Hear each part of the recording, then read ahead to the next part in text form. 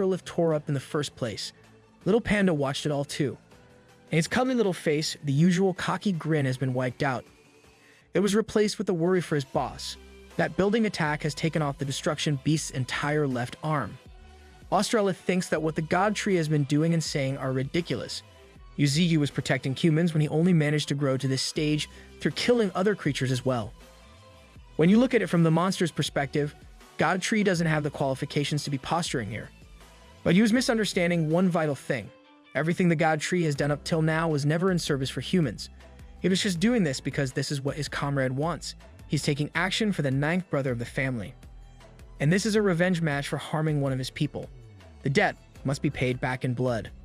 For the Destruction Beast, words like comrade or family don't mean a thing. It's a stupid word.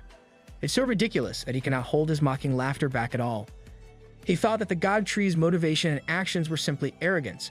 Coming all the way here for a death match was a big mistake. Australith wanted to make Yuziyu regret everything in just one more attack. A spiritual energy bomb, just like the ones that came before it. This one was different. It was on a scale that has never been seen before. The energy ball looked like a burgeoning dark pearl in the middle of the cursed city. Ninetails saw this and immediately handed down the order for everyone to retreat to a safer distance. Shi Yaoqing was also near the battlefield, and the pressure from that incoming attack made her afraid for her master. Meanwhile, the Meta team wanted to fly a bit closer. They might just melt if they go in just an inch too close. The battle is reaching its final stage. How will the gears of fate turn? No one knows, but all eyes are on the historic battle of the world's most powerful beings. Every human tuning in, whether from a busy metropolitan area or in the countryside, only had one question in mind: will humanity survive? All their hopes were pinned on the God Tree, the beast that they used to call the Demon Tree.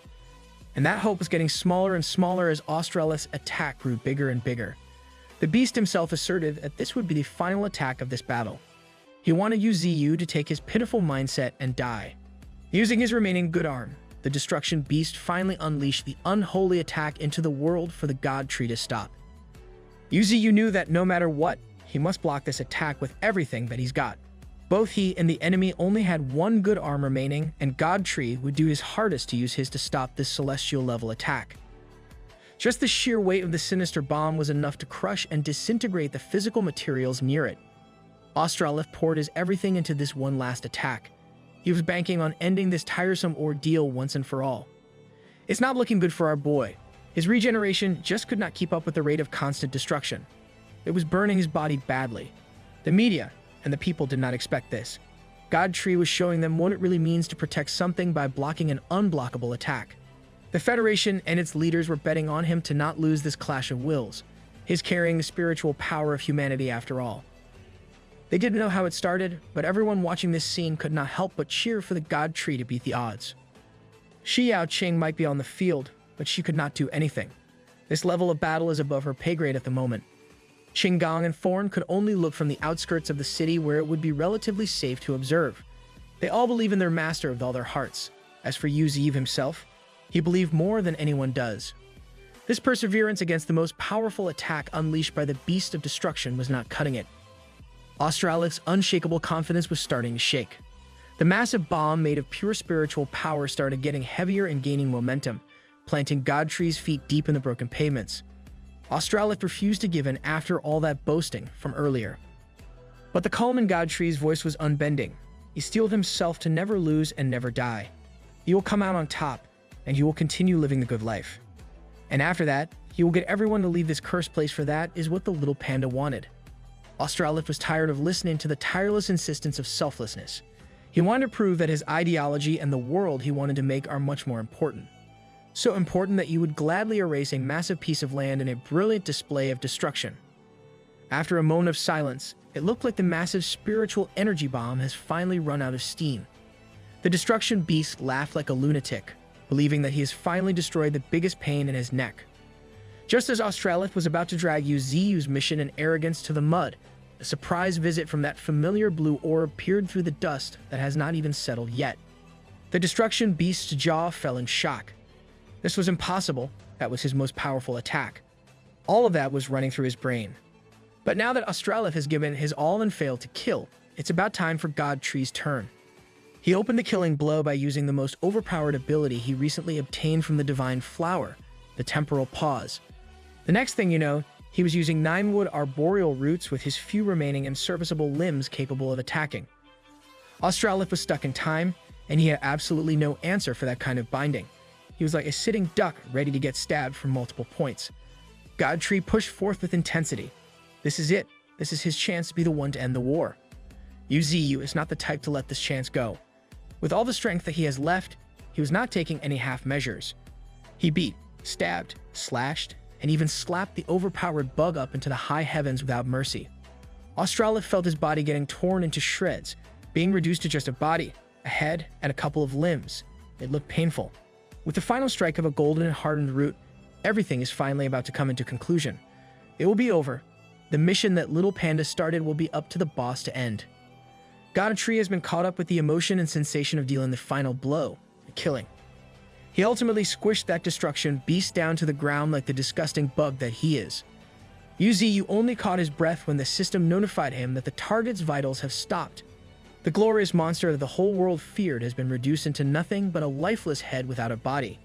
The remains of this incorporeal beast in his final form started dissipating into nothing. Godtree took one final look at the mess that he made, the glorious conclusion of it all. Then his voice echoed throughout the entire city addressing Old Nine, the little panda. He wanted to be the one to break the news to his comrade that the battle is over, and they have won. They can finally go home now. The little guy knows it. Shi Yaoqing knows it. Godtree made the impossible happen. Above the decimated land of the cursed Jiya city, the sun has begun to rise. Australith, the ancient destruction beast of the Fourth Order Transcendence, has finally been defeated after reigning terror for almost 2 months. The whole Jiya city, at least those who managed to survive, celebrated a new lease on their lives. Everyone inside the Federation also felt some semblance of relief as they jumped for joy. The higher-ups could not be any happier. They needed a lot of help, but they pulled through. Federation leader even lets an extremely rare smile out in the corner of his mouth. While everyone was celebrating, the beaten-up Godtree was left alone with Little Panda in the heart of the city. Even he did not expect that Jiya city would be destroyed to this extent. But then again, the previous wars between humans are scarier than this scene. Before anything else, Uziyu wanted to ask the little guy if he found the person he was looking for. He did for a brief moment, but he had to help in escorting people out of the city, so he hasn't looked for her just yet. It was at this moment that Nine Tails made her entrance with a desperate haste. She was just looking for the boss, but it's also good that Little Panda's here. Nine Tails has something regretful that she needed to tell Little Panda. Those string of words made the little guy's stomach turn. His mind was full of thoughts about how Xiao Ai was protecting the retreating civilians when a shadow beast managed to sneak in for an attack. They can't blame the units in that position. It was a chaotic situation, and there were too many humans to protect. In lieu of that, they just decided to erect a tomb for the peach-colored haired zookeeper so Little Panda could visit. The big boss himself ferried the little guy across the ruined city just to get to that tomb as fast as possible. He does not know what he should even do if he sees that tomb, so Little Panda turned to the Godtree for answers. You noticed that the little guy is not handling this sudden news well at all. He did not want to add to that weight, so he tried to be cheerful. All Little Panda has to do is summon his usual courage and bid his farewells. Xiao Ai was a strong girl. It's not fitting for her to have a sad ending flowing with tears. He steeled his resolve, repeating to himself that crying is what a coward would do in this situation. It did not take too long for them to arrive at the tomb that the team built for Xiao Ai. The flowers around the area must be the work of Thorn. She's always had an eye for this type of things. State more remain of his first friend. Little Panda realized just how much he owes everyone for their kindness. He just wanted Xiao Ai to feel assured that the little panda from back then won't be in danger anymore, for he has gotten much stronger. He did not expect that their reunion would go this way. This would be the last time they will meet, even if the little guy is unwilling to let go yet. But the time has come, with tears of blood flowing from his eyes. He promised to never cry again, to live on bravely. Because time will never stop for anyone. Crying is meaningless if you cannot grow by moving forward. This is what Little Panda learned after being protected his whole life. One last promise he has was that he will be fine in this world and there is nothing to worry about. But it looks like there really is nothing to worry about. Xiao Ai's sweet voice rung on Chi-Zi's ears, calling his name. He slowly turned his head around, fearing what he might see behind. But after seeing even just a portion of her, he became certain that this wasn't a dream. Fear has subsided. All he could think about was the conversation with God Tree on the way to this place. It's been a long time since these two have seen each other. They just kept on running away. There are so many things that the little guy wanted to say and share, but he could not think straight. At this moment, the two felt like they were the only living and breathing beings in the whole world. Tears started welling up in her eyes. The bad times are over. Cheesy remembered the God Tree's advice to not cry while summoning his courage to bid farewell. He understands that crying is the behavior of a coward, but his face has been contorted by tears and the feeling of relief at the sight of his friend. He really thought that in this life, they would never see each other again. If crying is the coward's way, then I don't want to be brave. Xiao Ai is on the same boat. When they finally met each other with a tight hug, Little Panda realized that the God Tree and Nine Tails got him with a fucked up dead friend prank. Mr. Zookeeper Gramps was safe too in case anyone's asking.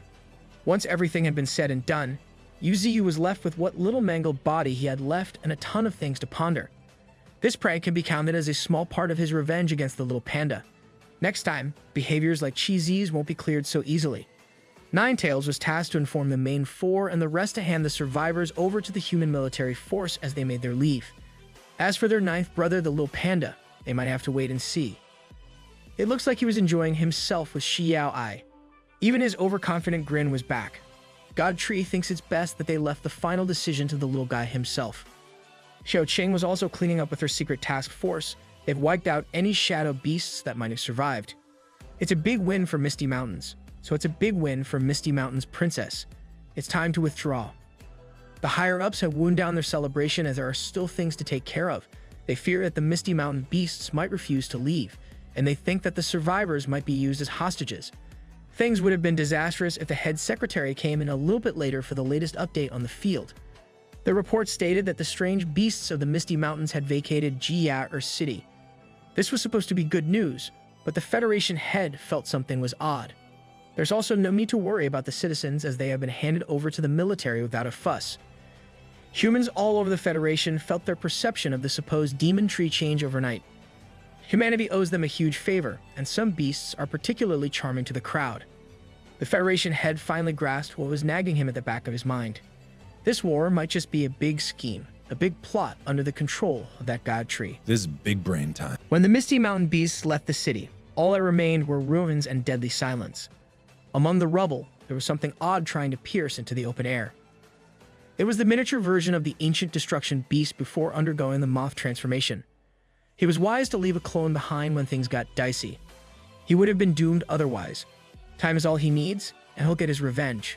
But before thinking about revenge, maybe he should have thought about hiding out first as a mysterious furry palm grabbed the clone. That furry fellow was one of the panda units of humanity. This one just happened to be Cheesy's big brother. Given that he's just a clone, his ancient destruction beast had nothing to use as a defense. The dark panda was ruthless. He easily vaporized the remnants of the catastrophe in a shining blast. That attack was both casual and fatal. Big Panda does not look like someone you can mess with. Another furry fellow came out of the woodwork. They were talking about Cheesy's whereabouts. Realizing that his little brother is old enough to make the choice, Big Panda did not push any further than they already had. What's certain is that they will meet again sooner or later anyway. Maybe on the same side, maybe not. This supposed tomb really was impressive. Everyone pitched in with their talents to build something believable for the prank. Now, it was like the two weren't even separated. They were freely gossiping about how Sparky the golden ant and Thorn are fond of each other, but praying Mantis was getting in the way. Even Zookeeper Gramps has jumped in on the juicy discussion. He thought that Thorn and the White Tiger were the real partners. This question about some silly gossip proves that things are not that simple in the intricate web of connections in the mountain. Cheesy mentioned going back to the Misty Mountains, so Xiao Ai wanted to know more about that. But if you ask her, she just wanted this old friend to stay here. Little Panda felt great hearing those words coming out of her mouth. But he just owes the entire crew too much gratitude to bail out.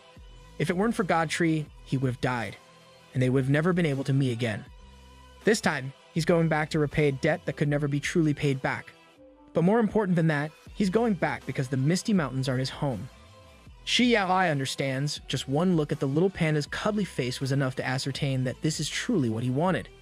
But before going, he wanted her to take back something that she left behind a long time ago. The flute that Cheesy's been keeping safe all this time. She recoiled back and meekly answered that she did not want the flute.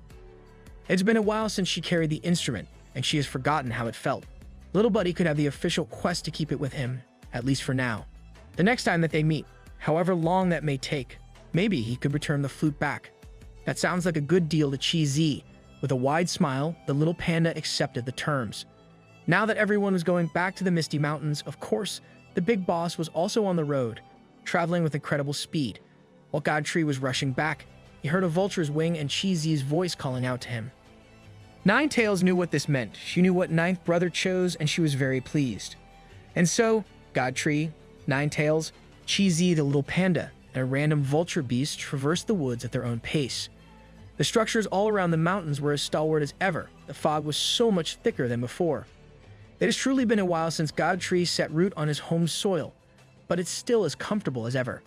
He just got parked and Long Feng was already shadowing him politely with matters to report. Thankfully, under this man's supervision, nothing happened while everyone was away from home base. Opening the attribute panel, UZ was greeted by his 180,000 unspent evolution points. That's a strange number. The number of his points didn't increase by a ton after killing a beast at the brink of 5th order transcendence. A troubling thought started nagging the Godtree's mind. There's a possibility that the beast is still alive. While he was trying to recall the events from the war, Yuziu started feeling a heavy weight bearing on his whole body. Then at the next second, he was out of the real world and into some different type of space. In front of him was the only voice that called him by his old name, Yuziu. The system has pulled him in to have a conversation. The last time he talked with the system was under some time-sensitive circumstances. The system might want him to do something again. But it just came to drop a warning since the forces of darkness have begun to manifest. The next enemy that will step forward is an existence that holds unimaginable powers. That just means that the ancient creature Yuziu killed was the potential crisis mentioned way back before. The system continued that the future will be filled with despair. It is fate that he will lose everything. And if he loses, he'll fall into reincarnation again. On the narrow chance that he wins, he will also end up alone ultimately. The situation is far more dire than anyone could imagine. One advice that the system gave the Godtree one last time was to prepare for a fight to the death. With those ominous words, Yuziu was kicked out of the different space. Now he's back to reality. Did the system just spoil all of us for what's about to come? He knows better than to ignore the system's warning. Now he knows that the darkness is coming. It's coming for everyone and everything. If that was the case, then Yuziu dared that freaking darkness to do as it pleases. He'll stand on business. If you know Godtree, then you know one thing. He does not lose. Somewhere far from the lands of Misty Mountains was a remote island in the middle of the ocean. Something is living around the waters of this island. Something big capable of drowning mountains with waves. Below the deep and dark ocean is where real power congregates. It's where real powerhouses are born. Deep below the island was an ominous passageway inaccessible for any technology currently available. In the depths, there was a tombstone that had no business being underwater. A whale beast had come to this area to visit this tombstone that's emitting a strange aura. Then, the beast started saying a prayer to the prophet of the sea tribe to lead them to the true path of evolution. All the Whale Island beast wanted was a leader for the sea tribe, so they could climb to the top of all races. After saying his piece and offering his prayers, the Whale Island beast went his own way. Back in the Misty Mountains, times of peace are also the time of harvests. Godtree has absorbed countless ice spirit stones that an ice elemental spiritual flower has condensed on his head. It'll be tricky to figure out who deserves this treat the most. Ninetails came in with an unrelated idea. She suggested that their master should travel the vast lands beyond his jurisdiction now that he could freely control his size.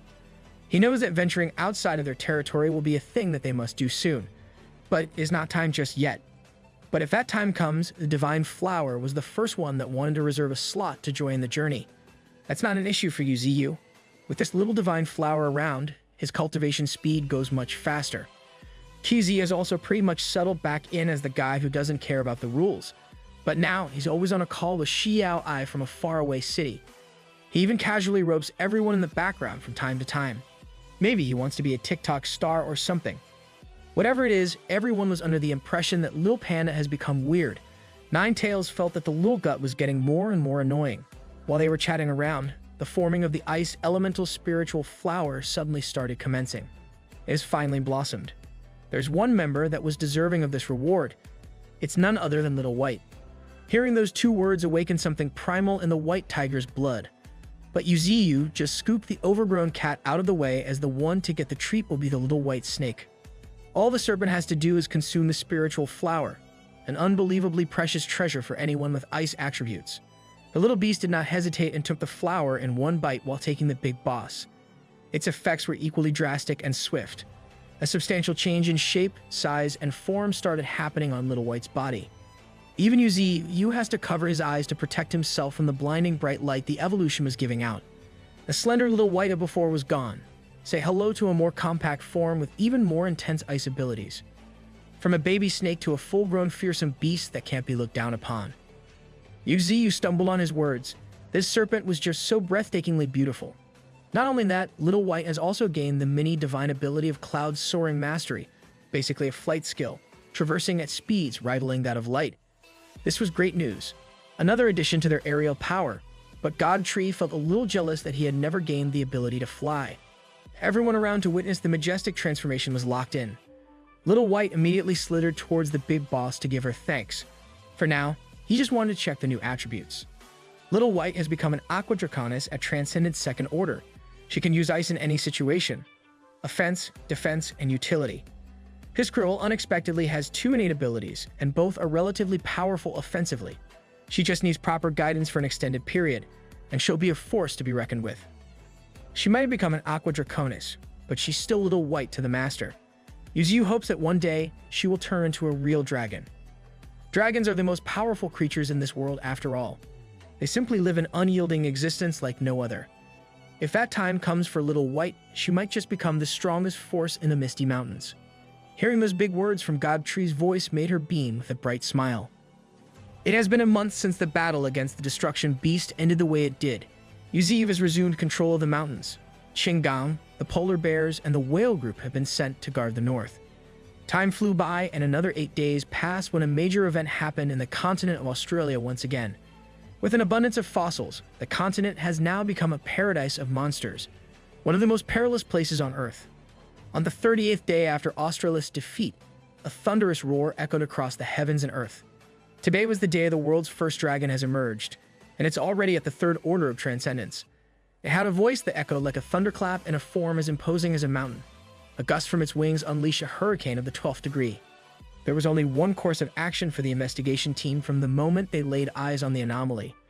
The only thing that the poor team could do was to accept their fate. Shortly afterward, the news reached the Freedom Federation, Hua Xia Federation, Luo Kingdom, and the 10 Nations Alliance. The world was plunged into crisis again. Everyone tuned into their televisions and streams to see the fearsome sight of an ancient beast. The enemy of humanity has been identified as a colossal dragon.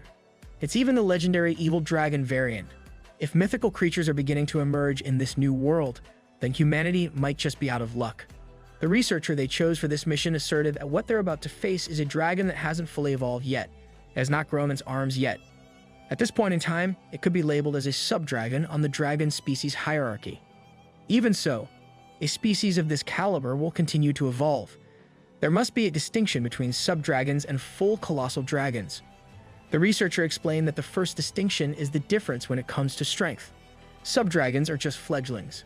In other words, if they want to kill the beast, now is the time to do so. If they wait for a full evolution, then they might witness some events that would alter the world. An event more brutal than the one the Hua Xia Federation and the God Tree had with the destruction beast Australith. But there's also some good news.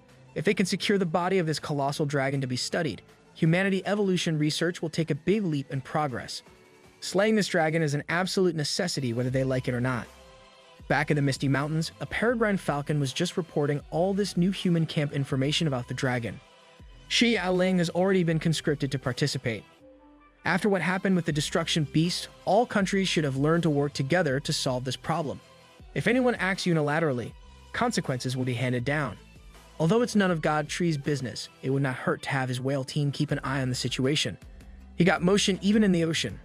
A dragon, even if it's just a sub-dragon, is a beast of legends.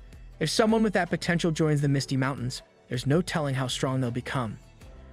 Every transcendent human soldier of the Federation worth their salt has been asked to report as a unit. They were taking every talented expert they had for another war, and the Flame Princess was not an exception. It has not been too long since the Battle of Jiaber City, and there are already undercurrents happening around the world. Yu had to assemble the army of the Misty Mountains under the command of his 4 kings. The monkeys, Mantises, wild boars, and ants are ready. So are the rats, wind wolves, gorillas, and polar bears. The only thing remaining is to check on Lung Feng.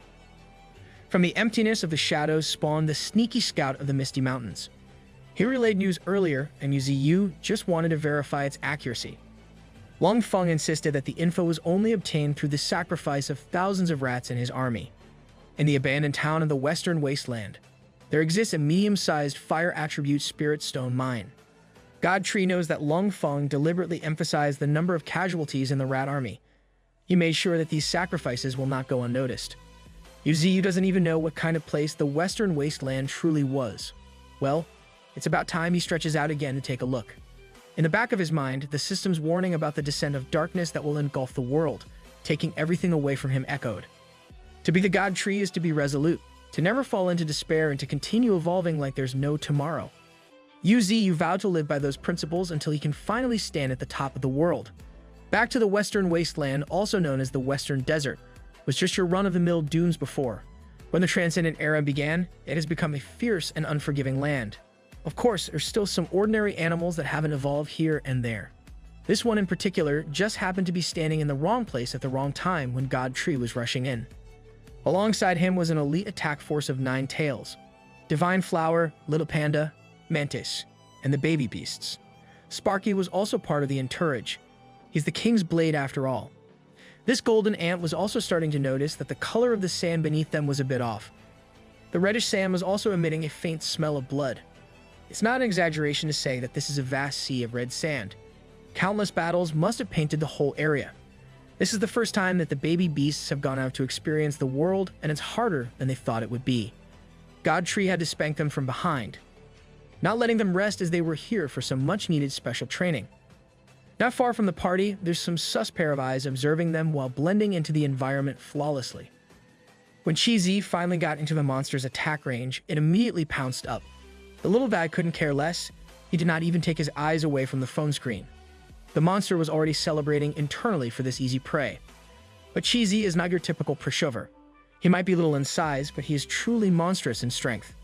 It turns out that the little panda was just wandering around the area to find a signal to call Xiao Ai from this desert. The beast force weakens the enemies, then the God Tree takes the last hit for evolution points. This has become their rhythm. They've been walking for some time now, the harsh sunlight beating down everyone's body. No source of water can be seen for stretches of miles upon miles. But a giant God Tree and his crew were doing just fine. The system was flawless against even the tougher monsters of the area. Chi-Zi was like a knockdown machine, always ready to stun enemies. There are times when the baby beasts fall into obvious traps set by monsters or formed by nature. One time, there was a crazy camel that managed to get very close to the God Tree.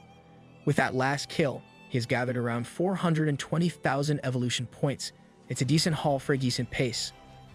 On the way, they did not only kill everything that happened to try their crew. Sometimes there's a ray of light in this hopeless place filled with miserable sand, and those moments are special. The ray of light has come in the form of a mutated black scorpion at the 6th order of entry level. It has a diamond sting, a nasty poison. It has natural healing, and diamond scorpion armor. Divine Flower has also taken an interest in bug catching on the way. She found the creepy crawlies of the barren land adorable. Things seemed peachy on this side of the globe. While Yu Ziyu and the gang were searching for the Western Wasteland's stone veins, a massive storm was brewing on another continent. Transcendent humans looked as though they had been engaging in something powerful in combat.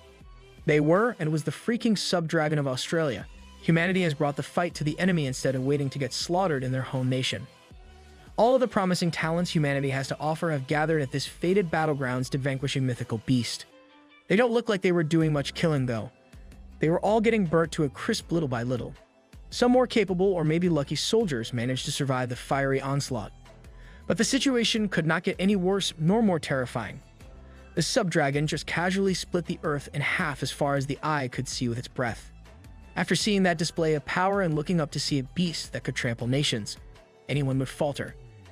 Even with a coalition of soldiers coming from different places and cultures, everyone was asking the same question. How can they defeat such a monster? Those Iron Knight Panda partners were also present this time around. Of course, the Federation's darling, the Flame Princess, was also playing her part perfectly. She knows that the strength of this sub-dragon is beyond imagination. She might need to unleash her true power for survival. Just as she was about to go balls deep with attacks against the beast, someone stepped in fearlessly. Everyone's attention was focused on the woman that took the vanguard. She warned everyone to step back. Shi Yaocheng knows this woman. That's the Knight of the Sunset Empire. It turns out that this human has a special ability called Knight's Defense. It's a beyond broken, indestructible ability that can block all physical impacts. The Subdragon wanted to try its absolute attack with the Knight's absolute defense. Blondie readied herself. What's about to go down is a full-powered dragon breath with full focus. The collision was the definition of an unstoppable force versus an immovable object. The dragon breath was scattered around the barrier as it painted a beautiful but deadly crossing pattern.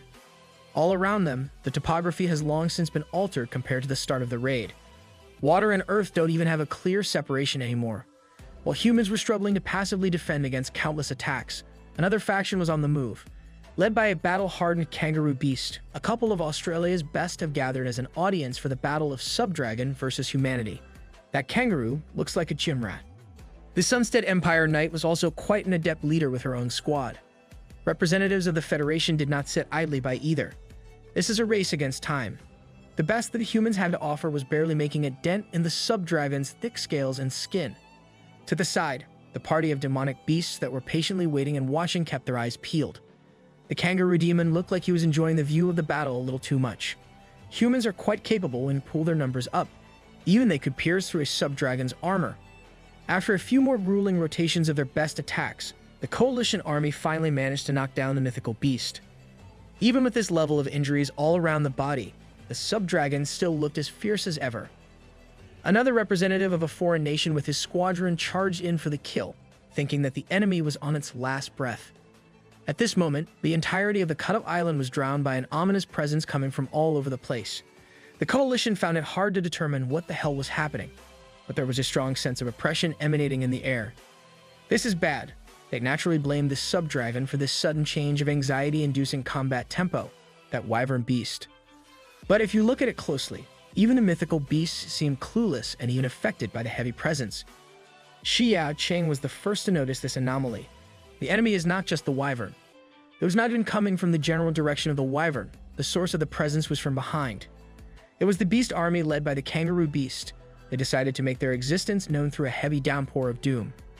There are all sorts of beasts gathered in one location in an organized fashion. Everyone could not help but compare this sight to that of the Misty Mountain monsters. The wyvern that had just attacked and attacked all day was now speaking in perfect human tongue, calling his enemies stupid fools that were being used. The beast army is using human forces to weaken the wyverns, and then they plan to swoop in to wipe everyone out when the time is right.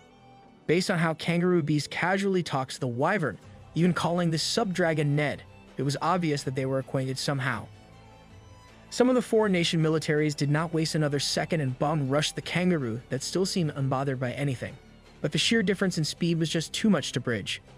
Kangaroo continued to talk with Ned the Wyvern about how the king was furious. Ned is not only trying to enslave the entire race, but he also showed up in the mortal world to bring a breakthrough. And now he's exposed. Ned knew that the beast army had used all that reasoning to enlist the help of humans. Kangaroo did not even deny that part. Without the permission of the beast army, no ships would have been able to land on the shore of Australia in the first place. Now the mystery of the seemingly too easy tracking work against the wyvern has been revealed. They're being used by Australia's beast army the whole time. Kangaroo wanted to uphold their king's principle to minimize loss. Their king also doesn't allow their bodies, dead or alive, to be taken away by humans. So, in a beast's eyes, humans have to be sent to their deaths. Whether it's a wyvern's betrayal or the existence of Misty Mountains, nothing's allowed. Ned found all this posturing tiresome and ridiculous. With his strength and blood, he believes that he should be the king of his own making. In front of everyone as a witness, the wyvern's aura has increased up to another notch once again. This was within Kangaroo's realm of expectations. He knew that the mythical beast still had something up his sleeve, with the size of a dragon and powerful blasts of magic that can evaporate everything. Ned views Kangaroo as nothing but a stinking rat. But before unleashing a fearsome explosion of energy, Ned was attacked by another reptilian beast. This one chomped down, and it doesn't look like he's letting go. To make things worse, the biting was just the start of a combo. There was another peculiar beast up in the air holding an energy ball. With the reptilian bite force holding him down, Ned took a spirit ball to the freaking face. This wyvern is feeling it now. He hates getting played by enemies that were supposed to be beneath him. When Ned finally managed to get a decent foothold to leverage, he didn't waste a second. He immediately pounced towards Kangaroo, the beast that was running the show for his so-called king. Kangaroo proposed that Ned could die with dignity intact, but his body will be cherished and consumed by the beast army. At this point, every little move that the Wyvern does is causing Calamity-class interruptions. A lot of the best and brightest young talents of the Coalition have also completely given up, just focusing on evacuating before getting wiped out. Amidst all the chaos of dealing with sentient beasts, Sakura Kingdom's team remained level-headed and decided to at least take the Wyvern eggs away from the nest. The beast army that has just been observing all this time has started to mobilize their forces against those ninja egg thieves. Disposing of this much trash with this much strength was quite a simple feat for the Flame Princess. She would not even let these foreign beasts think about getting in the way of the mission. Things are heating up at the battle of the beast army versus the powerful Ned. The Wyvern looked at the back of one of the egg thieves getting farther and farther away. It was like Ned knew what was about to happen to him, and he was just happy that his progeny, a new generation of dragons, would be out there in the world. He wanted an egg thief to run. The farther, the better, the less exposure to the cruelties of the Beast King of Australia. Meanwhile, at the Western Desert Mines, transcendent second-order fire pythons littered the ground where the fire spirit stones were strewn around. Godtree and the gang finally found the place. The spirit stone mine was basically as good as theirs. The fire pythons on the ground would just probably be a bonus. But these fire pythons have been living well. They want to protect their carefree life by absorbing rich power straight from the source. This time, Godtree would not even move. He might as well utilize the combat force that he brought. They're the cream of the crop after all. Ninetales loved fighting fire against fire and coming out on top time and time again. Sparky was getting used to using fists instead of just relying on his sharp blades to change the pace of his offense. Have you ever seen a golden ant beat up a giant fire snake? Just look at the screen. Now you have seen it. Cheesy was also eager to prove himself after he promised to clear his debt and his embarrassing loss against the ancient creature by using a frozen fist. One punch and the dry desert were now blessed with a fatal sculpture of sharp ice. Unbeknownst to the Misty Mountain monsters, there's another pair of eyes keeping tabs on them from afar. Boys, this one is not wearing any plot armor. She had green hair and eyes. She had fangs reminiscent of a demonic creature. She was just watching because she's curious about what that infamous tree really is. Sparky was not even being challenged by the fire pythons. Every hit was a critical one. On another end, Cheesy was also doing the exact same thing, with a different flavor. There was also the unlikely team-up between the Mantis and the Divine Flower to perform some horrific torture on the pythons. The only ones struggling against the current enemies were the inexperienced monster babies. They were here for training, but the God Tree won't let anything bad happen to the two. When he saw that the pups were struggling, the big boss was already right there to rescue them swiftly. The yield in this initial hunt wasn't bad at all. 180,000 evolution points per snake killed is not too shabby. Even though this was clearly a one-sided massacre, the Pythons were standing firm on their ground. That's when the God Tree comes in to let the enemies know their place. This is not a battle. This is not a contest. Once his imposing frame came a little bit closer, the fire python felt like a worm standing in front of something bigger than life itself. At that point, the reptilian realized that he was not cut out for this. They might be the big dogs of this area, but they are nothing when put in front of an actual god. The remaining ones who did not want to lose their lives inevitably lowered their heads to pay respect to the new big dog in town. UZ was pleased to see that there won't be any more struggling. These snakes are not too dumb after all. With this, Ninetales noted that the number of fire-type companions in their army has increased. Little Panda was still trying to look for a signal on his phone. Meanwhile, the woman who was spying from afar was left slack-jawed. The troublesome Fire Python clan was defeated just like that.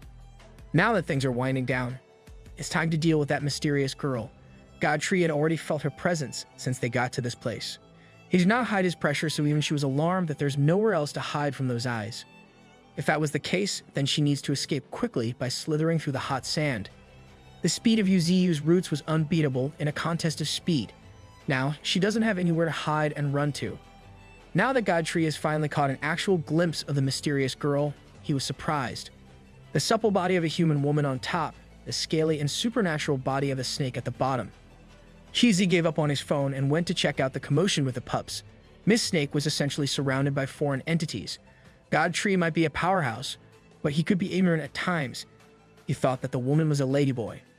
He got close enough, She was actually a snake lady local to these sand dunes, and even though the chances of escape were slim to none, she was confident that she'll escape. Snake Lady has the mini-divine skill of petrification in her eyes after all. The beam that would turn anyone who looked into her eyes to stone swiftly targeted God Tree's roots. It was extremely effective, the rate of the effect was pretty fast, and its utility is top-notch. While she was focused on petrifying the wrong target, Ninetales caught up to deal with the Snake Lady. Her fiery breath kissed the sand below, but Snake Lady was quite good at maneuvering her body to evade by jumping up. The situation is turning bad, and Little Panda has to take the baby monsters away from the battle. He's like an S-tier babysitter. When Snake Lady landed and Ninetales was left wide open, the petrification focused on the agile fox. The battle was so fast-paced that a part of Little Panda's cloak was turned into stone while he was retreating with one of the pups. Snake Lady was also realizing that she was no match in a battle of speed and flexibility. Just when she was about to give up after failing to land a single beam, Ninetales was already ready for the backstab kill shot. An explosion of dust obscured the result of the backstab. Did we just kill a Snake Lady? I don't know. One thing for sure was that Ninetales was exhibiting a premium battle performance right now. Just ask Little Panda, and he would undoubtedly agree. The Misty Mountain's elder sister is just built different. But the struggle did not end there. Snake Lady was capable of conjuring some sort of spectral snake form to enhance her combatability. Ninetales is not one to get upstaged in these types of situations, so she also brought out her fiery fox incarnation. It has now boiled down to the battle of spectral incarnations being piloted by the respective fighters. In this form, Ninetales' already devastating Inferno Blast has gone up a notch in scale and destructiveness. The same goes for Snake Lady. In this flashy form, the petrification skill can be used to its full potential. It's a battle of fire and light that can turn anyone into stone. The conventional attack versus the unconventional combat skill. When the collision happened, anyone watching would have been shocked. Snake Lady can even petrify infernal flames into stone when you give her the chance to counter. That's not a cause for alarm with the fox, though the enemy could petrify flames and give the enemy an endless vortex of fire through the flame pillar. Miss Snake Girl was struggling. She doesn't know who these monsters are. She believes that being beaten in this fight would mean the same fate as the Fire Pythons earlier. She just could not comprehend what was up with Ninetales. This fox's spiritual energy seems endless. With dozens of fire pillars taking out what little moisture was in the place, this area of the western desert has become hot as hell. God Tree took this chance to take an observer role. He assessed that Ninetales has been getting increasingly strong very fast. In the middle of the flame pillars, the Snake Lady's incarnation was struggling to even maintain its shape. Finally, she was forced to terminate the corporeal snake form on account of the possibility of dying right then and there. Miss Snake wants to take advantage of the resulting smoke to slip away quickly. She can't fight like this. There's also the fact that Ninetales was not the only one to worry about. God Tree might just be observing, but he would gladly take action to prevent an interesting beast slip away. The last thing that Miss Snake Lady saw was the eyes on the God Tree's roots, full of life and power. And then there was nothing but black. She was forced to the ground as the God Tree's thick trunk pounded her down. What do you mean by that? Here's you look down to see the results of the pounding. The root has taken on the shape of a hand to grab Miss Snake Lady properly because she fainted in fear.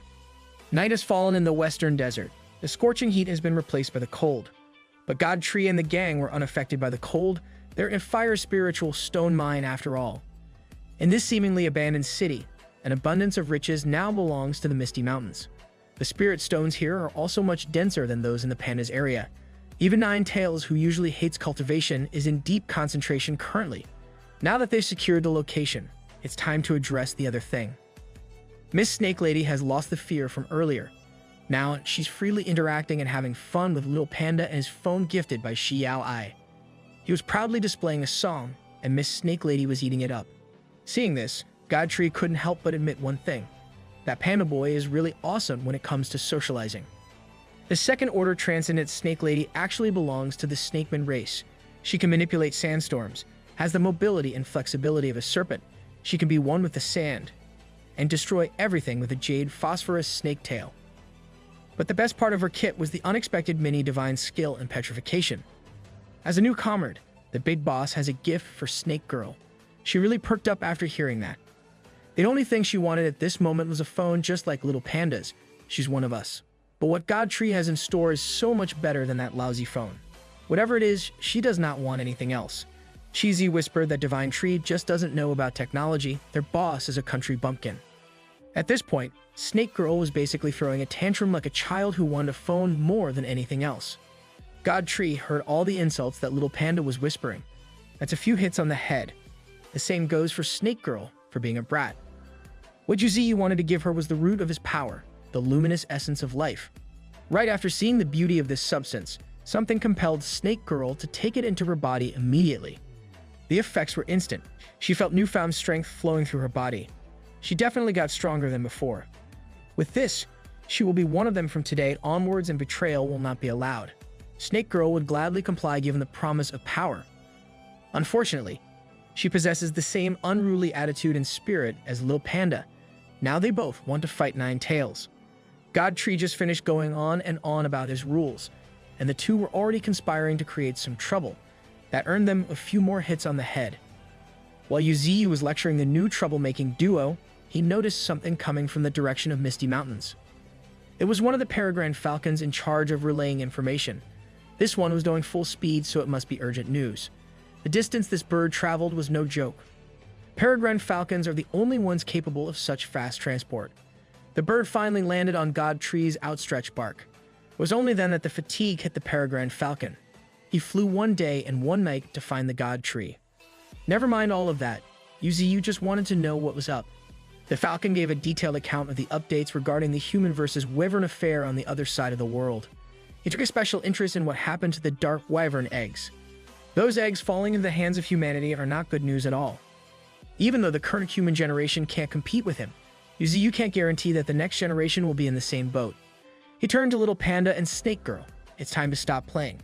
They will be heading towards the east of the mainland. Their target is the Sakura Kingdom's forces to steal back the wyvern's egg. Nine Tails will be seeding this one out. She is still on the brink of breaking through after all. Spark, Mantis, and the baby monsters will be in charge of keeping the mine secured while the heist is underway. This time, God Tree intends to personally negotiate with the people of the Federation. During the entire duration when humans were suppressing the wyvern, they managed to steal 4 eggs.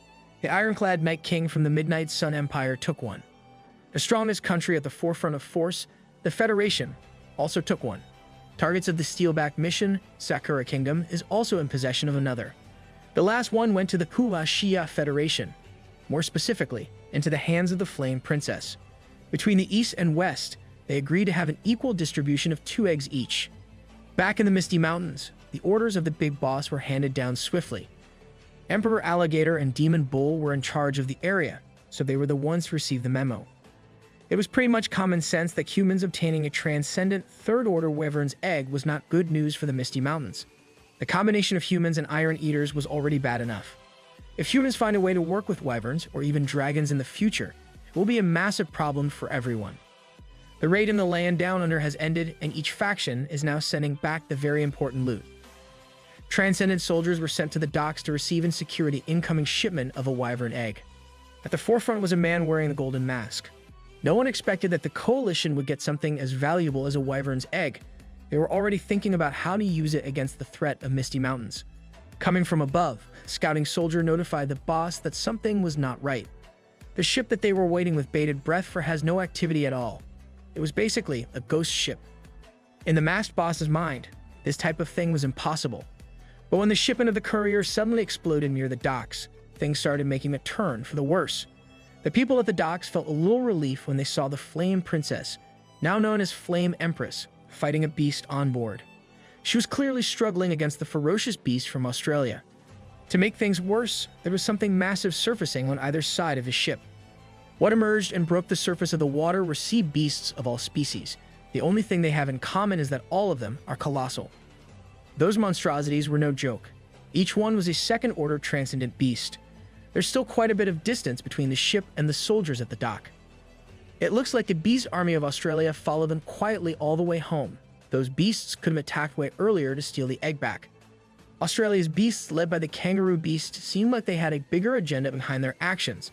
That's not Kangaroo Jack, that's a jacked kangaroo. The humans were in a bad spot when they asked the beasts why they didn't attack earlier. Kangaroo Beast explained that it's because they have something to say to the king of this land. They just needed a guide to the Federation.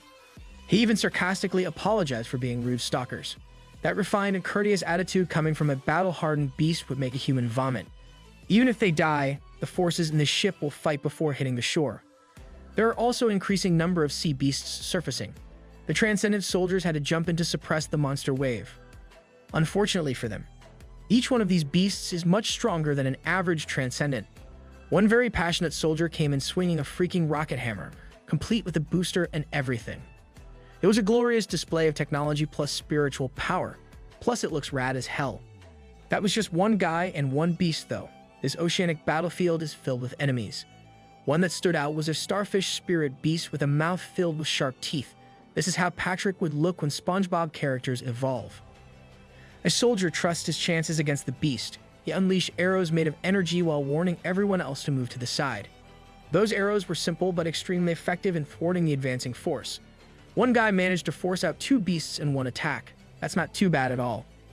It was at this moment that something just fell from the sky to the docks filled with soldiers. It's Flame Empress, the woman that humanity knows as Shi Yao Ling. One of the core members of Australia's Beast Army, their frog-like shadow master laughed at the pitiful humans that used to rule over the world. The Empress took the chance to try and provoke the monster, calling him jealous. It was kind of effective. Now, the shadow frog wanted to put an end to this farce faster. The commanding officer reminded everyone to not be careless as this encroaching beast army had come here to declare war. The Misty Mountain is already annoying. Adding another faction to the already muddy waters would only cause more chaos. Those sea beasts that emerged from saltwater have now lined up for the next demonstration of their power, energy beams. Golden Mask Transcendent felt the intensity emanating from the beams of those sea beasts and immediately jumped to the front lines with a defensive shield. The red and blue beams had no problem reaching the docks where the bulk of the soldiers were, but the defensive shield was impenetrable. Behind the massive shield stood the dozens of soldiers praying for the barrier to work and hold for a bit more time. The aftermath of those beam attacks was terrifying. It basically burned the ground off before being blocked. Gold Mask looked at his charred hand and realized that blocking an attack of that caliber could only be done once. He's at his limit, and there was no shot that he could do it again. While the Transcendent soldiers were cowering behind their leader, a scar-filled tail has taken hold of the Wyvern's egg. Kangaroo Beast did not even give the enemy commander a fight scene with how fast he took care of business. Despite the ease of retrieving the Wyvern's egg, Kangaroo knows that not every human is as weak as these soldiers. That may be the case, but the Beast Army thinks that it's time for the ruler of this land to change. At the sides of the ship were sea beasts, while behind it were even more sea beasts. Transcendent soldiers started shaking in their boots at the sight of such an imposing show of power. Now there are not only two, but dozens of giant monsters opening their mouths for an assorted flavor of spirit bombs. The leader with a gold mask barely managed to block two shots, and it nearly burned his hands to ashes. This must be the end. Kangaroo thinks so too. He was already saying his farewells to the humans at the dock. The kangaroo's smug smile was immediately erased when he felt a presence looming over his army. It was followed by sea beast heads flying. He slowly turned around, clueless as to what was happening. All he saw was a rain of blood. Then there were the sounds of heavy steps, so heavy that it was leaving dents on the pavement.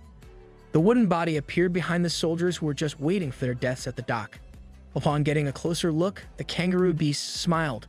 The one he was ultimately waiting for had finally shown himself. Slender branches twisting to menacing shape, hard and impenetrable through normal means. It was the king of Misty Mountain sporting a brand new form made for speed. Shi Yaoqing could not praise and run to her master at the moment. She still needed to play the role of being the Flame Empress. The soldiers were a little slower to realize what was happening, but that feeling of oppression was way too familiar for those few who witnessed the God Tree in action. Even in this new small and terrifying form, there was no doubt about it. It's the demonic tree from the Misty Mountains. With every move, this form seemingly squirms from the part rooted in the ground. That's because the root goes all the way down and out. This new form was not really the main body. Godtree was quite a distance away, only sending one of his powerful roots to the action. He could still speak through this root, and he wanted to ask the kangaroo why a foreign beast would address him as king. Kangaroo dropped all the sarcasm and arrogance and introduced himself politely. He expressed that the king of Australia has always wanted to meet the God Tree. You did not expect this kind of development. A king of beasts from a faraway land wanted to meet him. Not only meet him, that king wishes to work together with the Misty Mountains. They can pool their strengths and take over continents. The soldiers heard the exchange between two fearsome monsters. It was like they had a front seat to the end of the human world. Shi Yaoqing was also shocked. No one expected this type of talk from beasts that have never interacted before. Kangaroo beasts continue that they could take over to create a world that belongs solely to beasts. They just need to join forces and exterminate humanity altogether. God Tree only had 2 words for a response: get lost. Kangaroo wiped the triumphant smile from his face. He felt that the answer was regretful, but not out of their expectation. Nevertheless, it was still the wrong answer if you ask the Australian beast horde. Wrong answers mean you get lasered.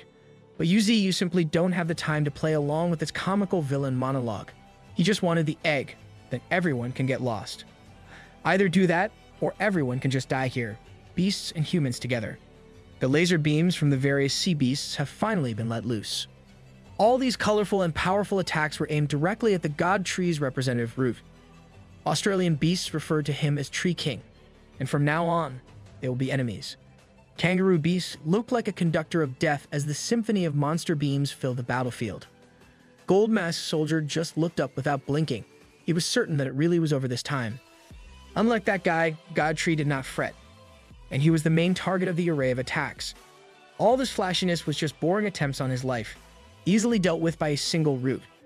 With a sweep of his flexible and seemingly indestructible branch, he blocked the attacks. He got the timing right and easily redirected the colorful beams of destruction away. The soldiers who were praying for their lives just a moment ago were the ones to tank the shots. Just from the look in his eyes, it was evident that Kangaroo Beast did not like that at all. But before going in for another round of offense, he and the rest of his crew were already tightly bound by monstrous roots. He was controlling everything at a comfortable distance. At this moment, it's time for his enemies to die. Now the Kangaroo Beast has become rattled for the first time. He might really just lose his life without even demonstrating what he's capable of. All the sea beasts were easily dealt with. No matter how big you are, you're done if your neck gets crushed. God Tree did not forget to complete the mission. He was here for the wyvern egg in the first place. In his freaky hands was a real egg of a legendary dragon. You don't get to do that every day. While he was savoring the moment, the Kangaroo Beast managed to break free from the crushing roots and was now charging in. That valiant effort to sneak an attack in was met with an easy root block. Kangaroo still held his pride as he praised God Tree for being strong enough to push him into a precarious situation. Yuziyu threw the compliment back. He was genuinely surprised that this guy ended up surviving his massacre. Those roots are not just an excellent defensive tool, they can also be used as a lethal offensive weapon. Seeing the hopelessness of the situation, Kangaroo just decided to retreat to the snout of a shark beast. God Tree's message from the foreign beasts was loud and clear. Kangaroo will see to it that their king will be informed. He promised that this is not where it ends. And when the day of their reunion arrives, the battlefield will be their stage. With blood all over his body and internally, the Kangaroo Beast ordered his remaining pack to return. That includes the bizarre shadow-wielding demon fighting against Shi Yaoqing. The conclusion of their battle will have to wait. They stalked the human ship to cross the ocean with full force, but now there were merely 3 of them left. They barely set foot on the land of the Federation, and now they are being forced to retreat and regroup. Just like that, the enemies that crushed the humans' hope ran away with tails between their legs. The Iron Knight commander that was beaten up by that kangaroo menace was still breathing with a lot of trouble, but at least he was still breathing. God Tree turned to the soldiers and asserted that he'd take the dragon egg, as humans simply cannot control everything themselves, especially under the threat of the beasts from another continent. They have a legion that is not weaker than the whole Federation. If they attack again, humanity wouldn't even be able to protect themselves. So, the Misty Mountains will cultivate the dragon egg to bolster their strength a lot more. Those who have brains knew that this was not a discussion. Opposing the God Tree will only result in death. While Yuziyu was walking away from the scene, he also dropped the reveal that the Australian beasts have filled the air with poison that human technology can't cure. If anyone wants to live, they can come to the Misty Mountains to be detoxified. But he wanted to make it clear that healing won't come for free. Shi Yaoqing was finally able to smile just a little. Her master was quite cool, and the display of strength was outstanding. While the scene at the dock was happening, another battlefield was raging on. This one had more deaths on both the beast and human side. When you pay attention a little bit more, you would see that the foreign beasts are on the back foot. They were dealing with a combination of the little panda and snake girl after all. At this different point, beasts started surfacing from the sea too. There were corpses as far as the eye could see. Everyone was essentially dead, killed by foreign beasts. Little Panda was doing his own brand of torture, while the reptile monster was yapping on and on for daring to stand in their way. The king of Australia's way. This bit about the king interested little panda a great deal. He wanted to know more. But before the reptilian beast could spill the beans, the poor beast has died. The bright side is they secured another dragon egg. It got damaged in battle, so little panda can only hope that the god tree had a solution. Somewhere in Australia, the heart of this area bears a bit of resemblance to the misty mountain surfaces. Kangaroo Beast was standing before a horrific and deformed beast. Their mission was effectively a confirmation that the negotiations with the Tree King yielded nothing. He felt shame for failing what he had to do, and he felt fear of the king that could easily do anything to him. But the grotesque king dismissed the whole matter altogether. Sooner or later, everything will be destroyed. In this place were several ancient beasts just like Australith before the transformation. Their plan will have to be expedited. In the middle of the western desert, a bright pillar of light lit up the dusk. Inside the pillar of light was Nine Tails. She has come back from meditation fiercer and literally hotter than ever. Sparky and Divine Flower watched in awe as the elder sister of the group looked as though she was about to go to the next level. This breakthrough has also triggered the cascade of unwelcomed guests. It looks like Sparky won't have to be idle for too long. He and Divine Flower need to push back against the beast stampede incoming. These types of beasts are the kind to take advantage of chaos. That horde will surely rush over regardless. While the collision between Sparky and the beasts was about to happen, there seemed to be an undetectable presence in the vicinity holding a sage's staff. He was covered with cloth, but it looked as though he was not as simple, nor as human as he initially looked. The beast horde, attracted by Nine Tails' breakthrough in the spirit stone mine, was steadily growing. On the other side, there were only the baby beasts, Divine Flower, Fire Pythons, Mantis, and Sparky. Divine Flower started off the defense mission with mind control. Some of the rats in the middle of the enemy formation were taken over. Divine Flower tasked those rats to simply turn around and attack the other beasts behind. Sparky was about to take on a much more direct way of confronting enemies. And by direct, I mean directly cutting their heads off. This was easy work for someone as skilled as Sparky, but the beast that he wanted to kill first was starting to put its destroyed body back in place. Sparky knew this type of trick stems from mastery of the earth element. After healing back to pristine condition, the sand snake pounced. That didn't pan out at all. The golden ant easily shredded the snake's head.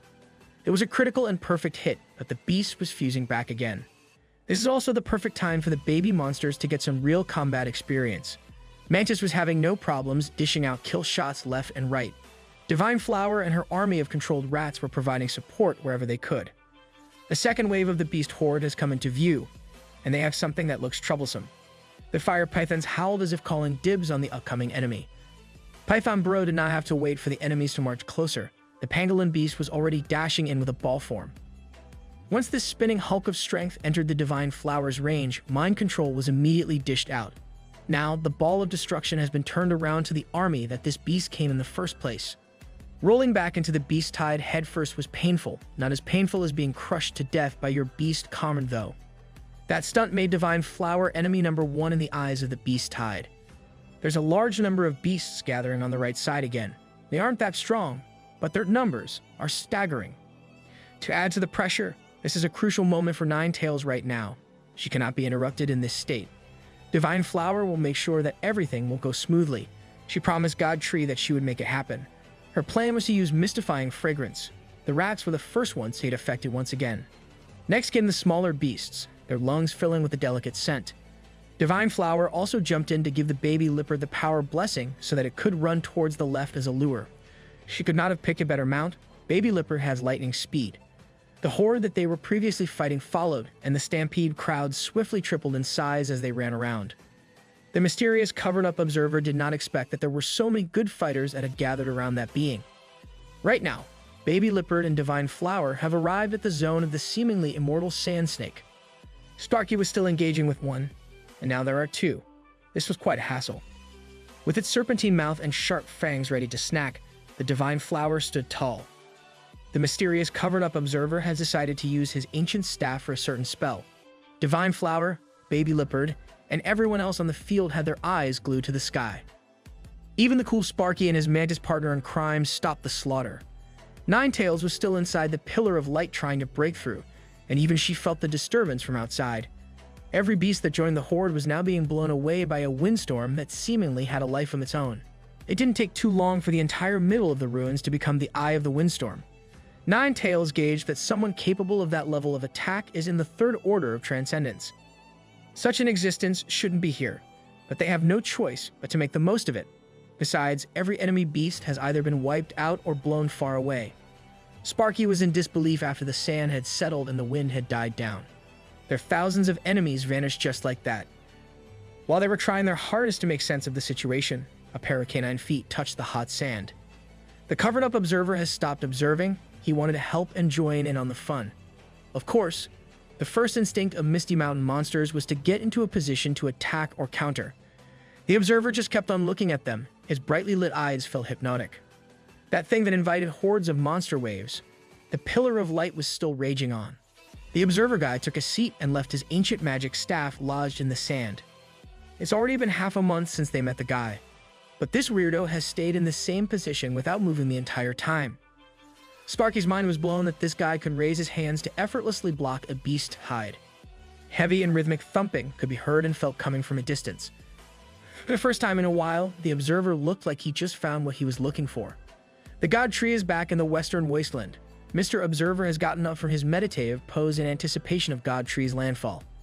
Even from a distance, the observer admitted that God Tree was indeed extraordinary.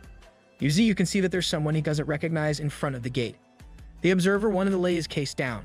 In his cultural studies of humans, the heavenly tree represents the sky. Its leaves and fruits represent the sun, moon, and stars, an existence above all others.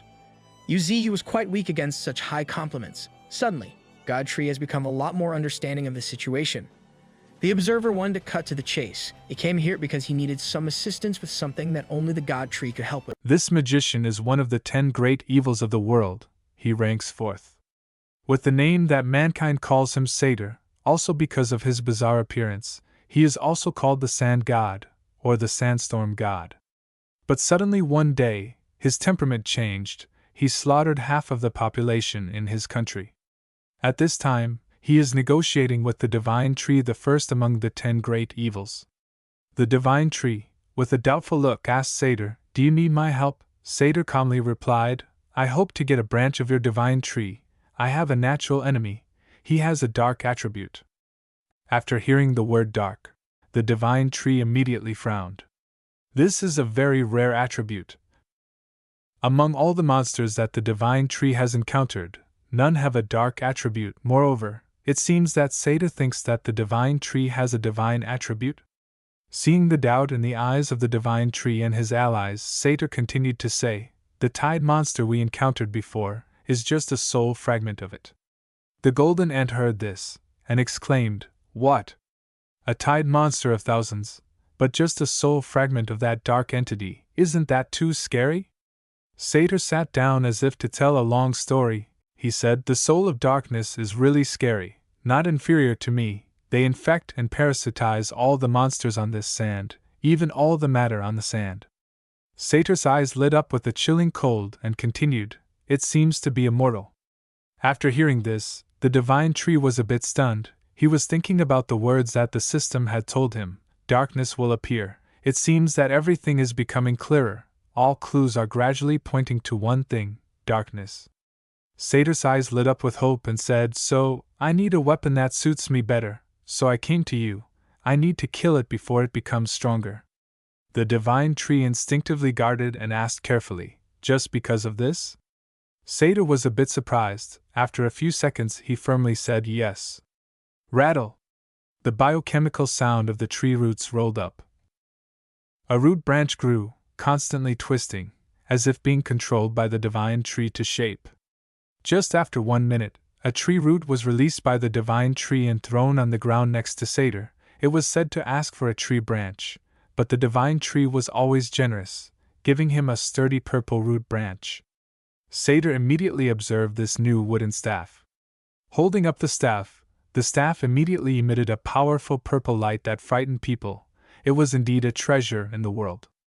The Divine Tree asked, "Is it enough?" Satyr immediately replied excitedly, even stuttering, "Enough. Enough." Satyr couldn't help but turn the new wooden staff sideways and look again. His sweat poured out like rain, his heart beat continuously, as if he wanted to jump out of his chest with excitement. He whispered, "Too much." After finishing the work, Satyr prepared his clothes, covered his face, and left. But before leaving, he said one more thing to the divine tree. One last thing. It seems that the sea may fluctuate. Something is happening that we don't know. Hearing this, the divine tree once again fell into wait. First on the mainland with the appearance of dragons and some king, then to the darkness of the desert, now to the ocean. Satyr said the last words, "Please take care, divine tree." Then, his back disappeared into the desert. The divine tree began to count his enemies, mankind. The mutant beast core of Australia, the turbulent sea, the dark matter of the desert. So there are a total of 4 strong enemy factions. The future will definitely be very tired and busy, need to be careful. The divine tree seemed a bit bored and said, "I should probably break through to the transcendent 4th order." That's right, he has been at the 3rd order for dozens of chapters, and we the loyal fans are really running out of patience. Roar! The terrifying roar of Nine Tails echoed. Has she broken through? Never before have we seen Nine Tails open her mouth and roar so loudly. Her fire spiritual power has reached its peak, still shining straight into the sky. On one side, the divine tree is still quietly observing. At this time, everyone also gathered around the divine tree to watch. Indeed, Nine Tails has successfully evolved. The divine flower is certain that Nine Tails has succeeded, because this spiritual power is too intense, completely different from before. Nine Tails stood in the thick fire, her eyes glowing red, her whole body burning, powerful spiritual power constantly pouring out. Looking at her condition at this time, it seems that she has become a bit larger, her body also stronger. It is Nine Tails who has successfully advanced to the 2nd order, with 4 tails like 4 brilliant flames flickering. The surrounding matter is also melted by the heat of Nine Tails. After seeing the 4 tails of Nine Tails with his own eyes, the divine tree shouted excitedly, "Wow, 4 tails already, open the attribute interface." Immediately, the attribute table appeared, a golden attribute table, so luxurious, showing the dominance of the mentioned character. Let's also see the attributes of this fox. Nine Tails Transcendent 2nd Order, Bloodline Talent. Each advancement will extend a tail, and each tail will carry a terrifying talent. Special ability, Charm Eye. A dazzling eye is the treasure of the world, possessing a magical power of fascination. Flame Control, able to control flames to a certain extent. Flame Claw, a claw wrapped in flames carries an astonishing high temperature, capable of easily tearing through alloys. Flame Feather Coat, red hair ignites strands of flame, causing injury upon touch. Flame Surge, stepping on flames can greatly increase speed, even capable of explosive acceleration. Sky Control, borrowing the power of spiritual energy to surge into the sky, requires a great amount of spiritual energy. Origin of Fire, an unending flame that burns without ceasing, fueled by spiritual energy.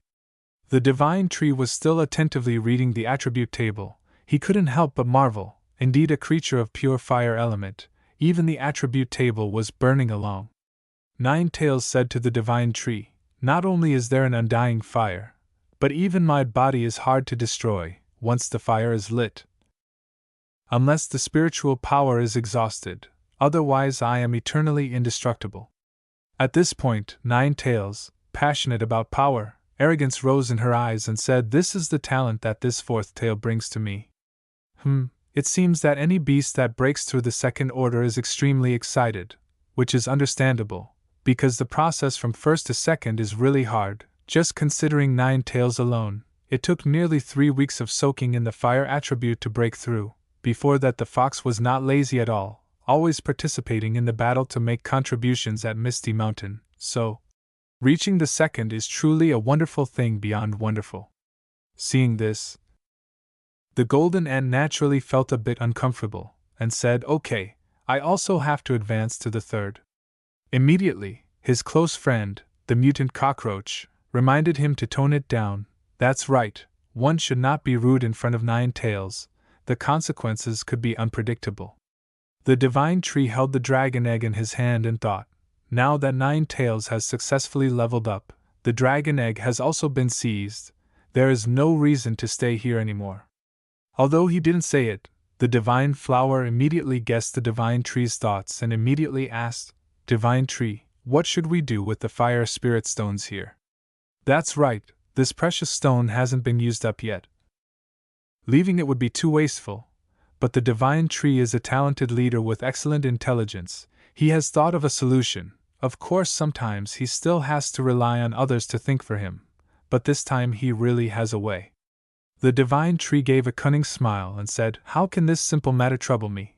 But seeing this smile, the divine flower could only smile bitterly. This smile is really too terrifying. The sky is blue, below is a lush green forest. Just looking at it feels comfortable, unlike the desolate and deadly desert scene. Under those trees are the beasts enjoying life happily, but a strange pressure suddenly pressed down on this whole forest, making the beasts here feel extremely scared. All ran away in panic. In midair, a beast's foot gently stepped into space and glided, a space mastery technique of the high-level masters. That is Nine Tails. Is she using her tail? Or what is she using, to pull a huge super-large spirit stone, as big as a mountain? Nine Tails has just leveled up, so her strength is naturally abundant. She can do this heavy work easily. The mutant leopard, the golden ant and everyone else now knew, so the divine tree thought of this way, to let Nine Tails pull this huge fire spirit stone in the air. The group didn't say anything more. They sat quietly on the spirit stone and enjoyed the scenery throughout the journey. The divine tree looked at Nine Tails and instructed, "Take this fire spirit stone to Cheesy's place." Nine Tails immediately obeyed and navigated her movement. Cheesy had been waiting for everyone for a long time. He was standing on a high rock in the middle of the forest, and shouted loudly, "Divine tree!" Then he grinned and waved. Cheesy presented his dragon egg. This dragon egg had a rather large crack on its body. Cheesy recounted everything to the divine tree. The divine tree did not expect that the Beast Corps of Australia had followed them there, so there is a high possibility that the remaining eggs also encountered a similar situation. The divine tree checked the spiritual power of these two eggs. Indeed, the dragon egg had a terrifyingly dense spiritual power. But with the cracked egg, although there was still spiritual power radiating, there was no sign of life, according to the divine tree's judgment. Perhaps this egg was already damaged. Although regretful, the divine tree felt lucky that there was still a healthy egg, definitely not to let anything happen to it. At the military hospital of the Federation, under the microscope, the doctors had discovered strange viruses. They seemed to be powerless before this virus. Two doctors chatted with each other. "We have found the cause of this disease, but with the current level of medicine, we still can't cure it." The other doctor said, "Do we really have to go ask for help from Misty Mountain?" Suddenly a nurse shouted, "Wait! You can't move around!" The two doctors were startled, then looked over. It was Xiaoling. She was also present in that battle, so she was also infected with this virus. Now her whole body was trembling. Her face was gloomy. It seemed that she had lost all her strength. Xiaoling tried to stand up, but she really couldn't move. She clung to the bed, bowed her head tiredly. Sweat poured out like rain and said in disappointment, "Enough. Depending on you, we won't be saved. Get ready, tomorrow morning we will set off to Misty Mountain." End of chapter 143. Misty Mountain is still gloomy as always. The fog covers a large area of mountain forest, but in the middle of the command center of Misty Mountain, a strong light column of light green spiritual power shines straight into the sky. This light column has torn the peaceful space here. In that light column, right on the ground, a delicate and beautiful girl's body is looming in the white-green light, as if she is sleeping. Boom, and here she is after evolving. At first I thought it was a snake girl with a characteristic green color. But no, looking at the dressing style like a fun fairy, with many color tones in her outfit, we all know this is the flower god after evolution. A charming red hair. Is this an angel? Of course not. She has the beauty of a mature woman. Understanding and wisdom shine in her eyes. A charm of a mature woman that makes people infatuated. She smiles a gentle and warm smile. Her body is extremely sexy even though she dresses quite modestly. Actually, she doesn't need to dress modestly like that. The system parameter table appears. Special ability Tianlai. Listen to the sounds of all things, able to use sound to confuse others. But the divine tree doesn't care about this system table. He is staring at the figure in front of the picture. His mouth is wide open and exclaims, "Wow, the flower god has evolved into a human form." The guy next to Cheesy who kills girls then raises his hand to stroke his chin and evaluates. Too beautiful. But this mutant badger felt absolutely nothing. Clearly the divine flower was not as beautiful as the female badgers he had met. The flower god does not yell or boast about her evolution. She picks up Cheesy's flute and starts to play My Heart Will Go On. The flute sound has not yet been raised. The whole space has radiated magical light. All things are moved by this beautiful scene, a beauty playing the flute. Oh my God! Please stop, it's a pity. When the first note rings, the second note kicks the first note in the butt. This melody is really too scary. Yes, it is a music disaster. The divine tree couldn't stand it, and had to turn away. Even the mutant badger felt insulted. The sound is like a buzzing and howling speaker, making people scared. The divine tree uses all his mental strength, bravely steps forward and says in fear, "Okay. Please shut up."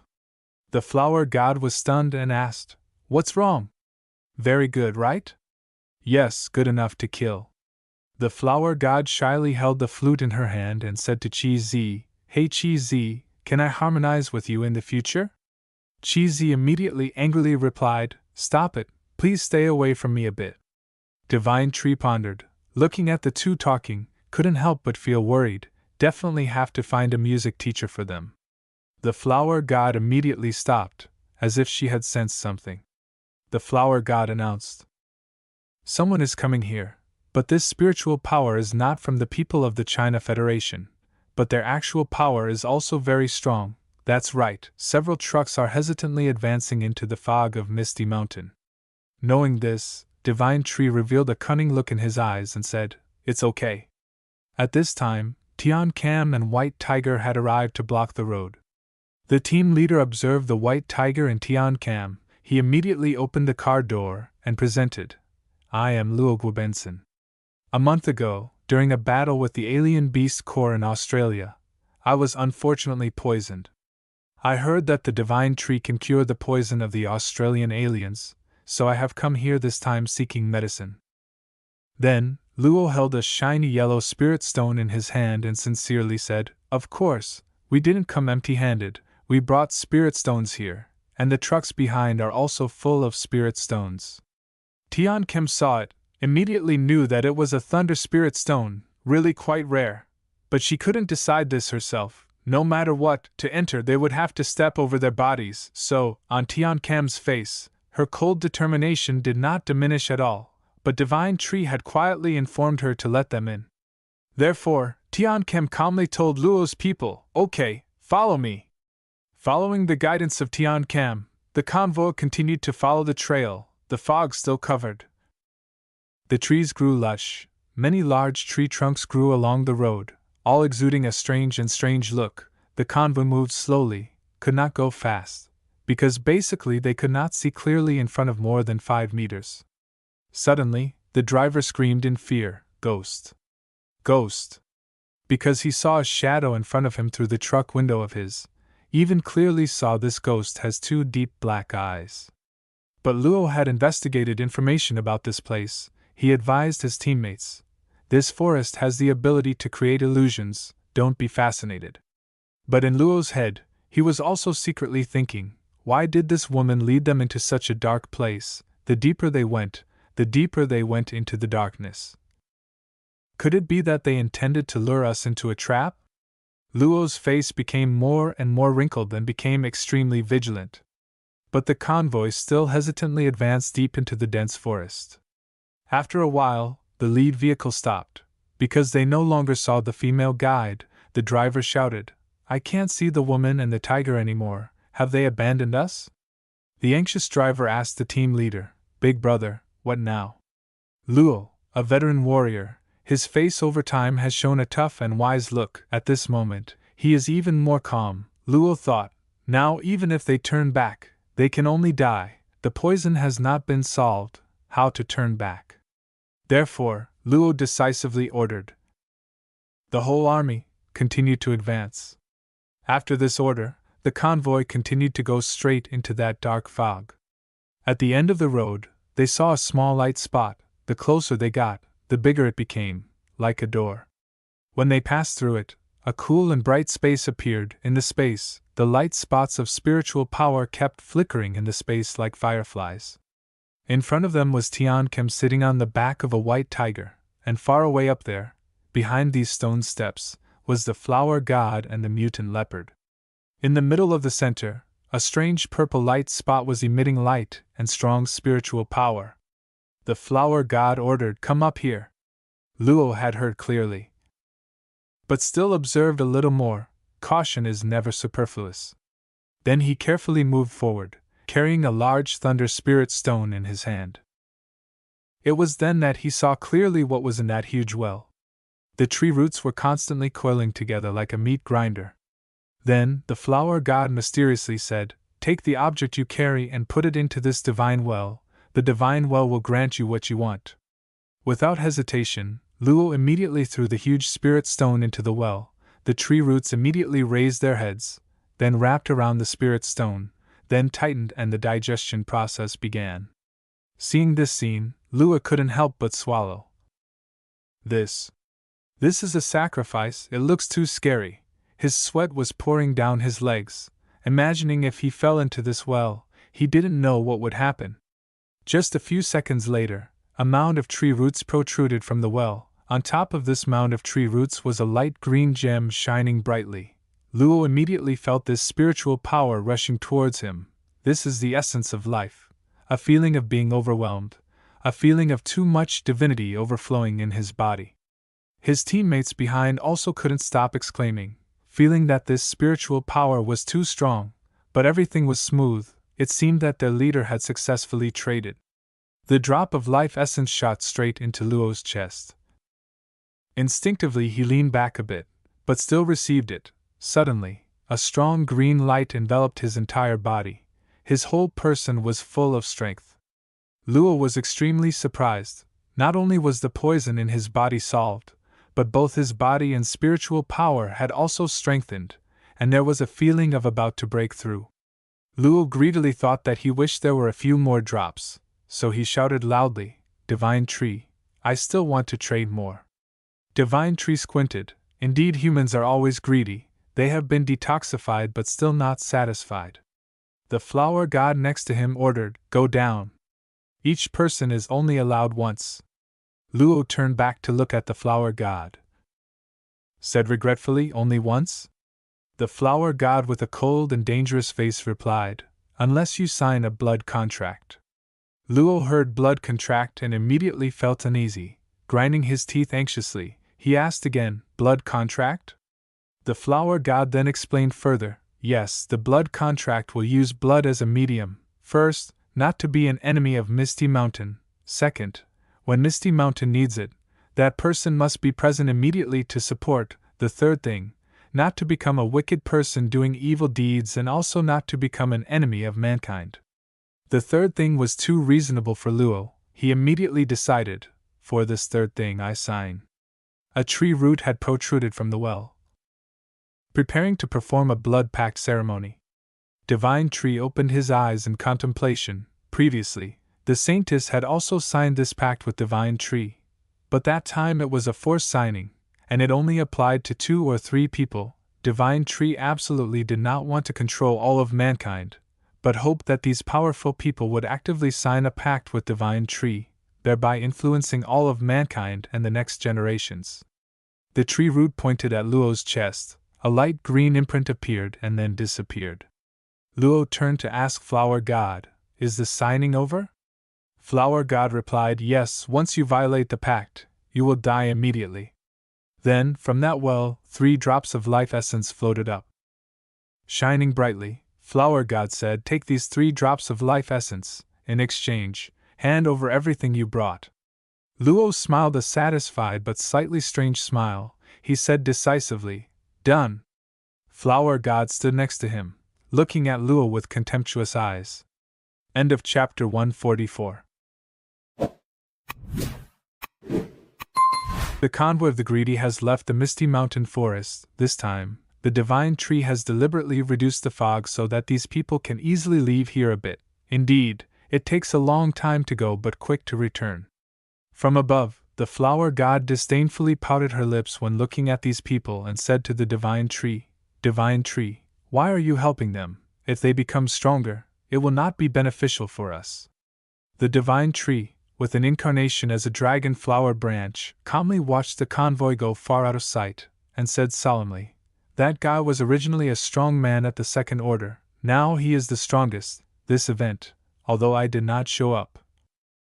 But humans will definitely not believe that, they will wonder why just detoxifying can make him stronger." The divine tree sighed softly and continued, "Humans are contradictory creatures, always doubting each other. When everyone says you are bad, then even if you are good it is useless. They basically do not care about the whole story, just want to do how to benefit themselves the most." The divine tree revealed his plan with that Luo guy. Surely in the future, humans will ostracize this Luo and step by step push him closer to Misty Mountain. But this is not the result that the divine tree wants. What the divine tree really wants, is to make Luo become a king. Not only that, but all those who have come to Misty Mountain will become lords, ruling a direction.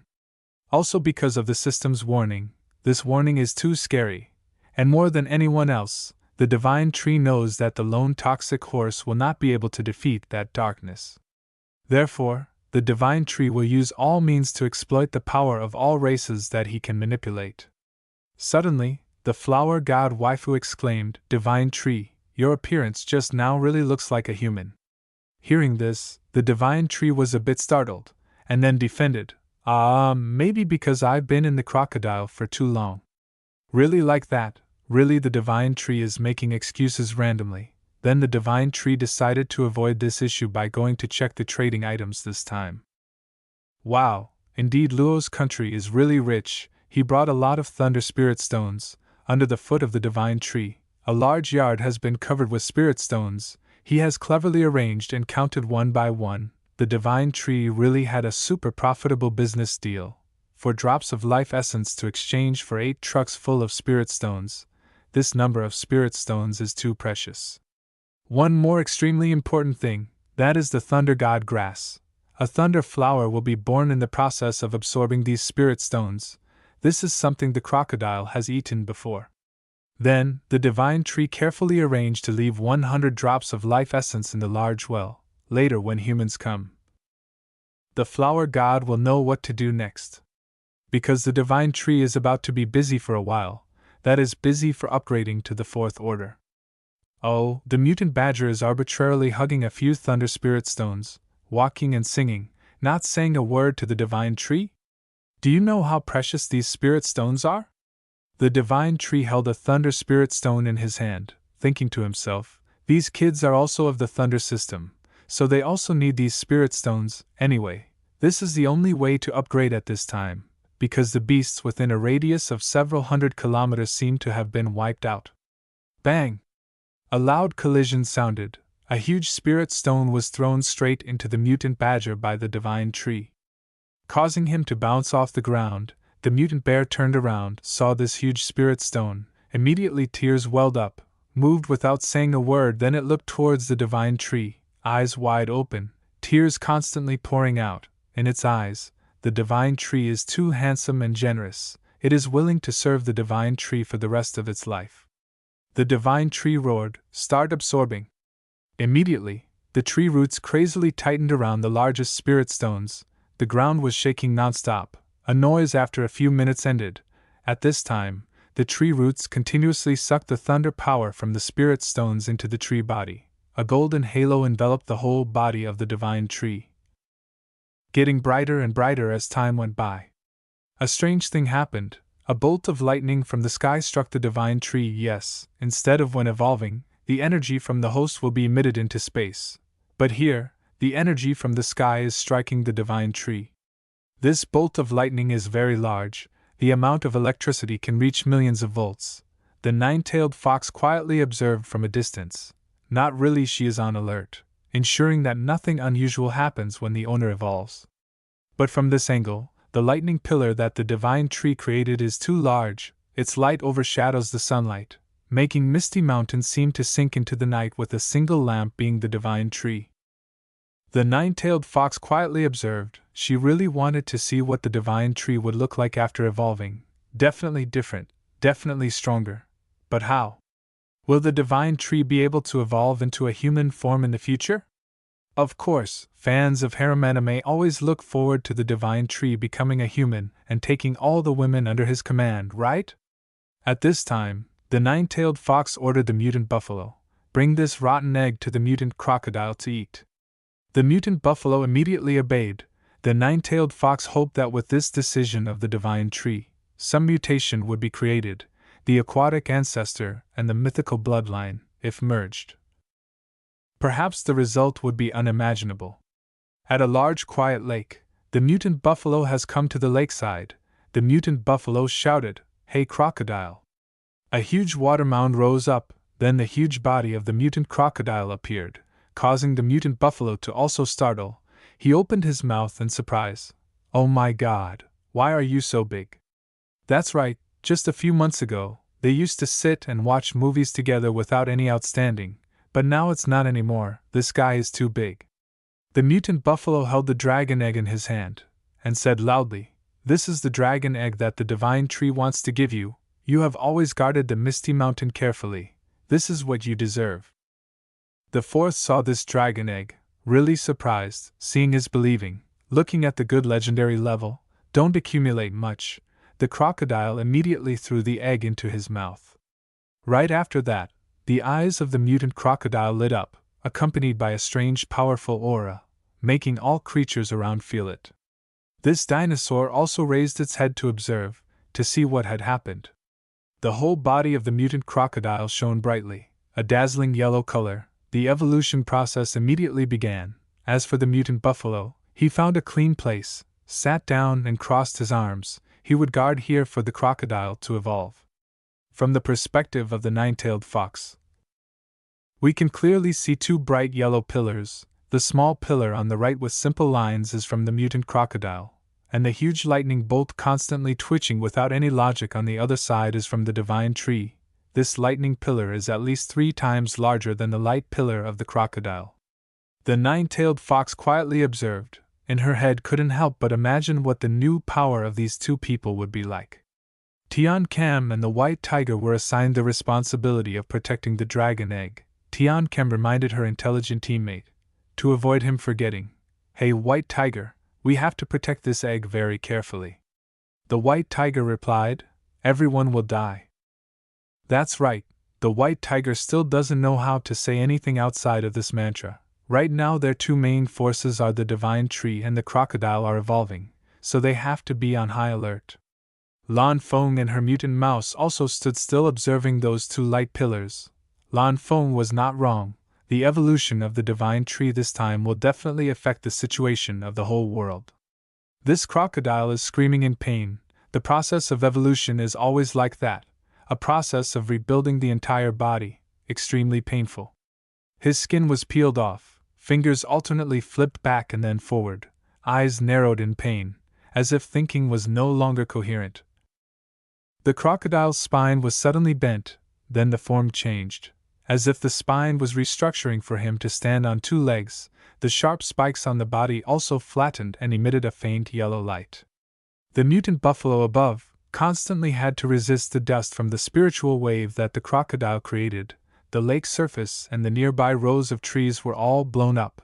A very strong spiritual wave was emitted, then everything gradually quieted down. At this point, it seems that the mutant crocodile has finished evolving, standing on 2 legs. The whole body is the veins exposed a fresh yellow color. Powerful thunder energy is overflowing in the body. This is the state of Crocodile King. The mutant buffalo saw this scene. His eyes widened, feeling that this guy's strength is much more terrifying than before, the veins and blood vessels bulging on the body, full of thunder inside. The mutant buffalo couldn't help but exclaim, "The fourth, you have succeeded." But the whole body of the mutant crocodile once again shone brightly. The crocodile said loudly, "No. Can still evolve further." The mutant buffalo was surprised and asked, What? Once again the crocodile roared in pain, stomping heavily on the ground. The spiritual power of the whole body had accumulated to the extreme. The mutant buffalo saw this scene, sweat pouring out. Too terrifying. How strong is the crocodile king? This guy is still continuing to evolve? Roar! A different deep roar sounded. The roar has a very high sound frequency, completely different from normal creatures. Just listening makes one want to run away. That is the roar of a dragon. That's right. The mutant crocodile has evolved into a lava dragon. The legendary lava dragon is him, with the veins on the body rolling a bright yellow color of lava. End of chapter 145. Cough, cough, the throaty sound of the lava dragon echoed. In his mouth, large chunks of phlegm were gathering. Yes, it was lava being compressed. The temperature was getting higher and higher. Phew! The sound of spitting out a chunk of lava phlegm echoed. A dense ball of lava was shot straight into the distance. Then, this ball of lava fell into a forest full of yellow flowers. Both of them stared. It didn't seem to be very powerful. Disappointment shone in the eyes of the lava dragon. The mutant buffalo also couldn't believe his eyes. What kind of weak dragon was this? The nine-tailed fox up high silently observed everything, knowing that the evolution process of the lava dragon had succeeded. At this time they were just testing the new strength. Where the ball of lava fell, a large hole was created, not very deep, but still smoldering, creating columns of black smoke. The lava dragon was still shocked, thinking there should have been an earth-shattering explosion, but it was not like that at all, really quite disappointed. The lava dragon realized that this new ability required too much physical strength. It was hard to maintain this state stably. It seems that the lava dragon is just a state of the mutant crocodile, isn't it? Thinking of this, the lava dragon felt that he had a lot of work to do, so he said to the mutant buffalo, "Perhaps you should go." There was nothing left for the mutant buffalo here. So he turned his back and left. Suddenly, Nine Tails felt a few strong breaths, couldn't help but startle. She wondered who this aura was from. It seemed to have a very familiar aura. At the divine well, the divine flower and the mutant leopard were receiving a human guest. He definitely came to detoxify. He was one of the strong warriors of the human race. After the transaction was completed, the poison on him had been completely resolved. But this guy still needed to ask carefully, "So the poison has been resolved?" The divine flower was uncomfortable. She smirked and replied, "Yes." It seemed that the divine flower did not like this guy. She had nothing more to say. This guy of course knew that he was no longer poisoned. Even his body and spiritual power felt a bit more refreshed. But he was still surprised. He didn't expect that the poison that the illustrious scientists of the human race couldn't resolve could be resolved here. The more he thought about it, the more mysterious it seemed. Then he turned his back and left. The mutant leopard asked the divine flower in confusion, "Why didn't you sign a contract with him?" But the divine flower immediately refused. "This guy is very deep, extremely desirous, he is extremely greedy, he will definitely not give in to us." I guess that the divine flower had secretly manipulated and checked this guy's mind. For this reason, this guy could not become the lucky recipient of the high-end treatment of Misty Mountain. It was indeed a harsh recruitment. This masked man, perhaps a member of Dragon Corp, when he went out, met a woman, greeted her and left. Of course, Xiaoling said nothing. She silently stepped into the divine well with her people. Two old friends met again. It was only now that the divine flower moved her pretty lips and smiled gently. Her deep blue eyes looked at Xiaoling. The divine flower softly said, "Long time no see." Xiaoling as usual silently looked at the divine flower. Now, her role is still a city manager of the China Federation, so it is not convenient to reminisce about the past, she understood in her heart. The nine-tailed fox and the wind wolf jumped out to block Xiaoling's path. Their faces were very fierce, as if they were about to fight, but in fact, they just wanted to smell Xiaoling. They missed her all the time. Xiaoling had a gentle smile on her lips. She gently said, "Finally, I can meet everyone in a fair and square manner." Indeed, it has been too long since she brought this body to Misty Mountain. She only used her soul. Xiaoling glanced at the divine flower and said, I have brought a large amount of goods. Xiaoling was not surprised by the appearance of the divine flower, because she had known for a long time. Then, Xiaoling handed over the goods to her subordinates for inventory, while she and another person went inside. This person always covered her head. Looking a bit mysterious, Xiaoling went inside the forbidden palace of the divine tree, saw him shining brightly. He was in the process of evolving to the transcendent fourth order. Xiaoling stood silently admiring. It was too beautiful. Xiaoling asked the nine-tailed fox next to her, How long has the master been in this state? The nine-tailed fox softly replied, A month already. The big eyes of the divine tree seemed to have fallen asleep. Snake Girl and Panda were lurking nearby. Snake Girl asked Panda, Hey, who is that girl? It was a new soldier who didn't know anything. Cheesy immediately explained, That's the daughter of the divine tree. Besides me, she is the person that the divine tree trusts the most. Xiaoling took out a treasure in her hand. The light from the treasure seemed too strong, piercing through the gaps in her fingers and radiating out. Xiaoling noticed that the divine tree had advanced deeply into the upgrade process, as if he had fallen into a coma. Xiaoling opened her hand. This is an essence of a thunderstone. In other words, it is the compressed form of countless thunderstones, therefore it is considered a treasure in the world. Xiaoling let go of her hand. This essence of the spirit stone slowly flew towards the eye of the divine tree. It was immediately absorbed into the eye of the divine tree, and the absorption process began. Xiaoling looked to the left. Two heads were sticking out. Are they two lurkers? There is also Lan Feng leaning against the tree trunk looking cool. Lan Feng felt uncomfortable when she saw Xiaoling staring at him. He said, Why are you staring at me? Indeed, Lan Feng only has feelings for mutant mice. Xiaoling didn't bother to talk to this weird guy. She just said, Your sister has been brought here. She is waiting in the bamboo forest. As soon as these words came out, Lan Feng froze for 5 seconds. His sister is more precious than his life. He has used all his efforts to search but has not found her at all, yet someone has brought her here. It's too absurd, but also too wonderful. At the 6th second, he turned into a shadow and rushed away like crazy. Xiaoling stayed with the divine tree. She said goodbye.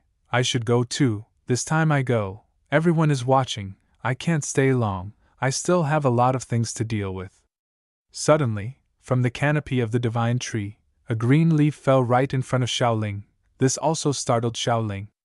A leaf emitting a faint green light, clearly a valuable item, accompanied by a message from the divine tree. If you encounter danger, this leaf will save you a life. Xiaoling had a smile on her lips and said, Thank you, master. This is Luo. In his country, he is standing in front of a desolate scene. It seems there is a war. Luo's face is full of blood. He screams to justify himself. I did not betray humanity. Why? Luo was beaten down into a hole by dozens of strong men. These powerful people stood above the hole and shouted, We don't believe you. Among the crowd, an old man with white hair and beard shouted, Luo, you suddenly became so strong. Does it have anything to do with Misty Mountain? Another warrior added loudly, If it's just detoxification, why don't the peace warriors of the China Federation become stronger? Only you become stronger. Indeed, like the masked man earlier, he was not buffed with strength and spiritual power, just detoxification. Seemingly tired, Luo didn't want to argue anymore. He took out 2 drops of life essence, carefully stored in 2 small bottles, and shouted, It's because I exchanged this from Misty Mountain. Everyone immediately focused their attention on these 2 small bottles. They constantly emitted a brilliant green light. Luo wiped the blood from his mouth and shouted loudly, If you want it, take it, but from now on don't bother me anymore. Then, Luo generously threw these 2 small bottles towards the crowd, very decisively. 2 small bottles containing 2 drops of life essence, floating in space for not yet 2 seconds. The crowd went crazy, their eyes lit up with extreme greed. They rushed to compete. Indeed, as strong as Luo, who wouldn't want a chance? Alone, after returning from that divine well, he had confronted dozens of powerful men here, so even if they died, they would want to seize this divine drop. Could Luo be lying? Of course, no one is free to analyze, because if you are slow for 1 second, others will snatch it away. So the battle continues, only without Luo. Luo, like an emperor, left the greedy crowd behind and left. His eyes lit up with a deadly light, a very cunning face. End of chapter 146.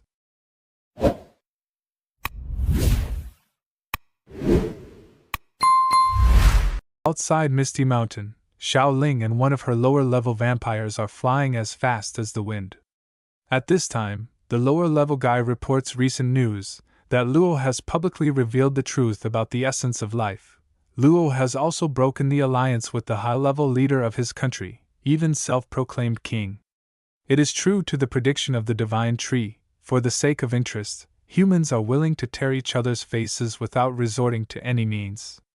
Xiaoling said nothing, just threw a bottle full of life essence to the lower-level guy and said, "Give you 5 drops, and 10 drops, to recruit stronger ones." Hearing this, the lower-level guy was overjoyed.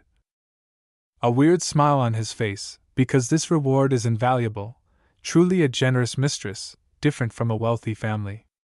In the excitement, the vampire guy said, "Miss, it's time for our organization to have a name." Xiaoling was silent, then she had an answer. "Call it the Dark Organization." "Oh, it sounds villainous." And so, under a bewitching full moon night, the Dark Organization, specializing in dividing humanity, serving the ultimate interest for Misty Mountain, was born. Since the news about the essence of life leaked out, thousands of strong people have come to Misty Mountain to seek opportunities. They regard Misty Mountain as a holy land, where everyone can receive the grace of the gods and transform into powerful beings. But a large number of weak people also flocked in. Of course, they were blocked and destroyed by the mutant beasts at the foot of the mountain. This is a superhuman squad of humanity. They are being attacked by fog beasts. These people seem to be powerless. They don't know how to destroy these monsters. Clearly they are immortal, just disperse and recombine in the blink of an eye. Divine Flower and Tian Cam are on a high ground observing the outermost defense line. Divine Flower saw the efforts of those people. She also had some doubts. Why is that? Clearly they are afraid of us, but still committed to coming. Tian Cam asked, "What's next? Are those who have overcome the fog beast considered to meet the standards?" Divine Flower refused. "No, under the Transcendent Second Order are not allowed. Moreover, we have to see what they bring. Is it enough to satisfy us?" This is the command of the Divine Tree. Tian Cam immediately understood.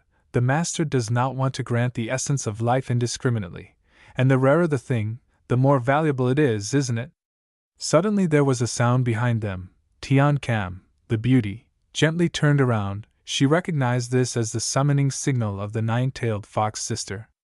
Just a moment later, all the main forces of Misty Mountain had a full house. This meeting, the nine-tailed fox will be the chair of the conference. The mutant buffalo asked, "Big sister, what's the matter with summoning us today?"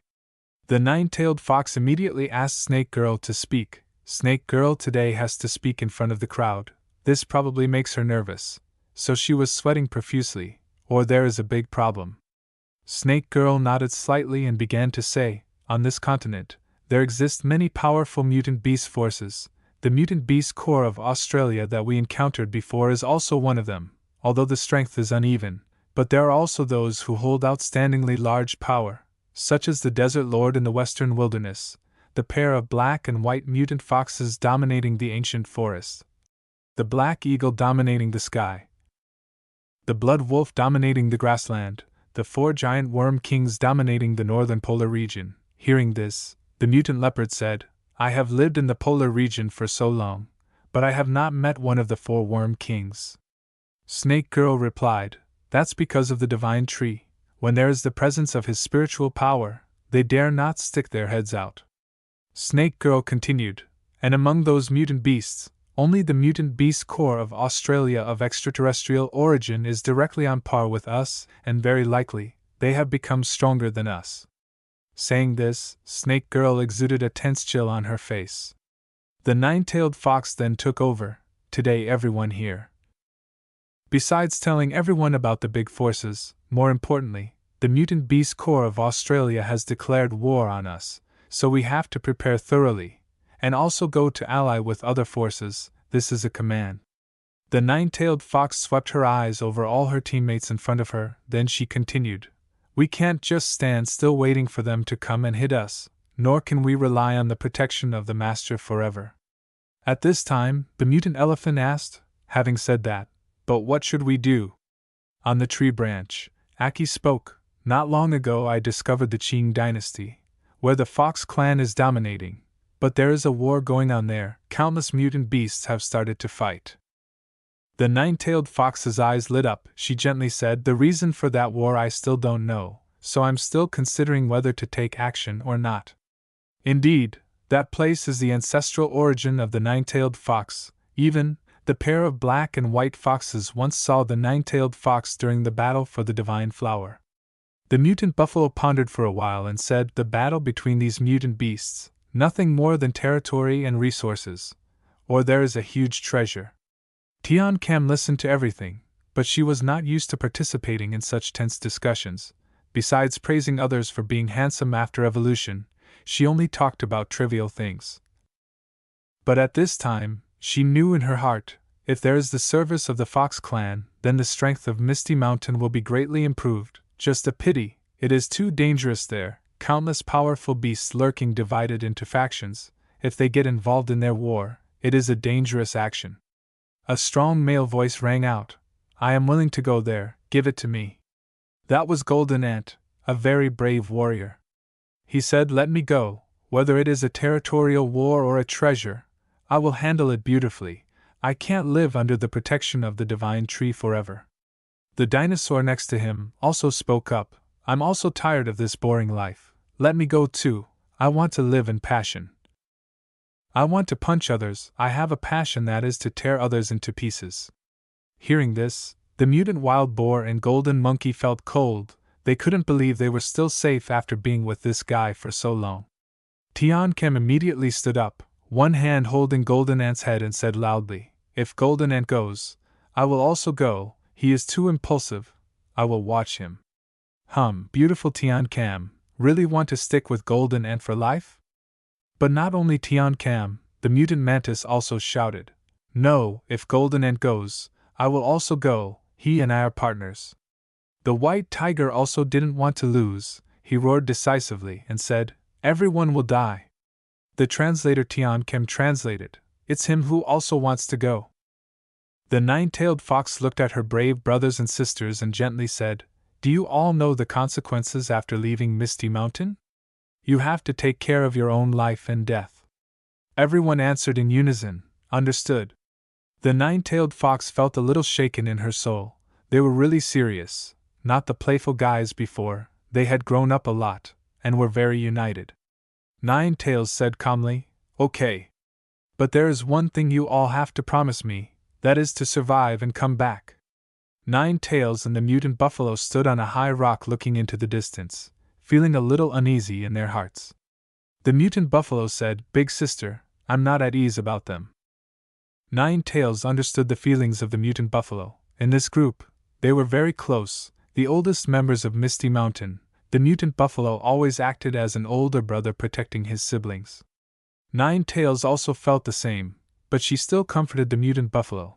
"Don't worry, this day has to come anyway, even if there are thorns, they have to go." Nine Tails said decisively, "Buffalo, let them go out, it's time." The buffalo immediately obeyed. The mutant buffalo was responsible for managing the defense of the entire Misty Mountain. The mutant buffalo also found out, this big sister of his, although cold outside, but the heart is very warm, through the eyes. He knew that Nine Tails was also very worried about these little ones. Because in fact, even though Qing Dynasty is a small mountainous area, there are also many powerful mutant beasts. Moreover, on the battlefield, anything can happen.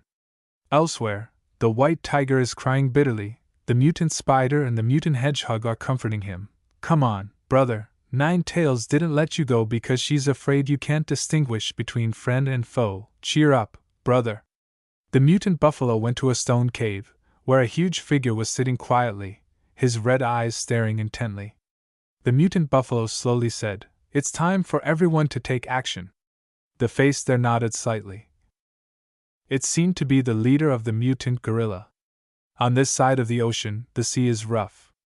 A blue light straight up from the bottom of the sea. Here, there are a few dark figures of sea creatures gathering, and a giant whale, carrying a small island on its back.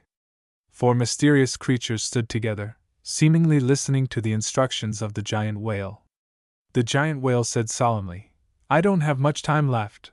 I'm about to sink into a long sleep. The next time I open my eyes, I want to see the glory of the sea rays spread to every corner of the seabed, even every inch of the continent. Your mission is to take over the land at all costs." The giant whale put his eyes closer to the creatures and ordered, "Prepare to declare war. This world will belong entirely to the ocean." The 4 creatures could only remain silent. They had no right to speak, or it could be said, this was a supreme command, not a meeting. End of chapter 147.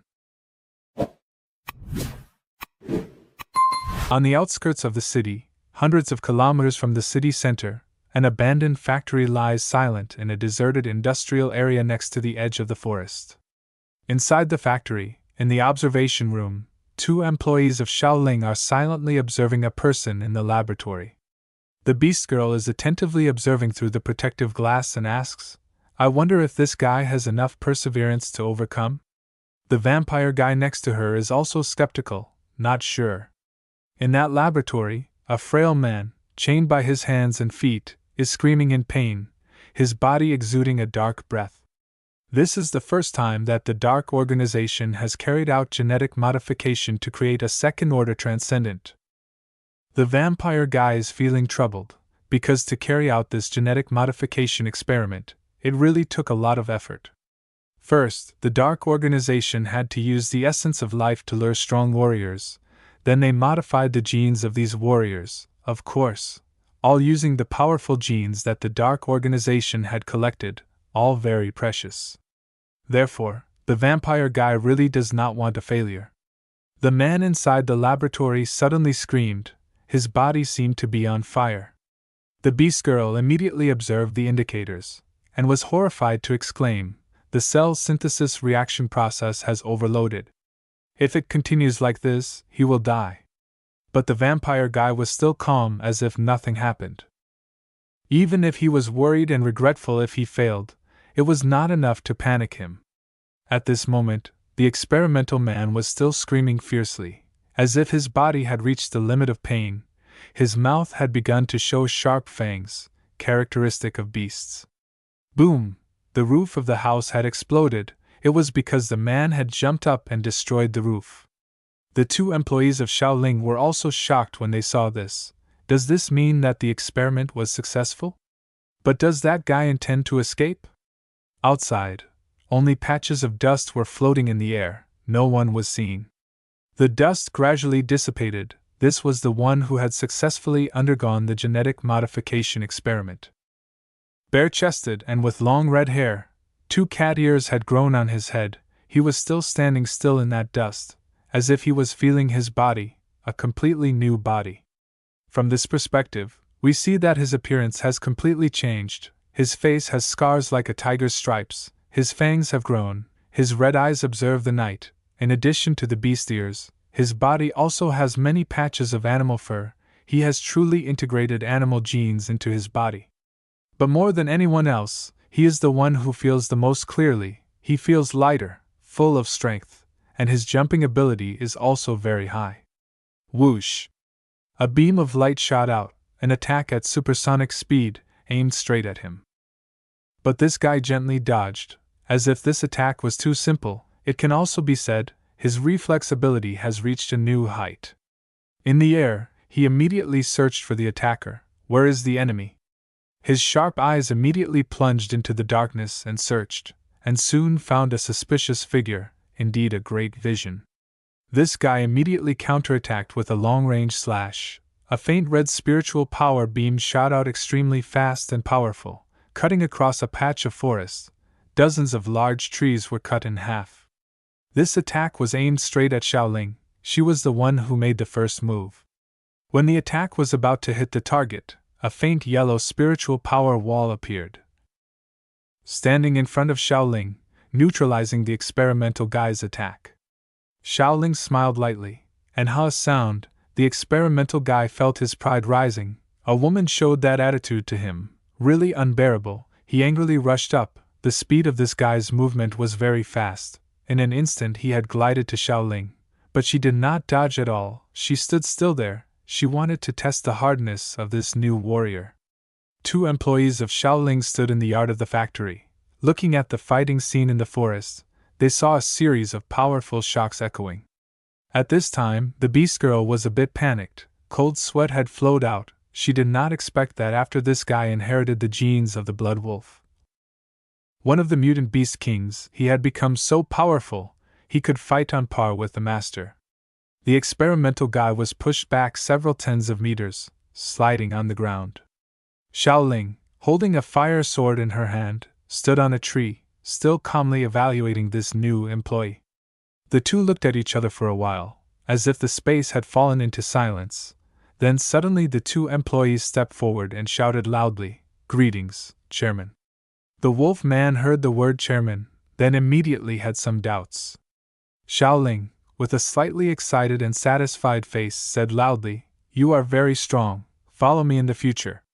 Then, she threw the sword towards the wolf man and continued to say, "This is a sword made from the bones of a second-order transcendent blood wolf lord. It's for you.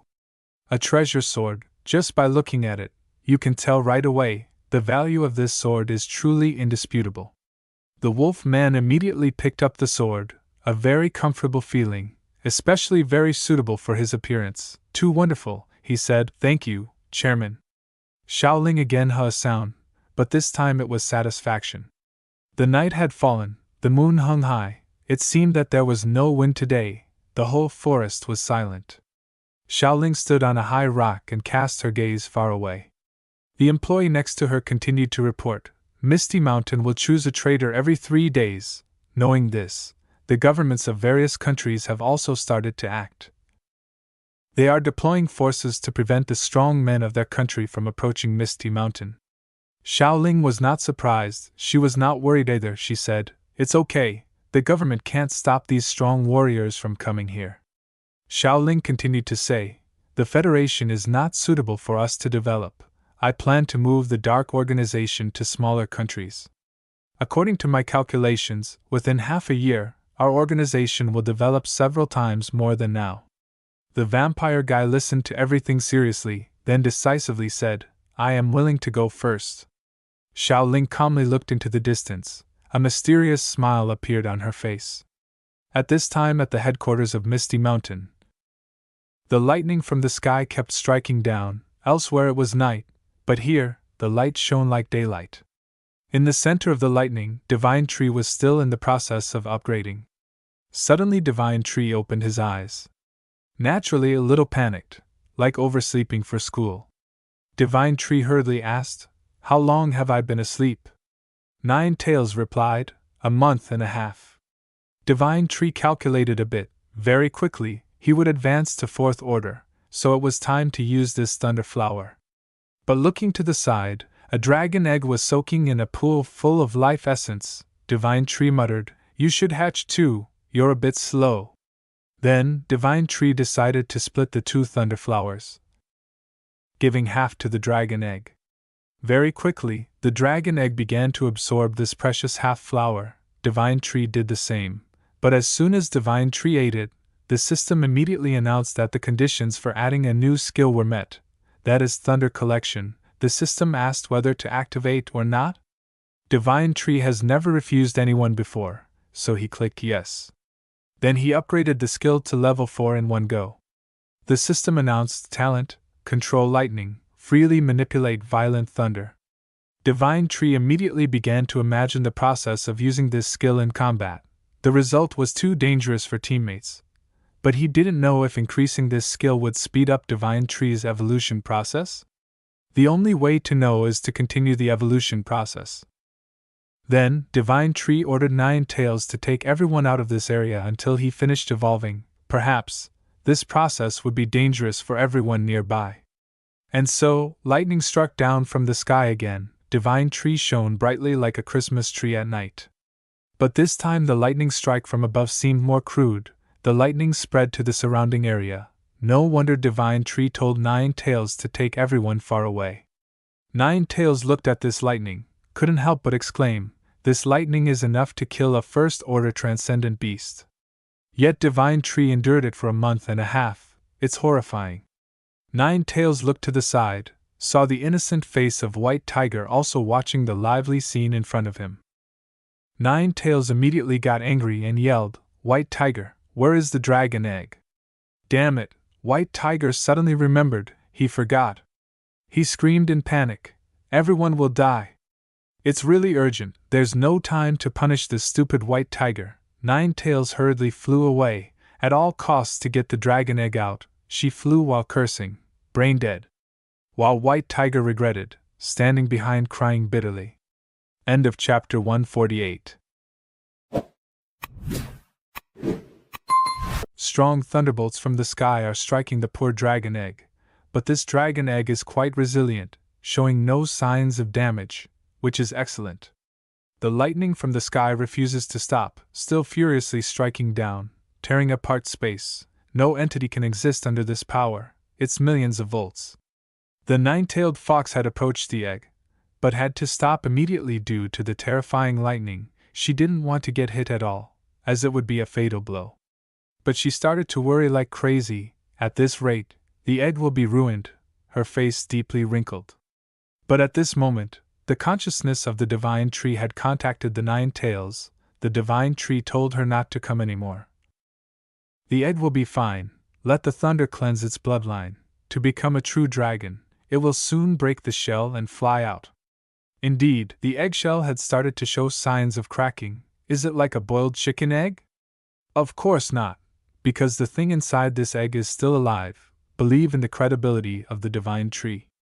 And so, the Nine Tails left this deadly area, letting the egg follow its destiny.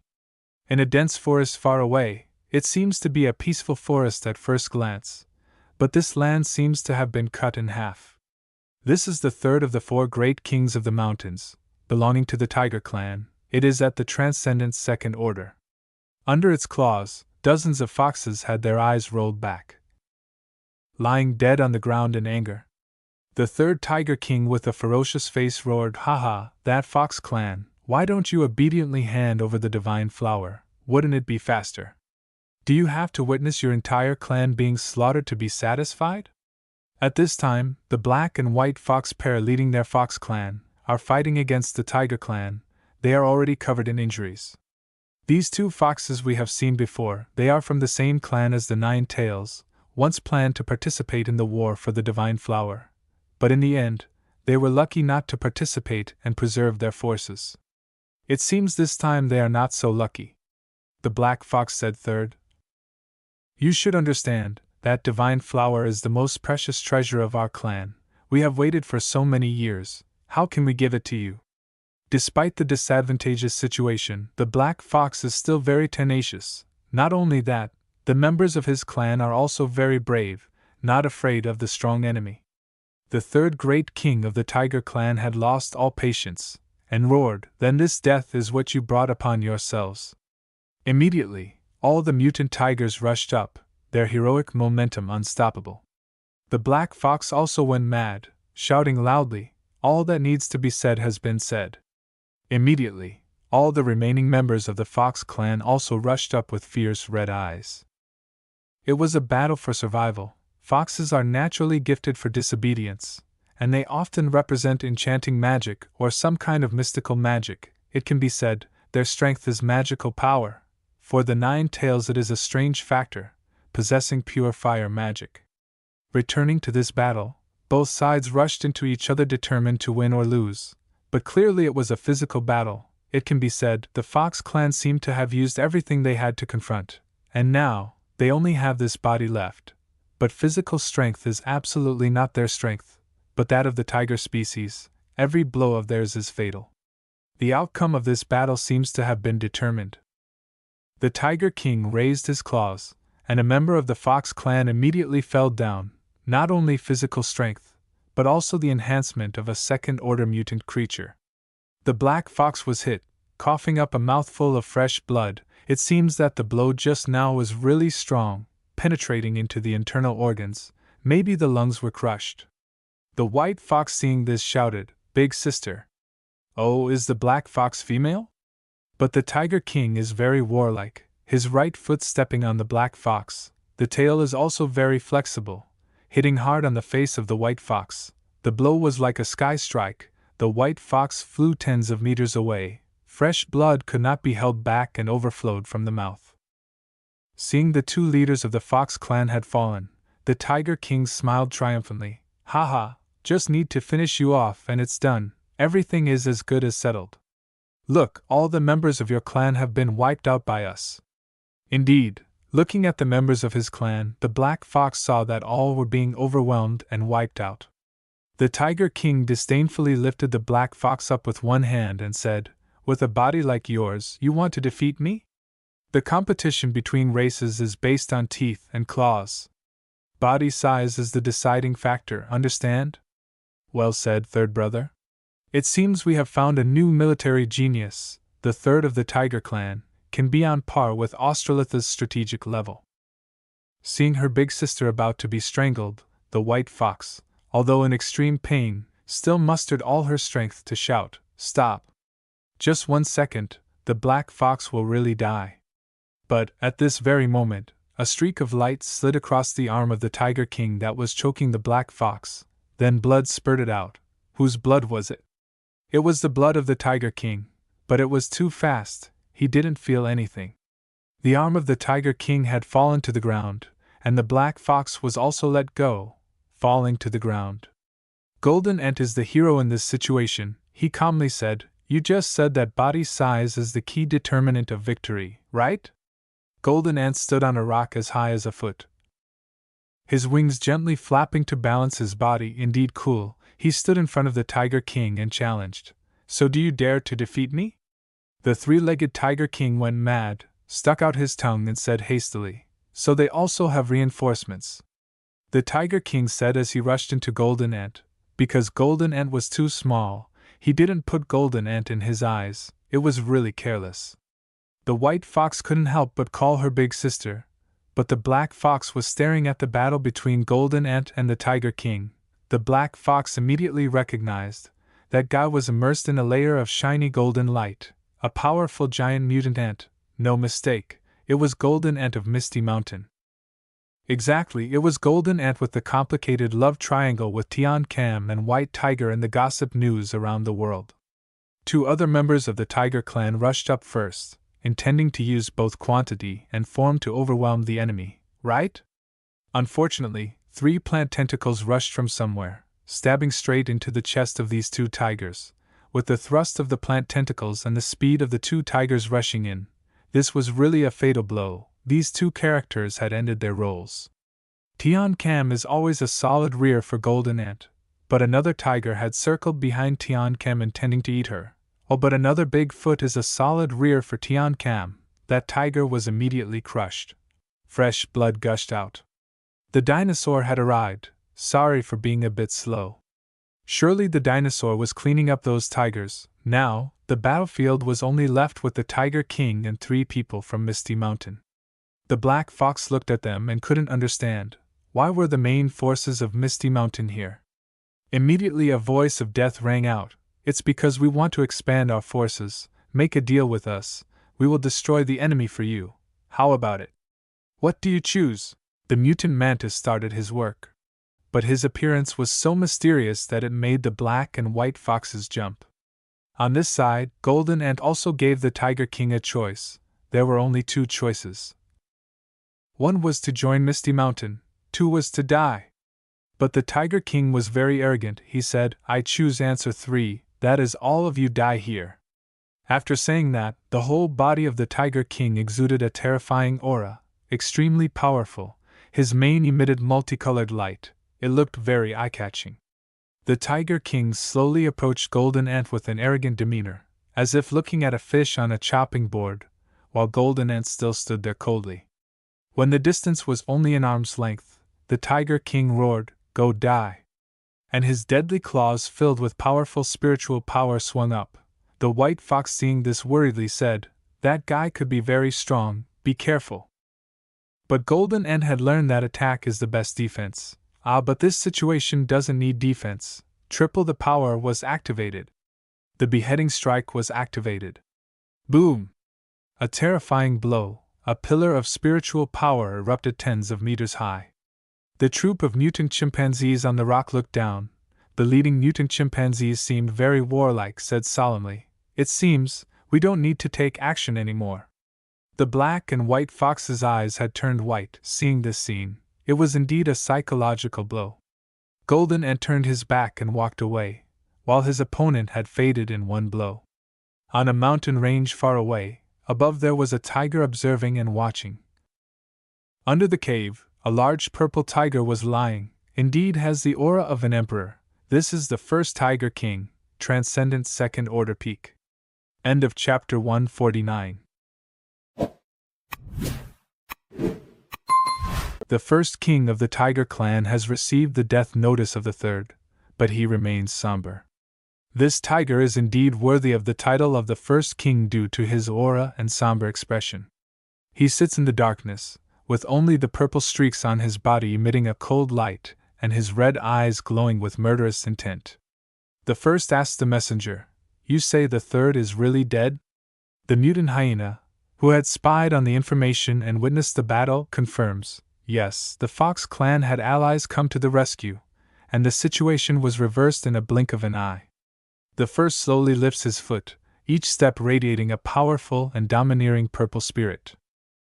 The first stands up, his large body gently shaking off the dust. This is a strong and large saber-toothed tiger. True to its name, it has a pair of long and sharp fangs like two swords. The first calmly orders, "Call the old fifth here, this time I will go with you." The hyena immediately accepts, not hesitating for a second. Inside the headquarters of the Fox clan, they have built houses on trees. Looking over, it really looks like a village of dwarves living on trees. Under the morning sun, the village exudes a warm and intimate atmosphere. She is holding a strange fruit in her hand. This fruit has an ugly face and can talk, constantly threatening the person holding it. "What are you looking at? I will kill you!" Tian Cam holds it in her hand and can't believe her eyes. There is such a rude fruit in the world. The mutant mantis is also speechless. He uses his claw to pierce straight into the butt of this strange fruit. The white fox sees the two of them in shock, can't help but laugh out loud and says, "That is a blood spirit fruit. It has the effect of restoring physical strength, enhancing vitality. Eat it quickly." Tian Cam reluctantly replies, "Haha, okay." But she really can't swallow this talkative thing, and if she eats it, it will make her feel a bit weird. Tian Kim still holds the blood spirit fruit in her hand, looks around and praises the architecture of the houses here. "I really didn't expect you guys to know how to build houses to live in. You guys have learned quite a bit of human culture, huh?" Haha, hopefully with this topic, she won't have to focus on eating that strange fruit. The black fox replies, "Although we can't get along with humans, their culture is something worth learning." Looking at the golden ant, seeing that he has finished dealing with the blood spirit fruit, Tian Cam and the mutant mantis seize the opportunity and say, "Golden ant, why don't you eat this fruit of mine? I can't bear to eat it." But the golden ant immediately refuses. Whoever owns it should deal with it themselves. The black fox casts a deep gaze towards the golden ant. At this moment in the black fox's head echoed the recruitment words of Misty Mountain. "What will you choose? Become a part of Misty Mountain or die here?" It seemed that the black fox had her answer. The golden ant was her benefactor. They recruited in a very polite and respectful manner. Unlike that tiger clan, they were just a bunch of bloodthirsty creatures. Thinking about it, the black fox would probably choose to join Misty Mountain. The tiger clan originally had 5 leaders. Yesterday the golden ant had killed the third tiger king. Taking advantage of the free time, the golden ant looked towards the pair of black and white foxes and asked, "The third has died, what is the strength of the remaining 4 tiger kings?" Immediately, the pair of black and white foxes fell into contemplation for a while. They had to recall their irreconcilable enemies. The black fox spoke up, "Except for the one yesterday, there are 4 leaders left. Among them there are 2 notable ones. That is the first tiger king with dark power, and the 5th tiger king, a powerful one who has cultivated to the shape of a human. Upon hearing this, Tian Kem was surprised. I didn't expect there to be creatures developing the evolutionary path similar to the mutant buffalo. The black fox continued to say, right now, in terms of the number of individuals, that tiger pack is still more than us. If we go all out in war, it seems that the winning rate is hard to determine, so it's best for us to wait for the opportunity. Hearing this, Tian Kem casually replied, I understand, then let me call for more help. But this made the golden ant surprised. He couldn't help but blurt out, huh? Help? The golden ant didn't know who Tian Kem was talking about in Misty Mountain, but he had a feeling that it was someone who always made people uneasy. As if reading the thoughts of the golden ant, Tian Kem gently looked at the golden ant and said, that's right, it's him, no one is more suitable than him. At this moment at Misty Mountain, right at the territory of the white tiger, there was a commotion. All were the cheers of the white tiger's underlings. The mutant spider praised, Big Brother is really too strong. I told you, the true hero always appears at the last minute. The mutant porcupine was even more toxic. They don't have Big Brother, they really can't do anything. But the white tiger was ecstatic, completely intoxicated in these praises, making him sigh and blush. Everyone will die. But time was urgent. The white tiger decisively flew straight to the south with a face that couldn't be more serious.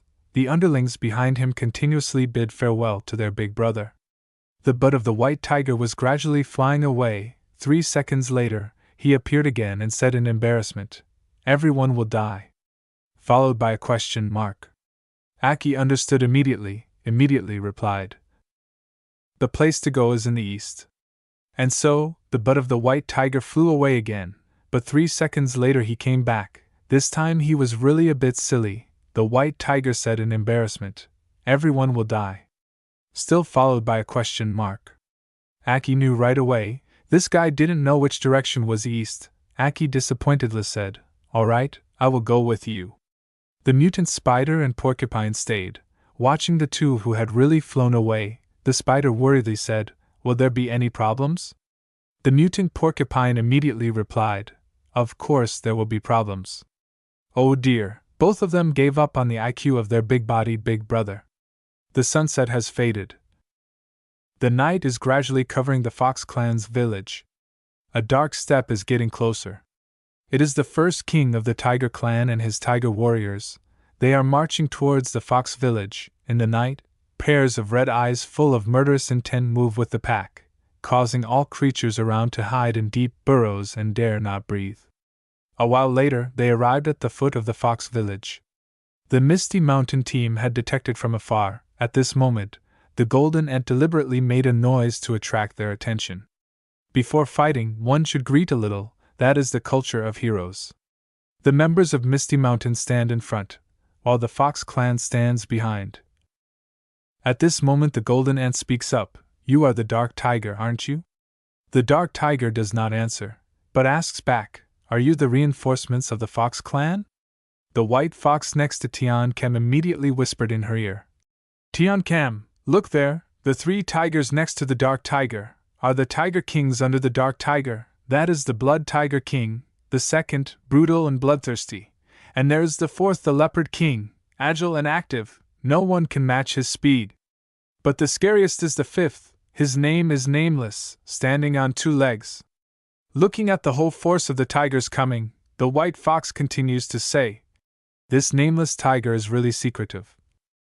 If it weren't for our fast information, we wouldn't know about his existence, so, this battle absolutely cannot be subjective. The first observes his opponent, silently evaluating. Generally this group is still not his opponent, so, the first with a cruel face roars loudly. No wonder they could kill the third. It turns out they invited reinforcements, but they can't escape death. As soon as he finished speaking, the dark tiger roared powerfully. This is the ultimate skill roar of the Lord of the Forest, amplifying the sound wave into a force capable of penetrating and destroying everything that this sound wave passes through, a very effective attack when dealing with opponents with a large number. But there is also an opera singer here, that is the mutant dinosaur. He also immediately raised his voice. The 2 sound waves collided, causing a big explosion. The dark tiger orders, I'll rush up, kill all these beasts. The fox mutant side also immediately welcomes the battle. This is our territory. Do not allow anyone to come to war. And a race war takes place again. The power is still leaning towards the tiger side with the advantage of quantity and physical strength. But now, the fox side has added powerful reinforcements from Misty Mountain. The mutant mantis is single-handedly dealing with 2 tigers, but the 4th leopard king has appeared from behind, intending to bite him stealthily. Bang! A powerful hoe hit straight into the face of the 4th leopard king, making him fly far away. That is the beautiful Tian Cam. She successfully protected the mantis. Just entered the battle and took a hit. This made the 4th angry, looking at Tian Cam with a bit of personal resentment.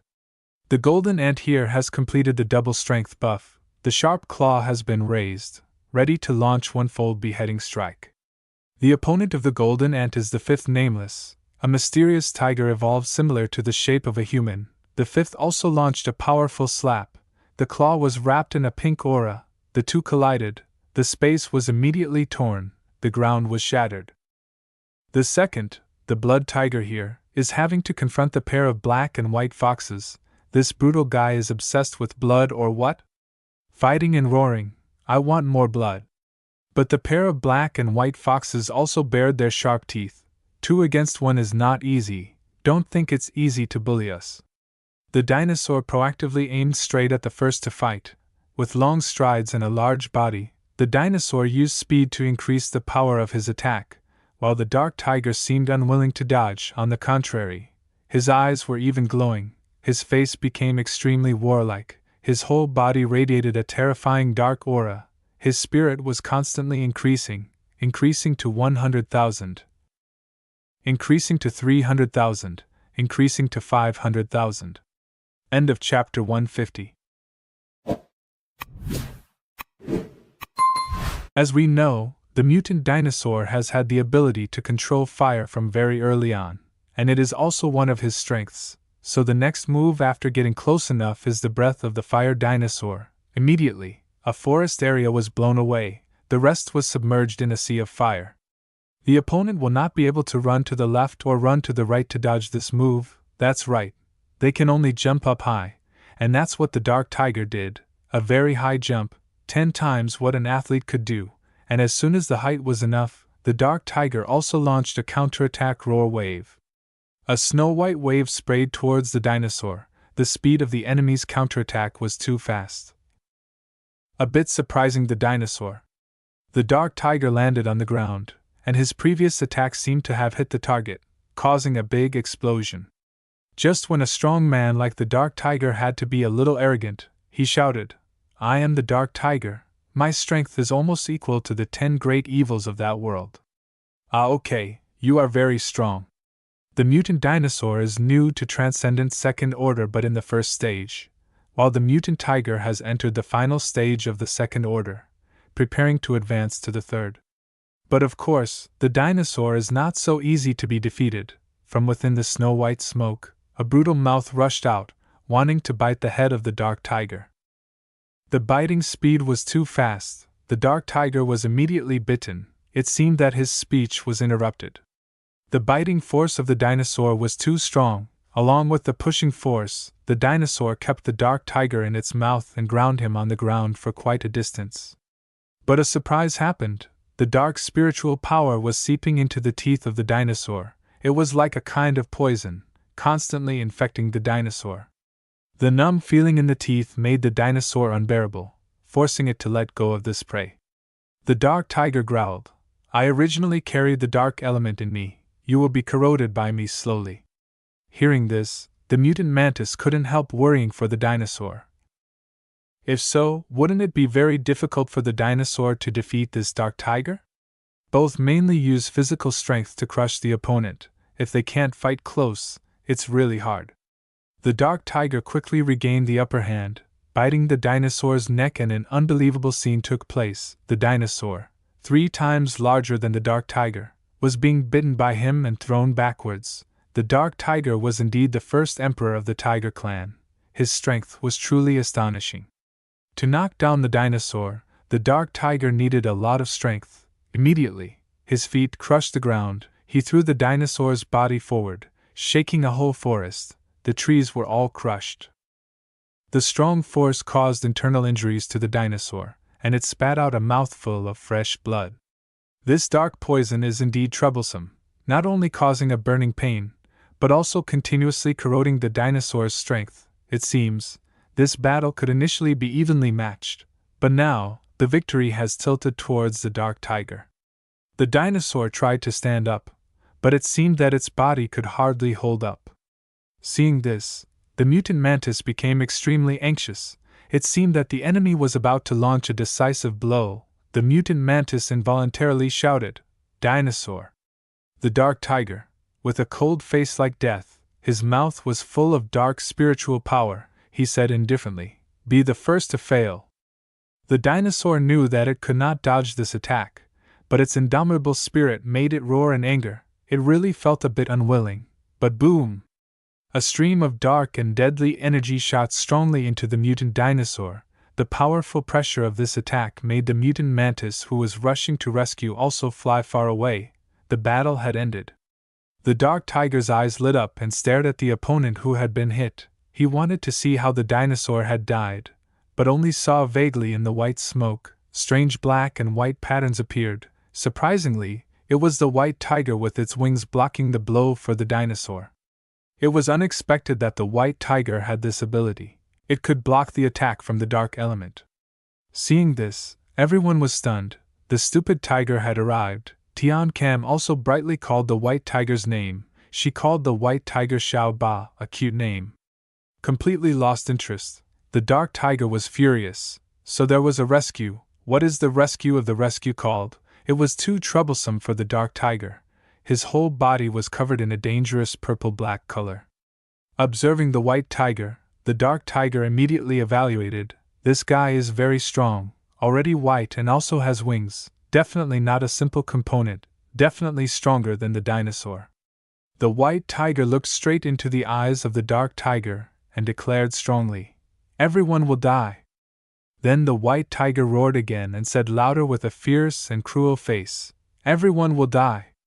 Then he rushed forward, aiming straight at the dark tiger and rammed into him. Very simply, "We will see who has the harder head." And so, the dark tiger and the white tiger had a head-on battle to see whose head was harder. Two terrifying forces collided, a loud crash echoed, the surrounding space wanted to warp. Are these two behemoths playing this game? Both used their hind legs frantically wanting to push the opponent back. Whoever retreated would be considered a loss, so no one wanted to let the opponent advance another millimeter. But whoosh! A sound of tearing wind rang out. Something white was aiming straight at the eyes of the dark tiger. Swipe! The dark tiger had to dodge to protect his eyes. The sliding tiger was really cool but not handsome. The result was that he protected his eyes, but a piece was cut on his body. Fresh blood splattered. See? These wings of the white tiger are not only a means of transportation, but also a shield, a sharp knife. Not only that, this chopping force was too terrifying, directly pushing the dark tiger to fly dozens of meters. But the dark tiger immediately stood up. His face was very solemn, but the next second he screamed in pain, "Damn, I didn't expect you to hurt me like this. Isn't it just a head-to-head fight?" Oh, but the white tiger was no longer there. The dark tiger looked to the left, and then to the right. Still not finding the white tiger, not knowing where this tiger had gone. The rattling sound of heavy accumulation made the dark tiger look up, seeing the white tiger had been in the air for a long time, tirelessly accumulating spiritual power to the maximum. The light had overflowed from his mouth. Damn, so close, how to dodge? Boom! The white tiger fired energy, aiming straight at the dark tiger below. Boom, boom, boom! The abundant spiritual power poured down to the ground, creating continuous shock waves. The ground was completely shaking. The light illuminated a piece of sky. The Fox clan saw this, continuously praising. They had witnessed such a powerful and beautiful attack. It was indeed lucky. They also secretly admired the strength of the white tiger. Indeed, are all the characters from Misty Mountain so strong? The white tiger's attack dug a deep hole in the ground that could not be seen. It was indeed a terrifying attack. The white tiger landed on the ground, his eyes still firmly looking towards that deep hole, because the opponent's spiritual power was still strong. Clearly he was not dead. Indeed, a dark shadow from the hole rushed up, accompanied by a swearing sound. Damn! It was the dark tiger, with his body full of blood, just finished cursing and blood spurted from his mouth again. With nothing left to lose, the dark tiger will go all out in this battle, his body split into two. This is a special skill, split body, allowing him to create a clone with 70% of the original strength. Immediately, the two dark tigers rushed up together and shouted, "Try to fight the two of us to see how you resist?" The white tiger was also not to be outdone. Immediately his whole body bulged, muscles rolling, looking very powerful. The white tiger's eyes lit up with a glint and shouted, "Everyone will die." But the dark tiger did not understand the secret language of the white tiger, so he replied, "Haha, it seems that you are also someone who knows your own strength." Boom boom, and the battle continued like that. On this side, the fifth tiger king, full of wounds, was being buried in rocks. The fifth's mouth had spat out fresh blood, but he still tried to curse, "You stinky ants, I will tear you apart." Truly a tenacious warrior. In this corner, the golden ant was waving its pincers to clean the blood and calmly said, "You are very strong. Unfortunately, I am stronger." As soon as he finished speaking, the golden ant continued his work. Triple strength was activated. The beheading was about to be launched. Swipe, swipe, swipe. Continuous slashes cut on the body of the fifth. Too tired, he could not dodge and his life might have ended. End of chapter 151. The black and white foxes seemed to have finished their battle, both panting in exhaustion, their bodies full of wounds. In the end, they defeated the second tiger king. The black fox whispered, "Indeed, this guy is tough to beat. If we were to fight him one-on-one, none of us would be his match." The second tiger king lay flat on the ground, completely motionless. The third tiger king on this side was captured by Tiancam. She kept looking at it, and felt this cat was really cute.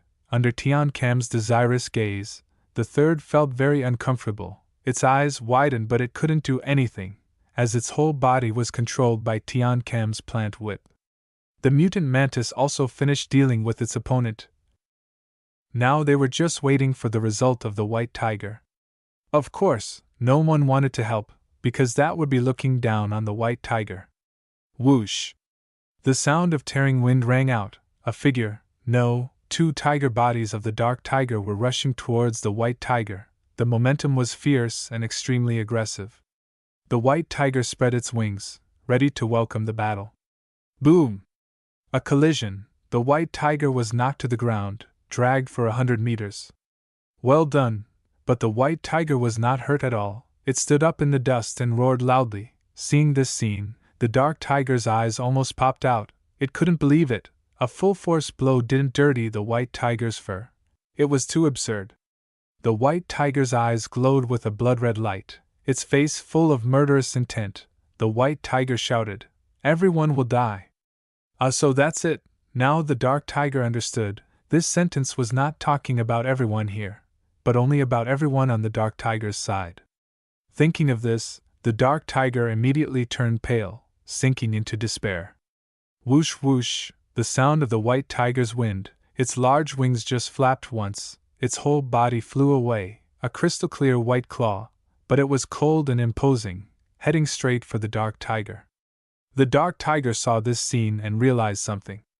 It turned out that the white tiger had seen the outcome of the battle from the beginning, understood his strength, and therefore was determined to kill all the enemy factions. He was not only intelligent but also very powerful. Indeed, this white tiger was formidable. While still lost in thought, the white tiger charged straight at the dark tiger, a full-force blow, and fresh blood splattered instantly. This blow hit the chest of the dark tiger. Then, the overwhelming force pushed the dark tiger to the ground, and the earth-shattering collision sounded. On the shattered ground, the dark tiger lay flat there, fresh blood gushing out. He was critically injured, completely unable to fight. Looking up, only to see the white tiger standing there majestically, his eyes glowing with a cold, deadly light. The dark tiger understood that this was the last moment before his death. The white tiger roared, a final blow, but suddenly there was a shout, "Wait a minute!" The white tiger stopped, turned his head to look behind. It turned out that the fifth Tiger King spoke up. The second Tiger King next to him immediately roared, "Ah, so the old fifth can speak human language, but he has been hiding it." Of course, it's normal to suddenly speak human language at a critical moment, haha. Tian Kam and the Moon Tiger looked at this scene, speechless. The beautiful Tian Kam stood up and said, "If you surrender to Misty Mountain, we can spare the life of your leader." Immediately, the two Tiger Kings nodded like pecking rice. We agree completely." The first Tiger King saw that his brothers had been tied up, had to surrender to Misty Mountain to save his life, felt extremely ashamed. He used a bit of residual strength, shivering, and stood up whispering, "I have not lost yet. I will not let anyone take you to die like this." The brotherhood of them really moved people, but the second Tiger King stopped him. "Big brother, we can't fight them at all." The dark tiger looked deeply into the eyes of the white tiger. The white tiger also looked back deeply, not saying much. 2 days later, the tiger army followed the white tiger to Misty Mountain to present themselves. The white tiger's mouth was chewing the divine flower, walking and laughing with squinted eyes. The white tiger was given the task to go ahead, while the group of Tian Kem stayed with the fox tribe for a while. The white fox was regretful and said to the black fox, "Sister, are we just handing over the treasure like this?" The black fox immediately replied, "We don't have the ability to protect the divine flower. Keeping it is also useless. Instead, use it as a condition to join Misty Mountain. In the future we can continue to receive the essence of life. That is considered the best choice." Tian Kem happily watched the white tiger leave. This time they recruited a powerful group of tigers, 3 transcendent second order and 10 first order. The white tiger seemed very happy. In the future at Misty Mountain there will be the tribe of the white tiger. But why is there no dark tiger? That's because before, the white tiger had set a condition, this time spared the dark tiger, made an appointment with the dark tiger to fight again at Misty Mountain in 3 months. If the dark tiger loses, he will have to submit to Misty Mountain forever. Of course, a translator is needed, that is Tian Kam. The dark tiger immediately roared softly, "Next time, I will definitely not lose to you." But the next day, the group of Tian Kam and the golden ants continued to fight with the fox tribe against the forces in the Qing area, continued to recruit and expand the power of Misty Mountain. While here, the divine tree was still continuing to cultivate to advance to the fourth order. The whole Misty Mountain is having a short period of peace. Magic City is one of the most important cities of the Federation, and it is also a coastal city, so it is always strictly protected by the government, and significant disturbances rarely occur here. A car is speeding on the road. In the car, this beautiful girl is Lin Zi, extraordinary first order, one of the top 10 geniuses of the Federation. She is drowsily sleeping. The travel time is too long, making her tired. Suddenly a big wave rises. Zi feels strange. Why are the sea waves so strong today? Is there any movement in the distant sea?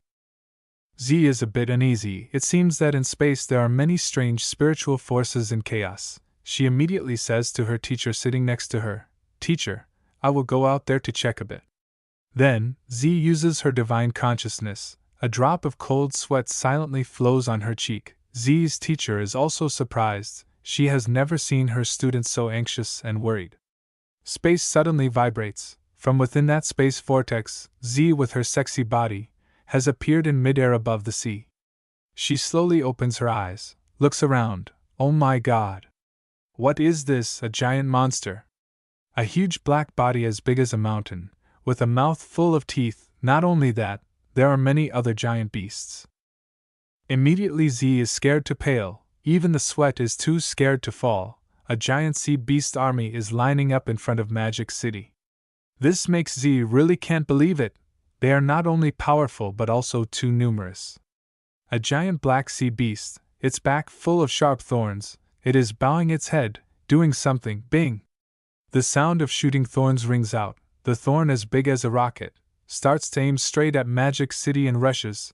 The speed is very fast. A few seconds later it leaves a long yellow smoke trail in the sky. Then, boom! A loud explosion rings out. The dazzling light proves the extremely terrifying destructive power. Z uses her arm to cover her eyes and screams in horror. While she is still stunned looking at the destruction, a giant red eye is shrinking and observing her very closely. End of chapter 152. Lin Z had a bad premonition. A feeling of impending death overwhelmed her. She turned around and saw a huge, dark purple mouth opening wide, filled with sharp teeth and an unbearable stench. This mouth was about to bite her along with a deafening roar. Lin Z immediately paled, her face drained of blood.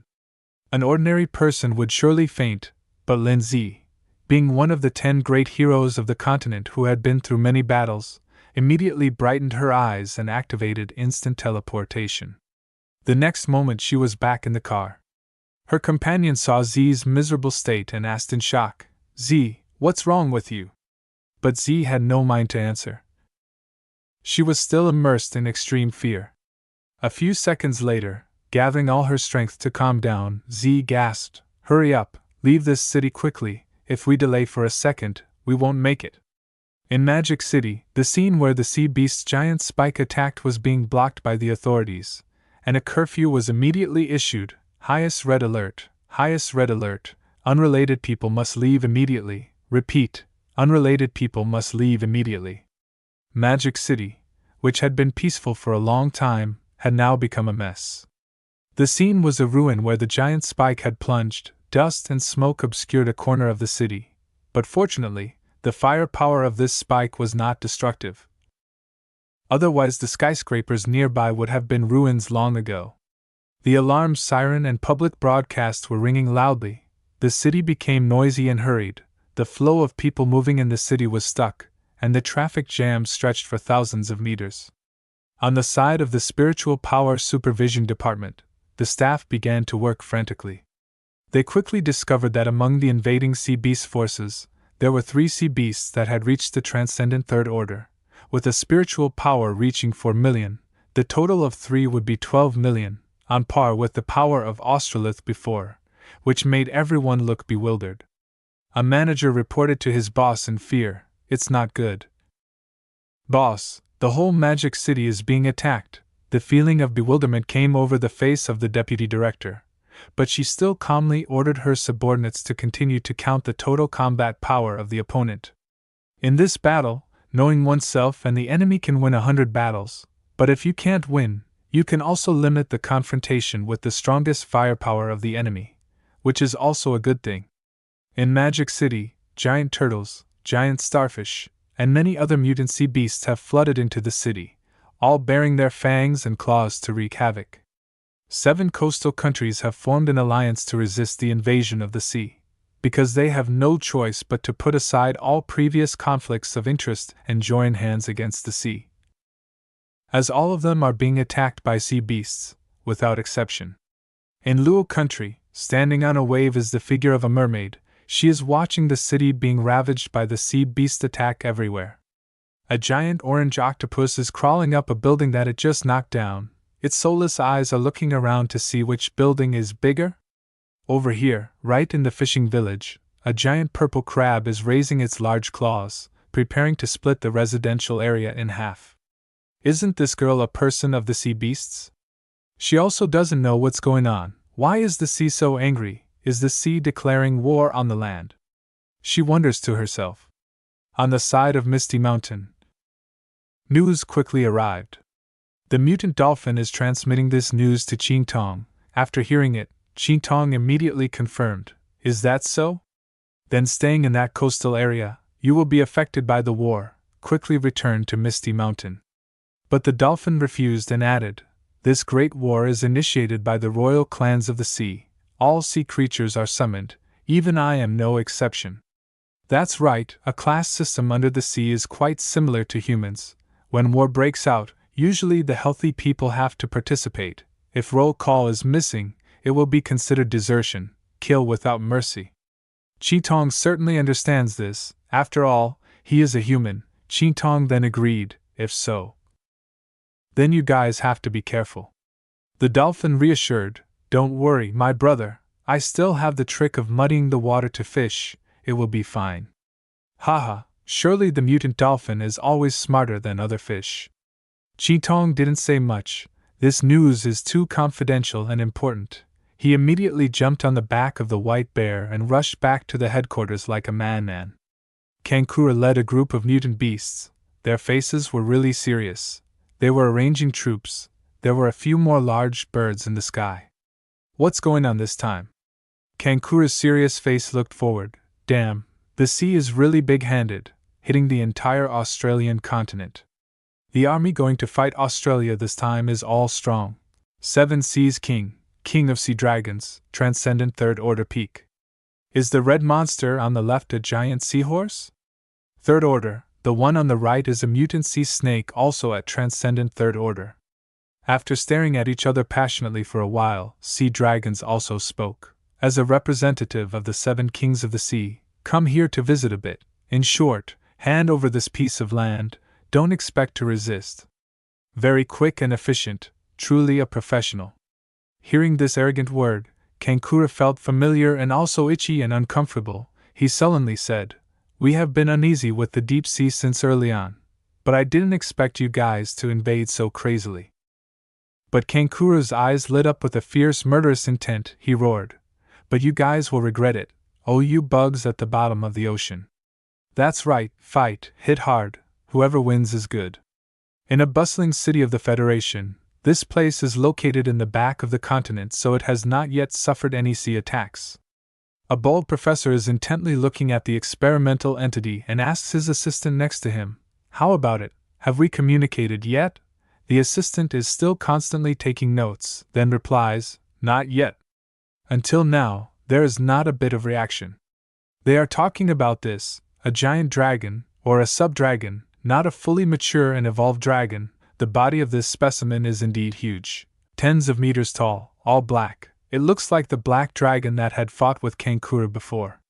The professor is thoughtful. He whispers to the person next to him, the sea beast invasion has only been half a day, but all the coastal cities have fallen. It is the only thing that can help us resist those sea beasts. Our only ability is to communicate with monsters. If we can control it, then humans might still have a chance to be saved. Suddenly, a loud roar came from the black dragon specimen, startling the professor.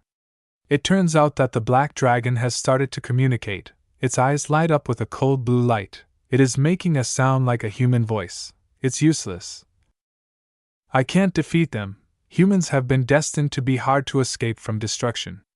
The assistant also startled. It's talking, but the professor doesn't believe his ears. What is it that humans are hard to escape destruction? Damn it, it can't be. The professor pouts, completely disbelieving these words. The professor reasoned with the black dragon. Even though the sea beasts are numerous and powerful, there is no way to win. You are the most perfect mutant beast of ours. Your bones are made of metal fibers. Cells all over the body are wrapped from the field like an electric magnet, can generate a large amount of electromagnetism. The structure of your body has long surpassed the understanding of humans. The more he talks, the more the professor's blood rushes to his brain. He throws out a precious dragon egg and says, as long as you help us drive away those sea beasts, I will not hesitate to give you this egg to compensate. But he also added a condition, that is, after winning, it is not allowed to destroy this country. Please choose. The black dragon pondered. Actually, I don't know if this is a genetically modified dinosaur or a black dragon or a sub-dragon. It seems to be a product of the process of modifying and merging genes of many unique genes. Luo country. The sea waves hit the high-rise buildings in the city directly. The sea water also followed the sea beasts to flood in. The sea turtle is spitting everywhere, and in the sky, a giant stingray is flying around and attacking the ground with its laser eyes.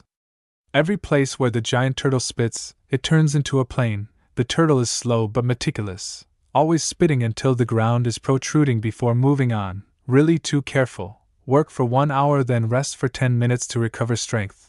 The land in general is still long, just do it slowly. For the cities of the China Federation, sea beasts also crazily attack. Those that can fly or move flexibly quickly take the lead. The boss says just fight. It's not clear where to fight. Both the sword and the flying whale are competing to see who screams louder. Their eyes are blood red. They are immersed in an endless killing frenzy. But humans are small. No matter how many people they kill, they don't know. They have to count the number of buildings as achievements. Whoever destroys more houses is considered more powerful. This is a fish with a large black shadow on its head. It is very deep under the ocean. This time it was also encouraged to attack the land. But because its light is not as bright as the sun, so the more it shines, the darker it gets. It's really pitiful. The superhuman warriors of mankind have begun to fight back against the deep sea. They are not afraid at all and rush in, because they are already the last line of defense. Heavy weapons are naturally not prioritized in such a city area.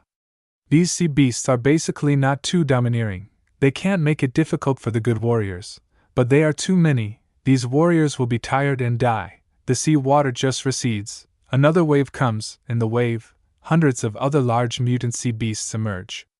Fire City has sunk into the water. This is the city that Xiaoling is managing, because the city's terrain is only level with the sea, and the embankment has been destroyed by the sea beasts. The sea water quickly floods in. Wherever it is high, the sea beasts just need to punch a few times and it will collapse. Wherever the sea beast fights, it leads the sea water there.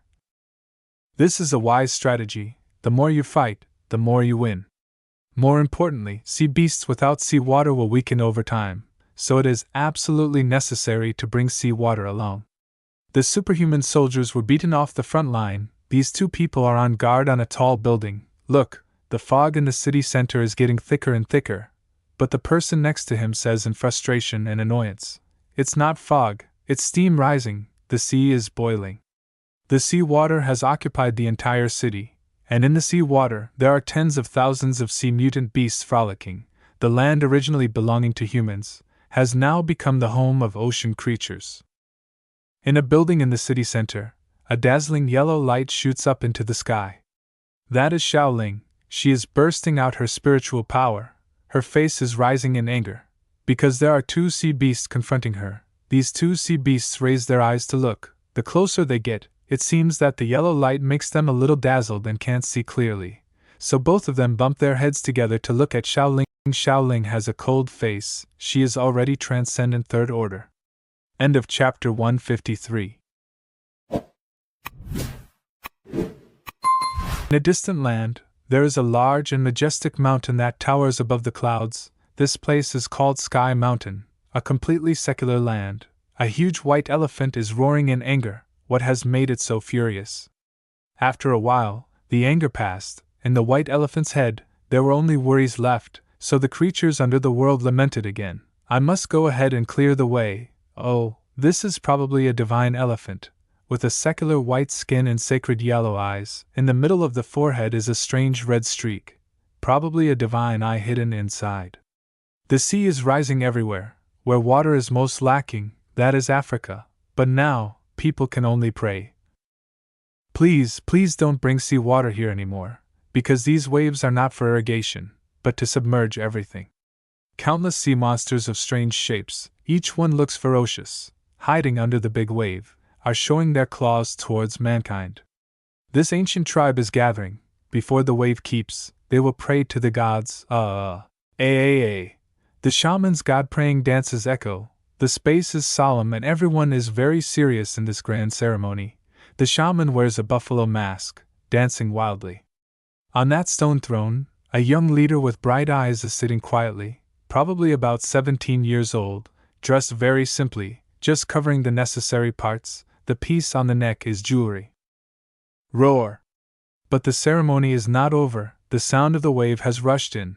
The wave covers the entire mountain pass, and a huge mutant sea beast is opening its mouth full of sharp teeth, a deadly purple color on its skin. It is a giant rock crab.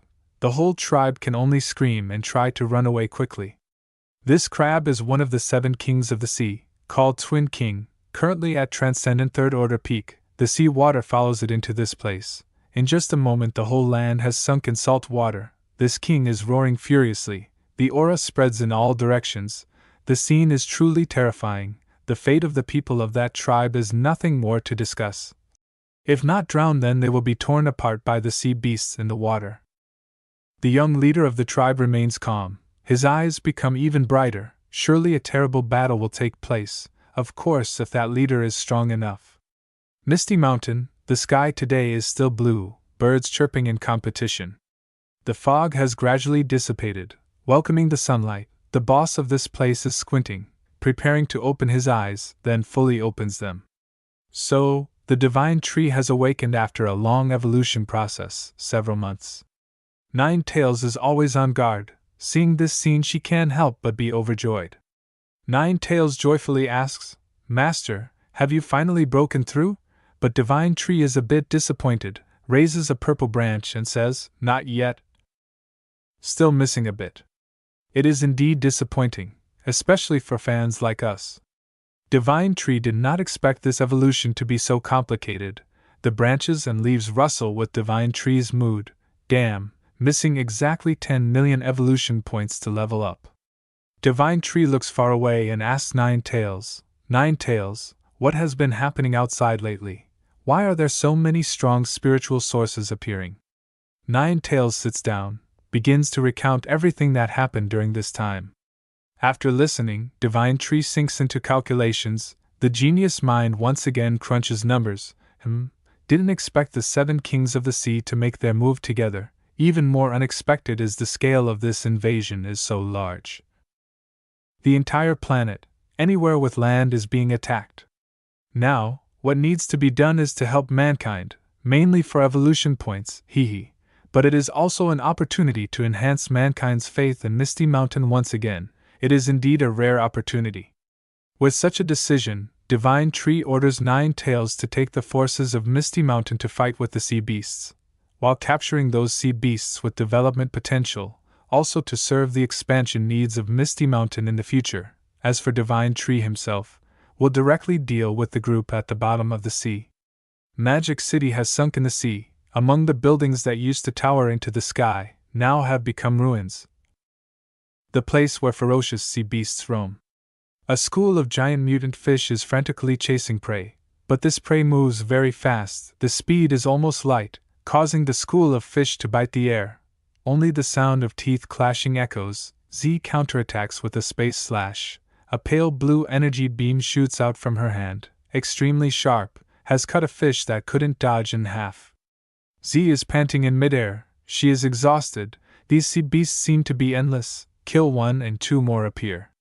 But her fight here is not aimed at sweeping the sea beasts, but to create an opportunity for others to escape.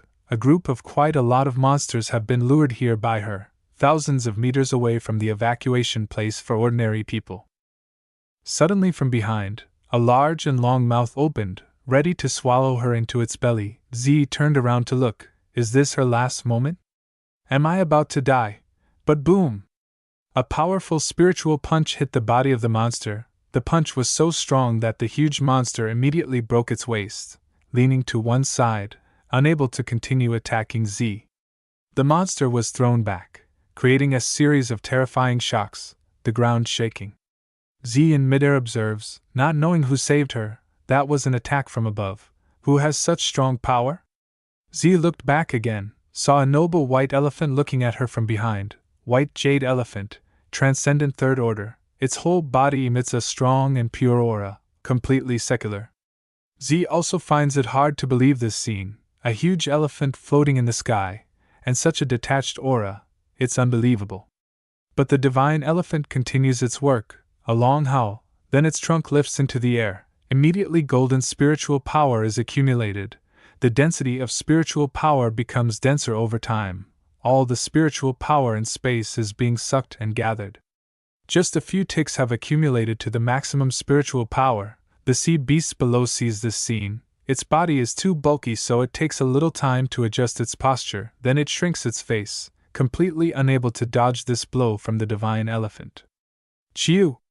The second energy shot is fired. A huge and extremely powerful yellow light beam. The monster's eyes lit up, also ready to take this hit. The entire body of the sea beast is submerged in the destructive light. A strong scream echoes.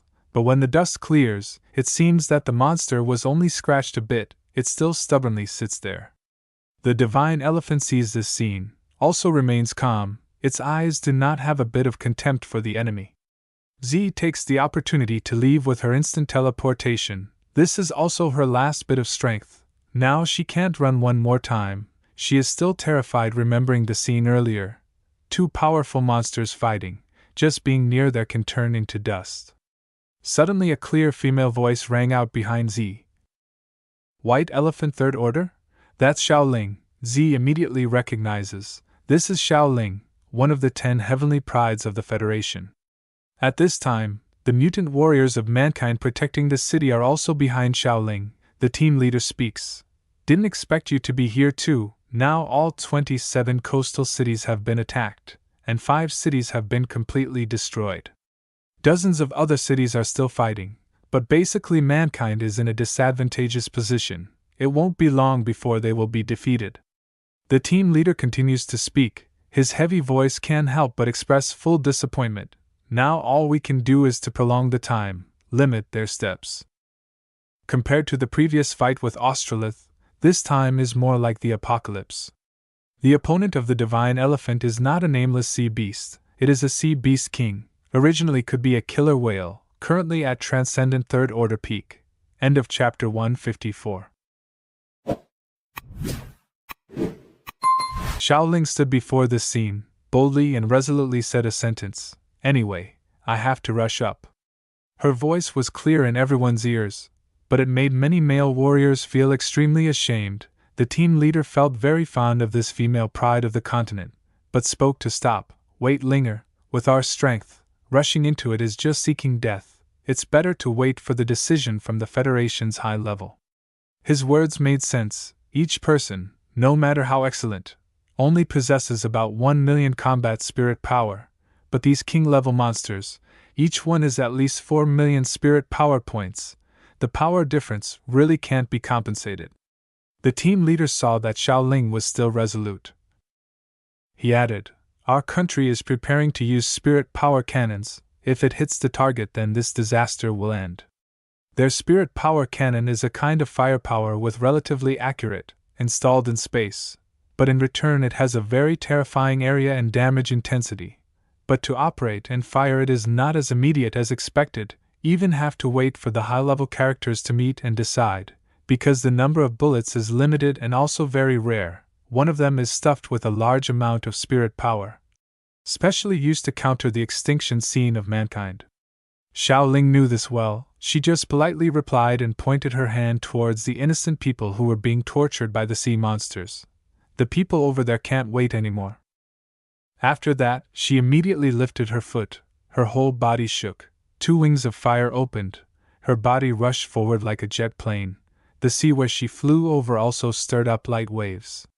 Seeing this scene, the mutant male warriors of mankind were scared out of their wits. All of them couldn't help but exclaim, transforming spirit power into wings and mastering space.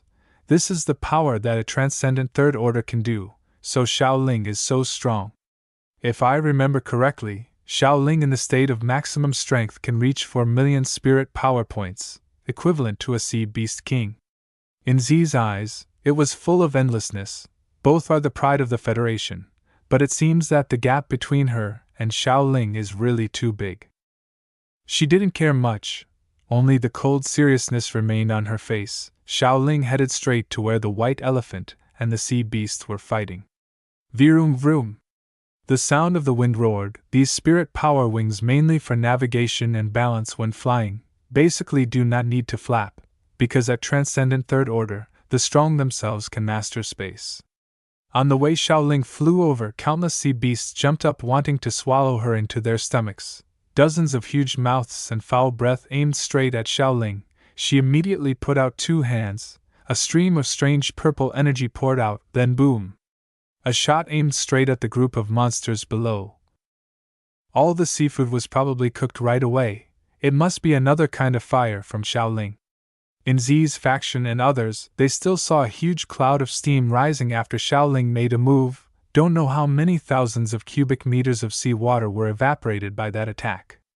Overcoming the steam cloud, Xiaoling wrapped herself in purple light, continued to rush to her target. This is the strange sea beast, a king-level sea beast, with a whole body of purple-black, covered in thorns, and especially cannot recognize what its original form is. This sea beast fights little, but opens its mouth to roar a lot. The entire battlefield is its sound, making Xiaoling feel itchy in her ears and then spread to her whole body. She screamed angrily, her eyes completely a scary white. "You are so noisy!" followed by a direct collision with that sea beast.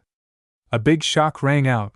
The beast seemed surprised, did not expect to eat such a strong blow. Immediately the whole body could not control and leaned back. Almost the whole body flipped over. Xiaoling still used the rebound to maintain her position in the air. The distance from the opponent was enough. She screamed, "Purple fire burns." This is a new move of hers. A strange purple fire blazed up. Xiaoling threw all this deadly fire into the mutant sea beast. Immediately a familiar smell came out. It is the smell of seafood restaurants, just lacking many spices and onions. Definitely not delicious. Having thrown a full blow at the monster, hoping it's enough fire, Xiaoling quietly waited for the result. But the smoke had not dissipated. The mutant sea beast angrily opened its mouth to counterattack Xiaoling. It thought that this layer of smoke would help it camouflage, to easily launch a deadly counterattack. But Xiaoling had formed a conditioned combat reflex, completely dodged this bite. At a safe distance, she gritted her teeth and regretted, just because the body of the Sea King is too big, her fire can't burn the whole target, so it can't cause any significant damage. Indeed, the beast is as big as 5 large buildings. Roasting it is really hard. Boom! Suddenly a large white figure rushed straight into the right side of that Sea King. The power is really shocking. Look carefully, it is the divine elephant. This blow seems painful, but also did not cause fatal damage to that mutant Sea King. At this time, it saw that it was just silent. It seemed to be angry is more accurate. 2 against 1, and it is the one being bullied in this context. The divine elephant ran to Xiaoling's side, asked with concern, "Are you okay?" Xiaoling grumbled, "Who are you?"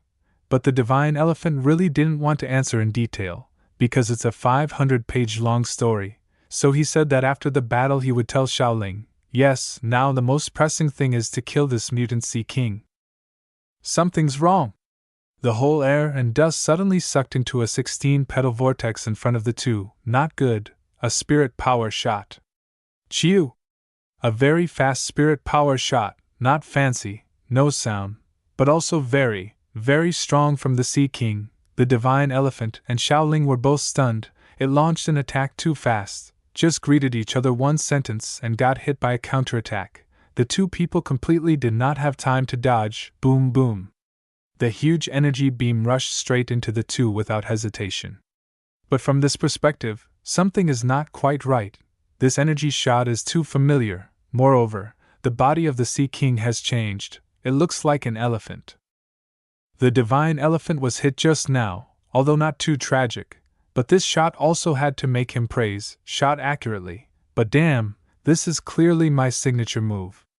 Xiaoling also recognized, the appearance of the Sea King has changed. Xiaoling had previously hid in a purple formation to avoid the attack just now. Damn it, this Sea King is a copycat. Now not only does it have an appearance similar to the divine elephant, but it also possesses Xiaoling's deadly purple fire. It's ironic. Just don't know if this fake stuff is as strong as the original? Xiaoling saw the shameless posture of the Sea King, and her fire was burning on the body of the other. It's really unbelievable. Can there be such a fight? Stealing from the opponent.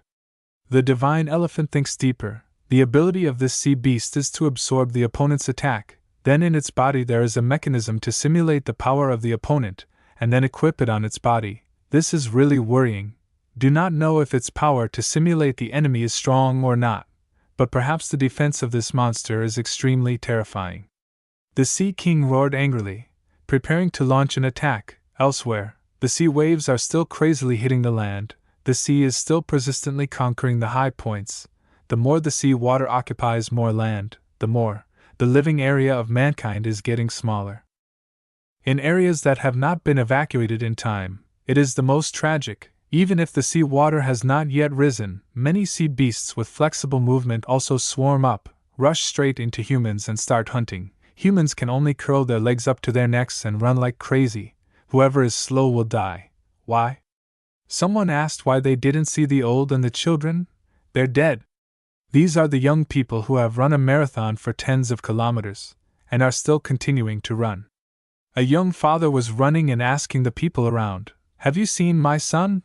Luckily, another young man spoke up, "He's ahead, run faster." The child in panic was luckily saved by a young man from the same village. And they are running like crazy, all heading towards the gathering point. But it's still too far, and right behind them, a mutant sea snake with a mouth as big as a car thought that death had come. But unexpectedly, the sea beast had not done anything yet. A cold claw grabbed it and pulled its whole body away. It turns out that the foggy beasts of Misty Mountain, under the command of the Divine Tree, are working, cleaning up this group of mutant sea beasts. Divine Tree is sitting counting evolution points. Damn, it's still not enough. The city dwellers, seeing this scene, immediately felt relieved. People whispered, "Is it Divine Tree? Divine Tree is here to save us." Then people respectfully shouted, "Divine Tree! Divine Tree! Divine Tree!" Like about to drown, and then met a life-saving float. It seems that the purpose that Divine Tree wanted has been somewhat achieved, but Divine Tree at this time is just meditative, did not expect the scale of the sea's invasion to be so large. Everywhere also see sea beasts invading. At the place where Shaoling is fighting, the sea is still boiling. Big waves continuously hit the shore, because out there, a fierce battle is taking place. The fake black elephant has started to make a move. Hundreds of sharp thorns on the body are launched by it, simultaneously rushing towards Shaoling and the divine elephant. But Shaoling still keeps herself in the formation of purple fire. She can be safe. Just this attack has large damage in too wide area. She is completely blocked and can't do anything. Let hundreds of thousands of sharp thorns roar and rush around her. Dare to steal the divine appearance of the divine elephant, then kneaded into an African elephant, has made the divine elephant go crazy. He rushed straight into the thorns, aiming at the opponent. Is the Sea King behind? How strong these sharp thorns are! But they can't pierce through the skin of the divine elephant. The divine elephant rushes faster and faster. Only a few seconds have reached the Sea King. The divine elephant lifts a large leg of his up, decides to trample this shameful copycat to death. Indeed, the sharp thorns of the Sea King have not finished shooting. The divine elephant is already in front. This copycat seems slower than the real one a lot, and the fake elephant can't avoid it. Boom!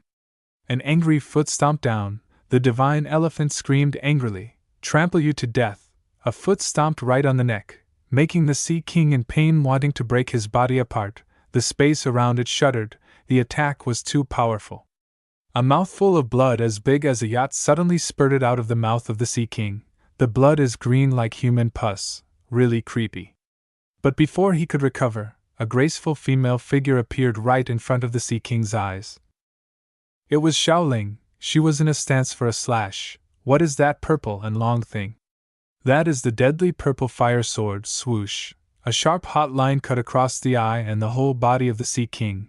Don't know if it pierced through or not. Just saw a straight purple spirit power line shot out, like it had cut across the body of the Sea King. But the Sea King is not an easy kind. He immediately counterattacked. Although the eye was heavily injured, it is indeed a tit for tat.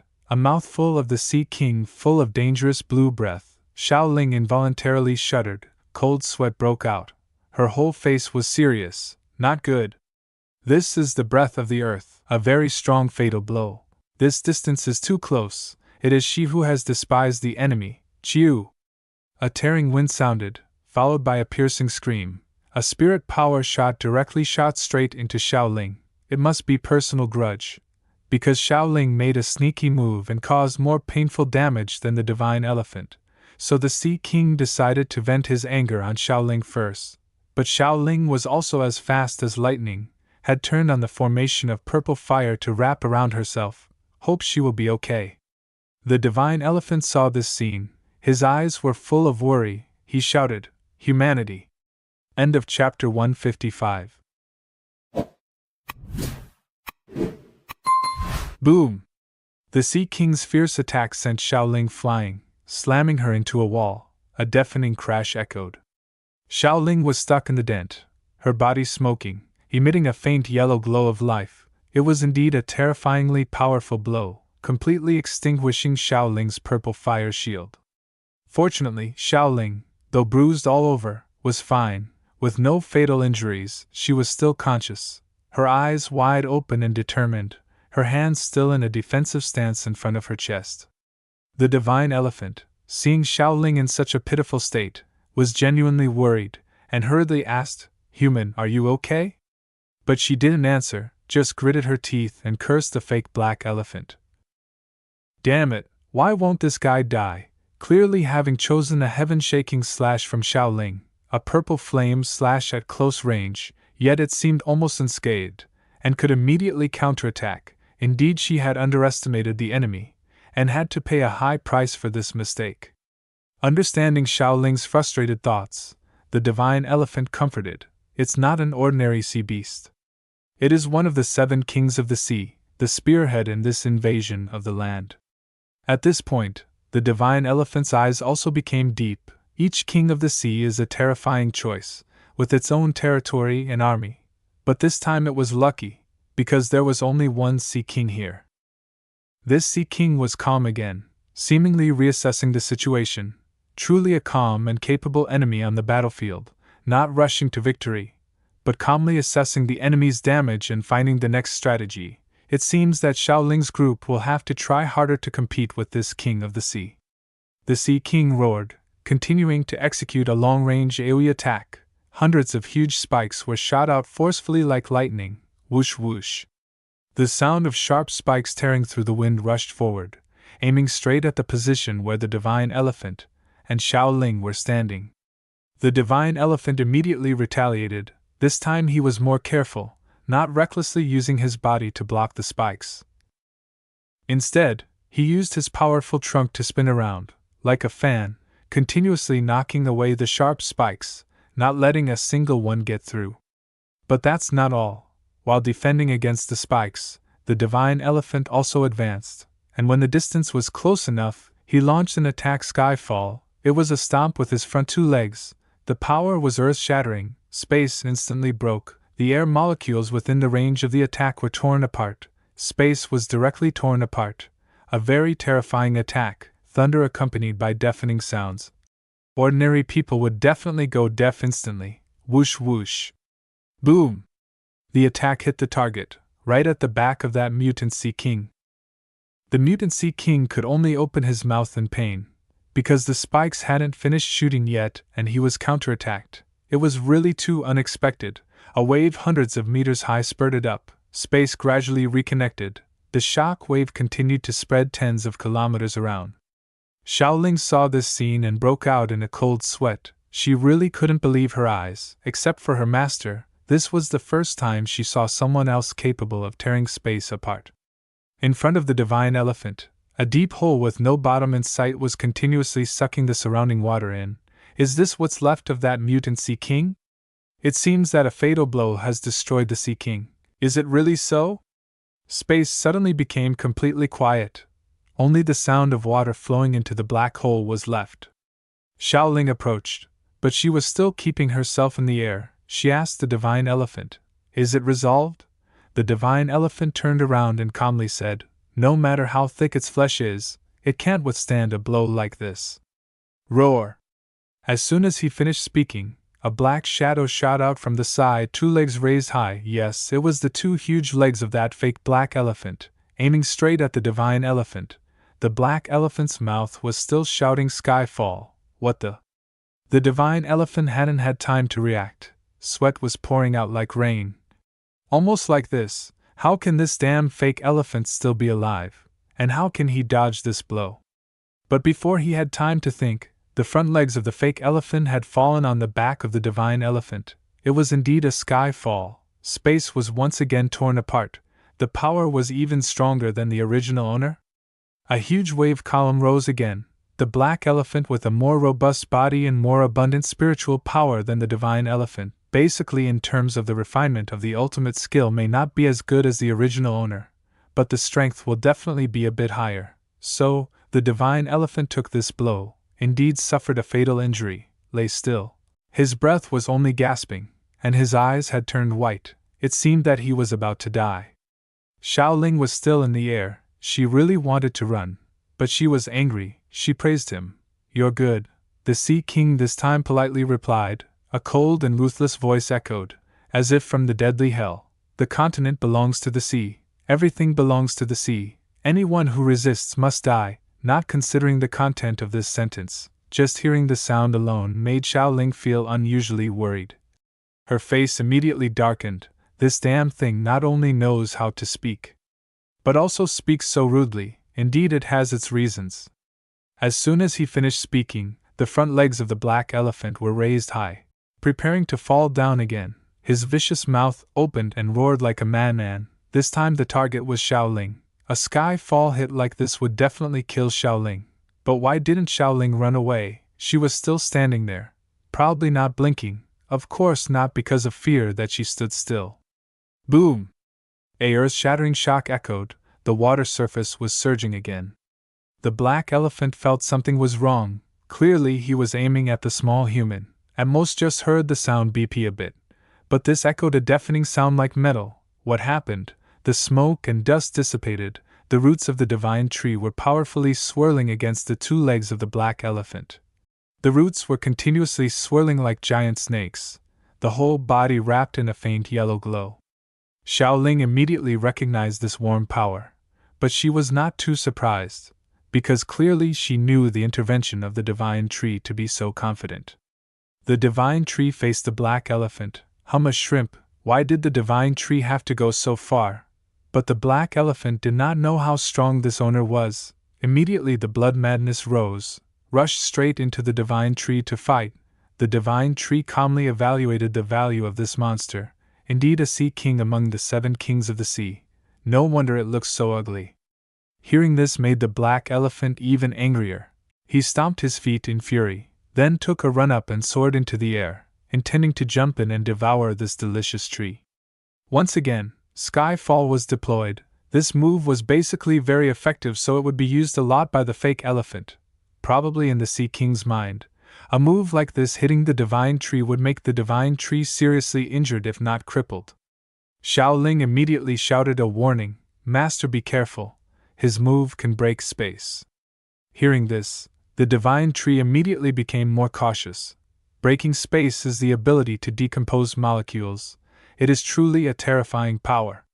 The divine tree immediately pulled up its super hard roots to block. Indeed, space was twisted to the extreme and torn apart. The deafening sound of collision echoed. The shock wave from this move caused Xiaoling and the land under her feet to be thrown far away. She screamed because she couldn't control the situation. But a pure white trunk had caught her in midair. It was the divine elephant. He had used his last breath to keep Xiaoling. She was quite surprised, thought this guy was already dying. Didn't expect him to be the hero saving the beauty. After saving the beauty, he lay down on the water, completely exhausted. In his head only left the unwilling thoughts. Didn't expect that fake elephant to use his ultimate skill to increase his power many times, while he hit the target but did not cause any significant damage. Is it because of the Sea King's ability to absorb damage? Brother, close your eyes and rest. Leave the rest to the divine tree. Over here, the divine tree is still fighting with the mutant Sea King. A few seconds passed. The divine tree was still carefully waiting for the opponent to continue to complete his attack combo. But damn, just this one move. Then the two sides looked at each other. The divine tree got angry. Just like this?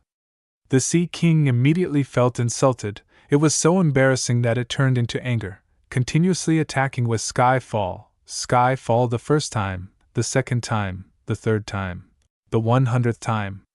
The huge legs carrying terrifying spiritual power and physical strength continuously hit the divine tree. Boom, boom, boom. The sound of space around continuously being torn. Everything nearby was torn apart. Could it be that this guy sees the divine tree as a trampoline? Whoosh! The sound of tearing wind echoed. A root as fast as lightning had rushed up from below. The playtime of the guest is over. A mouthful of blood spurted out.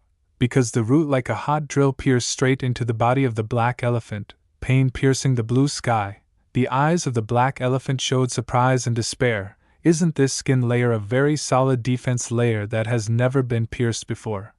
So today there is someone who can pierce it. Is this me dreaming? The divine tree once again calmly said, Are there any other tricks or just this stolen one? But having said that, the divine tree had tightly bound this thief with its 9 roots. The roots were crazily tightening, bioelectric sparks were flickering along the roots. The sound of grinding teeth echoed throughout the body of the black elephant. The pain was getting more and more unbearable. His mouth could no longer close, simply because it was too painful. 4 roots lifted this big-bodied thief into the air. What was the divine tree going to do? Execute him. Divine thunder kill, the divine tree shouted decisively. A fierce thunderbolt from the sky struck straight into this monster. Without rest, without delay, no one could hear the Sea King's scream, because the earth-shattering thunder had drowned out everything, turning everything into ashes. End of chapter 156. The thunderbolt still crackles deafeningly, almost lasting for nearly 1 minute, enough to destroy sky and annihilate Earth. The entire space is made pitch black. Only this single bolt is brightly lit even though it's daytime. Inside that flash, the Sea King is being tortured by an electric current up to hundreds of thousands of volts, unbearable. The Sea King's solid defense layer and spiritual power penetration ability have overloaded.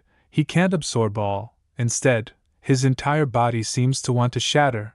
The Sea King is forced to return to his primitive state. The armor on his head also cracks. He screams in pain. The electric chair scene ends. The Sea King is exhausted. Lying flat on the ground, his eyes seem to want to close, sleep for a long time. Divine Elephant and Shaoling see this horrifying scene. Their bodies are cold. This execution scene is also too terrifying.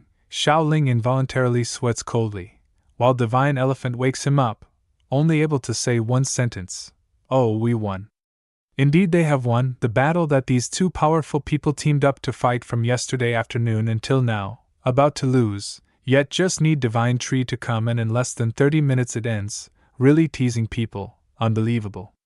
Divine Tree stands there, casting his gaze to observe this pitiful city. It seems the damage density here is even more terrifying than the battle that Divine Tree fought with Australith. An entire city completely returns to ruins is natural. However, GR's city can still quickly rebuild, but this city can't. The sea invades. The land in the future, even if the sea withdraws, will only be a piece of salty land. Not a single plant or creature can survive. This is the point that makes Divine Tree sigh. But it seems only Divine Tree can help, if help then help to the end. So in a moment, Divine Tree gently vibrates his body. A series of trees grow densely. All are big trees with strong roots deeply embedded in the land below. This is a long-standing tree species that can resist salt water that Divine Tree has modified. These trees will help the land not to be eroded, aiming to preserve the area of the land. Immediately, a lush green patch appears before everyone's eyes, enveloping this dead city. The surviving people heard the end of the commotion. Knowing that the war was over, they poked their heads out of their hiding places. All exclaimed, "It was the Divine Tree of Misty Mountain who came to help us. He is indeed a benevolent deity." Divine Tree officially became a god in the hearts of the people of this city. In the Freedom Federation, the leader of the Sea Corps here is a king of the Sea Squid King. With a body like a mountain, his dozens of long tentacles are wrapping around the buildings. Using these buildings as his weapons, he is furiously attacking humans. Boom! A building was cut in half by the tentacle of the Squid King. Then, the sea flooded in according to the script. In no time, all the buildings tens of meters high were also submerged in the sea. The powerful sea swept away everything in its path, not to mention the people. Even the large buildings could hardly resist this wave. The advisor is hurriedly carrying a report in his hand and rushing into the command room of the commander. "Sir, the sea beasts have destroyed 5 of our coastal cities, and are now triumphantly advancing, striking straight into the interior." Then, another message from the White House came, making the assistant also sweat. An urgent message. The commander was shocked, immediately stood up. "Speak, The assistant immediately read the information. The mutant tree of the China Federation has just defeated a king of the sea octopus king in the coastal city. Now this city has escaped the crisis. The mutant tree is occupying here. According to the Strategic Bureau's prediction, there will surely be another wave of sea beast attacks. The commander heard this news. It seemed that a bit of hope rose. It was a vague hope for the future of mankind. But thinking of the Freedom Federation not having any monster strong enough like that mutant tree to resist this crisis for the country, he felt powerless and gritted his teeth. Damn it, we don't have any monster strong enough to resist this time. All have to rely on their own strength. And on the other side, whether we win or not in the end is the most important thing. But at this time, a bald professor walked in and raised his voice. Who says we don't have powerful monsters? The commander was startled, looking at this old man who didn't seem very kind, and appeared too suddenly. And what did the professor mean by what he said? Professor, what are you saying? Of course, it was the story of the Godzilla from that laboratory. Looking at its body, one could guess its genes, definitely related to the previous sub-dragon. Godzilla is being transported by 3 giant helicopters. The military decided to take it straight to the battlefield. No need for further testing. This is the brainchild of the bald doctor. He tried to stuff all the strongest and most precious genes into this creature. It must be said that this doctor is also too talented. There is no elimination process. Even an evolutionary process occurred, making the material structure of this creature far beyond the understanding of humans now. Boom! Godzilla's first step is placed on the battlefield. This body must weigh up to 100 tons. Godzilla's opponent is the Squid King of the Sea. The Squid King sees this monster, still carrying a happy face and eyes always as if smiling, really loves life. The bald-headed scientist is contemplative. Looking at the monitor, he is extremely looking forward to this performance of Godzilla, because the war has just begun.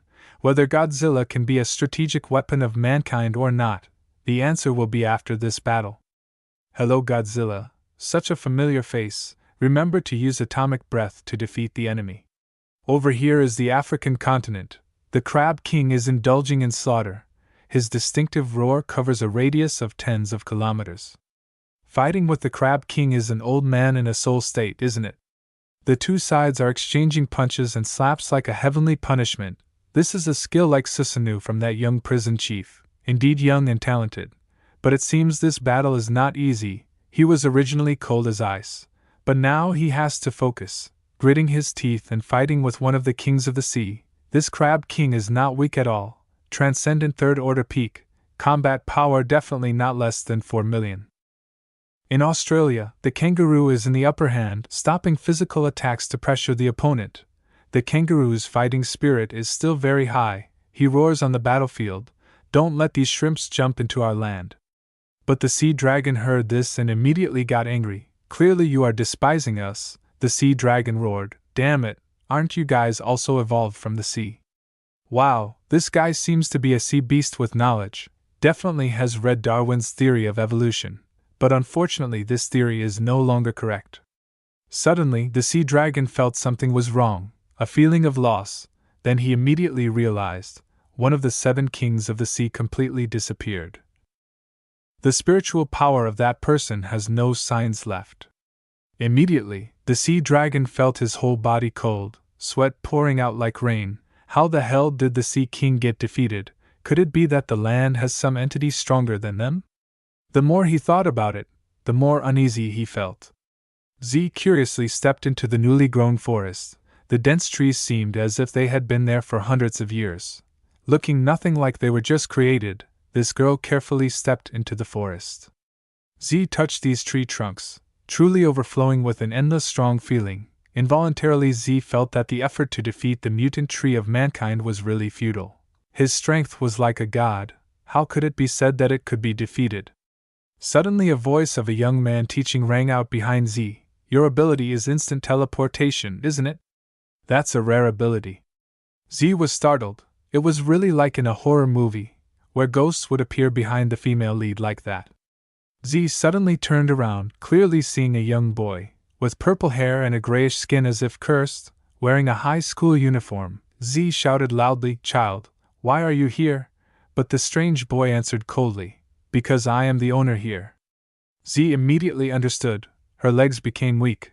Her body seemed to collapse. She screamed in fear, "Mutant tree!" Then, the forest sank into dead silence again. This boy stepped into the center of the forest, where Xiaoling was standing in front of the divine tree. Seeing this boy coming, Xiaoling unexpectedly spoke, "Master, why did you transform into the shape of a child like this, and even brought back a woman?" The divine tree just laughed it off. "Haha, I have a new skill that needs a little testing." Xiaoling leaned her face close to her master, mischievously looked, and then teased, "But this shape of yours really looks like a human." The divine tree felt that Xiaoling was also becoming more and more like a human. Now she even knew how to tease. The divine tree swung his hand up, through Z for a tree root to catch, and continued to say, "I can use illusion on myself so that humans will think that I am a human. But in the end, this entity still can't be too far from the body." Then the boy stepped towards the body of the divine tree. A yellow soul was pulled out from the boy's body, entered into the original body of the divine tree. Divine tree opened his eyes, speaking decisively, "Now, we need to deal with these creatures." Immediately, hundreds of cages protruded. After observing for a while, divine tree wanted to find a superior individual to nurture, but it was really troublesome, completely unable to find any sea beast that was outstanding. All were basically a bunch of useless. Like this catfish. Special skill is runny nose. This brother has the skill to cosplay a cartoon character. This made divine tree extremely disappointed, wanted to exterminate them all. But this sea king is a bit special. It seems the evolutionary path has similarities with divine tree, making divine tree also have to open his eyes wide to observe. Indeed, it is the octopus king, one of the 7 kings of the sea. The system screen appears. Sea beast, extraordinary level 3, peak, great gift of life.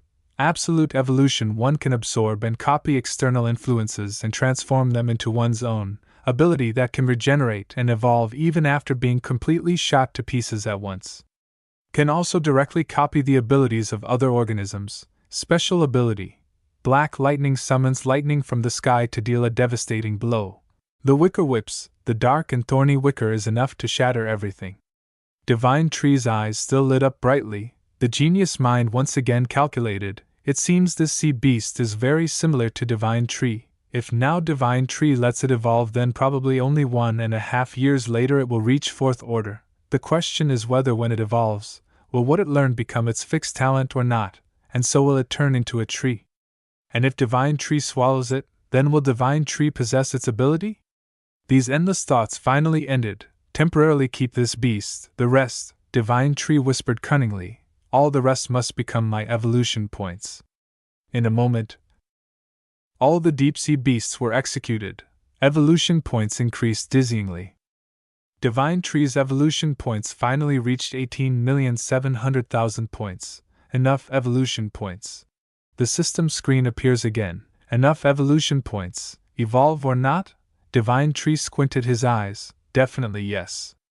End of chapter 157. At this point, after frantically accumulating evolution points, divine tree had enough 10 million points. Do you agree to evolve? Of course, he clicked yes. Then, a pillar of radiant yellow spiritual light shone straight into the sky, and the entire surrounding space vibrated with it. Before going into hibernation again, divine tree instructed Xiaoling, "I have to go into the evolution state. This place is temporarily yours." Xiaoling obediently nodded. Immediately, the entire divine tree suddenly lit up. The whole large tree was covered by a beautiful golden aura. Divine elephant was next to Xiaoling at this time. He transformed himself into a pet state, looking very cute.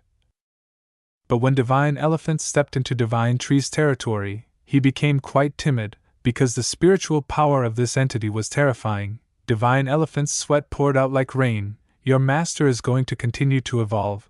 Hearing this, Xiaoling said nothing, just a bitter smile. Divine elephant always complained, such a large spiritual power really makes others jealous.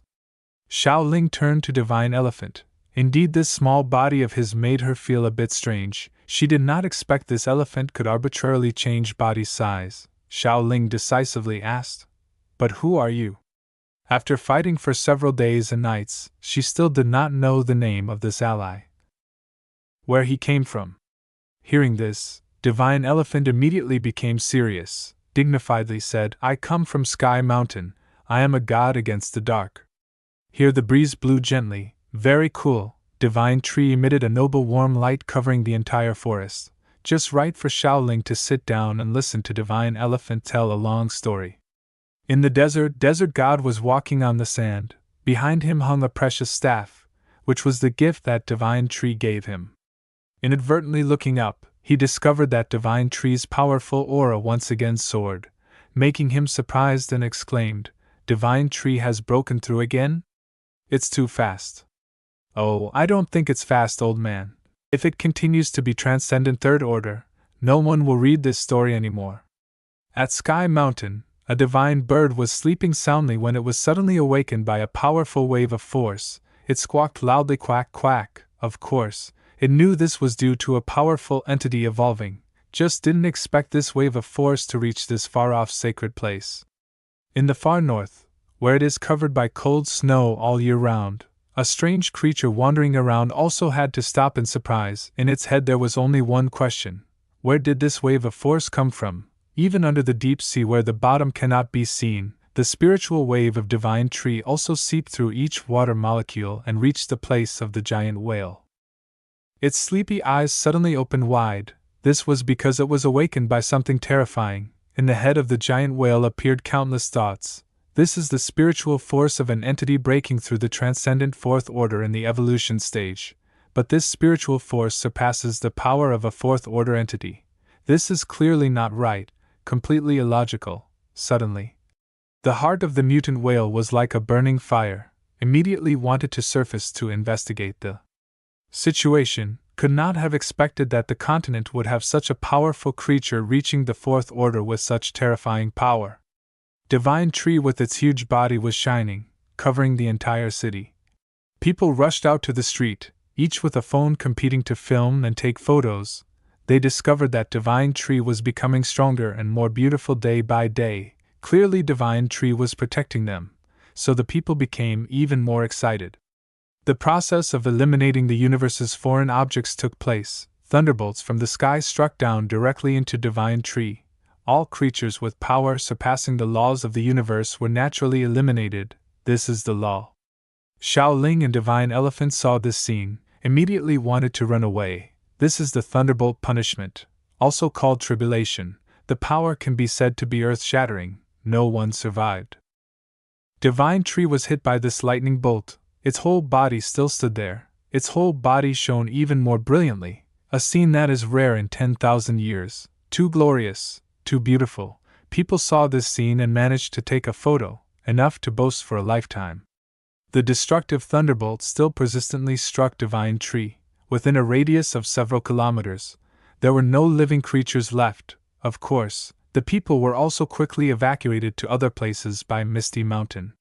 Far away, two strange creatures were quietly watching this whole scene. These are two of the 7 kings of the sea. One black shell king is at the Transcendent Third Order peak. The other is a mutant seahorse also at the Transcendent Third Order peak.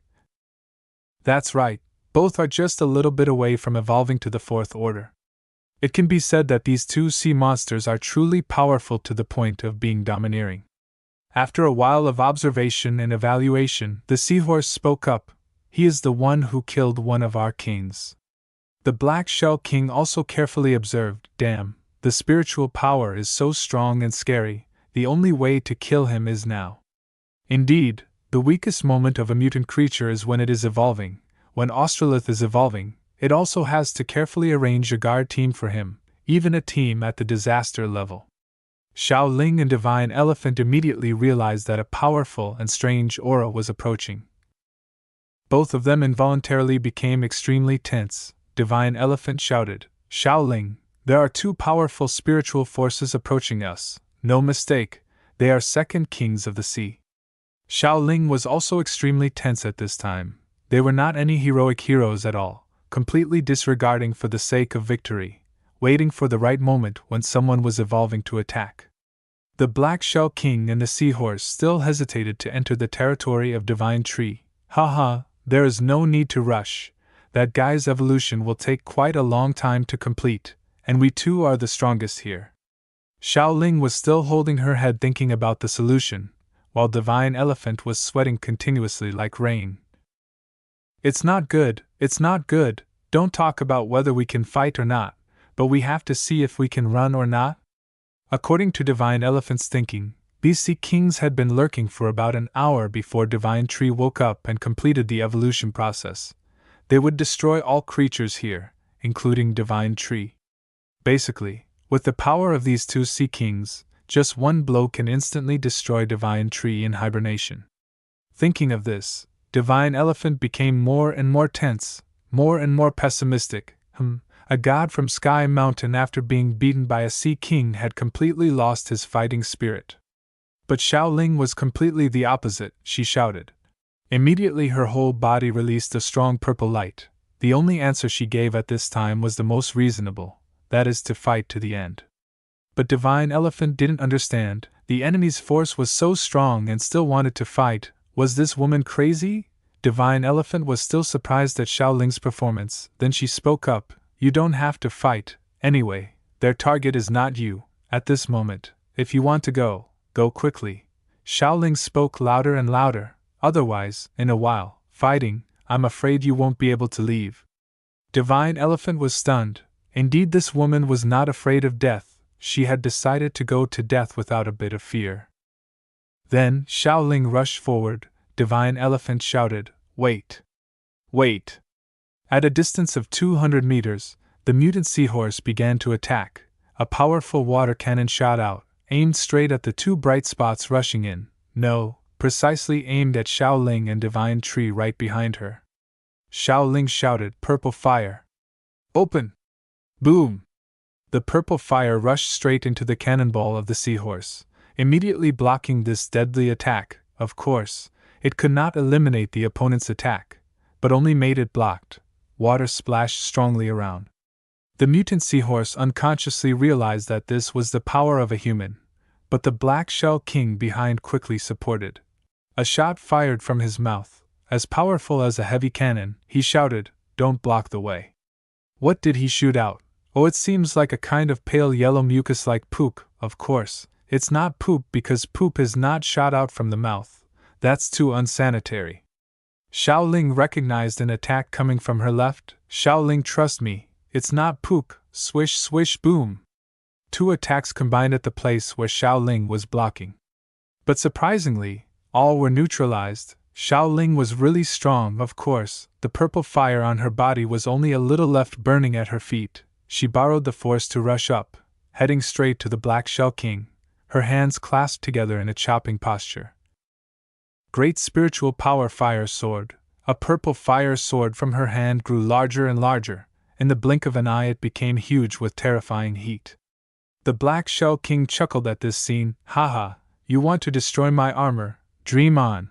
I am the Sea Beast King with the strongest defense. Finished speaking, the whole body of the Black Shell King boomed. A sharp purple sword cut a long path. His armor flew all over the place.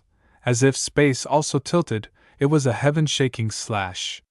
The Black Shell King had just chuckled, but didn't expect to be hit by such a painful blow, suddenly coughed a few times, couldn't believe it. But this move used a lot of force. Xiaoling was also pushed to one side. Before she could fully stabilize in space, suddenly a pale yellow figure came next to her. The speed was terrifyingly fast. Tail whip. This was the close combat move of the Seahorse King. With this move Xiaoling would be seriously injured if not dead. But boom! Don't forget Xiaoling has a helper, that is Divine Elephant. Close combat with Divine Elephant is also one of the strengths. The huge and extremely hard head of Divine Elephant rammed straight into the chest of the Seahorse King.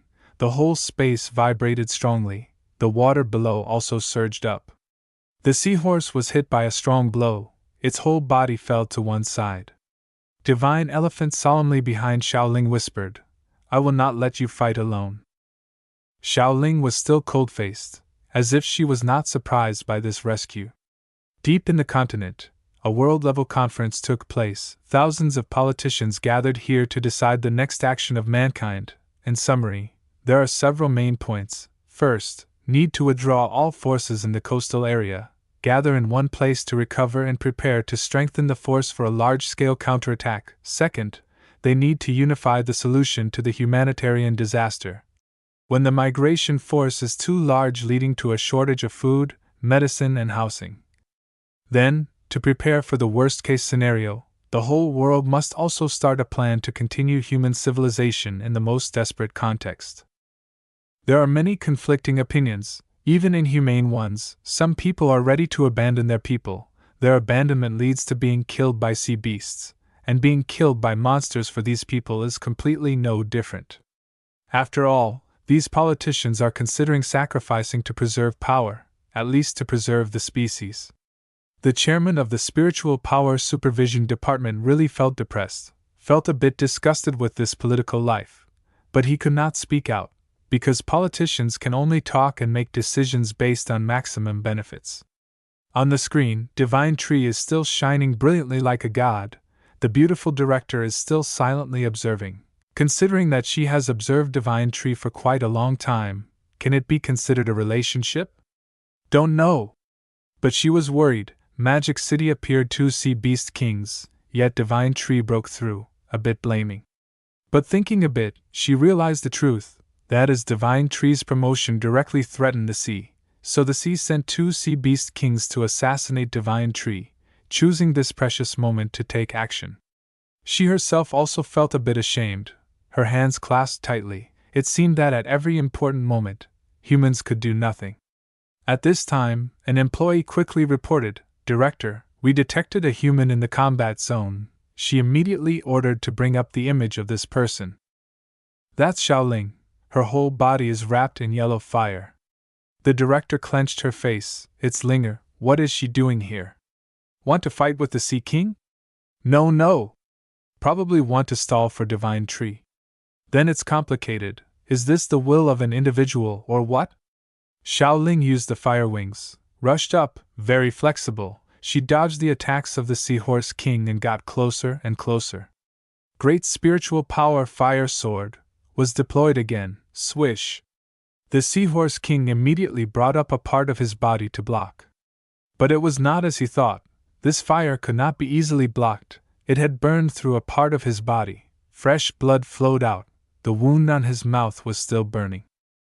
At this time, this Sea Beast King realized this fire was not simple. It seemed that he had underestimated this little girl.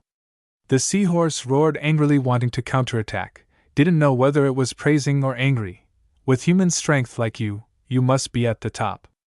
On this side, Divine Elephant was still fighting close with Black Shell. The body shape of the two sides was equivalent. These close combat moves were brutal and shocking, but of course Divine Elephant had the advantage.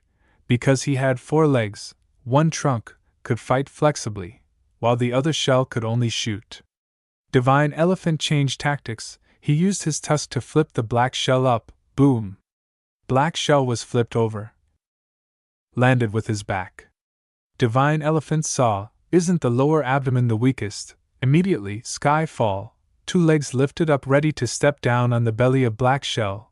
But Black Shell also turned over very quickly, counterattacked in a flash, shot a clump of dull yellow acid into Divine Elephant. It seemed unlikely that Divine Elephant could dodge, but Skyfall terrifying power tore space, directly confronted with the acid of Black Shell. This is a lose-lose situation. Both received injuries and retreated. Acid had clung tightly to the face of the Divine Elephant, knowing that the skin of the Divine Elephant was also an excellent layer of defense, completely no problem against the sharp thorns of the previous Sea Beast King. But with this acid, it really seemed not good. This was a chemical attack. The Black Shell retreated. It seemed that the attack of the Divine Elephant was really terrifying. Stepped on the shell of the Black Shell, causing it to crack. Fresh blood flowed out incessantly. But the Black Shell also chuckled. It seemed that the Divine Elephant was not in good condition. His face being corroded was in so much pain. Indeed, the face of the Divine Elephant had been peeled off, revealing the flesh inside. It looked really scary. At the wound, It was still being corroded crazily, smoking with a stinky smell. Luckily his eyes were not corroded, otherwise he would be blind for sure. Even one blind eye would make the battle instantly extremely disadvantageous. The black shell glared and shouted, "Don't underestimate sea creatures." It seemed that he wanted to continue to attack. The divine elephant also did not rest, immediately gathered spiritual power, prepared an attack from afar. He also roared arrogantly, "I challenge you." The whole city was again plunged into smoke and fire. Xiao Ling on this side also raised her hand. Thousands of fire butterflies rushed forward, aimed straight at the Seahorse King. The Seahorse King did not hesitate. The water shield with countless streams of water had been swirling around and erected to counter the attack of the fire. Next, the seahorse gathered water around his body. Water armor was created. He intended to attack the leaf armor with Xiaoling? The seahorse really rushed straight into Xiaoling, but not to attack but to surpass her. Unexpectedly, Xiaoling used all her strength to stop him, making him retreat. The seahorse was furious and shouted loudly, "I don't have time with you here, don't obstruct me." After speaking, he performed the unique skill Water Shield once again. This is a unique skill that not only can neutralize attacks, even attacks of a higher level are weakened by the continuous movement of the strong swirling streams of water inside. But now, even Xiaoling was surprised. He used this move to imprison Xiaoling inside. There was something not simple. Xiaoling frowned. Inside the water shield, Xiaoling's fire was completely neutralized. Right after that, around her immediately appeared water droplets as big as a human head. The seahorse deployed explosive bullets. Immediately hundreds of these water droplets shot towards Xiaoling like bullets. Xiaoling twisted her soft body to dodge. She was like a clever butterfly, dodging through the rain of bullets.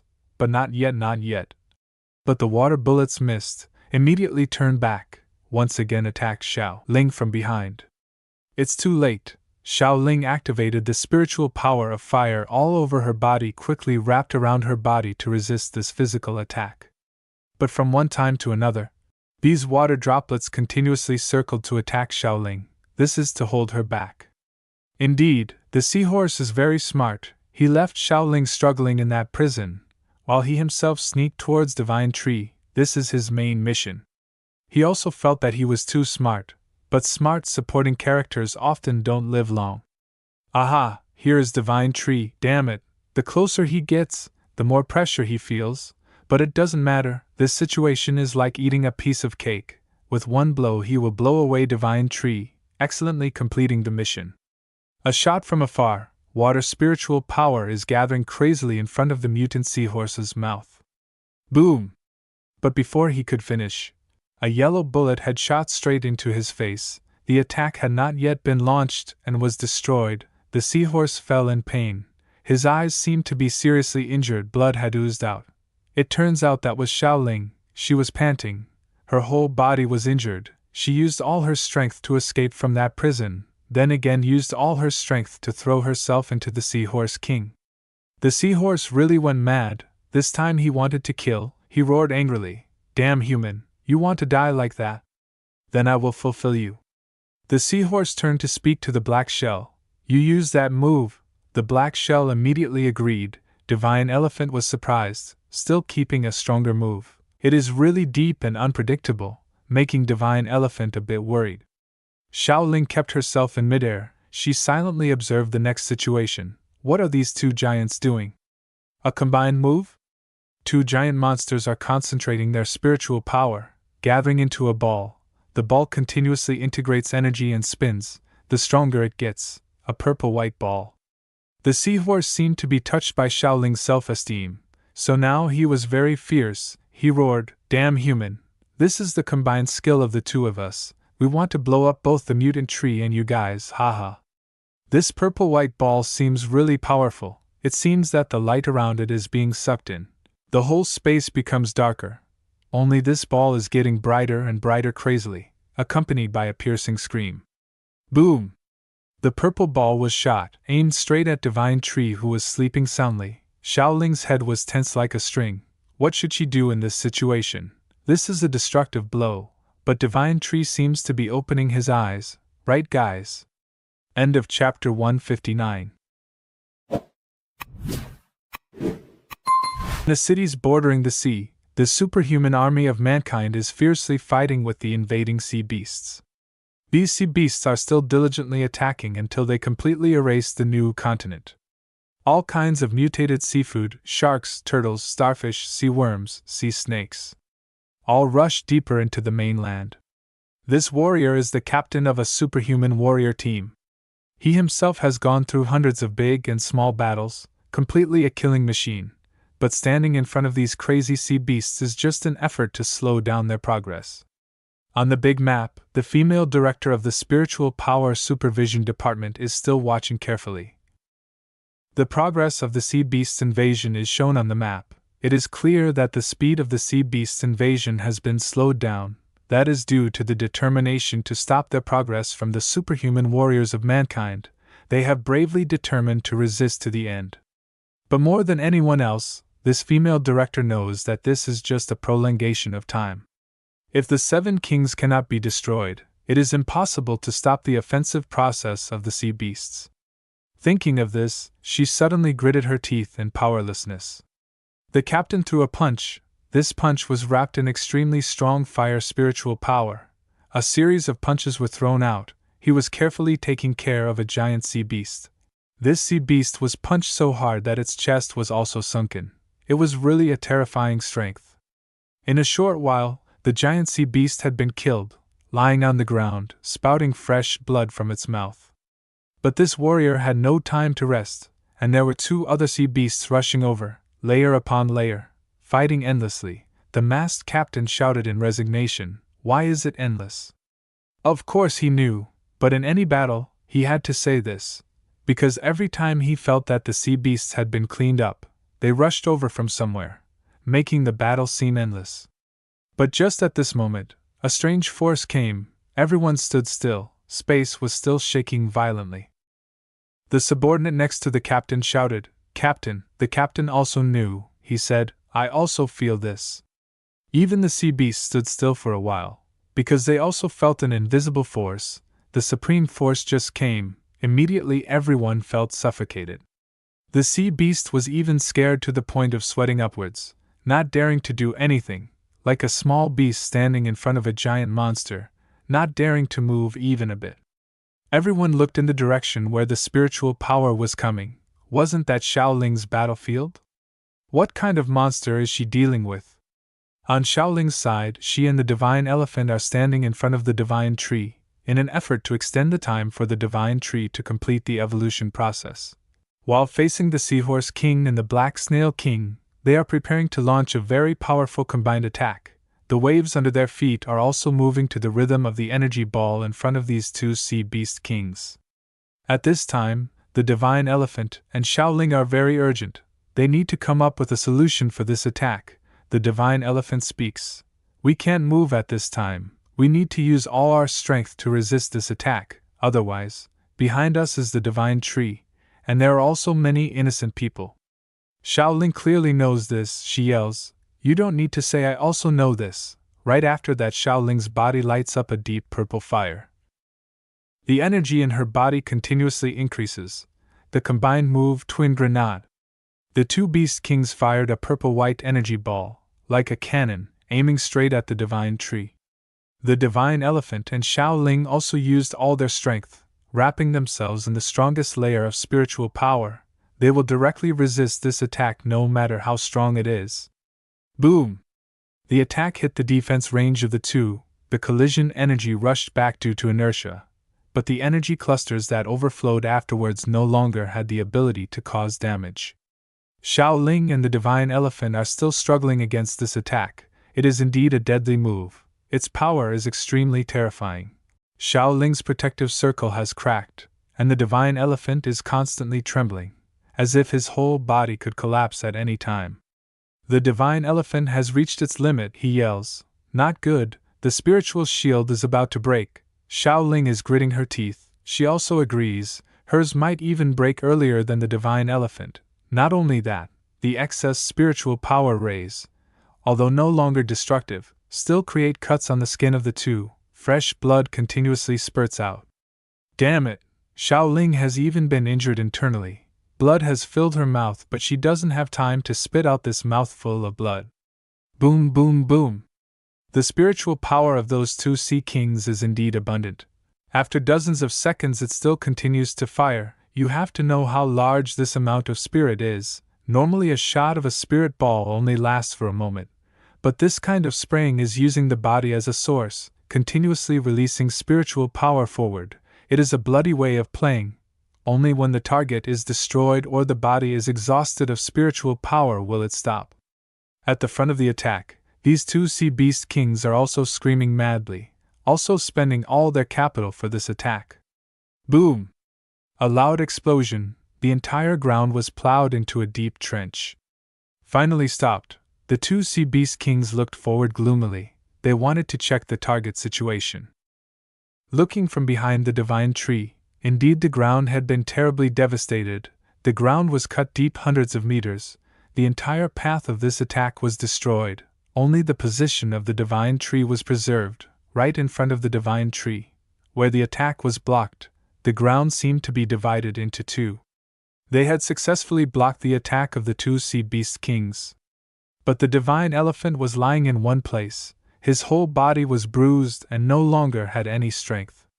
Xiaoling was next to the divine elephant. She put her hand on the elephant's trunk, as if she wanted to say something to this comrade in arms but didn't know what to say. It seemed that Xiaoling was a bit better than the divine elephant, although her whole body was also full of wounds.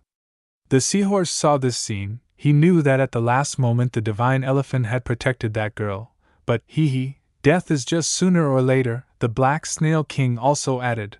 This time the mutant tree has really been isolated, Xiaoling bravely rushed forward. Her figures in the eyes of the divine elephant were quite faint. His vision was so weak as if about to faint, but the divine elephant still spoke weakly. Xiaoling, don't go. Xiaoling had suffered full body injuries. Her internal organs were also not lightly injured, but she still bravely moved forward, one hand holding her stomach, panting. She stared straight at those two enemies. Her eyes were not at all timid. This time she would continue to protect the divine elephant behind. The divine elephant looked at this scene, completely powerless. Is there any human in this world like her? Not afraid of death at all. Anyone who doesn't know would think she is tired of life. Today the divine elephant really feels like his eyes have been opened. The seahorse king yelled contemptuously, "Stupid!" Then he and the black snail king fired another shot together. At this time, Xiaoling only had one meaning left, that was to protect the owner. She vaguely thought that this might be her life's mission. That was before, but now, she is clearer about the whole world. The battles revolving around ranking, revolving around territory, just keep going. They are really meaningless. She desperately wants to stop these battles, but she knows, in this world there is only one person who has enough level to do that. That is the owner. So, her mission is not only to protect the owner, but also to protect the future of all living entities in this world, so she is even more determined not to let anyone dare to hurt her owner.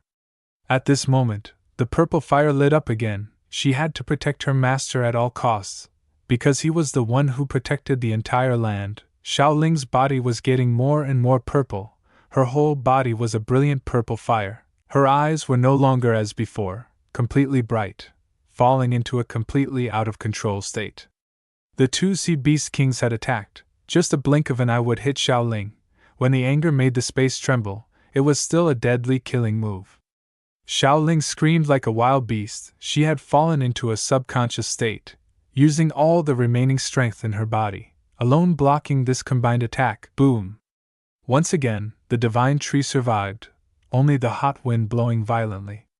But it seems that the divine tree has opened its eyes. Damn, it has been too long. Opened its eyes from the previous chapter until now.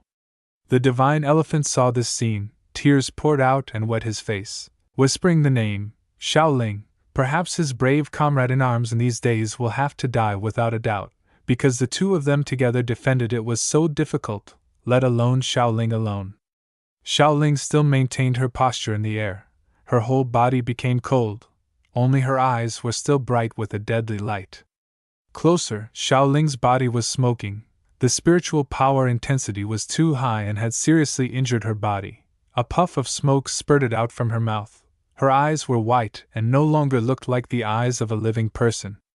The Seahorse King looked at Xiaoling. His eyes showed surprise, a bit of admiration for the provocative words. Blocked it? But this kind of behavior is completely meaningless.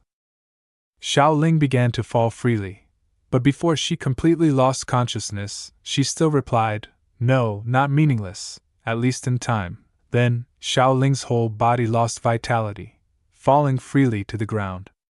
Just like that, her mission was reluctantly considered complete. The divine elephant yelled, "Xiaoling!" He intended to rush out to hold her body but could not move at all. His whole body was bruised and no longer had any strength. Whoosh! A tree root quickly rushed to support Xiaoling. The branch was soft and red as blood, the leaves were green. Was the divine tree awake? The divine tree was furious, never finished evolving, and was so angry. His daughter was abused right in front of him. End of chapter 160. The roots of the divine tree radiate a soothing blue aura, but the space around it is filled with a powerful, oppressive aura. This faint blue aura gently swirls around the large roots that are moving towards the elephant god and Xiaoling. The elephant god, exhausted, lies down, his face swollen like a pig's head. He sighs and whispers, "Finally, I can rest." Xiaoling feels the warm and peaceful breath from her master. She doesn't say a word, seemingly wanting to enjoy this sense of security a little longer. Eventually, she can't help but say, "Master," because the scene before her eyes is incredibly strange. A completely new divine tree, its tall and vast body is enveloped by a faint, elegant, and noble blue color. It's full of oppressive power, but also very refreshing. The divine tree affectionately looks at Xiaoling. This girl is really strong. The divine tree is satisfied and suddenly deploys a new skill, Life Essence Dance. Immediately within a radius of several tens of meters, a rain of life essence appears, and the whole space changes from a faint blue to a vibrant green. Xiaoling silently feels her body recovering vigorously. Her body no longer hurts, and her spiritual power continuously penetrates into her body from the outside. The elephant god can't help but stand up to see clearly. A magical rain. His physical strength is continuously being pumped in, recovering quickly. The divine tree gently says to Xiaoling, "You rest well, leave the rest to me." But at this moment, the elephant god rushes back and shouts loudly, "Xiaoling, just leave it to me."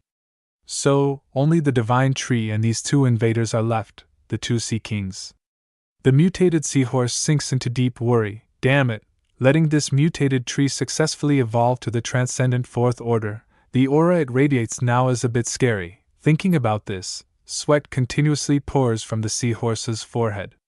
The Black Shell King's eyes are still shining. He is not hesitant at all. He asks very succinctly, "So can we win or not?" The divine tree hears this and pouts, "Can we win or not? Do you still need to ask?" The two of them hear this and are confused. They don't understand. The divine tree turns his face as fast as flipping a book. One moment he is affectionate with his teammates, and the next moment he shows a fierce face like a demon. The divine tree roars in anger. "Of course you can't win." This turnaround really scared the two sea kings. Moreover, the strong breath of the divine tree even blew away the sweat on their faces. How did this guy become so grumpy? But being yelled at by others like this is also the first time. The two sea kings feel that their pride has been touched. The dog is desperate, so in the end, they have to risk their lives. After saying that, both of them transformed, becoming the most ferocious beast shape. The seahorse grew two large red horns, and the black shell grew large spikes on its back. Both of them yelled. At most, it's death.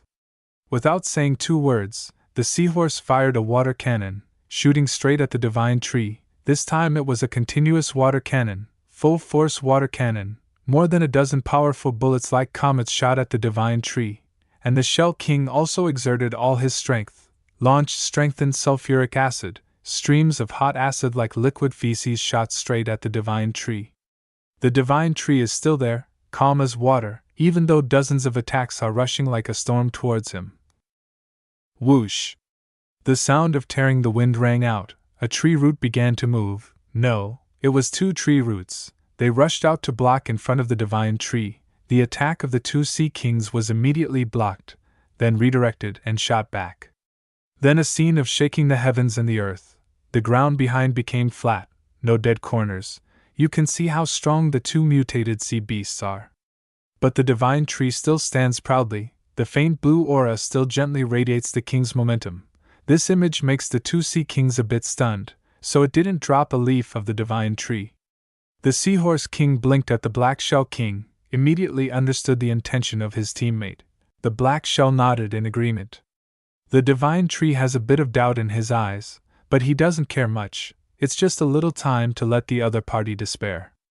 Joint double bullet is deployed again. It seems to be the old trick. This is also the strongest trump card of the two beast kings. In a moment, the whole space trembles again. The spiritual power of the two sea kings continuously condenses, once again forming a huge spiritual power bullet. Boom! The bullet was shot at supersonic speed, a true destructive blow. The divine tree looks straight at this blow, a bit frowning. Boom! A loud noise like the sky is falling. Once again the whole area is submerged in the light of destruction. The whole land is shaking crazily, dust is everywhere. The seahorse king anxiously looks at the smoke in front of him. Like checking a lottery ticket, his eyes dare not blink once. The divine tree is still safe and sound, but can't help but rise a disappointment. The divine tree yelled, "Damn it, is this your greatest courage?"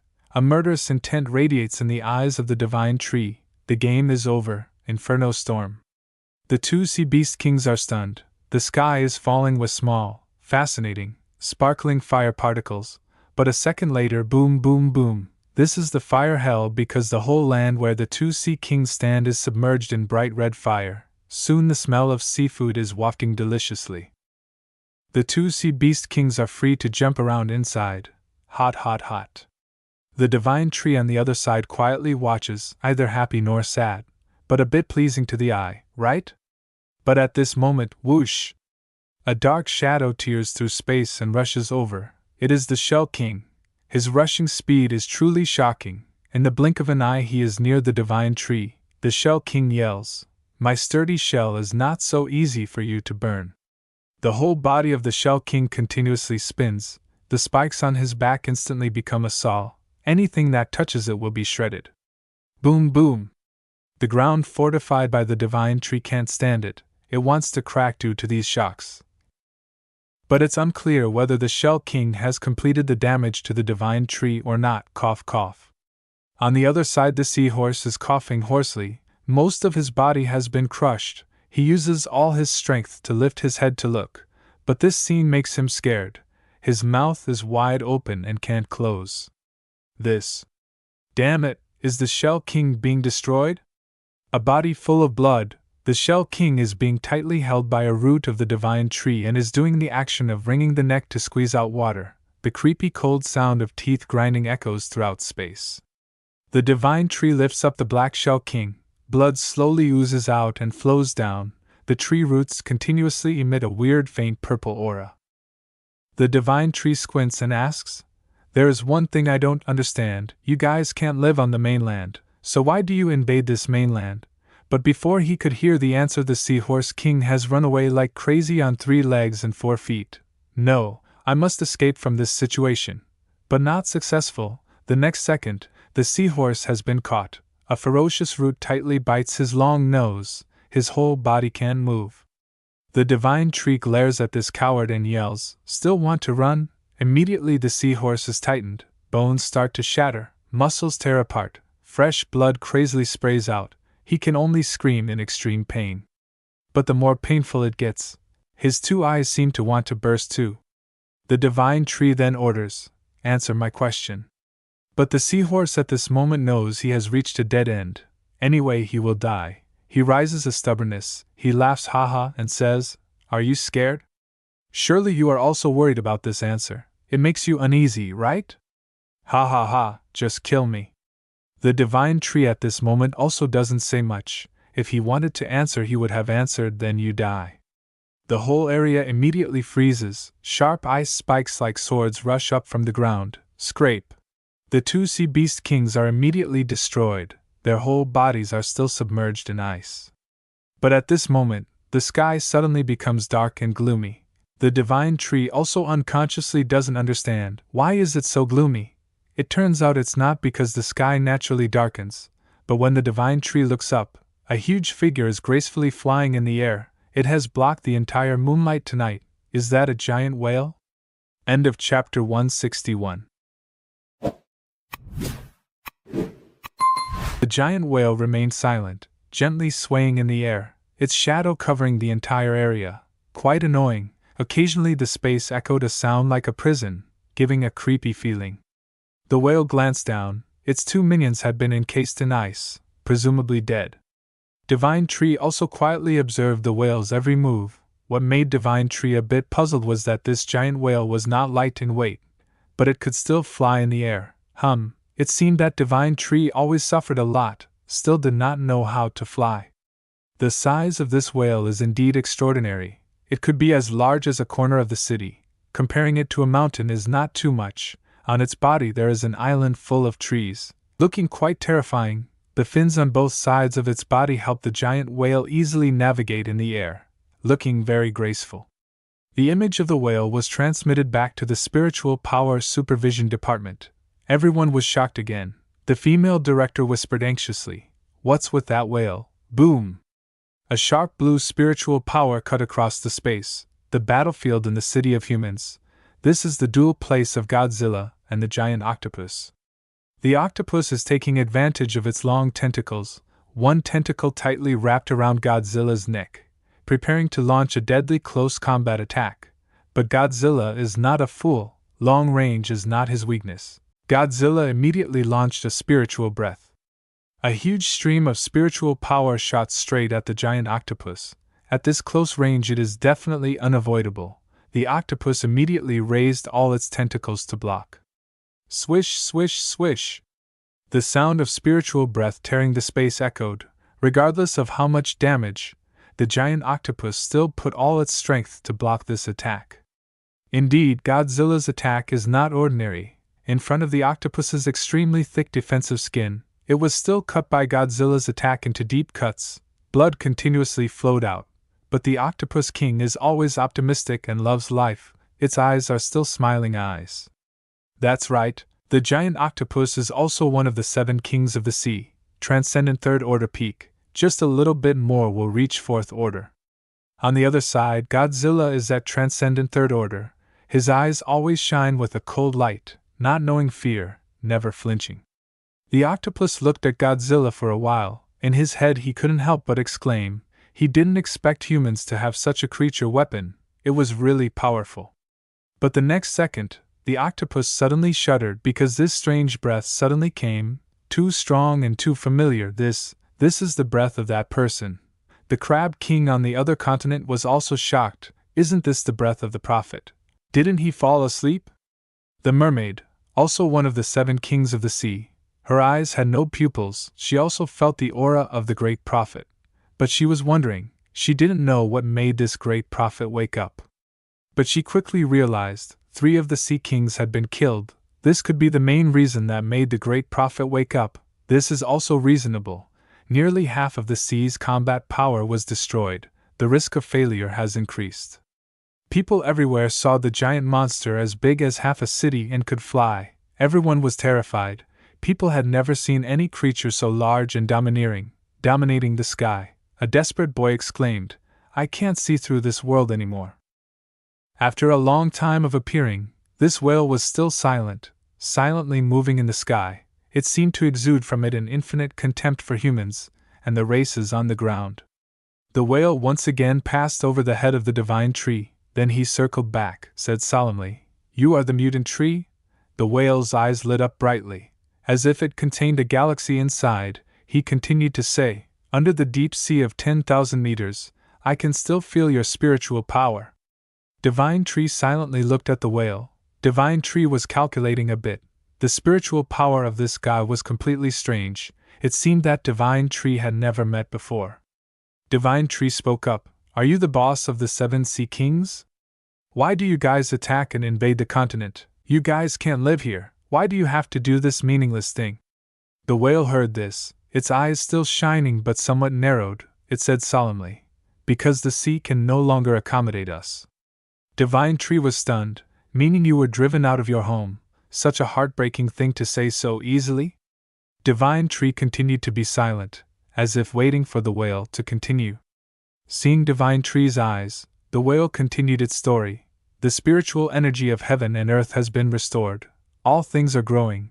The land is also enough for sea creatures to log in and reproduce. We sea creatures will soon evolve and adapt to life on land. So that's it, they were not driven out of the sea, but they abandoned the sea themselves, wanting to occupy more land to dominate this planet. Knowing this, Divine Tree was immediately furious, shouted, "Damn it, you guys want to live on the continent, then you just kill all the creatures on the continent?" The whale stared, replied provocatively, "Not wrong, only strong races deserve to survive. Isn't this the principle of you humans?" "Use you." Divine Tree was immediately startled, didn't expect this guy to know Divine Tree's name, even considered him a human? "This guy has so many secrets," Divine Tree shouted. "How do you know my name? Who are you really?" At this time, the whale stopped in the air. Its whole body exuded a cold and dark aura. It said solemnly, "I am the darkness." After hearing the opponent's answer, Divine Tree immediately heightened his vigilance, entered a defensive state. Could this be the darkness that the system mentioned? Is this also the darkness that the desert storm god warned Divine Tree about? Divine Tree immediately shouted, "Today, if you don't tell all your secrets, don't think about escaping from here." Boom, boom, boom. The surrounding area immediately rose up with an ice storm. Ice walls tens of meters thick immediately grew at an astonishing speed, wanting to completely seal off this space, not giving the whale a chance to escape. Seeing this scene, the whale remained calm as if nothing had happened, showing no signs of surprise or fear. The sound of ice cracking echoed in all directions. Divine Tree's boundary was continuously being perfected. The whale seemed to have understood Divine Tree's intention. It raised its head high, its eyes slightly narrowed and shone with a deep sparkle. It gently said to Divine Tree, "You want to separate us from the outside world. You must be afraid that your secrets will be heard by humans and your subordinates, right?" The giant whale glanced at Divine Tree. Its tone became provocative. "I wonder what your expression would be when your subordinates find out the truth that you are a human." As soon as it finished speaking, the ground suddenly shook. Divine Tree's roots sprouted from the ground. The shape of the roots had transformed into a strong foot. Divine Tree shouted angrily, "They will never know." At this time, Divine Tree had blinked and transformed. Its whole body of dense leaves had turned into a muscular strongman, extremely powerful. Its whole body still had gaps revealing a dense blue spiritual power that was dissipating. The red branches like blood had become long hair thrown back. A very domineering figure. Divine Tree raised its hand as if it wanted to squeeze something and shouted, "You will die under my feet." The whale looked at this figure of Divine Tree. Its eyes immediately lost their calmness. Its bright spiritual power also began to overflow from its eyes. The battle would begin. The divine elephant had run quite far away, looking at the entire ceiling formation in front of it.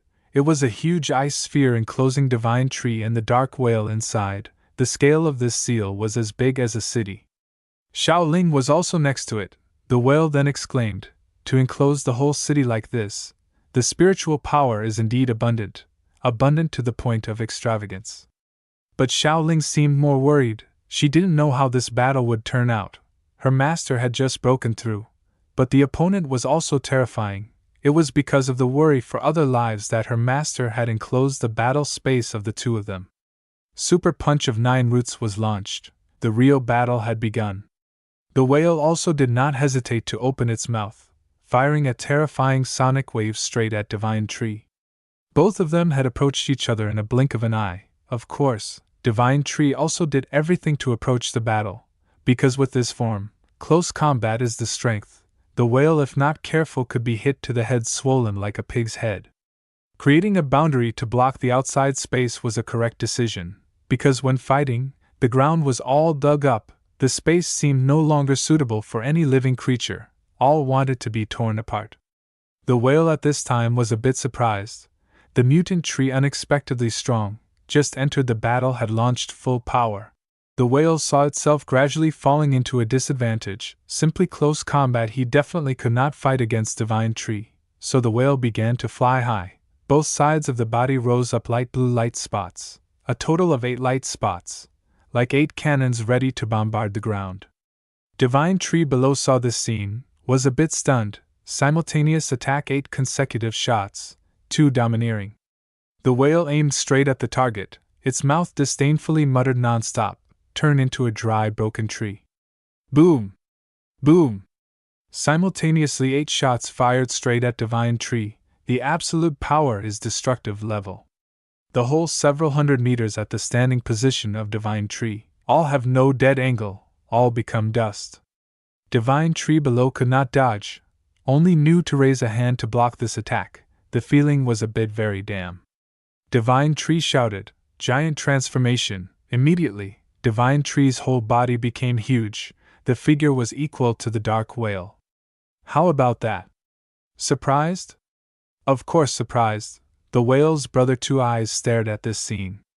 But before he could say anything then, boom!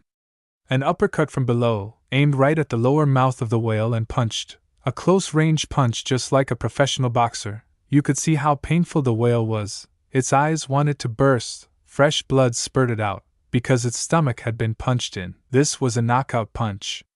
End of chapter 162. Boom! A punch of hundreds of tons hit the lower belly of the giant whale. This attack was indeed convenient for Divine Tree, 2 legs firmly on the ground. A punch from the right hand was almost full force. At this time even the body of the dark whale of the toughest kind could not stand it. The whole body vibrated continuously. The internal organs seemed to want to burst, extremely painful. The blood vessels inside the body were not as tough as the skin outside. Some blood vessels had burst, blood spurted from the whale's mouth. Even both eyes had turned a blood color. But it's not over yet. Starting a combo is always a stun move. So next, Divine Tree launched Manipulate Earth. Hundreds of earth spikes as hard as steel rushed up from the ground, directly piercing the massive body of the whale mercilessly.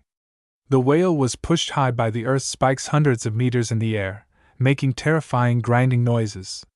Indeed a master. At this moment the whale was still calmly thinking, but he was surprised that Divine Tree had the ability to manipulate the earth element.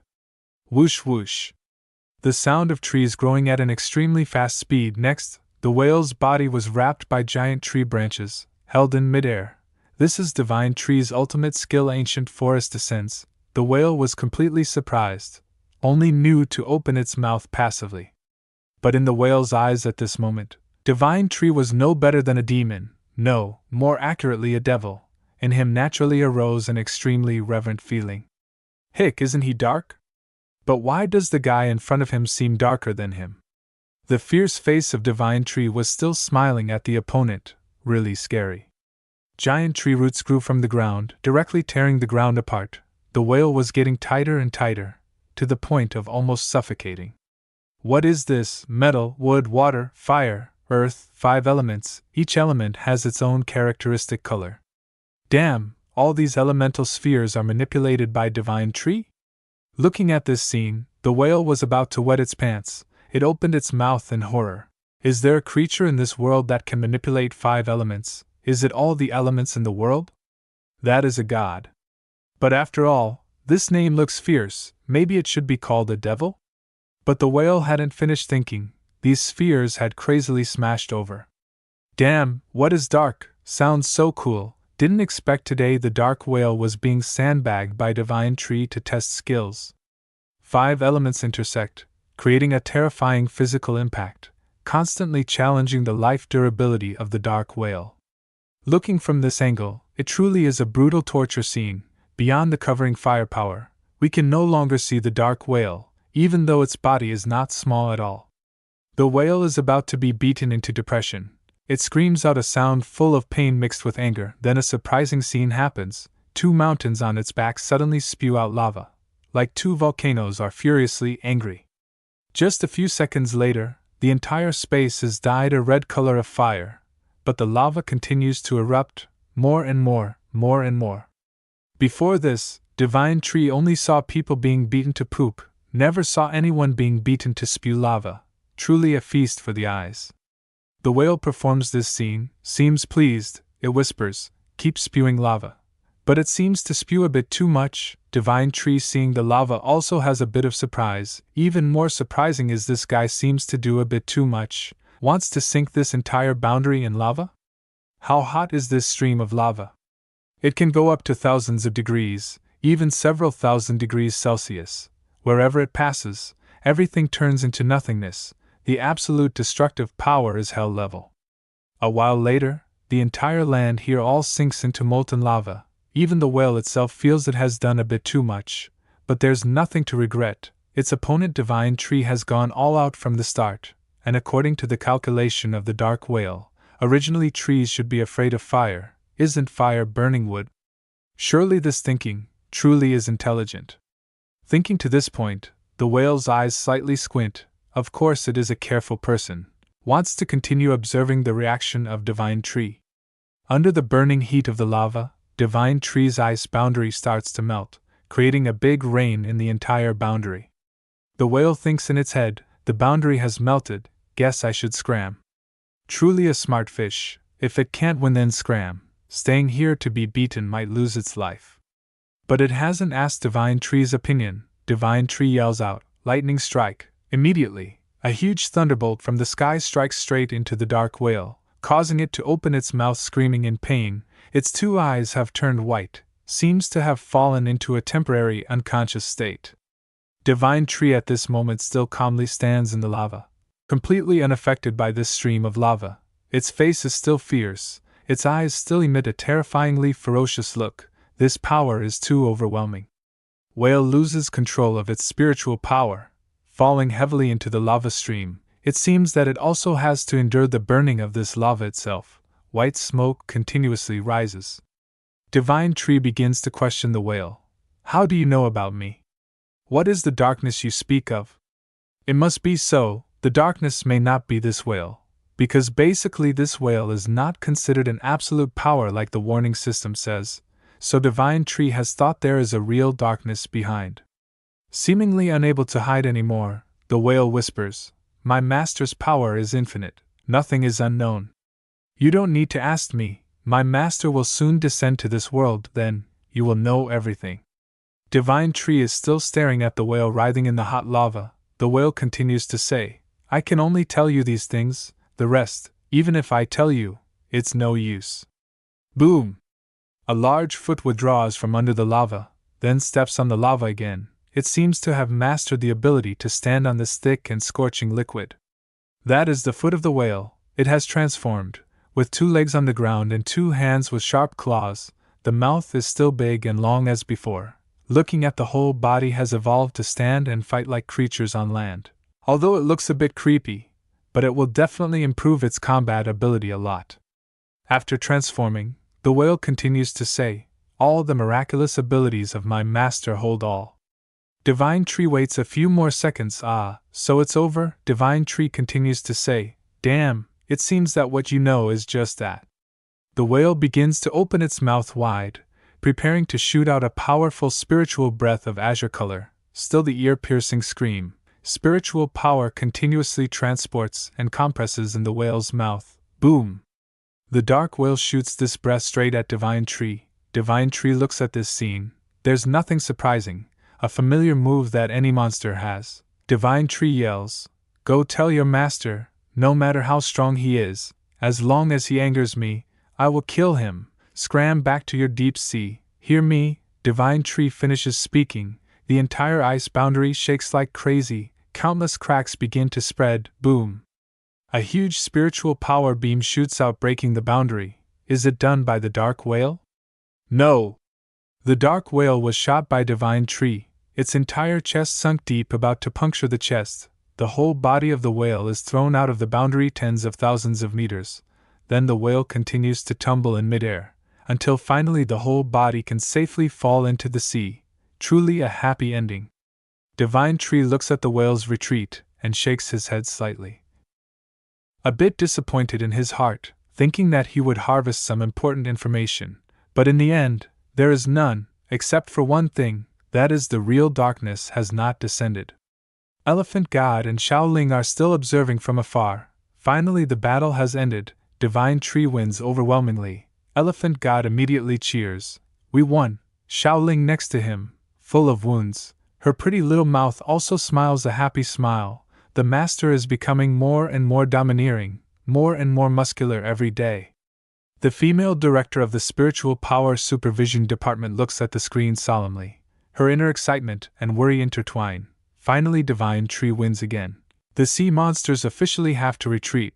But it also means that this Divine Tree is the strongest entity. No creature can defeat. Maybe he will harm humanity?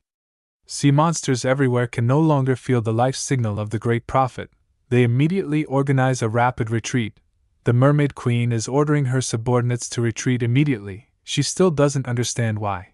A superior life like the Great Prophet suddenly disappears completely. No matter how you think, you should retreat. This battle has been too costly. The young prison chief here is fighting with the giant crab king. Then suddenly the giant crab king turns around and runs. Very strange. Godzilla also lost his opponent. Silently watching the back of the giant octopus, Godzilla does not chase after. No one wants to hunt sea monsters. Want to die to chase after? Godzilla contemplates standing watching the octopus leave, still with a strong and upright momentum. Humans observe these scenes. Knowing that finally the sea monsters have agreed to retreat, immediately everyone stops cheering happily, as if the world is once again reborn. The bald professor looks at this scene, also sighs a sentence. Finally they agreed to leave. But he knows completely, all are due to a battle of Divine Tree deciding everything. A large hand is gripping a monster's head tightly. The monster being squeezed, its head can only make meaningless sounds, seems to have fallen into a near-death state. That is the final boss of the Australian continent. Is he so strong? The Sea Dragon King is being held in his hand, but not dead yet. The final boss of the Australian Army Group says with a slow and terrifying voice, "Transcendent Fourth Order has made you very surprised? Go tell your master, obey me, if not, I will let the soldiers fight." The king of the Australian Army Group brings the Sea King closer and whispers, "Heard clearly? King of the ocean?" The eyes of the Sea Dragon King slightly move, meaning it has heard clearly, because basically it no longer has the strength to speak. And looking into the eyes of this mainland boss, truly terrifying, the chaotic eyes are red, countless blood clots inside. End of chapter 163.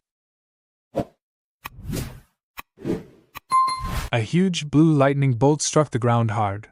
This lightning bolt still tried to maintain a continuous strength, and under the ground, an egg had broken. This egg is familiar, isn't it? It is the dragon egg lying at the command center of Misty Mountain. After so many days of waiting, finally this shell was broken. The dragon egg carrying the 1,000 rays of hope of the Divine Tree finally hatched. Crack! The sound of breaking echoed powerfully. A large black wing burst out of the eggshell. Immediately after, a fierce dragon escaped, its mouth constantly screaming, like a newborn baby will cry, while this dragon will roar to intimidate its surroundings. Truly a legendary creature.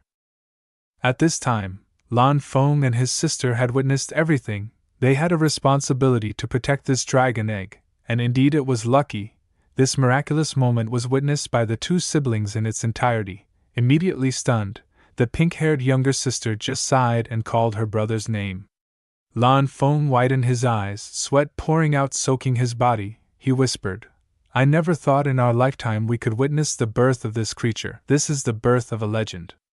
Lan Feng and his sister just watched from a distance. On the other side, the black dragon still proudly spread its wings, facing the lightning bolt and rushing up, as if enjoying a purification ceremony under the lightning in a sacred way, along with the dragon's roar echoing across the sky.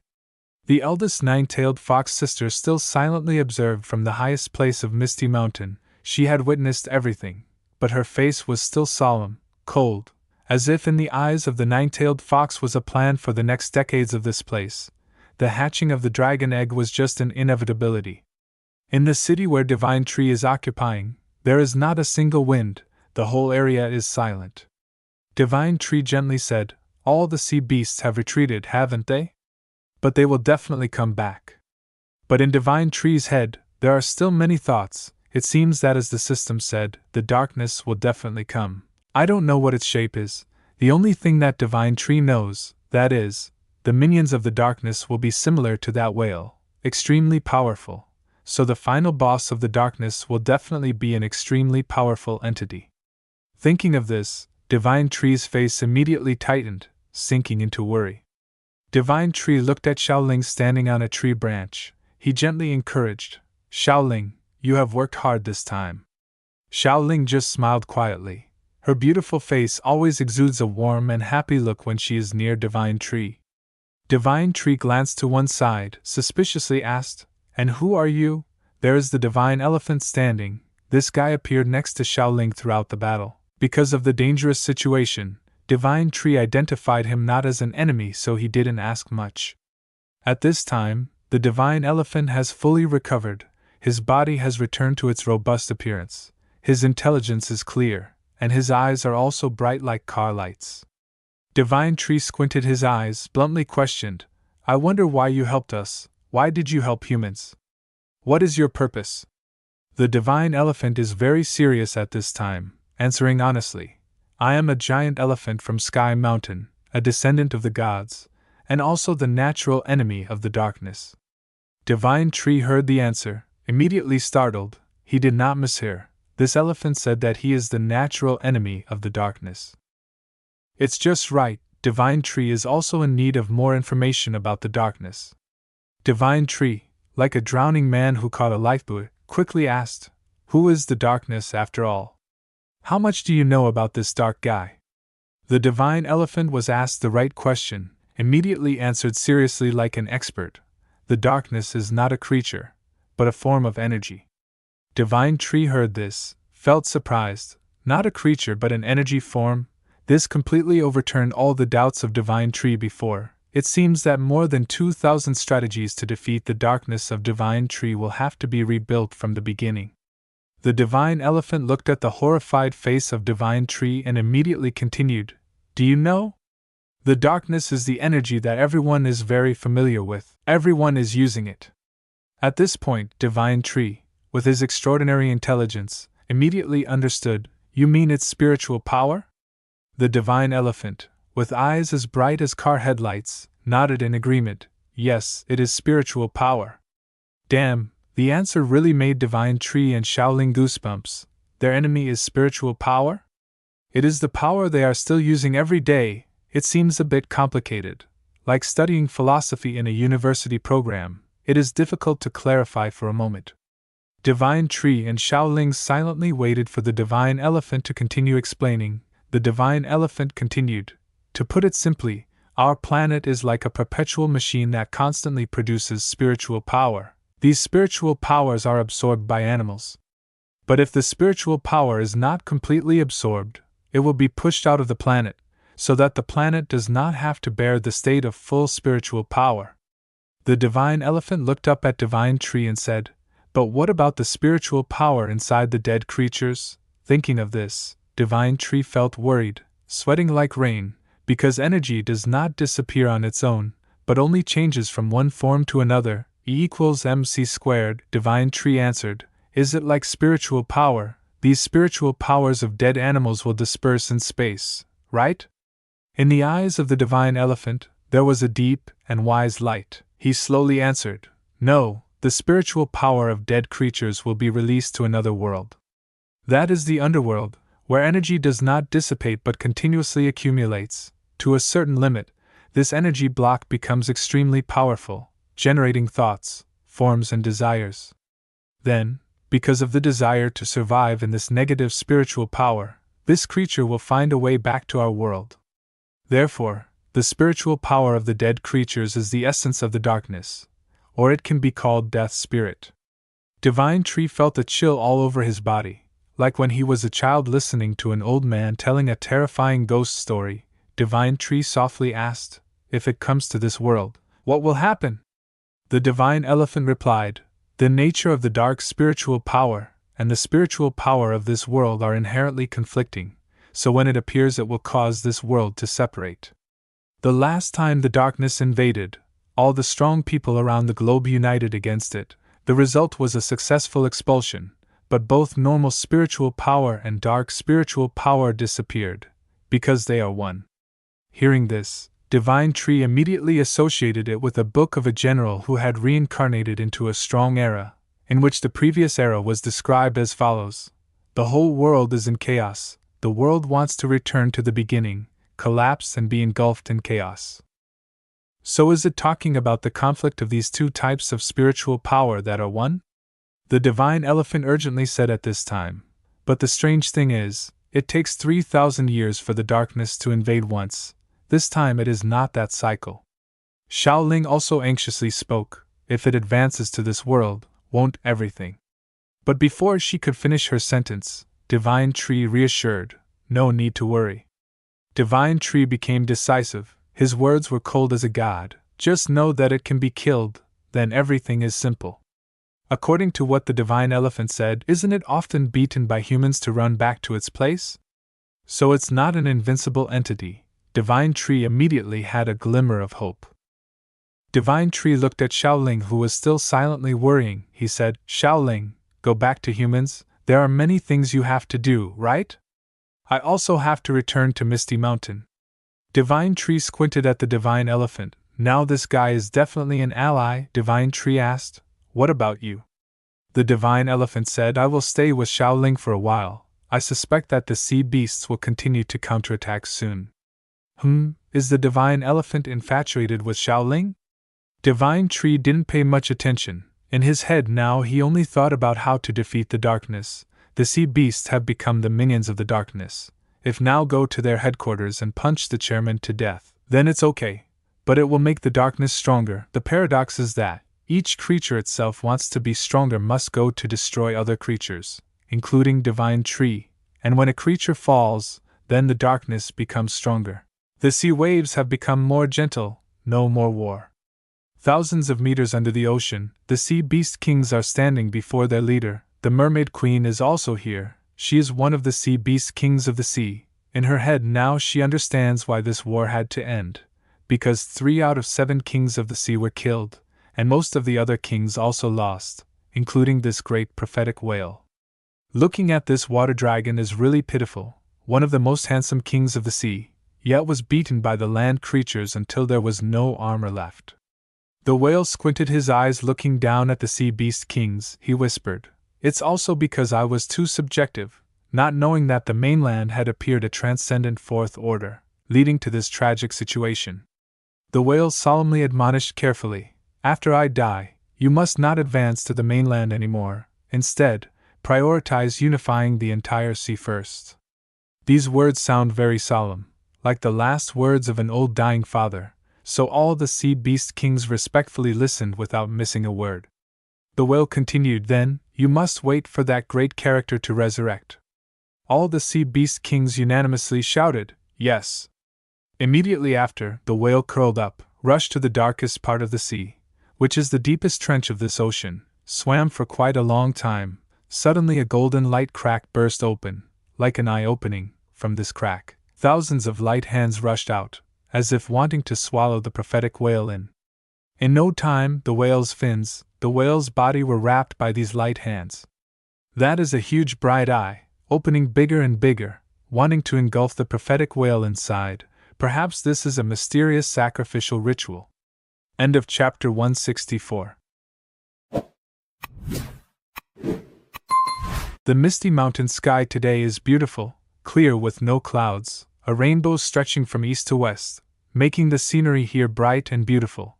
But the giant sharp work soaring into the sky makes the scenery here even more majestic. The divine tree has returned to his headquarters. Each of his light steps makes creatures within 10 kilometers scared to cry. The divine tree finds its center, begins to root down to the ground, preparing to sit down. The warriors of Misty Mountain know the master has returned. They come to present themselves in turn. First are the members of the Wind Wolf tribe, followed by the mutant snake tribe with all colors on their bodies, and the main forces of Misty Mountain led by the eldest nine-tailed fox. All bow their heads respectfully before their supreme master. The divine tree shakes himself, as if wanting to find the most comfortable feeling. Before this solemn respect, he also has to groom his appearance a bit. Then, All members of Misty Mountain kneel orderly before the divine tree, then shout in unison, respectfully welcome the master's return. Lan Feng and her sister stand in a shade. The little sister asks Lan Feng in panic, "Is this the divine tree?" Lan Feng is so fascinated by the strong aura of the divine tree that she doesn't hear what her sister says. The divine tree glances to the left. There is a stranger here. Yes, a wingspan of tens of meters black is waving in the air.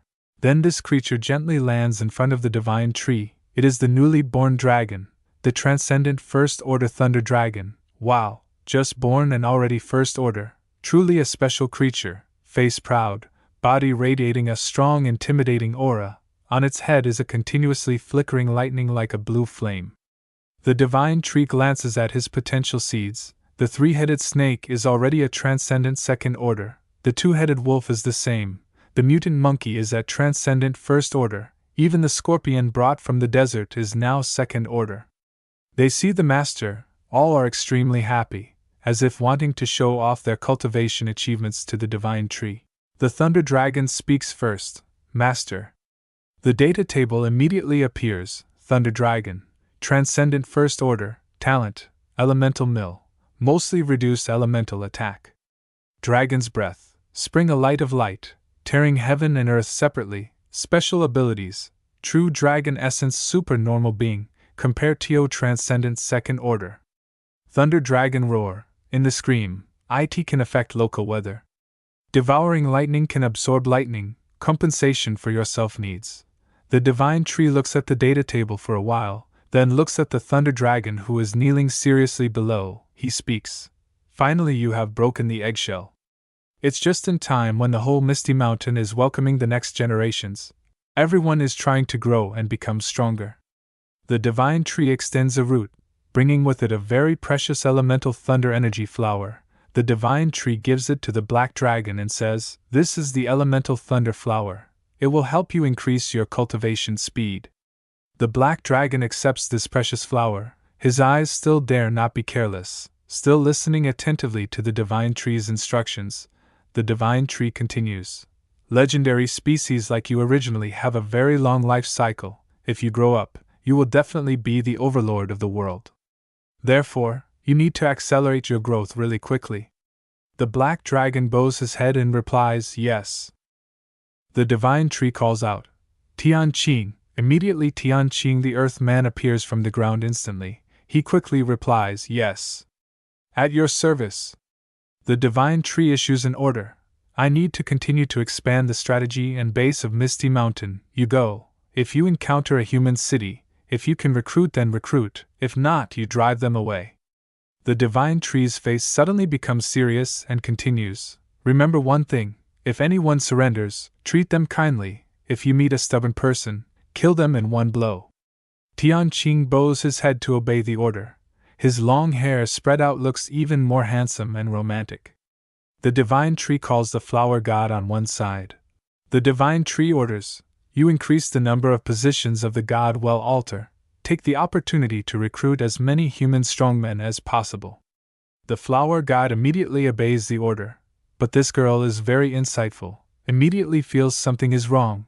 The master just defeated the sea beasts, so why is he in a hurry to return to expand the forces? Could it be that there is an enemy stronger than before? Thinking of this, the face of the flower god also becomes pale, a little worried non-stop. But the divine tree completely ignores the emotions of the flower god. He looks up to imagine a future of Misty Mountain, where humans will also gather here. There will be a Misty Mountain Research Institute, and dozens of key projects. The level of advancement far exceeds this era. Then there will be a large population, super advanced technology, and the strength will also improve to the maximum from there. That is truly a life that is not passive, no longer worrying. Not like now, every few days a big enemy appears. After all, it's just aiming for the biggest goal, that is to defeat the darkness. As long as the darkness is defeated, humans and the entire planet will have a few thousand more years of stability. But to defeat this giant, Misty Mountain alone is not enough. It needs the help of all living creatures in this world. At the headquarters of the China Federation, a meeting of the highest-ranking members in the power structure of this federation, someone speaks. The mutant tree has evolved to the fourth order. If in the future he no longer helps humans, won't we be extinct? Hearing this, the chairman of the Spiritual Power Supervision Institute rests his chin for a moment, then speaks. About this mutant tree, I think we should still listen to that person. Immediately everyone in the meeting is buzzing. Is there someone who can understand the divine tree? The chairman of the Spiritual Power Supervision Institute orders that girl to come in. That is Xiaoling, a city manager. It should be known that a city manager is not high-ranking enough to attend this meeting, but if it is someone related to the divine tree, they are fully qualified to participate. Everyone recognizes her, they are all surprised. A female chairman suddenly recognizes, sweat pouring nonstop, she says, this girl in every battle of the mutant tree, she always stands on the same battle line with the mutant tree. The chairman of the Spiritual Power Supervision Institute says, Xiaoling, you have been very close to the mutant tree. Tell us more about the mutant tree. Xiaoling's face is still cold, she calmly replies. Although I have fought with it, but at a close distance, my feeling is that there is an immense gap in power between me and the mutant tree, like a human with an ant. A chairman frowns, feeling unhappy because clearly knows, the ant in Xiaoling's words is representing humans. This chairman asks again, comparing with an ant is interesting, but do you think, will the mutant tree exterminate humans? Xiaoling answers, from the past to now, it seems that the mutant tree does not want to exterminate humans. The mutant tree is completely different from other mutant creatures. Other creatures only have a simple intelligence. And the mutant tree is also learning human culture. Xiaoling stands upright in the middle of the meeting, continues to speak strongly, whether it's exterminating Australith, opening the altar of life essence, or driving away sea beasts, perhaps everything the mutant tree does only has one. At this point, Xiaoling suddenly becomes serious and slows down, says very respectfully, that is, the mutant tree wants to become the faith of humans. The middle-aged chairman with a face full of wrinkles, gently questions, it possesses abundant life essence, its own strength is getting stronger over time, but does not want to exterminate humans. Is this the way the mutant tree wants to coexist with humans? The chairman of the Spiritual Power Supervision Institute also tightens his face, falls into contemplation. The divine tree wants to be worshipped by humans, that is also wanting to be above humans in the food chain, only that the divine tree will promise not to harm humans. But this is also too difficult, clearly has broken the last boundary of human self-esteem over hundreds of thousands of years. But just at this moment, a person carrying a report rushes into the meeting. His face is panicked, sweat is all over his forehead. He yells, "It's not good. The fog of Misty Mountain is constantly annexing cities at a speed that the human eye can see. Right now it is annexing 2 cities, Moon City and Peace City. Hearing this news, everyone is terrified. Is Misty Mountain expanding again? Which direction is it expanding?" The reporter immediately answers, "Not only are 2 cities, but all directions, all continents are being affected." The chairman of the Spiritual Power Supervision Institute calmly says, "We can't confront them now. People in the meeting go from being terrified to angry, so we just let it do whatever it wants. But there are also dissenting voices, so what can you do? Fight it?" The chairman of the Spiritual Power Research Institute finally concludes, saying, "Announce the evacuation of the people from these 2 cities, do not engage in combat, and at the same time observe the direction of the fog." The city of Moon is still beautiful and peaceful. The sunlight shines through the clouds, casting a golden glow on the city. The entire city is surrounded by a 5-meter thick and 30-meter high steel wall. This wall is specifically used to resist the attacks and harassment of mutant beasts. And standing in front of this towering wall, none other than Tian Qing of Misty Mountain, a body full of muscles, and the fashion he wears still belongs to 2,000 years before the Common Era. End of chapter 165. Inside Moon City, today the sky is still blue, the bright sunlight still shines on the entire city, people are still busy with their lives. But suddenly a man noticed something strange. The sky was gradually being obscured by fog coming from the north. 1 person, 2 people, then the whole city discovered, the fog was silently dominating the sky of this city, creeping into each street. Wherever the fog went, that place seemed to completely disappear. At this point, the city's alarm also sounded very loud. Enemy invasion. Enemy invasion. Right after that, the fog also enveloped these public loudspeakers, the sound getting smaller and smaller, like a monster that is extremely greedy swallowing everything in silence. The city's superhuman warriors were also stunned. They had been ordered to concentrate, but outside this huge fog, they still hadn't seen any real enemies. But the atmosphere is getting more and more tense, because isn't this fog very familiar? It seems to be related to Misty Mountain. Thinking of this, these warriors are sweating like rain. Tianqing was standing at a distance, silently observing all the behavior of this city. He also needed to wait for the fog to swallow more, then he would attack and occupy this city. At this point, the fog had reached Tianqing's feet. He began to roar loudly. I am the general of Misty Mountain, Tianqing. Today Misty Mountain will take over Moon City. Anyone who does not agree to surrender should leave immediately. Tianqing, with his strength, his whole body radiated a brilliant light brown aura, and his voice also echoed like a loudspeaker. The superhuman warriors guarding on the wall of Moon City saw this scene. After a moment of astonishment, they realized that there was only Tianqing alone. A superhuman warrior roared back. Are you joking? Just relying on you alone to claim our city? Is your head waterlogged? Tianqing humorously smiled a cunning smile on his face and replied, Exactly. Then from within the fog, the rumbling footsteps, that was the Misty Mountain army. Hundreds of powerful and fierce beasts had stepped out in neat formation.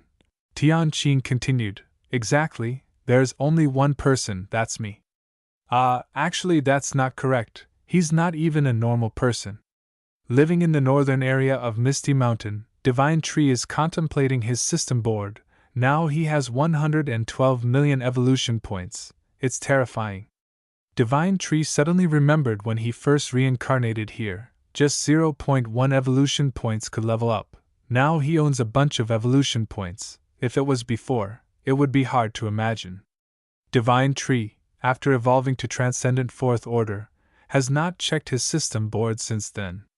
Divine Tree commands the system to open his attribute board. Mutant Tree, Transcendent Fourth Order, Natural Talent, Non-Stop Growing, LVL4, Non-Expressive Spirituality, Non-Stop Breathing, Growing Lines, LVL4, a few breaths can create an ancient forest of trees in the blink of an eye, can stop get time, 20% completion progress, Control Thunder, LVL4. Special Abilities, Mutated Tree Branches, LVL4, Variant Tree Roots, LVL4, Course of Control, LVL4, Causing Hallucinations, LVL4, Manipulating the Ground, LVL4, Flying Willow Leaves, LVL4, Blood Spirit of Contract, LVL4. Storm of Ice and Snow, LVL4, Wood Dragon, LVL3 Minor Spirits, Essence, Introduction, Inferno Storm, Introduction, Ice Age, Introduction, Lightning Strike, Enterment, Arbitrarily change the size of the body, Enterment. It's a long attribute board. Divine Tree himself also finds his attribute board too ostentatious. It seems that there can't be a second creature like this in the world. Studying his own attribute board carefully, Divine Tree feels that his fog control skill is not quite right now. Now the control area is getting wider and wider, combined with the ability to cause illusions. Wherever there is fog, it is the area of Misty Mountain. Divine Tree's eyes suddenly exude a greedy and cunning look. Perhaps it is reasonable to enhance this skill set. The remaining skills also need to be increased and find ways to combine them into appropriate tactical sets. A big hand is grabbing a face. The person being squeezed is none other than the warrior who was just crowing quite loudly on the wall. Tianqing has defeated him, of course quite overwhelmingly. Just looking at the surrounding scenery is enough to know. Tianqing cracks a creepy smile. His whole body exudes a chilling, deadly aura, with a bit of blood on his body. But of course it's the enemy's blood. In Moon City at this time, thousands of rats have covered the city. They are the disciples of Tianqing. On the other side, the blue wolf and the mutant orangutan have also completed their work, completed the occupation of Moon City. In a moment, this beautiful city has sunk into the gloomy atmosphere of the fog. Only the tall figures of the mutants are walking around. On the other side, a group of superhuman warriors are all panting. They gather together like the last line of defense of the city, but looking at anyone's face is all unwillingness and anger. Tianqing turns back to look at the defeated generals. He spreads his arms, his posture like a god, begins the familiar saying, "Begin to take over Moon City, those who surrender will live." In a beautiful mountain valley of a distant forest, the sunlight shines on a fresh patch of grass. A strange tree with a dazzling red color is swaying in the wind. The footsteps of the elder nine-tailed fox, just stepping on the grass, fire followed closely behind. Nine Tails looking straight ahead, a large burst of light on the grass. Immediately after, a beautiful butterfly appeared. It is a flower butterfly, transcendent second order, and is in its upgrade phase. Its whole body is a striking pink-red color, looking very beautiful. The nine-tailed fox silently observes this scene. Is she waiting for the butterfly to complete its evolution before starting her attack? Whoosh! The sound of tearing wind rang out. A black dragon with a blue flame spot on its head is rushing fast in the air. The flying speed is getting faster and faster. Clearly it is rushing into battle with the enemy. Its enemy is a strange mutant beast. It is the unicorn, with a very dream beast named Transcendent Second Order, higher than the black dragon by 1 rank. The unicorn gathers its black spiritual power into its horn, attacking the black dragon. Chiu! Boom boom! 2 streams of spiritual power rushed into each other. The piece of sky at that place was immediately distorted. The power is really terrifying. The remaining members of the Misty Mountain on the ground seeing this scene are all scared with their mouths open. This force is really terrifying. But after that greeting attack, both mutant beasts stood still looking at each other, exchanging loving glances. The divine tree is observing this battle, and silently evaluating the strength of the black dragon. Just first has fought evenly with second. It is indeed a legendary beast with unlimited potential. With this progress, it will soon surpass the dream beast. Then the divine tree ordered these 2 legendary creatures to stop fighting. Enough, you guys come back here. The 2 mutant beasts immediately returned to the divine tree, obediently waiting for instructions. The unicorn with a long mane from head to tail in purple, its skin is a light blue-white color, looking very eye-catching. Looking at these 2 mutant beasts, the divine tree is even more satisfied. They are all creatures in the legend. If they grow up in the future, both will definitely have unlimited potential. Then the flower god also came and announced, "The white fox has also come to pay homage to the divine tree." Looking at the white fox, it is kneeling on the ground with great respect and says, "Hello, revered divine tree." The divine tree's face became stern. Holding a divine flower in his hand, the divine tree solemnly said, "This time I called you not for anything else, but because last time the white tiger brought back a divine flower, but its nature has 9 leaves, now it only has 8 leaves, 1 leaf was sneakily eaten. The divine flower has the ability to help anyone who uses it turn into a human, but you have to eat all 81 petals, eating 1 petal less is not enough." Hearing this, the white fox immediately fell into a slump. The divine tree narrowed his eyes sternly and asked, "Who did it? Think carefully before you speak." The white fox became even more frightened, sweat pouring out like rain. Stuttering in reply, "I did it. When I was young I didn't understand and accidentally ate 1 petal. After that, I was beaten by my older sister. Now I'm not like that anymore." The divine tree still carefully observed the expression of the white fox. It seemed not to be lying. The fox was also afraid that the owner would misunderstand, so she actively defended herself. "It's not that we deliberately did it, using a defective divine flower to deceive the owner." The divine tree calculated for a while. This fox race is very strong, well nurtured. Who knows, there might appear another 9-tailed fox, and if not, it's also not a loss. The divine tree stretched out its roots, gave this 9-leaf flower to the white fox and said, "You eat it. Anyway, you have already eaten 1 petal. This flower doesn't have much effect on me." Immediately the eyes of the white fox lit up. End of chapter 166.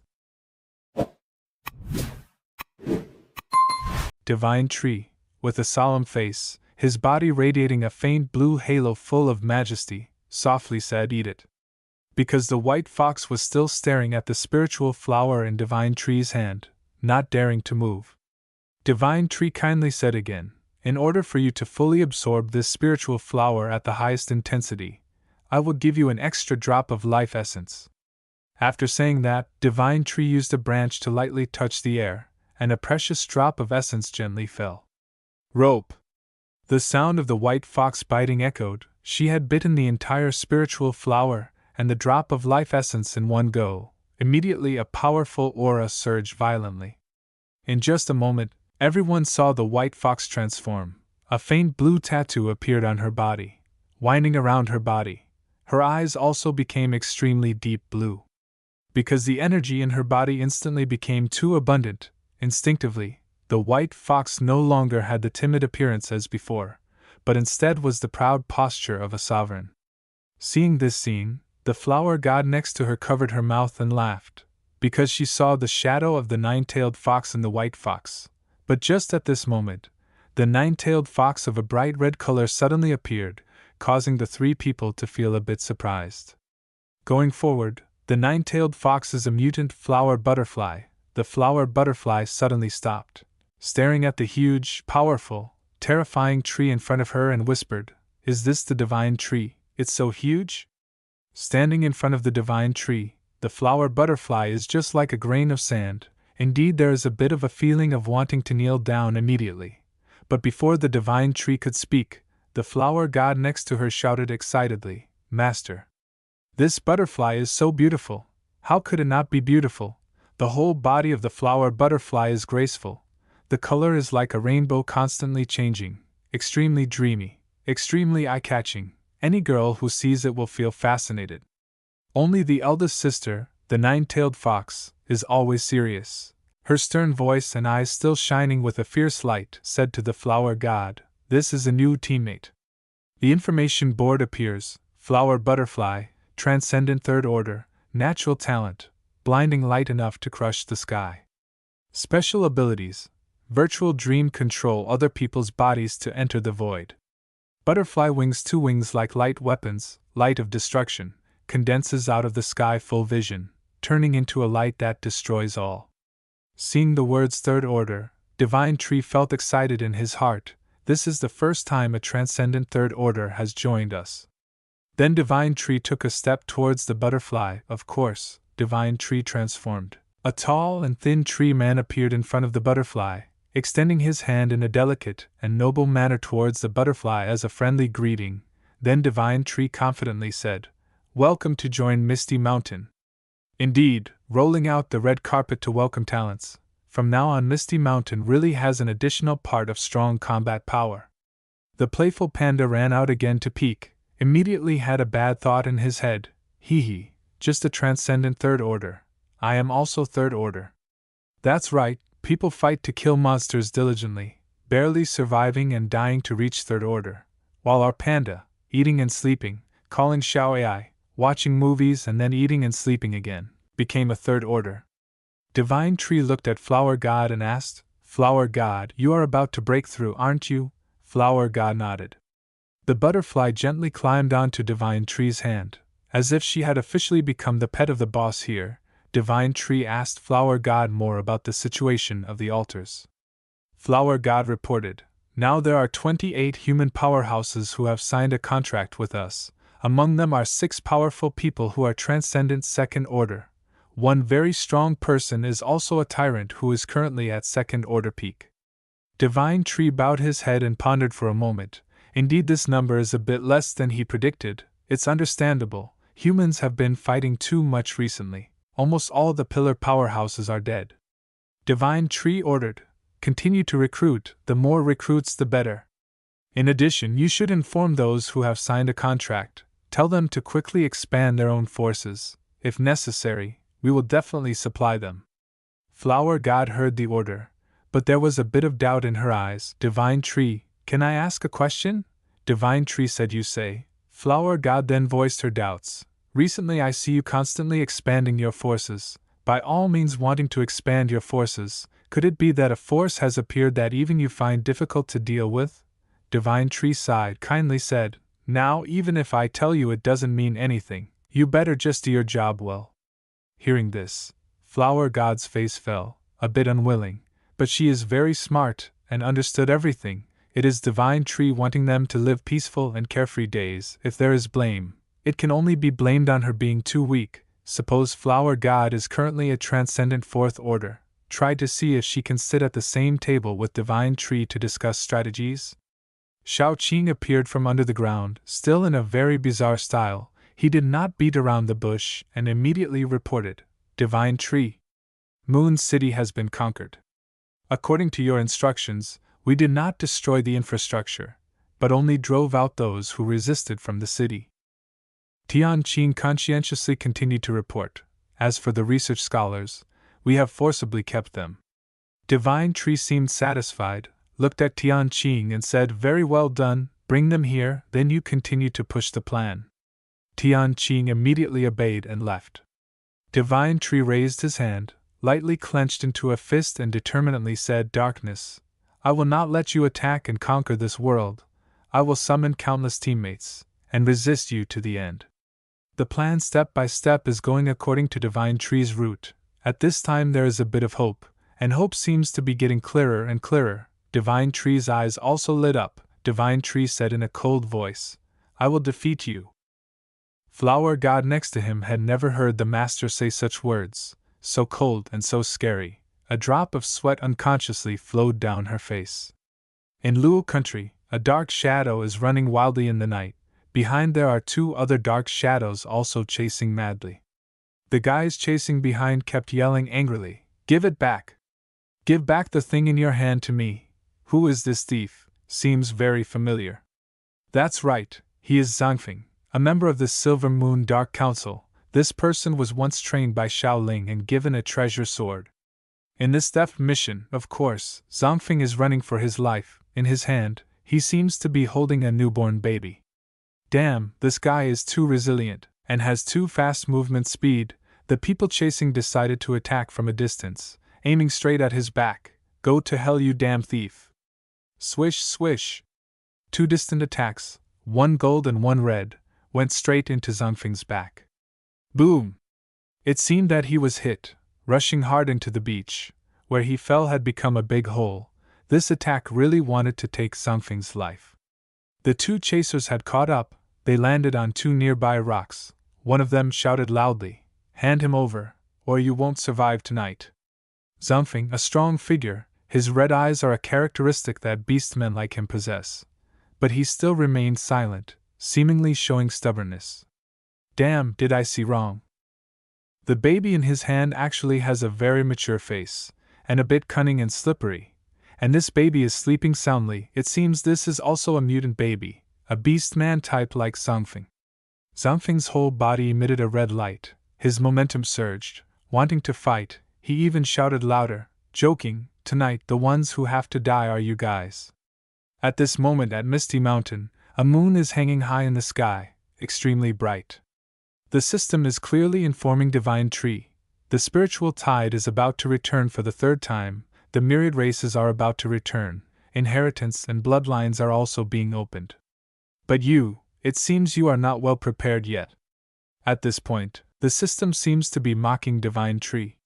But Divine Tree doesn't care at all, quickly calculating, the spiritual tide is about to come again.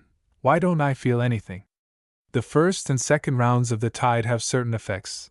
But after the second tide, all things have been nourished at a fast pace.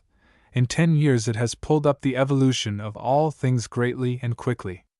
What will the result of this third time be? Divine Tree really doesn't know. The system once again said to Divine Tree, this third time will open up the ability of inheritance and bloodlines. The myriad races will once again return. Now you are a transcendent fourth order. Surpassing this spiritual tide, you will have a big change once again. But Divine Tree still has doubts. Why is this spiritual tide coming so soon? The system with a cold voice echoed.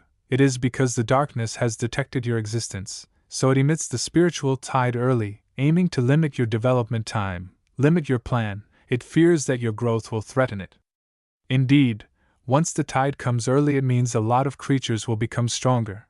But also know that half of the remaining creatures can't stand the intensity of the spiritual tide will die immediately. In the previous tide, Divine Tree also had to arrange large holes for the creatures of Misty Mountain who were not strong enough to hide under there. End of chapter 167. The system said darkness has detected your existence, so this time it led the spiritual tide early to restrict your growth. Divine Tree with supreme intelligence immediately widened his eyes, but he didn't understand anything, suspiciously said, "Threaten him? Did I threaten him?" Divine Tree thought more and more complicated, couldn't understand. Isn't it that I grow by killing other creatures, creatures that have died transform into dark energy? Isn't that also making darkness stronger? The key point is this, the system had to explain. Creatures struggle with each other, the dead will return to the darkness, making the darkness stronger. But the creatures you kill are not like that. Divine Tree asked, "What do you mean?" The system said, "The creatures you kill cannot return to the darkness, but become evolution points for you, right? Or in other words, you are the second darkness." Hearing this, Divine Tree was startled. How the hell he was the second darkness? Also a big evil demon like that. Seeing the expression of Divine Tree, but the system still talked endlessly. But anyway, darkness is still stronger than you now, capable of creating a spiritual tide. Divine Tree fell into thought, damn, this time the opponent is really the last bunch, capable of creating a spiritual tide, seems like a god controlling the evolution process of all creatures on a planet. Too terrifying. Can I, a lonely old tree, fight it, or will I die very ugly? That's a future matter. Divine Tree can't know it all, but there's one thing he knows, that is he can't surrender. There's only one way, is to fight to the death. Thinking of this, Divine Tree laughed happily. The system didn't understand anything, why this guy laughed so happily. Unlike him, the system itself was also worried about going crazy, had to manifest to discuss with Divine Tree like this, and he was still laughing cheerfully. Divine Tree laughed a long time, then his mouth still didn't close, bowed his head looking even more dangerous. He said, "I really feel extremely excited." Divine Tree finally figured out the meaning when he reincarnated to this world. Finally, it is this reason. Divine Tree's eyes lit up infinitely, passion, desire, determination all lit up in his eyes at the same time, making him a bit scary. The system, for some reason, felt a bit relieved when it saw this man become so terrifying. The system said, "This spiritual tide does not start from the heart of the earth, but is likely to start from space, rushing straight into the entire universe.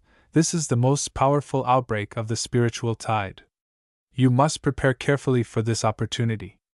Then, the system withdrew, and Divine Tree was silent when communicating with the system, like a nap. Divine Tree slowly opened his eyes. All the details of the conversation just now were still echoing. The genius mind once again continuously jumped numbers, opening up the next plans. Nine Tails was sitting quietly on the tree branch. She was the most trusted person of Divine Tree. She always knew when to be by her master's side. Divine Tree gently ordered, "Nine Tails, you go call Tian Qing, Tian Cam, Black Bull, Lava Dragon here. I have something to tell." Nine Tails heard this, immediately obeyed, but she also understood that there was a big thing to do. Her eyes lit up with a determined red light. Tonight the moon is waning, quietly drifting over the sky of Misty Mountain. Just a moment later, the pillars of Misty Mountain were present before the supreme master of this place. They all waited to receive new tasks. Tian Cam's face was a bit worried, suddenly calling everyone here. It seemed that there was something important to do, the last time when the sudden summon was to fight with sea beasts. Divine Tree looked at his younger brothers under his feet for a while, then his voice echoed in space. "Is everyone here?" Divine Tree calmly said, "I will go to practice again, and then fall into a sleep, so this time I have some things for you to do. The cities we have captured, except for Moon City, Peace City will be managed by Tian Cam.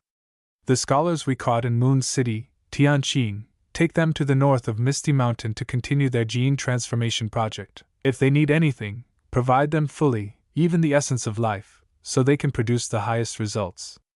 As for the crocodile, you don't need to manage the internal affairs of Misty Mountain anymore. Manage the entire outer ring of the mountain range. The interior will be left to Black Bull to handle. As for Black Bull, the entire interior of Misty Mountain will be managed by you, including war, support, allies.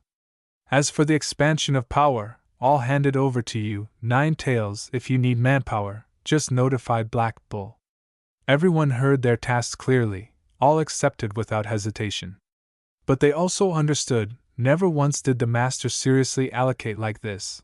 With such allocation, it seems that without the master everything can still operate normally. Tian Cam, the most sensitive, immediately worried and asked, "Master, how long will you sleep this time?" Divine Tree replied, "I don't know, it could be half a year, or it could be a year, but it won't be too fast." Divine Tree looked over his younger brothers once more and said, "So this time, all matters of Misty Mountain will be handed over to you all." Everyone shouted in unison, "Obey the order!" Divine Tree began to sway his whole body, the blood-red branches constantly shifting chaotically. Divine Tree would try to stretch his roots into space. He had to do this to receive the spiritual tide, because according to the system's information, this tide is likely to come from space rather than from the heart of the earth. In a moment, Divine Tree's whole body exuded a fierce aura. The blue light covered his entire body. "Wait for it, darkness. I will definitely not lose to you." The light became brighter and brighter, dazzling, making Divine Tree's whole body incredibly divine, the greatest and most absolute form ever. Divine Tree thought to himself, "Even if the spiritual power in this world disappears because of you, I will definitely survive." Tian Kem saw this image of her master. It seemed so strange, but she was absolutely enchanted. A master image so great and powerful. Is there any entity in this world as beautiful as this? No, only her master, Tian Kem whispered unconsciously. So beautiful. After a minute, Divine Tree's whole body stretched higher and higher. The tree body also extraordinarily large. The tree canopy covered a vast area, the whole body shimmering like a gem. No need for moonlight, because the magical spiritual light of Divine Tree had shone 10 times brighter than the moon. The people under the tree were so small, as if they had lost in a real paradise. At this moment, Divine Tree officially became a huge towering tree, radiating a divine light that fascinated all directions. On the peak of the Holy Sky Mountain, a small continent hung in the air, surpassing the clouds. A figure was quietly observing the world. The space was completely silent except for the sound of the wind, the white flowers blooming non-stop emitting a strong fragrance. A place called the Dragon's Nest, here still retains the traces of the giant dragons. There are ribs, there are dragon skulls still left, completely gigantic size, making people see a sense of gloomy cold and solemn. A huge creeping foot stepped on the ground, creating a loud noise. A dragon with silver hair and beard stretched its head out of its nest. Deep in the continent of Australia, the final boss is still autistic in the darkness, his whole body covered by countless huge red pimples, his eyes lit up with a deadly light, completely a deathly atmosphere. This final boss's voice echoed turbidly in space. Of course, he stuttered, "This world. Again. About to. Change. This is a trail in the forest. A wicked wolf is encountering a man in its mouth, constantly growling. This is a rare dinner for this mutant wolf. It has been lurking here since last week. Only today did it meet its prey." These two unfortunate people seem to be ordinary people who climbed this mountain to forage for a living. What a pity. A young man with light blue long hair is crying in fear on the ground.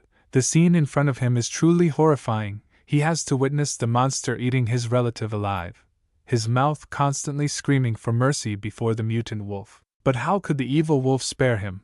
The cunning wolf suddenly grinned a weird smile, rushed towards this young man intending to eat him. The young man screamed tragically, preparing to face the last moment of his life in pain. Thump! But the next second, the whole body of the mutant wolf was bitten by a huge beast. It was the white tiger of Misty Mountain. The eyes of the white tiger turned red with anger. The sound of broken bones echoed. As easy as porridge, the whole body of the mutant wolf was bitten by the white tiger and thrown aside, dying instantly. The young man saw this scene. His face no longer had a drop of blood, although he had escaped death, but it seemed that this beast was even more terrifying. He didn't know whether to be happy or sad, but at this moment, a hot figure was right behind him. It was Tian Cam, but when he discovered it, in the eyes of this young man, she was like a female demon hiding in the dark, making him shudder. His heart also wanted to jump out. End of chapter 168. The young man opened his eyes. It was still the gloomy sky before, only this space was very quiet. The young man lay on the ground, with a small blood stain on his face. He was still in a daze. Suddenly 2 strangers appeared. The girl's voice was warm and clear. "Are you awake?" next to a tiger with a benign and loving smile. The young man immediately screamed in fear, wanted to wet his pants, backed away dozens of steps, because this smile was really terrifying. These 2 people in his eyes seemed not good at all. But he also realized that he was not dead. It was good, not dead was good. Then the white tiger carried Tian Cam and the other boy on his back, with a kind face. Hurriedly flew back to Moon City. The boy now knew that the 2 Tian Cams had no malice, so he happily asked, "It's great, this tiger doesn't eat me, is it your pet?" "Oh, it's hard to answer." Tian Cam said nothing. She tilted her head to look at the boy and asked, "Why are you in that forest?" "There are countless beasts there. It's a very dangerous place."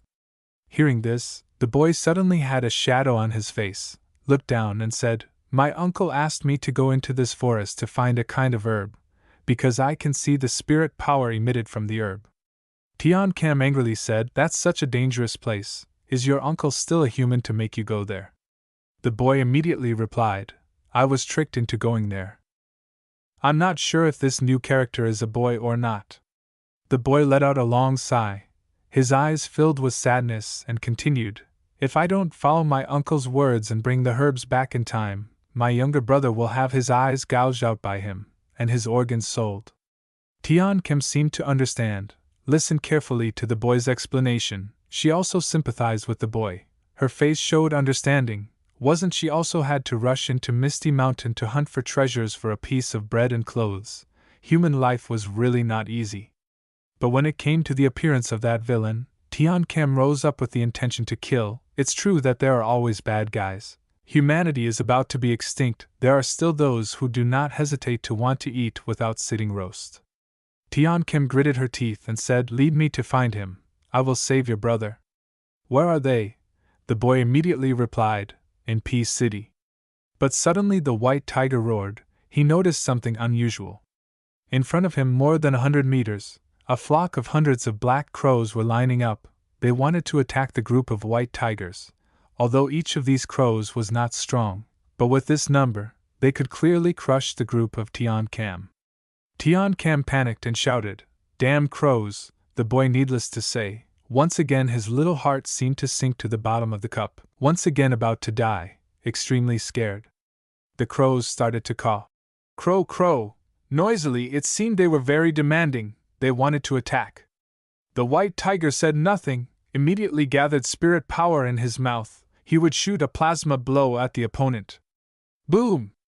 The blue-white spirit power beam quickly passed through space, rushing straight into the crows. Just touching anything, they would be torn apart immediately.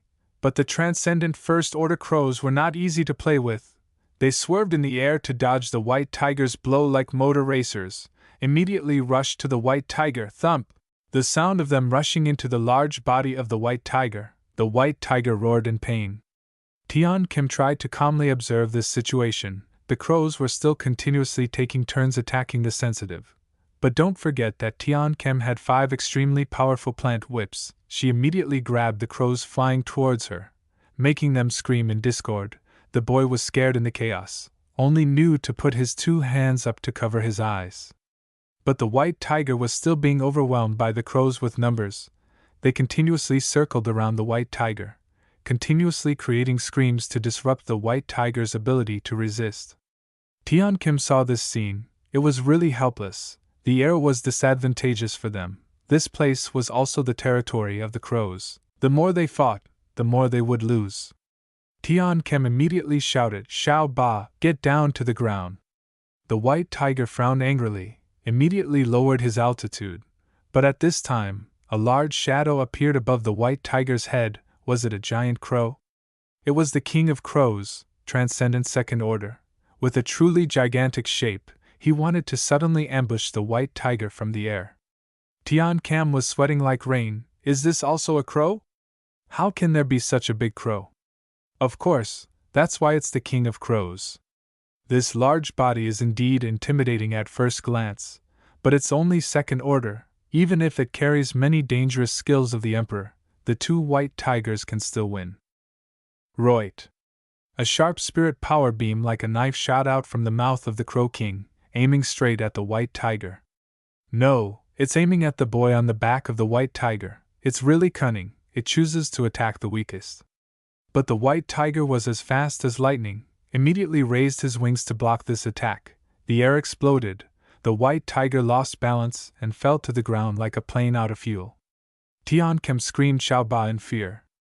If it weren't for protecting that boy, the white tiger certainly wouldn't have to block this attack. She wanted to rush down to support the white tiger.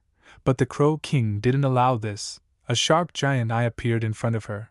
Tian Cam was also startled.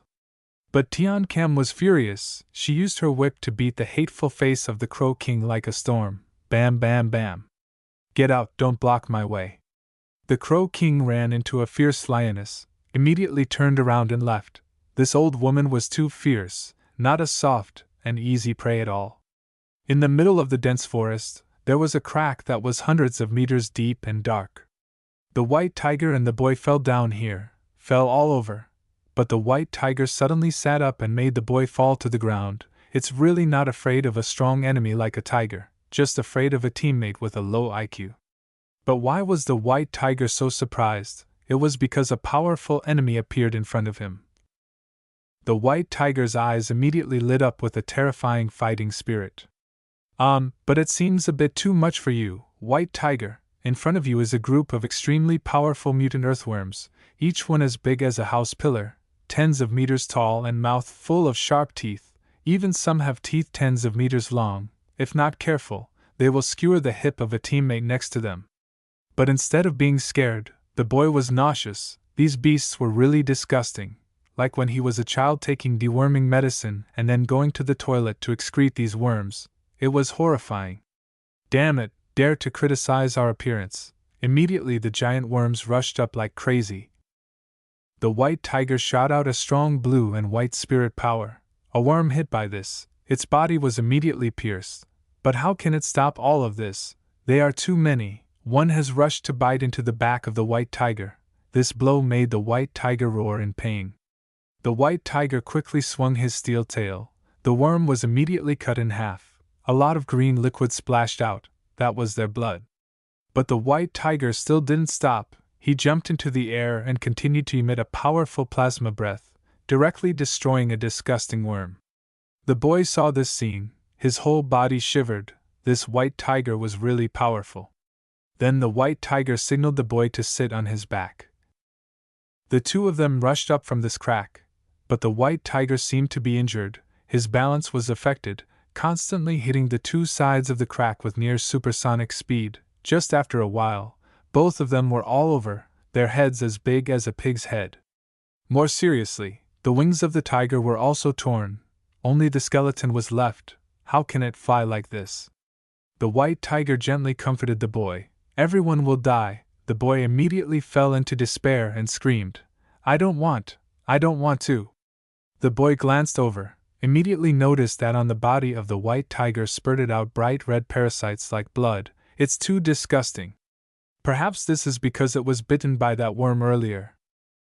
At this time, something appeared that caught the boy's attention. It was floating in the air. No, it was a sphere of spirit power floating in the boy's eyes, because he could detect the spirit power of the herb. So the boy slowly moved in that direction. The white tiger didn't understand anything, just sat and watched behind. Getting close to this herb, the boy was even more certain that this herb was not normal like other herbs. It can be said that it is extremely rare because the concentration of spirit power emitted is very large. But behind the flower of this herb there is a dangerous figure lurking. It seems to be a beast guarding this herb. End of chapter 169. The boy led the white tiger deep into the pitch-dark cave, speaking as they walked. I can feel the breath of the herbs. Even this breath is very strong, like that of an extremely rare herb. The boy turned back and clenched his hand. speaking with a hopeful tone, as if to comfort the white tiger. White tiger, let's go see, maybe it can heal your wings. Coo, the white tiger coughed. Blood also spurted from its mouth. Clearly it had been seriously injured. Seeing this, the boy sweated, anxiously asked, "What's wrong with you?" The white tiger, also worried, gently showed the injured wing to the boy. "Look here, this is where I was hurt earlier." "Oh, it turns out that this wound has started to appear a strange purple color. It seems to have been poisoned." With his medical skills, the boy immediately knew the white tiger had been poisoned. The situation became even more dangerous. The white tiger saw the fear in the boy's eyes, felt a bit regretful for revealing the situation like that, then comforted. "It's okay, I can still bear it." But with its rich language library, the white tiger said, "Everyone will all die." The boy immediately despaired. Sweat again covered his face. His worried eyes looked at the white tiger. "This big guy is also too pessimistic." The boy continued to comfort. "You won't die. You saved me, so you got hurt. I will definitely find a way to save you." The boy led the white tiger forward again, speaking as they walked. "The path to that herb is a bit far. You have to persevere. Let's go." The white tiger agreed, said, "Everyone will die." The boy felt angry and shouted, "I've said it. No one will die. You're so annoying." So a man and a tiger continued on their way, passing through the cold gray air, deep into the cave. On the ground, Tian Kem had launched a massacre, killing the mutated crow army. Only the Crow King escaped. Tian Kem really went mad. The Crow King ran away with feathers flying all over the sky. Truly a rose full of thorns. But Tian Kem is not easy either. Her whole body is also full of wounds. Her beautiful face is covered in blood. Tian Kem gritted her teeth and said, "Humph. If you can't fight, just run away." At this time, the sound of wind suddenly rang out from behind. It turns out that two mutated wind wolves of Misty Mountain who were patrolling nearby had heard the noise and ran over. Tian Kem thought it was an enemy. Her vigilant face turned back to look.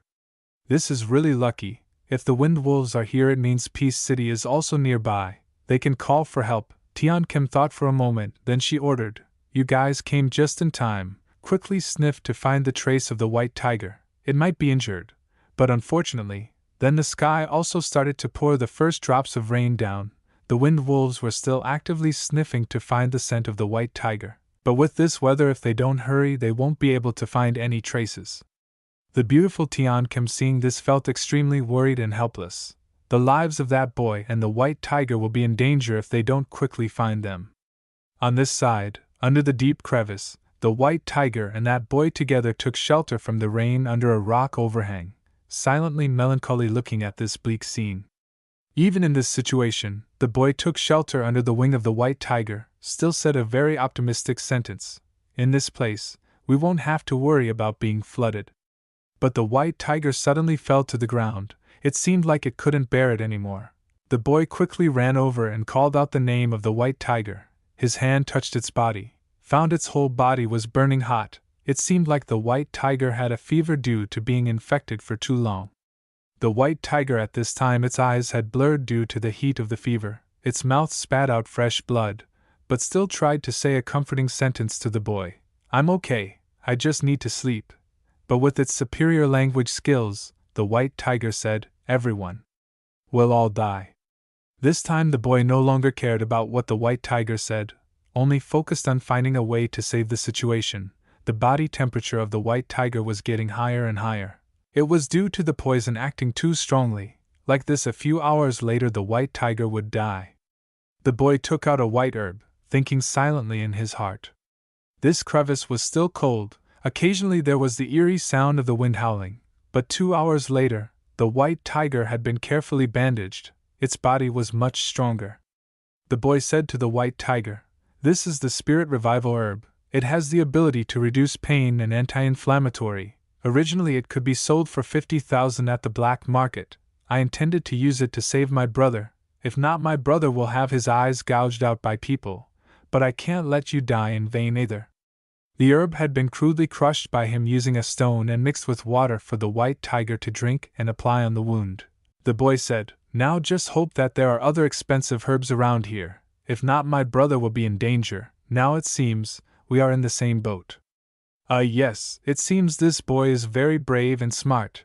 In a dangerous situation, he still found the most complete solution. The white tiger sat still listening to the boy's words, then thought silently for a moment, then nodded and said, "Everyone will all die." The boy officially doubted, felt something was very wrong. His paralyzed face asked the white tiger, "Hey, don't you only know how to say that one sentence?" Then the two continued to follow the breath of that herb. The deeper they went into the cave, the colder and darker it felt. They kept going, until they reached a hole in the ground. How deep this hole was, no one knew, only knew the breath of the spirit herb came from here and rose up. Very determined, the boy said, "This is the way to that herb, let's jump down." So the white tiger roared and carried the boy straight down the deep hole. Perhaps this hole was hundreds of meters deep. As soon as they landed, a group of mutated worms was waiting for them. These worms had no eyes and could only sense the aura of other species. These worms had been starving for decades, even resorting to cannibalism. Now that another species had appeared, they naturally became extremely ferocious. But who was the white tiger? It was the main force of Misty Mountain, easily weaving through these worms. However, it dropped the boy to the ground a few times, almost costing him his life. After overcoming the vicious worms, they entered a quieter corridor, completely empty. But not really. A leech fell on the boy's head, a tiny leech. But damn it, even though it was a juvenile leech, it was also extremely hungry, its mouth full of sharp teeth staring at the boy as if looking at a chicken leg. This made the boy turn pale and his skin goosebumps. "Get away, you disgusting thing!" But then, the green leech family saw their offspring being insulted, immediately sent out 10,000 giant leeches to chase the white tiger group to regain justice. This made both the white tiger and the boy scared to wet their pants. Lunchtime had arrived. The boy ate a piece of dried meat, while the white tiger was licking its smooth fur. The two took a short rest, but before they finished eating, a tall monster emerged from the ground, determined to bother them. The boy hadn't even swallowed. Seeing this creature, he was immediately choked and almost died. Roar! The giant centipede with a completely red body roared to show its dominance. "You dare to eat in front of me? I have been starving for decades, damn it!" Without saying much, the boy jumped on the back of the white tiger. The two ran like flying. But the injured white tiger couldn't compare with the speed of this giant centipede. Its body, hundreds of meters long, had soon ambushed the entire cave, easily wrapping the white tiger with its body. The white tiger roared in pain, and the boy also became extremely frustrated, throwing a large stone at the centipede. After that, they also overcame, escaped from the shameless centipede, and entered another desolate cave. But both were exhausted, especially the boy. Now he had to use a crutch to climb up this inclined road. They continued to go into another cave. It seemed there was light ahead. When they entered, both were stunned. Is this heaven? A space that goes straight outside, extremely spacious, white light shining in, a beautiful carpet of plants full of colorful flowers and grass. In the middle of this plant carpet, a silver giant tree was swaying in the wind, emitting a peaceful light. With sparkling eyes, the boy softly exclaimed, "It's so beautiful!" Here it was unexpected. Amidst countless monster traps like hell, there existed such a beautiful peace. The boy gently moved closer to this land, while the white tiger felt safe, began to sit down and lick its cannon. The giant tree here, who knows how many years, all the light of the moon or the sun was absorbed by it, making the leaves all change to a gentle white color. After so many hours of hardship, now they really got to rest. The boy observed the cave mouth, saw it looked like the letter V. The white tiger also agreed. Then the two together happily breathed and enjoyed this beautiful scene. Their faces showed an undeniable joy. The boy suddenly remembered his hometown before, but the radiant face of the farmer on the heavy grain field couldn't help but sigh. "My hometown was also very beautiful, until when you monsters invaded, destroyed my hometown, killed my parents." Saying this, the boy's eyes turned red and looked strangely at the white tiger. But the white tiger could completely understand, just gently moved forward and used its wing to comfort the boy. The boy put his hand on this giant tree and continued, At that time I was very hateful of monsters, but the result, human heart, is the most hateful thing. The boy looked at the white tiger. Its whole body was injured and one wing was completely damaged. White tiger, you were seriously injured to save me, thank you very much. The boy smiled brightly and said with a hopeful voice, wait for you to grow enough feathers, I will take you to see the tree hill of my hometown. The clear laughter of the boy echoed throughout the space. The white tiger also smiled brightly, agreed, and said, everyone will all die. Oh, it's this sentence again. Don't you know how to say any other sentence? Everyone will all die, enough to ruin the atmosphere, old man. In the boy's memory, occasionally there still appeared the ferocious faces of people who scolded him and his younger brother for leading them into a beast's cave instead of searching for precious herbs. They cursed and beat them, and the brothers were sold from one person to another like commodities.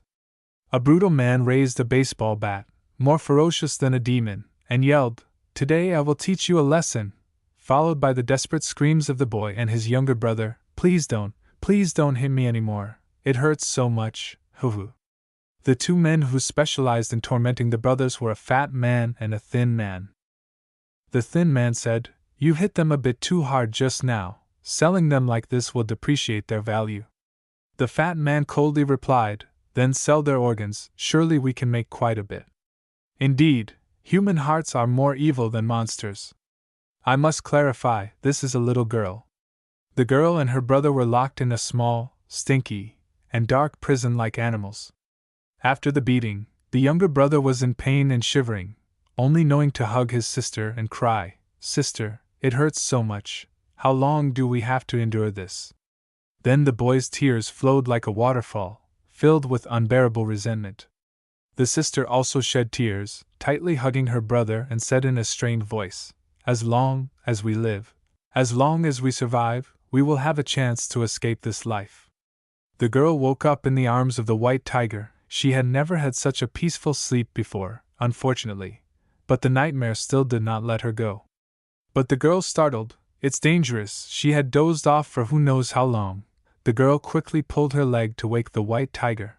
Hurry up, white tiger, we have to continue on our way. But the white tiger opened its eyes. Its whole body was very difficult to move, because the poison had spread quite large on its body. The white tiger could only whisper without breath. The girl looked at the white tiger, observed the area of the wound and the direction it was spreading. Silently thinking about the remaining time of the white tiger, surely the white tiger was in great pain. Then the girl looked back at the place where the spirit flower was. It seemed that the spirit flower herb was very close now. On the other side of this piece of vegetation, there was a small cave. Passing through there would definitely find the precious herb. The white tiger tried to say a sentence. Go on, leave me behind.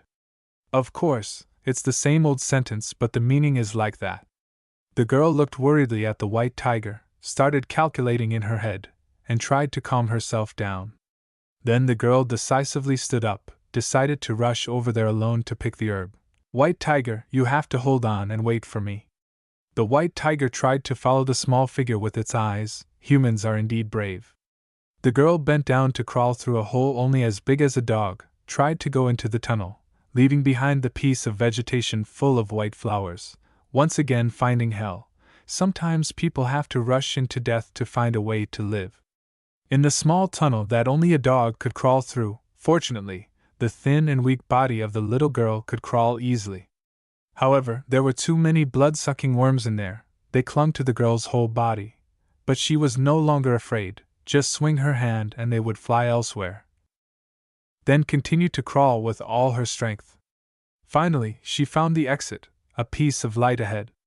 But then, there were dozens of different holes. Now the little girl had to make the right choice. Otherwise, she would be lost in this maze forever without reaching the destination. The girl looked at this scene and sighed. So many holes, surely there were monsters inside, but still had to choose, couldn't retreat. Calmly observing for a while, the girl started searching. There it was the breath of the herb emanating from a hole above. Then the girl continued to climb. White tiger, hang in there, wait for me. So tired, the girl climbed to the edge of the cave, panting out of breath. Then she looked down. It was terrifying. It was the den of a group of giant monsters. They were sleeping soundly. It seemed these were giant centipedes. There were hundreds of them. On the other side was the precious herb, emitting a sparkling light. But how can she get there now? The girl was blocked by a pack of ferocious, bloodthirsty monsters below. This distance was also too far. The girl laughed happily to herself. Haha, finally found it. Just don't wake these beasts. But what is the plan now? The girl had a rather dangerous method. That was to decide to climb around this monster valley. Climb, climb, climb. But crack, the handhold of the little girl suddenly cracked. A not-so-big stone fell out and plunged straight down below, hitting the sleeping centipede. The little girl was scared and dared not breathe heavily. Damn it, hope you guys don't wake up. But indeed, a few seconds later nothing happened. The girl continued to climb. A while later, she reached the destination. Phew, the girl panted. She had reached the precious herb. This is the resurrection grass. Oh my God, this time the white tiger is saved. The girl's face was joyful, just hoping to save the white tiger, no longer caring about its market value. Oh, but there are no other precious herb flowers. So what about her brother? Damn it, the girl pulled her hair, completely unwilling. This cave is really stingy. While the girl was contemplating her brother's fate, a dark shadow appeared behind her, extremely smelly, followed by the sound of grinding teeth. Boom! The giant centipede immediately rushed in wanting to eat this girl. But instinct made the girl dart away to avoid, and as quick as a cut, one hand grabbed the resurrection herb, holding it tightly in her hand. Then, as fast as the wind, the girl hugged the herb and darted into a tunnel, leaving the bulky giant centipede behind. In the girl's head, there was only one sentence: I'm about to die, I'm about to die, I'm about to die, and the centipede was furious and wouldn't let go, chasing her frantically.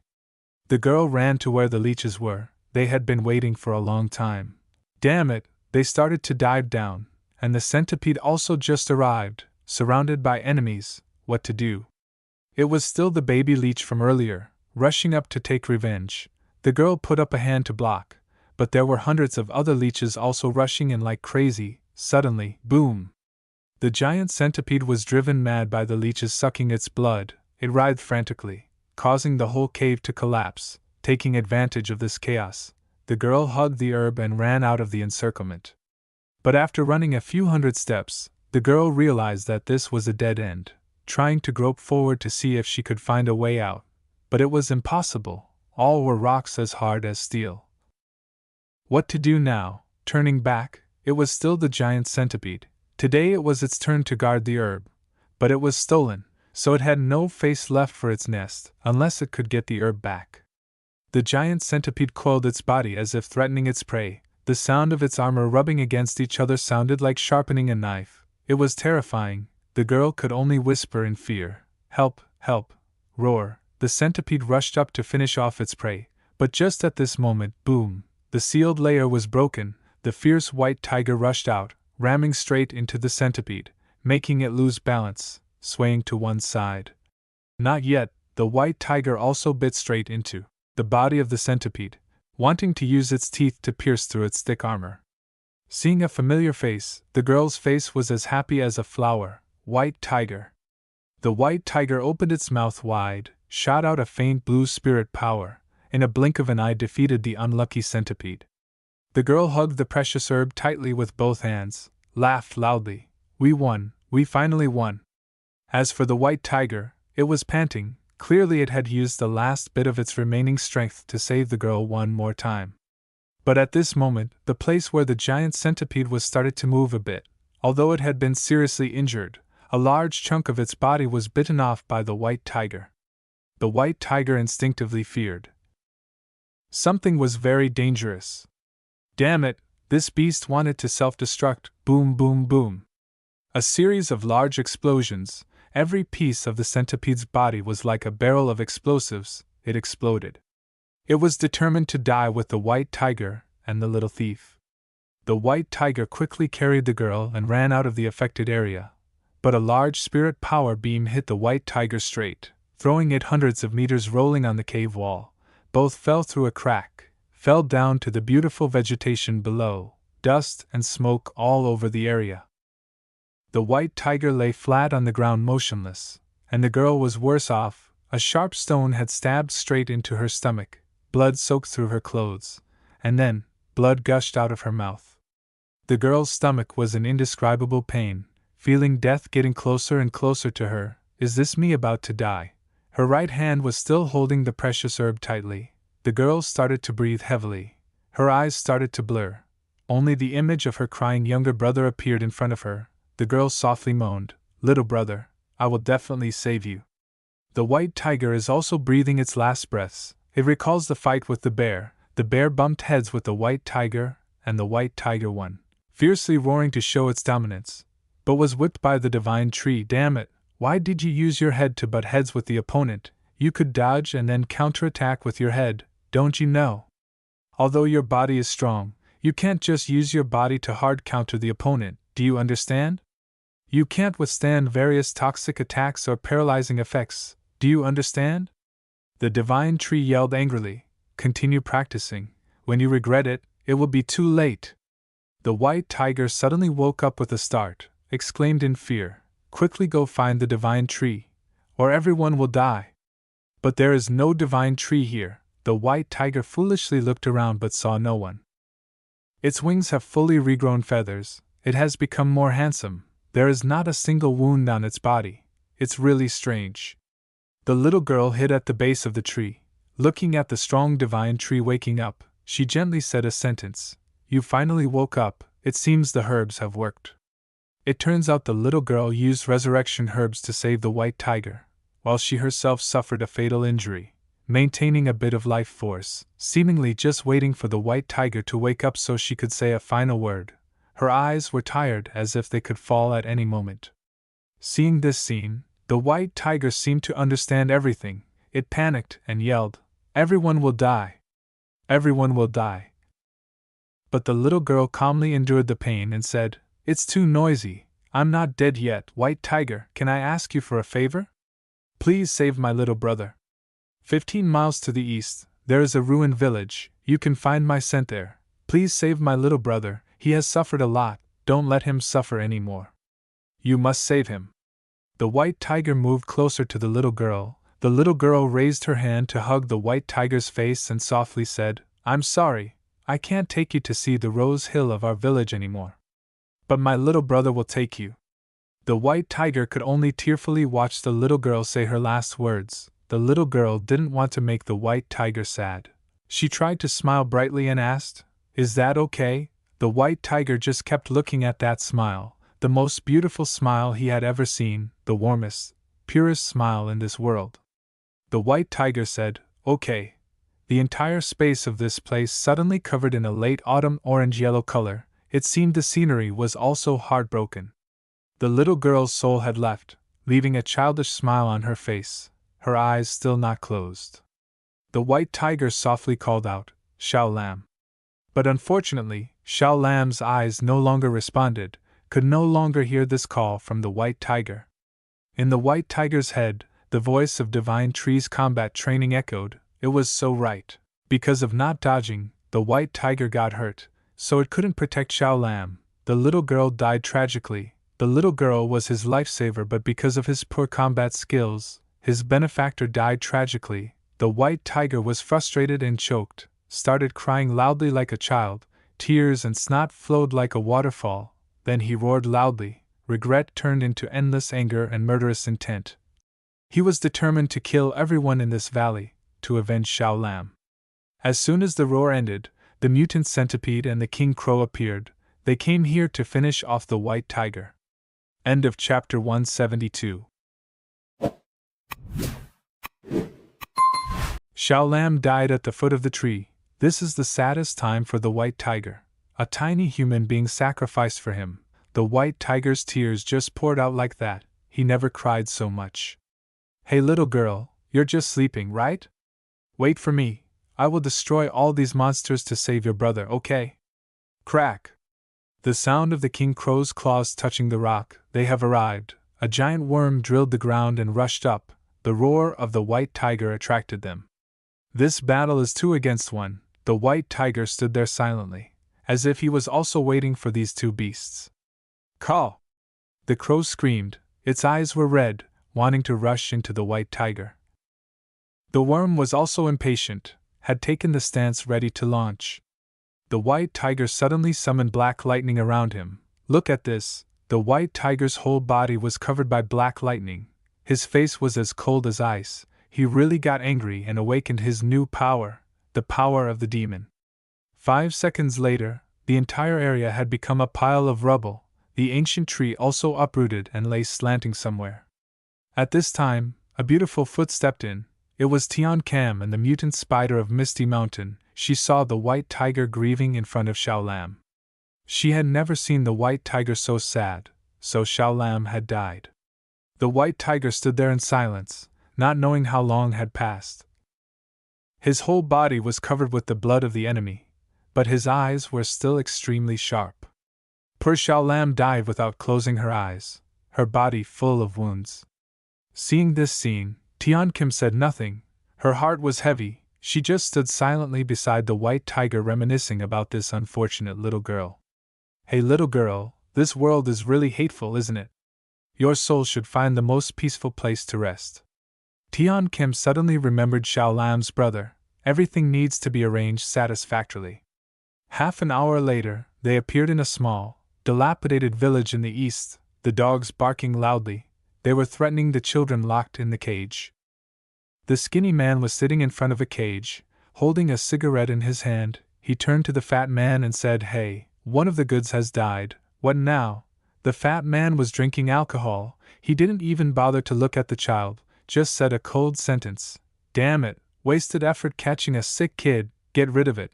Then the skinny man put the dead body of the child into a black bag and threw it into the trash can and said, "That girl still hasn't returned. Don't worry, her brother is still here. Wait for her to pick up the medicine, then sell their organs." At this moment suddenly the dogs barked loudly. It seemed that there was an intruder. The guard immediately felt strange. Boom! Something shot straight into their basement. 2 dogs immediately flew up. The skinny man stood up and shouted, "What's going on? The door has been broken." A figure appeared after the smoke cleared. It was Tian Cam. She looked at them without blinking. Her whole body radiated a pink killing intent. These 2 evil men saw only Tian Cam and angrily yelled, "A woman, damn it, it's her who's causing trouble." But when they saw Tian Cam more clearly, the fat man had a cunning idea, wanted to capture Tian Cam and sell her in the black market. "She looks quite delicious. Selling her like this will surely make a lot of money." The fat man swung his alcohol bottle, rushed straight at Tian Cam. The next second a huge mouth opened, finished him off in an instant. Fresh blood splattered all over the room. Tian Kim still didn't blink. The white tiger stood behind. His eyes carried a sky-high killing intent, making the skinny man shiver all over. He turned to run as fast as he could. But Tian Kim didn't allow that. Her plant whip like an angry poisonous snake, quickly pierced through this man's organs. Only a scream of despair echoed. The white tiger went to the cages, using a claw to destroy them. The children saw the white tiger. All of them screamed in fear, "Don't eat us." AR. The white tiger looked at them with kind eyes and a smile on his lips, but suddenly a curse flew into his ears.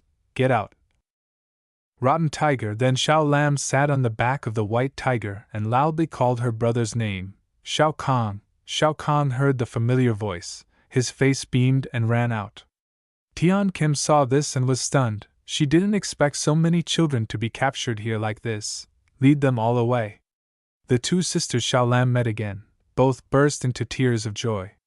It turned out that at that time Xiao Lam was just in a deep coma. Tian Kim had given her a drop of life essence. That night the girl returned from the realm of death. Tian Kim, after some investigation, found out that these children were all from Peace City, so they would take all of them back to their hometown. She put her hand on the small head of Xiao Lam and gently said, "From now on, you 2 sisters should follow me." Xiao Lam smiled, immediately agreed. Then Tian Cam's face became angry. It seems that Peace City has an undercurrent. This time back must rectify it well. As for the white tiger here, it was transforming into a versatile toy for the children to play with. One used its wings as a slide, one clung to its tail as a swing. it seemed that everyone was very happy. In a distant country, a beast, after kidnapping a human child, knelt before Shaoling to report, "Leader, this is a mutant child in humans. It carries the bloodline of the beast clan. Oh, this child is sleeping soundly." Finally, the artist also drew for it a normal face, carrying the characteristics of a cat or a fox. Shaoling ordered, "It's still not enough. Continue to find more children before the Great War happens." The beast warrior immediately obeyed. Behind him were dozens of powerful monsters also presenting to Shaoling, the leader of the Dark Association. Spring has come and autumn has passed. Yuziu has fallen asleep in cultivation. During this time, the divine tree occasionally woke up, blinked, and then fell into a deep sleep, perhaps because of unease. And 9 tree roots have turned into 81 tree roots during this time, like a titanoboa. And one of those clusters is a final tree root that mutated when exploring space. The number of tree branches also increased to 300. In these 3 years of wind and rain, the divine tree has truly created a qualitative change. And after Yuziu fell into a deep sleep, the whole world went through earth-shaking changes. It seems that the geological plates have overlapped or crashed into each other, creating this rugged and uneven terrain. Among them, the shining person has caused a sensation in Australia. That is the knight in full golden armor, looking cool. There is also Shaoling. She has built Fire City into one of the 10 majestic cities on the continent. Under her command, many powerful experts gathered. She herself is also a transcendent third-order expert, the pinnacle expert in humanity. Damn artist, please draw a cooler outfit for Shaoling, okay? This era also saw many anomalies. Strange creatures appeared in the sky, on the earth, and in the ocean. One after another, powerful monsters appeared in the land, with all shapes. Most of them are huge and gigantic, then they disappeared inexplicably. The powers also rose one after another. The Federation has lost control of the major cities, and 4 powerful clans began to appear. The Misty Mountain Range is known as a forbidden land among forbidden places.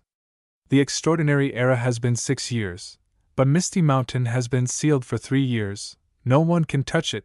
This also proves the terrifying strength of this land. A land no longer belongs to humans. Time flies like a dog running in the field. 3 years passed in the blink of an eye. Another withered autumn has come. Tian Kam rode on the back of the white tiger. At this time Xiao Lam has grown into a beautiful young girl. Tian Kim gently said to the girl, "Xiao Lam, Xiao Ba and I will not be here for a few days.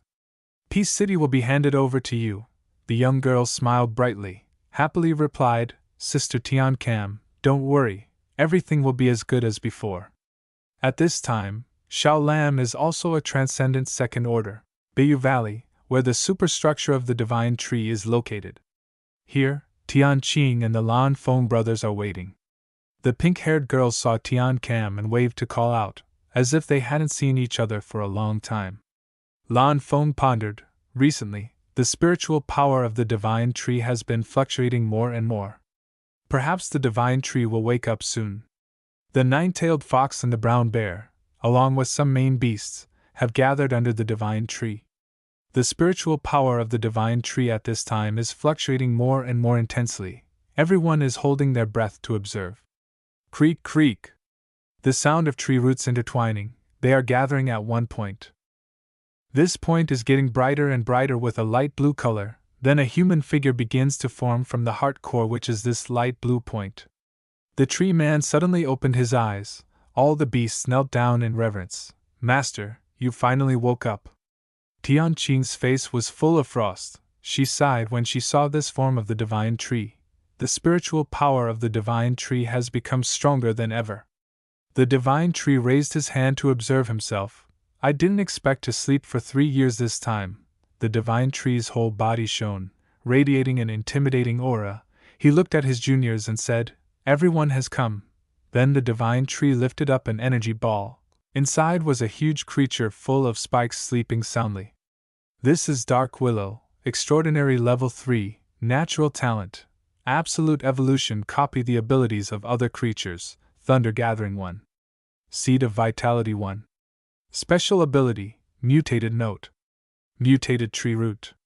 Surely everyone remembers this creature, one of the 7 kings of the sea, who had fought with Xiao Ling and the elephant god. Tianqing saw it and asked, "Is that one of the 7 kings of the sea?"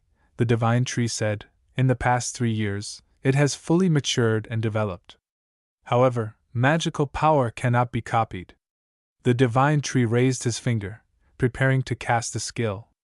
First, use illusion to erase its consciousness. Keep the real body.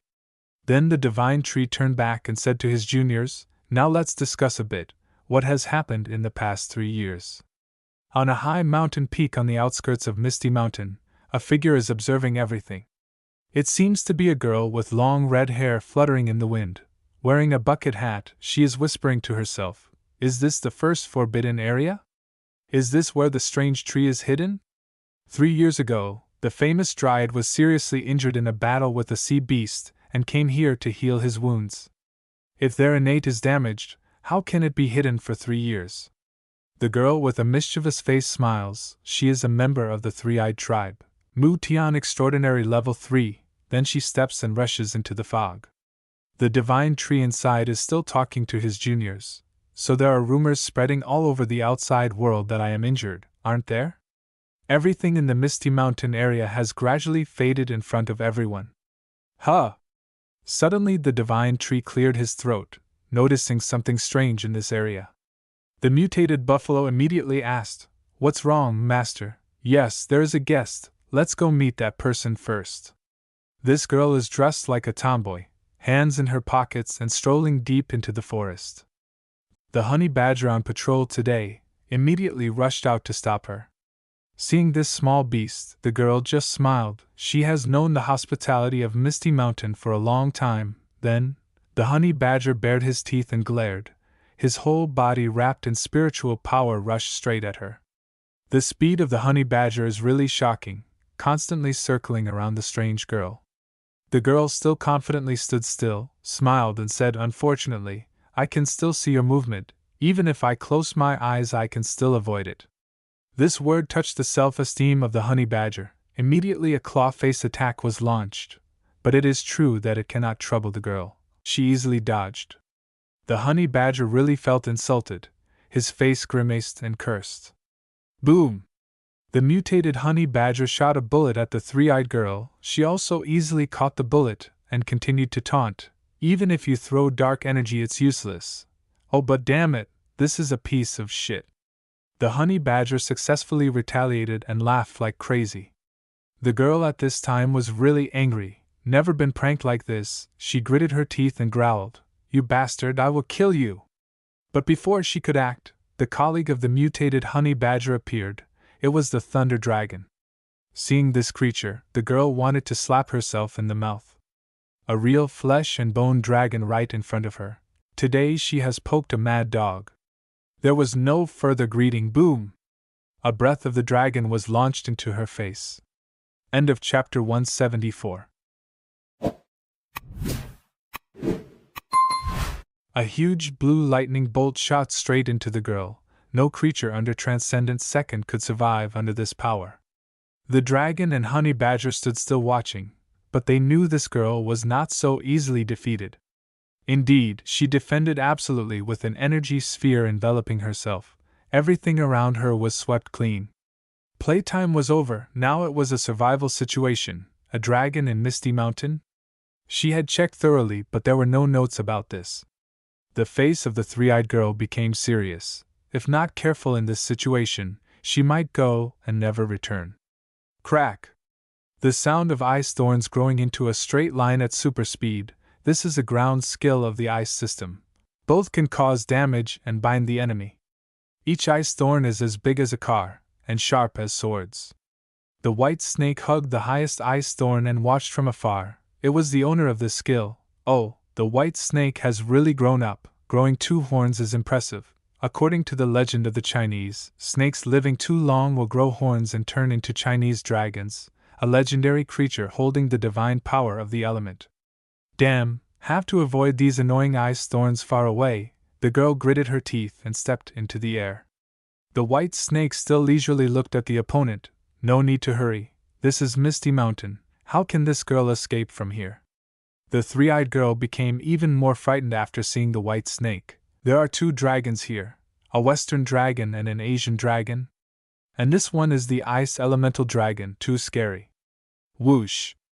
A large black shadow hit her in the face. It was the tail of the white snake. The white snake turned into a dragon with a body hundreds of meters long and extremely majestic.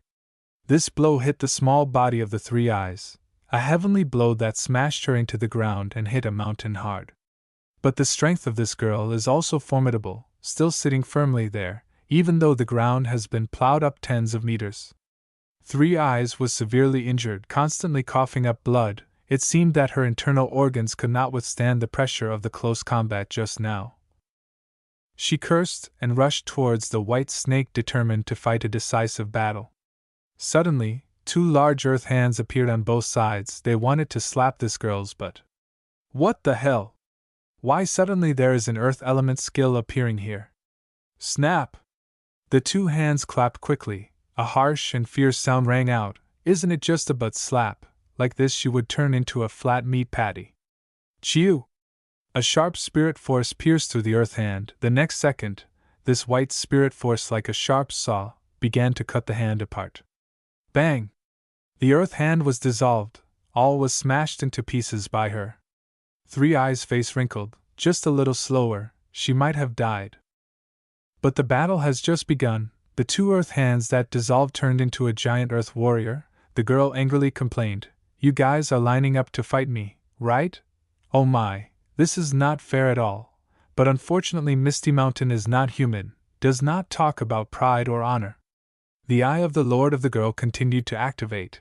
A strong bright white spirit force shot out. The farther this beam went, the bigger it became, instantly piercing the chest of that earth warrior. A very powerful blow. The earth warrior was immediately pierced by this shot and thrown back.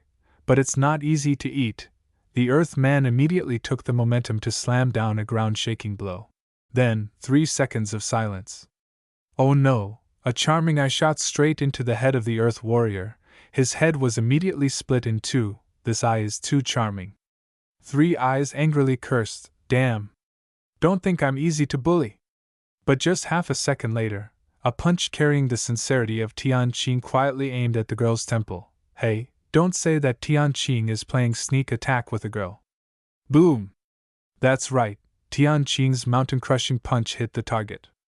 Three Eyes' clothes were disheveled, her mouth agape, completely unconscious in a large pit. Divine Tree silently observed and evaluated the abilities of the members, somewhat pleased. It seemed that over the years everyone had strived to increase their abilities. Tianqing used his left hand to grab the girl's head and lifted it into the air. Over the years, due to eating a lot of life essence, his height had reached 3.2 meters. Although not much different in the air, but in fact his skirt had been changed several times. Divine Tree used his divine consciousness to order Tianqing to bring this girl to him. But before he could do anything, this stubborn girl continued to shoot a charming eye, blowing Tianqing's brain. Damn, Tianqing lost his momentum and dropped her down, and the girl, still constantly coughing, seemed to have tried until the last moment. She raised her hand to cover the burning eye, laughed haha, and said crazily, "I blow your brain. Let's see how you deal with me."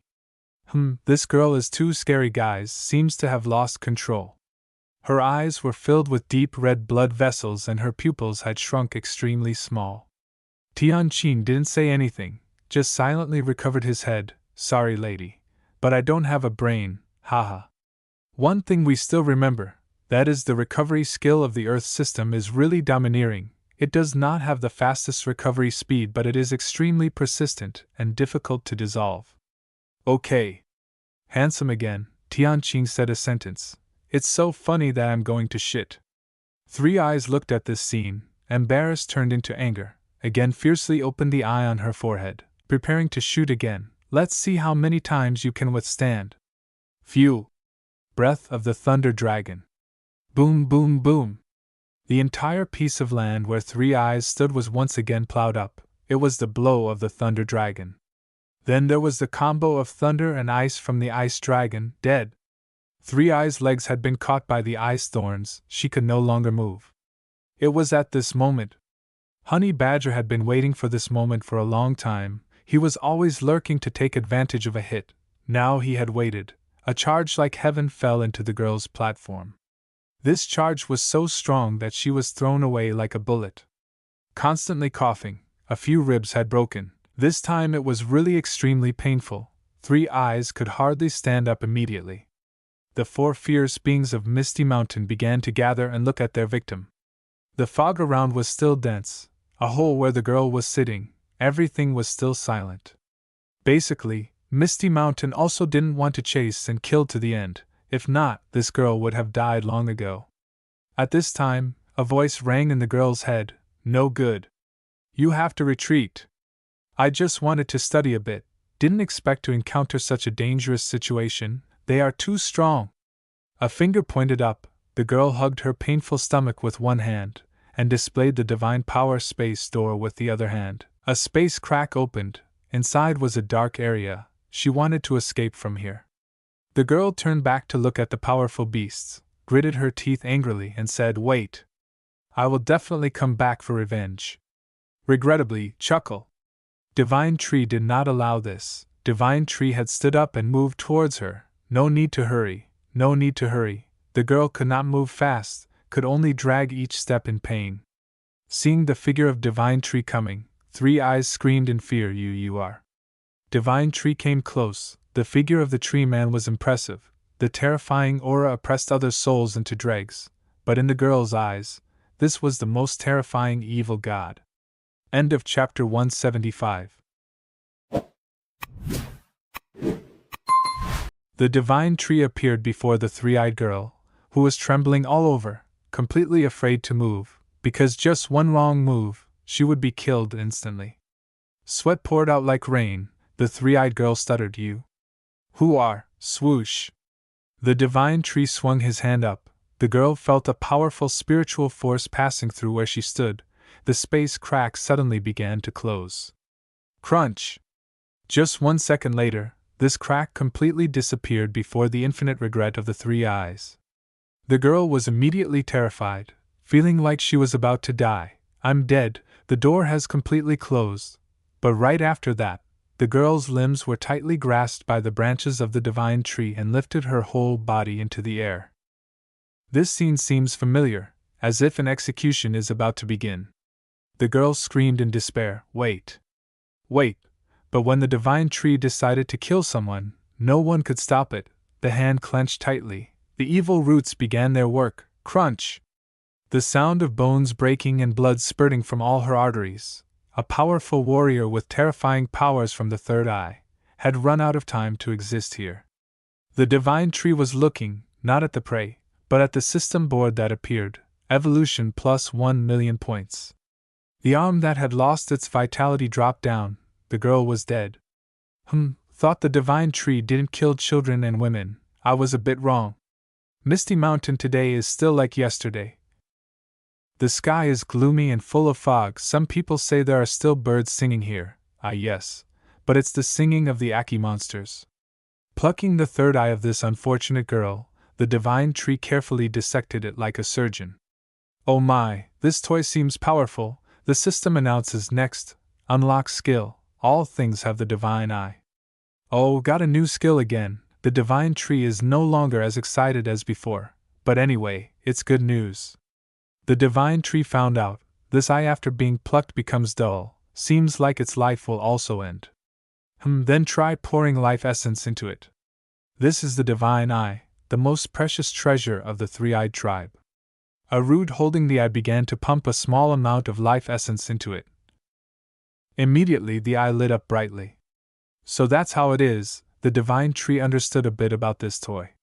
Try it for a while. Oh, this eye has the ability to see through objects. The Divine Tree can see through the mountain from this angle. That's great, isn't it? Not only that, it seems to have another function, that is, it also provides a very high image processing speed, or in other words, when wearing it, all movements seem slower. Oh my, this thing used in battle is like a tiger with wings. It's just that for the Divine Tree, it's just trash. Just at this moment, The white tiger flew over. He greeted the divine tree loudly. Everyone will die, damn. There is indeed a tiger growing wings. Conveniently also give you, the divine tree threw the eye to the white tiger sitting next to him. Wow, the winged tiger grew an extra eye, it's really cool. After finishing his work, the divine tree also left, not forgetting to tell the tiger, go down to the city and have a look. But the white tiger, intelligent and humorous, didn't understand anything. In the research area of Misty Mountain, the scientists from Moon City who were brought here are working hard. The divine tree transformed into a wooden dragon and began to inspect. It seems that there have been many big changes here, like a hidden factory under the ground. A bald-headed scientist saw the divine tree and greeted loudly. But the divine tree said, no need for courtesy. I just came to check the progress of the research. This bald-headed scientist is also old. His face shows seriousness and integrity. He said to the divine tree, in these 3 years we have continuously strived to improve. Finally we have successfully created a kind of liquid that can improve the evolution speed of all things many times. Not only that, we have also researched a drug to create talent. Oh my God! This news almost made the divine tree faint. Talent can also be created. It's really overbearing. It's against the heavens. In a transparent test tube, there is a tiny brown-red one-horned beetle. The old scientist is preparing to perform a rapid evolution growth for the divine tree to see. Above the test tube, a drop of liquid is about to fall. This is a drug researched by extracting from ant cells. Then drop it on this one-horned beetle, also a kind of insect. Plop! The sound of the water drop falling on the back of the creature. Immediately after, this beast spread its wings. Its body enlarged several times, changed color from brown-red to purple-blue. Its expression is extremely bloodthirsty. The system also describes the talent of this beetle, great divine power, possesses strength far beyond oneself 10 times. Divine Tree stared at this scene, unable to believe it, not only rapid evolution but also talent. Oh my, perhaps the power of the Divine Tree could also be poured into the Ninetails or mutant buffalo. Right.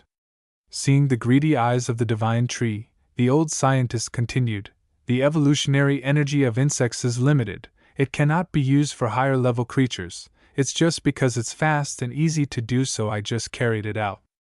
Then he raised 2 test tubes and introduced. These are 2 elemental divine power tubes. We extracted them from the Ninetails and the Ice Dragon. The old man led the Divine Tree to where the 2 experimental animals were. They were 2 ordinary wild wolves.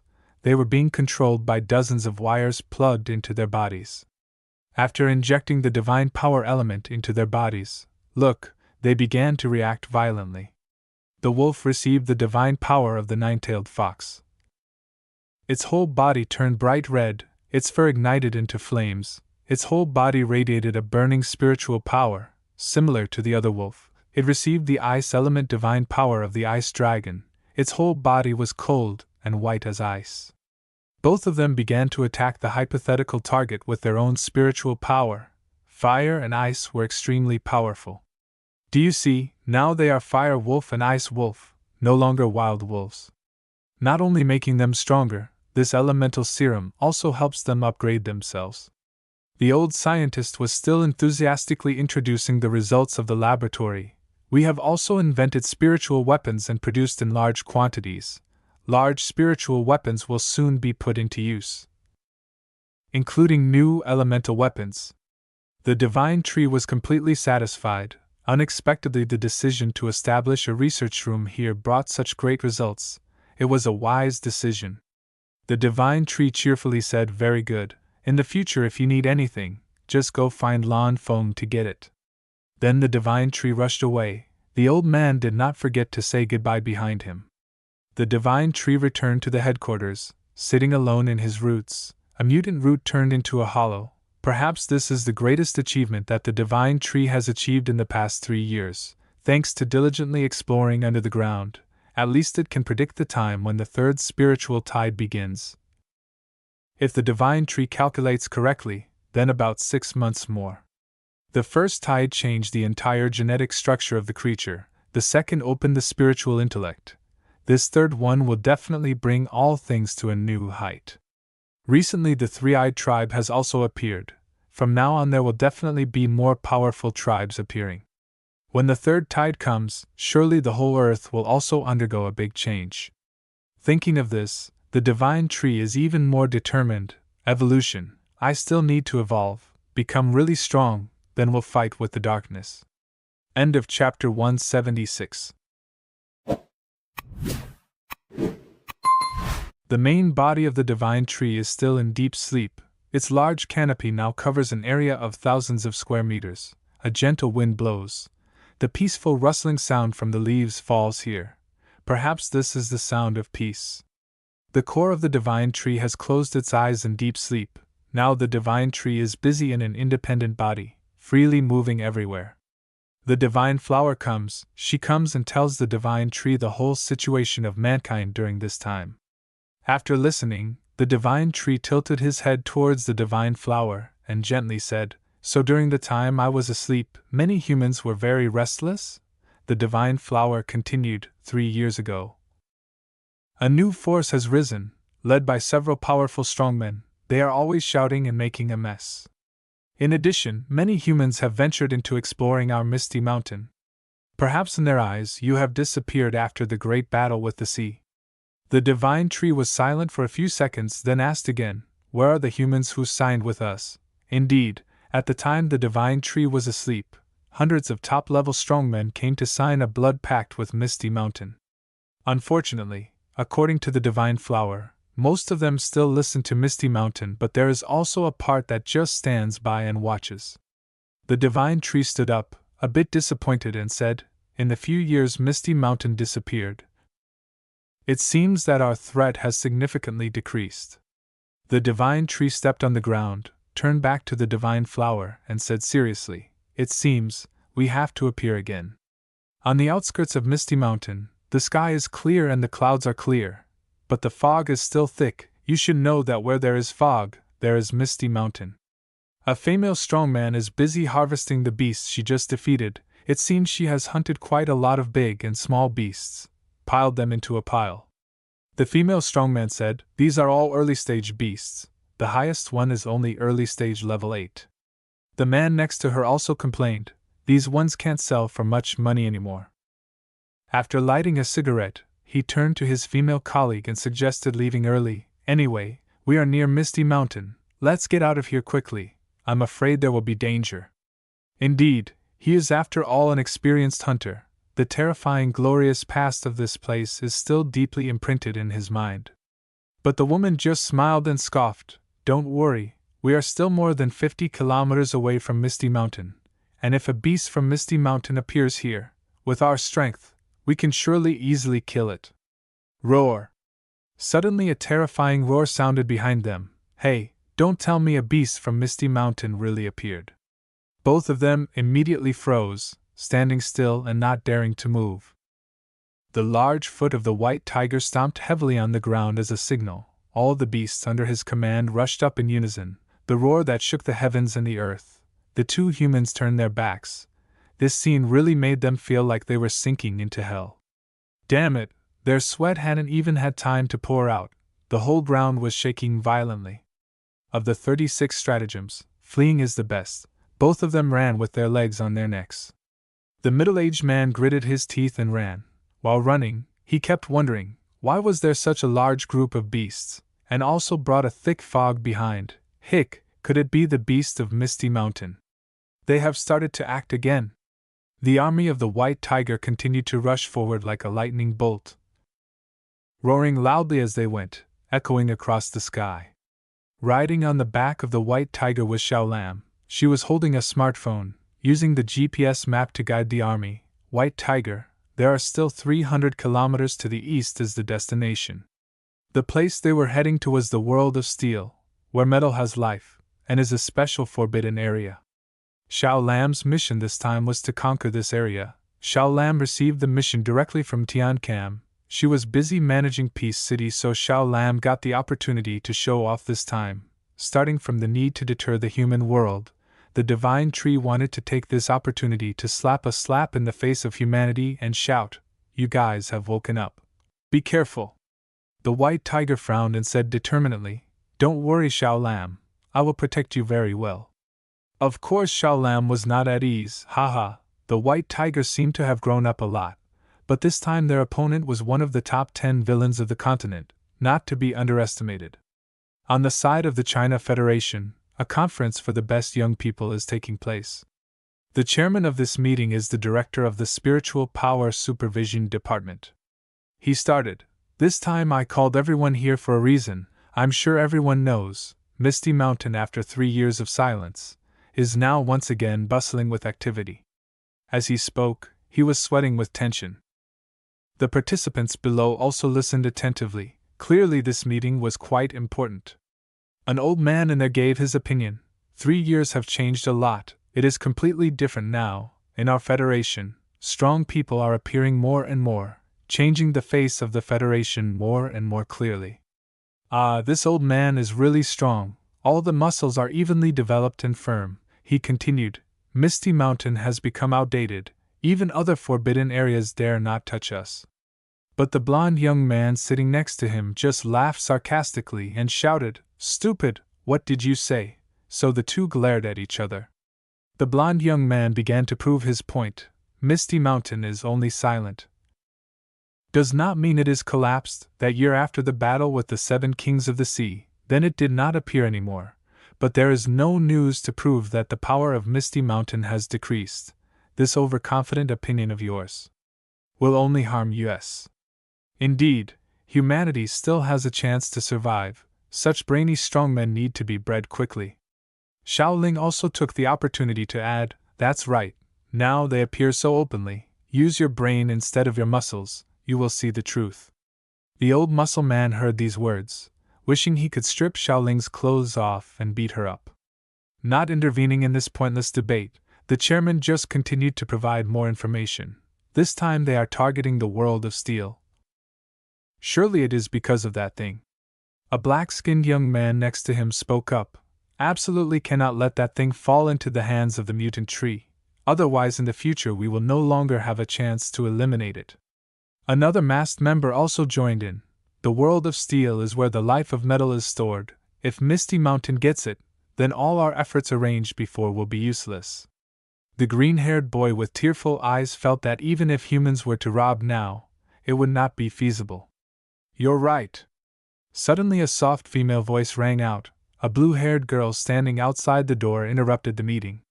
Everyone was surprised to look out. Who was she? Could it be Snake Girl? The blue-haired girl with a cold face continued to speak. I serve the will of the divine tree. Today I send a message to you. It's best not to get involved. Otherwise the divine tree will definitely not spare you. The old muscle man was angry from earlier, now finally had a chance to vent, so he was the first to rush up to attack Snake Girl. But why was she still standing still without reacting? Bang! The mountain-piercing punch of the old man was thrown out, creating a loud noise. He tried to see what his victim was like. Why was it like he just punched into the air? The next second, when the dust settled, Snake Girl was still standing there. The old man just punched into a space crack. Clearly it was easily resolved by Snake Girl. Snake Girl casually continued, Oh, I haven't finished speaking yet. End of chapter 177. The old man's temper is hot as ice cream. He threw a punch that could split mountains and seized towards Lindsay. But who is Lindsay? She is not weak and fragile as her appearance. She is also one of the prodigies of the continent, but has disappeared for 3 years. Yes, a prodigy possessing terrifying power, that is the ability to manipulate space. The old man punched into the void, completely unable to do anything to Lindsay. In his head he still wondered why, damn, she is completely unhurt. The pink-haired girl behind seeing this, just blurted out, Damn it, can't you fight without showing off? Dust is flying everywhere. It doesn't look like they are having a high-level meeting. The chairman frowned worriedly and said, Who are you? Speak up. Lindsay still had a leisurely demeanor, her face unchanged. As if nothing had happened, she coldly said, Divine Tree this time took action, not only for the benefit of the Misty Mountain, he also hopes that you will preserve your strength. Don't be foolish and sacrifice needlessly. Her eyes swept over everyone and continued to speak, her voice softer. in the future, we will need you. As soon as these words fell, several prodigies of the continent fell into a bit of a daze, completely not understanding, unconsciously standing still, each with their own thoughts. No one spoke out. But the guy with chocolate skin couldn't help but ask, such a powerful mutant tree. Yet it needs us? What are you guys plotting? Lindsay looked down instead of looking at that guy's face. She said, everything that needs to be said I have already said, the decision is yours. Lindsay wanted to leave, but the pink-haired girl suddenly shouted, wait, Lindsay, it's me, Susu here. We used to be in the same battle zone. Why did you betray us to follow that mutant tree? Lindsay turned around and prepared to step into space. That person was indeed an old teammate. She cast her gaze there. Her icy voice rang out, I can't answer this question. Understand that every decision has its reason. Not everyone can understand. You should think a little about this. Of course, it was because of those dark days. Lindsay was in the ruined city waiting for the human reinforcements to come, but no one came. She got lost in the strange forest of the divine tree, and then, after going through psychological changes and under the care of the divine tree, she became the ambassador of the great divine tree. Besides her there was another ambassador. Both were key powerful figures of the Misty Mountain, in charge of important diplomatic strategies.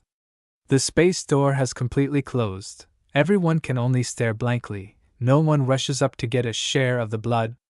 If you have a brain, you definitely won't. Spatial talent is not something people can easily tease. She can throw you into the space of Mars with one shot. With your level, can you survive? The old man with a temper as hot as ice cream still has a grudge, gnashing his teeth. This life is more humiliating than eating shit. Being humiliated by a brat. How can the old man dominate anymore? But before it was the old man's turn to curse, a loud bang on the table rang out. The chairman of the Spiritual Power Supervision Bureau could not hold back his anger. Once again humanity was under the shoe of the divine tree. Only this time they came to announce in advance politely. Susu with pink hair next to him also understood this feeling. They couldn't do anything to the divine tree. They hadn't been able to do anything to it from the beginning. Now the Misty Mountain is openly showing their hand. Openly warning, the history of human rule may completely end from today. That is also the reason why the chairman feels powerless to gnash his teeth. On this side of the Misty Mountain, it is still fog and architecture in the style of the divine tree. A round space gate opened. A pink beauty stepped out of it. She is not like before. Don't know how far her talent has developed, but her waist has gotten a bit bigger, and the point on her face is a cold indifference that doesn't care about human affairs. She stepped forward to the divine tree and respectfully reported, Dear divine tree, I have finished conveying your words. The divine tree observed Lindsay for a few seconds and then kindly said, You did very well. And your spatial talent has also made a lot of progress.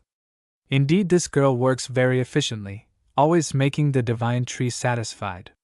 The divine tree continued to assign another task to Lindsay. This time you will take on another task. Go on a trip to the 10 Nations Alliance. There Aisha needs your help. Lindsay immediately obeyed. Who is Aisha?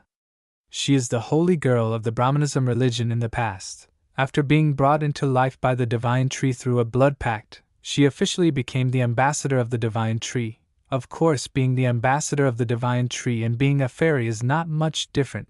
Cultivation resources eat full mouth. Life essence 1 liter a day. Benefits are countless.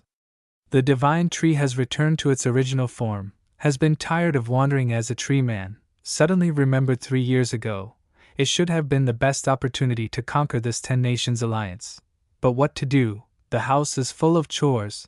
This time he will definitely not miss it. At a magnificent castle in the style of Saudi Arabia, this is also the headquarters of the 10 Nations Alliance. Aisha is beautiful in her saintly attire. She is standing on a balcony and looking far away, as if waiting for news from someone. Behind her, a maid suddenly spoke, Miss Aisha, everything is ready, it's time for you to appear. Many years have passed, Aisha really appears less. But that doesn't mean she doesn't work. She has strived to infiltrate the control of the Misty Mountain into every possible corner of this land. Aisha slowly entered the sanctuary. The maid stood in 2 rows on both sides. a space full of reverence. And on the distant throne, a figure is sitting crookedly.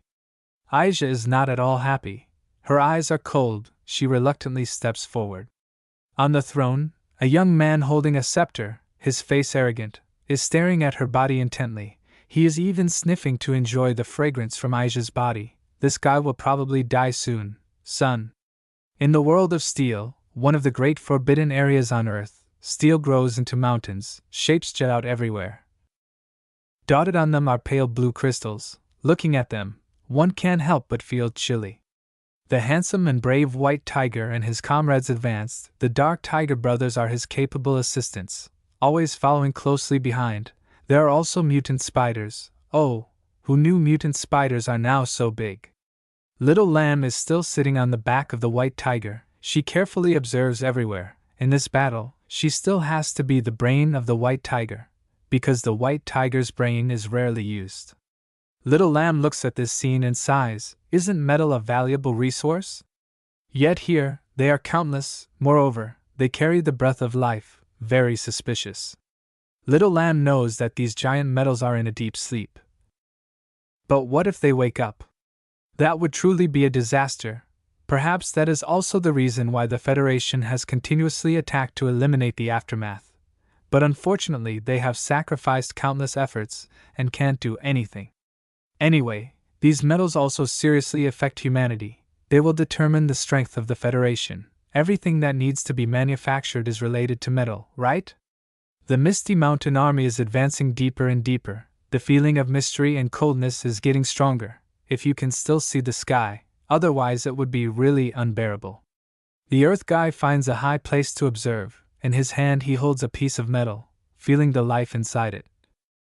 It is indeed a metal life. He is really restrained in this space. There is no Earth, right, there is no Earth to use martial arts. The huge tiger army, one by one, follows the white tiger to advance. Suddenly a mocking laughter rang out. Finally the Misty Mountain is attacking. Oh, so scared. What should I do? Ha ha ha. There are two weird faces there, bodies hiding in the shadows, constantly mocking the white tigers. What are these two doing here? It's because of that thing that they also came. They are cunning and cruel guys, who have caused disasters for humanity everywhere. One of them states his plan. Wait until the two sides fight until they are covered in shit, regardless of victory or defeat. Then we jump out, snatch that thing, and it's done. The other one praises, oh, that's really great. Then they burst into laughter. One is a lizard man, and the other is a spider demon with a face that always smiles on his back. Suddenly the space and the earth shook terribly. Little Lamb was startled and screamed, "What's that? An earthquake? No, it's my brothers coming up." A shiny golden arm suddenly protruded from the metal mountain. Damn, it only has 3 fingers. But this gold place must be hundreds of thousands of tails of gold, brothers. Then, a huge and majestic body protruded, a golem hundreds of meters tall, eyes shining like G63 headlights, staring intently at the white tigers. End of chapter 178. This golem, named Black Diamond, currently resides in the Transcendent Third Order. Its body, apart from 2 solid gold arms, also boasts sharp golden spikes on its back. One could say, this is a golem of great wealth. Its eyes shine brilliantly, staring at the intruders. The white tiger, upon seeing its opponent, roars fiercely to assert its dominance. Meanwhile, Little Lamb quickly turns around to warn everyone about the appearance of the metallic beast. Everyone, they have appeared, be careful. And thus, the battle begins. At this moment, Black Diamond suddenly lets out a long, chilling howl that envelopes a vast area of steel.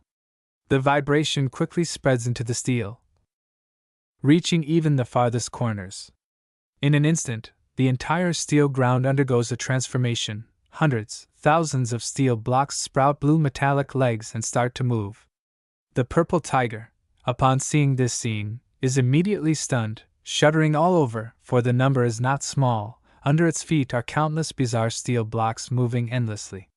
This is the first time the purple tiger has seen such a domineering summoning technique. It opens its mouth wide in awe. Just one howl can awaken these sleeping metals.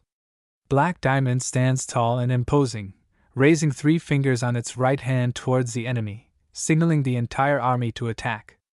The mass of steel blocks, without a word, surge forward in unison to attack. Little Lamb, riding on the back of the white tiger, has seen the whole scene. This summoning is indeed too domineering. She knows full well that trying to defeat this vast army of metal is a foolish idea, tantamount to suicide. All they need to do is defeat the leader and everything will end. She tells the white tiger, defeat it and everything will end. The white tiger roars loudly, its eyes shining with a fierce will to fight. The white tiger's 2 loyal subordinates, the mutant spider and the crazy hedgehog, are struggling to fend off these moving metal blocks. These blocks have no mouths to bite, but their 2 legs are as sharp as knives and harder than steel. The remaining mutant tiger warriors are also responsible for resisting these bizarre metal creatures, all of them extremely serious. The purple tiger is concentrating its energy. A powerful and terrifying bullet is being formed. Over the years, it has grown stronger, but no one knows how much. However, it always believes that it must be stronger than the white tiger, so looking at the strength of the white tiger, we can guess that it is a little weaker than the white tiger.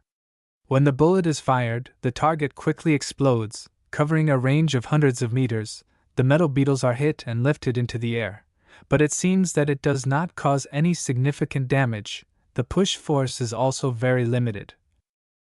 It even fails to break their formation. The white tiger and Little Lamb rush into the air, bypassing the large army of metal beetles, choosing to charge straight at their leader. A headbutt is launched. The white tiger throws its head into the chest of the golem at a speed of 500 km per hour. The golem immediately suffers a penetrating collision, piercing through its back, inadvertently causing it to lose balance. This body of it must weigh thousands of tons. Can it be knocked down?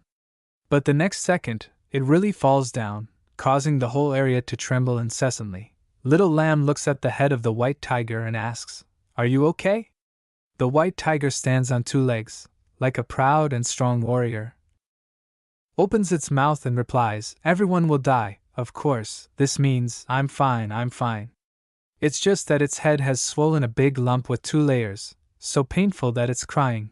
This guy is a quick learner but forgets quickly, still likes to be hard-headed. If the divine tree is here, it will definitely be beaten up." Whoosh! The sound of tearing the wind rings out. Black Diamond Golem counterattacks as fast as lightning.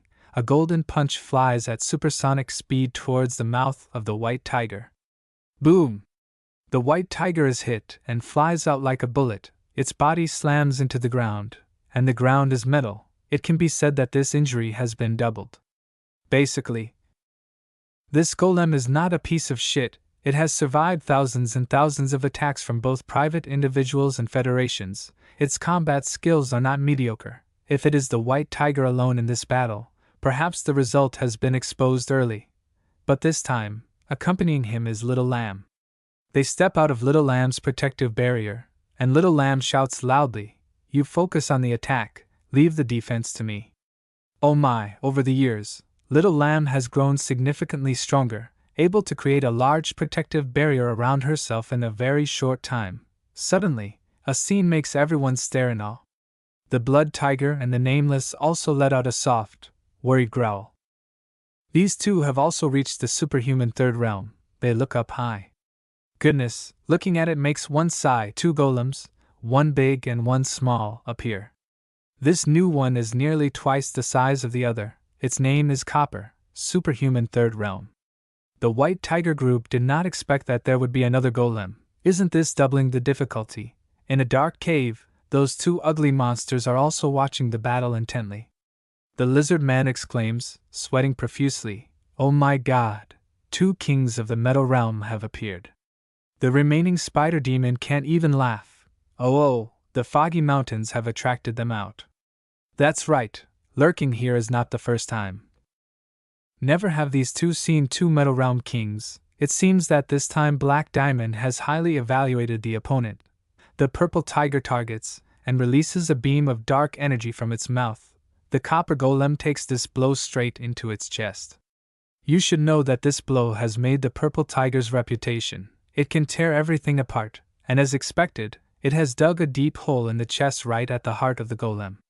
Goodness, but just a second later this hole is healed, the recovery speed is extraordinarily fast.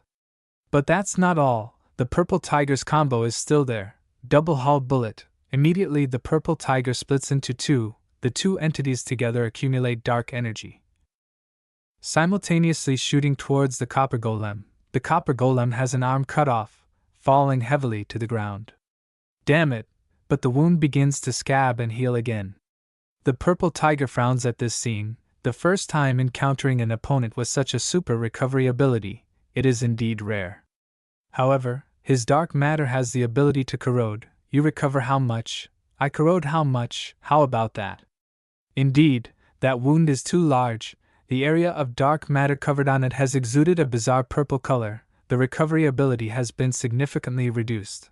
On this side, the white tiger and little lamb are still engrossed in combat, continuously dodging the deadly close combat attacks of the black diamond golem.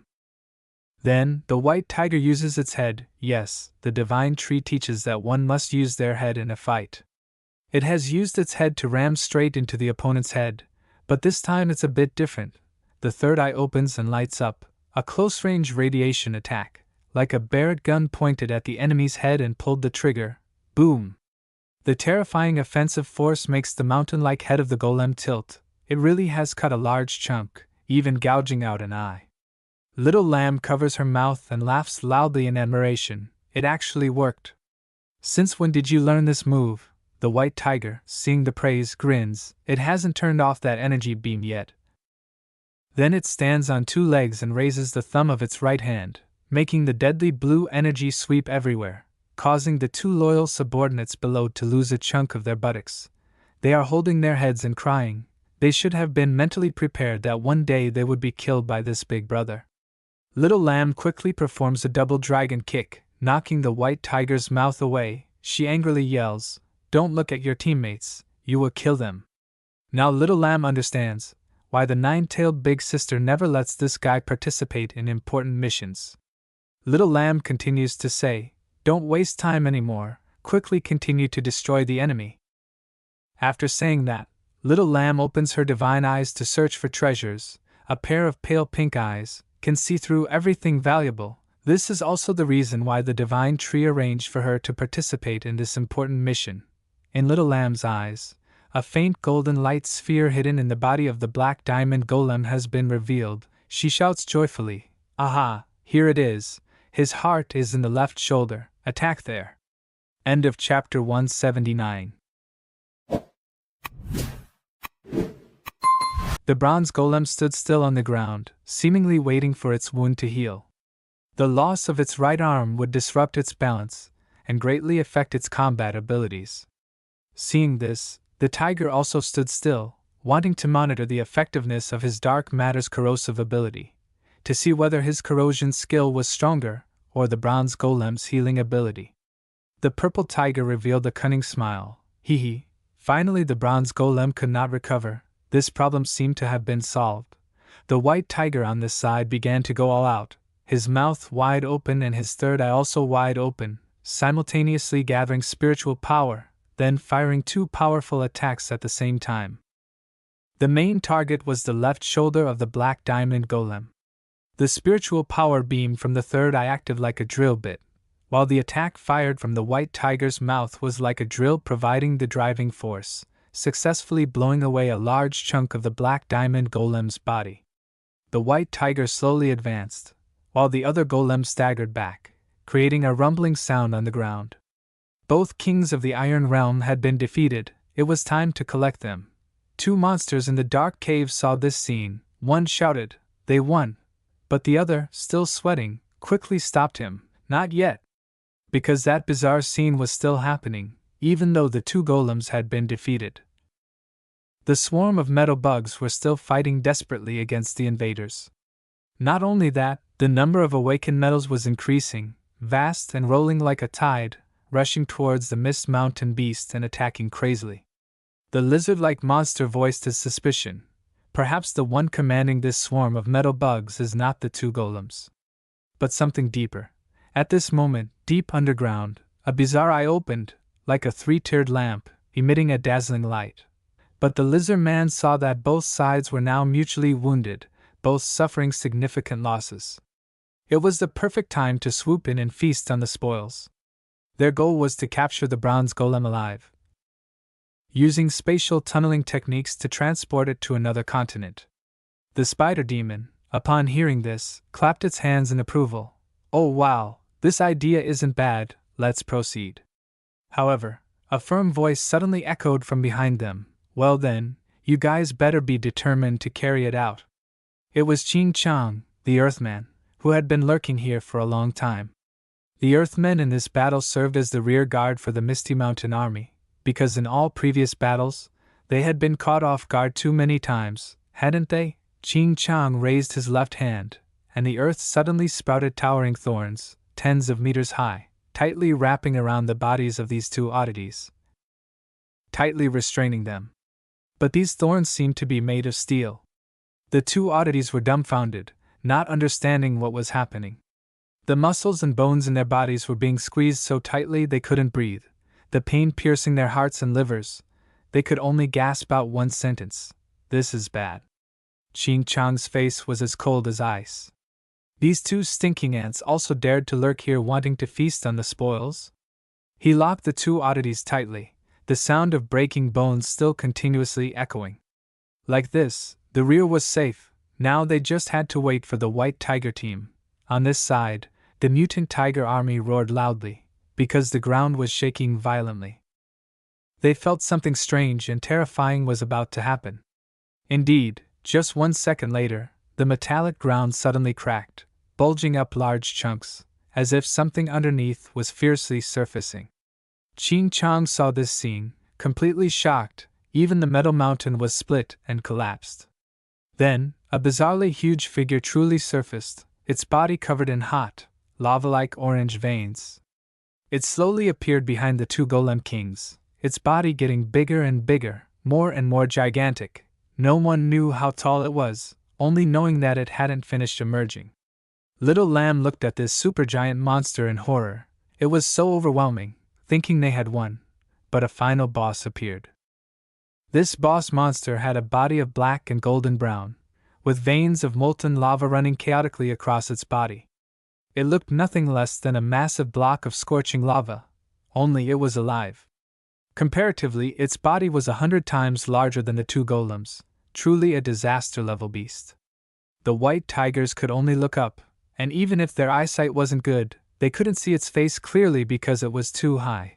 The final boss, with its grotesque face, began to roar in intimidation, the deafening sound echoing and shaking the entire sky.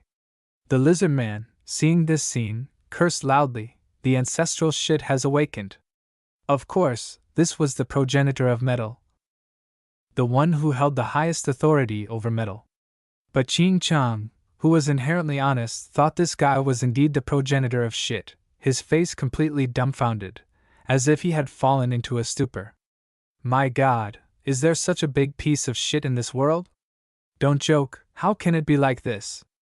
If that's the truth, the person who excreted this piece of shit must be the progenitor of the Titans, and I must be severely constipated. The lava monster faced the invaders and roared loudly, officially declaring war on them.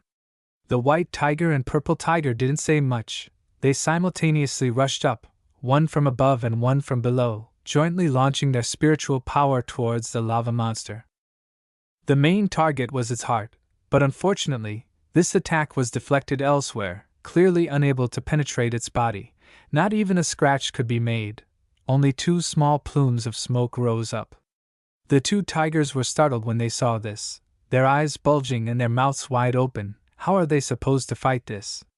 Little Lamb's face was ashen, because she realized the level difference between this creature and them was too great.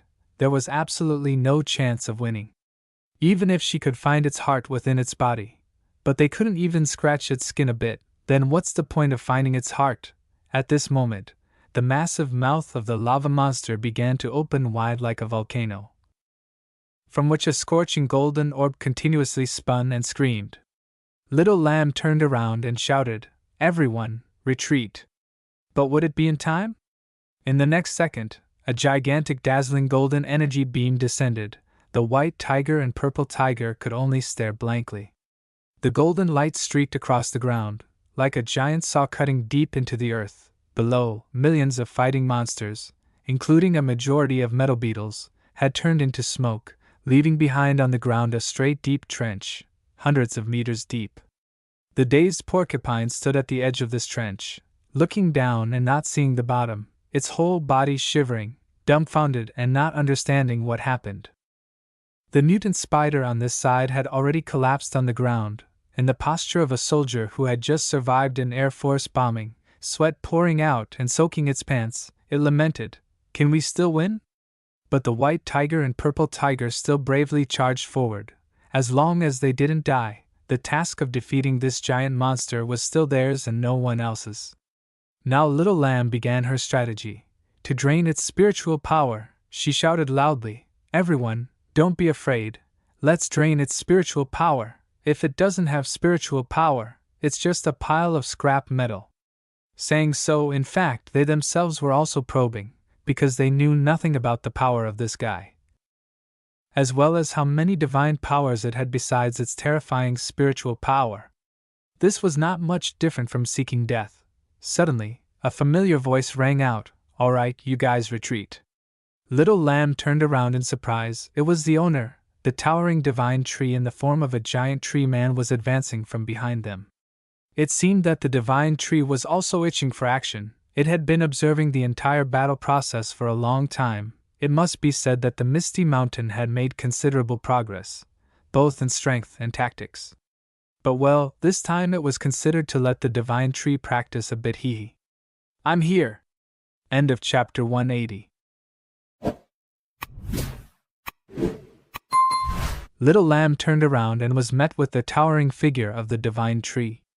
She immediately felt an overwhelming aura, grateful that such a powerful entity was on her side. This was the first time Little Lamb had met the master, causing her to sweat nervously and stutter, "Master, master." Hearing this, the divine tree turned to look at her, a new human child. The divine tree spoke softly, "Is that you, Little Lamb?" Then, the divine tree generously complimented her, "You are very brave." The moment these words entered Little Lamb's ears, she blushed, covering her mouth and exclaiming, "The divine tree just praised me." Remember, in everyone's eyes, the divine tree is a deity. The white tiger could only look at her with a mix of envy and stupidity, thinking to itself that it too had been praised a few times.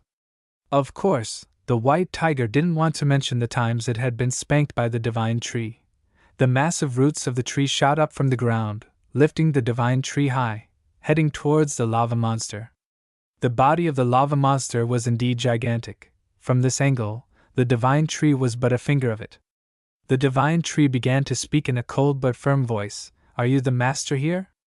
But this creature had no basic manners, or rather, it didn't want to converse with weak creatures, responding to the divine tree with a 1,000-ton punch. The roots quickly blocked it. A loud bang echoed. The punch completely stopped mid-air. The lava monster was stunned for 3 seconds, unable to believe what it was seeing. Never had anyone been able to block its punch. It had to take a closer look at this tree creature, small and arrogant, still standing defiantly in front of it, not moving back even 1 centimeter. The divine tree coldly said, "You are quite impulsive." The next second, the lava monster roared, not out of anger but as if it was some kind of skill. Immediately the metal bugs began to stir. They ignored the fight, all moving in one direction. Little Lamb thought they were running away, but that wasn't the case. Seeing this scene made Little Lamb sweat. Because thousands, tens of thousands of bugs were gathering at the feet of their progenitor, then they melted and merged into each other.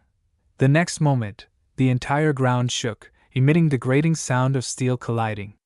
The noise spread from the feet of the metal progenitor, expanding around and quickly covering the entire steel realm.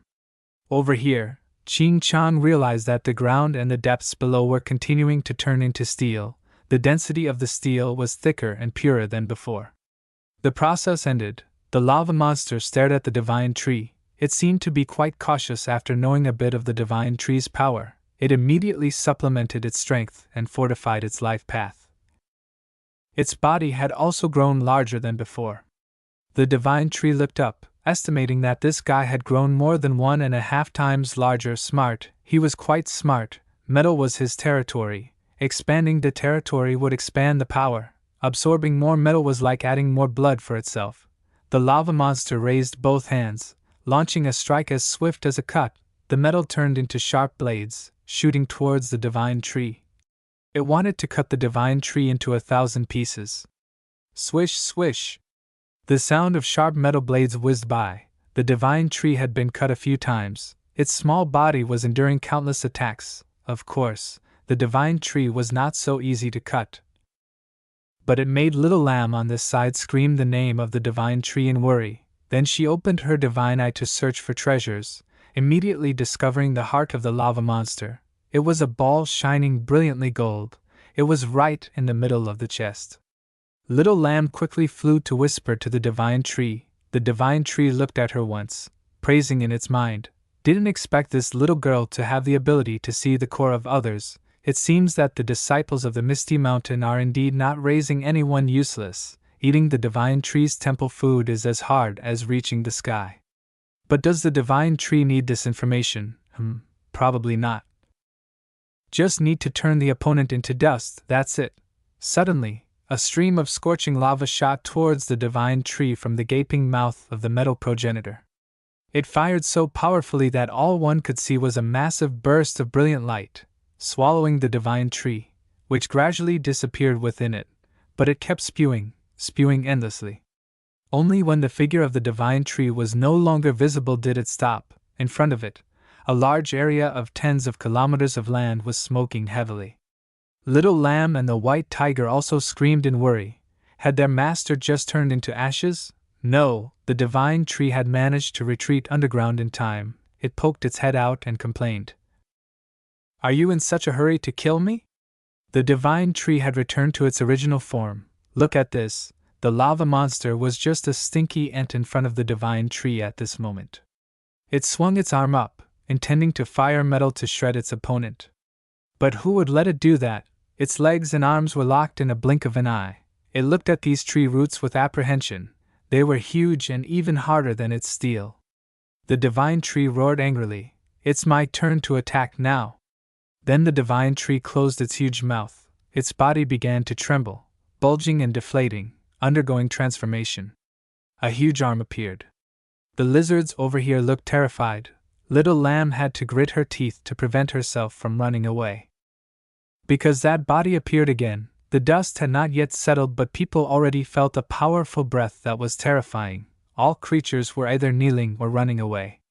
The divine tree in the form of a werewolf warrior, but gloomy like the Lord of Hell and terrifyingly large, larger than the lava monster by hundreds of times. The lava monster looked up in confusion. It had 20/20th vision, so it clearly knew it was only as big as a red hair of the divine tree. The divine tree, with a mouth full of smoke, spoke in a deadly voice. Well, round 2. End of chapter 181. Please note, due to the artist reducing the number of images per chapter, the duration of the clip will also be shortened. The schedule for the release of new chapters from the publisher is every Friday, Saturday, and Sunday. The divine tree, in the form of a hellish werewolf warrior, bent down to gaze at the lava monster. In just a moment, the lava monster lost its physical dominance and stood still. However, this creature was stubborn. Standing before such a massive divine tree, it decided to strike again. Golden metallic strands suddenly swung up, darting towards the divine tree. The purpose of these golden strands was unknown, but they were sure to inflict critical damage. The divine tree snorted and chuckled. Then, it swung up dozens of its red branches, wrapped in lightning, continuously punching forward. The sturdy branches collided with the golden strands, quickly disintegrating them. Then, it successfully captured the lava monster. One branch tightly coiled around its belly, while the others bound its limbs. At this moment, the metal elemental was like a fish on a chopping board. The divine tree slowly raised its hand, unleashing the ultimate skill: electricity control. Tens of thousands of volts of electricity flowed through the branches into the lava monster, causing a devastating effect. This creature, being entirely metallic, was more susceptible to electrical invasion and body destruction. The lava monster grimaced, on the verge of collapse. In its final desperate move, it spewed a stream of scorching lava from its massive mouth towards its opponent, hoping to escape, or at least drag its enemy down with it. But in that instant, the divine tree activated a boundary. A blue sphere enveloped the entire divine tree, and the lava simply flowed past, leaving the divine tree unscathed within. The lava monster was utterly astonished at this sight, feeling deceived. Just moments ago, the divine tree had to hide underground when faced with this attack, but now it was boldly confronting it. It was at this moment that it realized the vast disparity in their levels. Perhaps it had been fooled by its opponent, thinking it was the superior one, or at least an equal match. In the left hand of the divine tree, a sphere of electric thunder was screaming deafeningly, similar to Sasuke's Chidori. This sphere was also spinning wildly, emitting a terrifying sound capable of tearing apart any target it hit. Before executing, the divine tree exclaimed, "It's wonderful that you could evolve from metal and become a living being. Now, give me everything you have." Having said that, the divine tree thrust this sphere straight into the chest of the metal elemental. Like a super-fast iron drill, in less than a second, it pierced the chest of the lava monster, and the lightning also shot out from the hole in the chest. The divine tree roared. Its hand thrust into the enemy's chest seemed to have grabbed something. It roared and pulled its hand out, the lava monster like a robot running out of battery, swaying all over. "Here it is, this is it, a silver steel core, emitting a completely secular light. This is the heart of the metal element. It is the treasure of the elemental clan, capable of turning other elements into metal." Holding the treasure in hand, greedy eyes shining brightly, the divine tree laughed loudly in satisfaction. "Is this your heart? Very good, very good. I will cherish it." The divine tree clenched his heart. The strong light penetrated through the fingers. Then it began to pull it out of the body of the metal elemental. The long tendons were still trying to pull and connect between the heart and the body.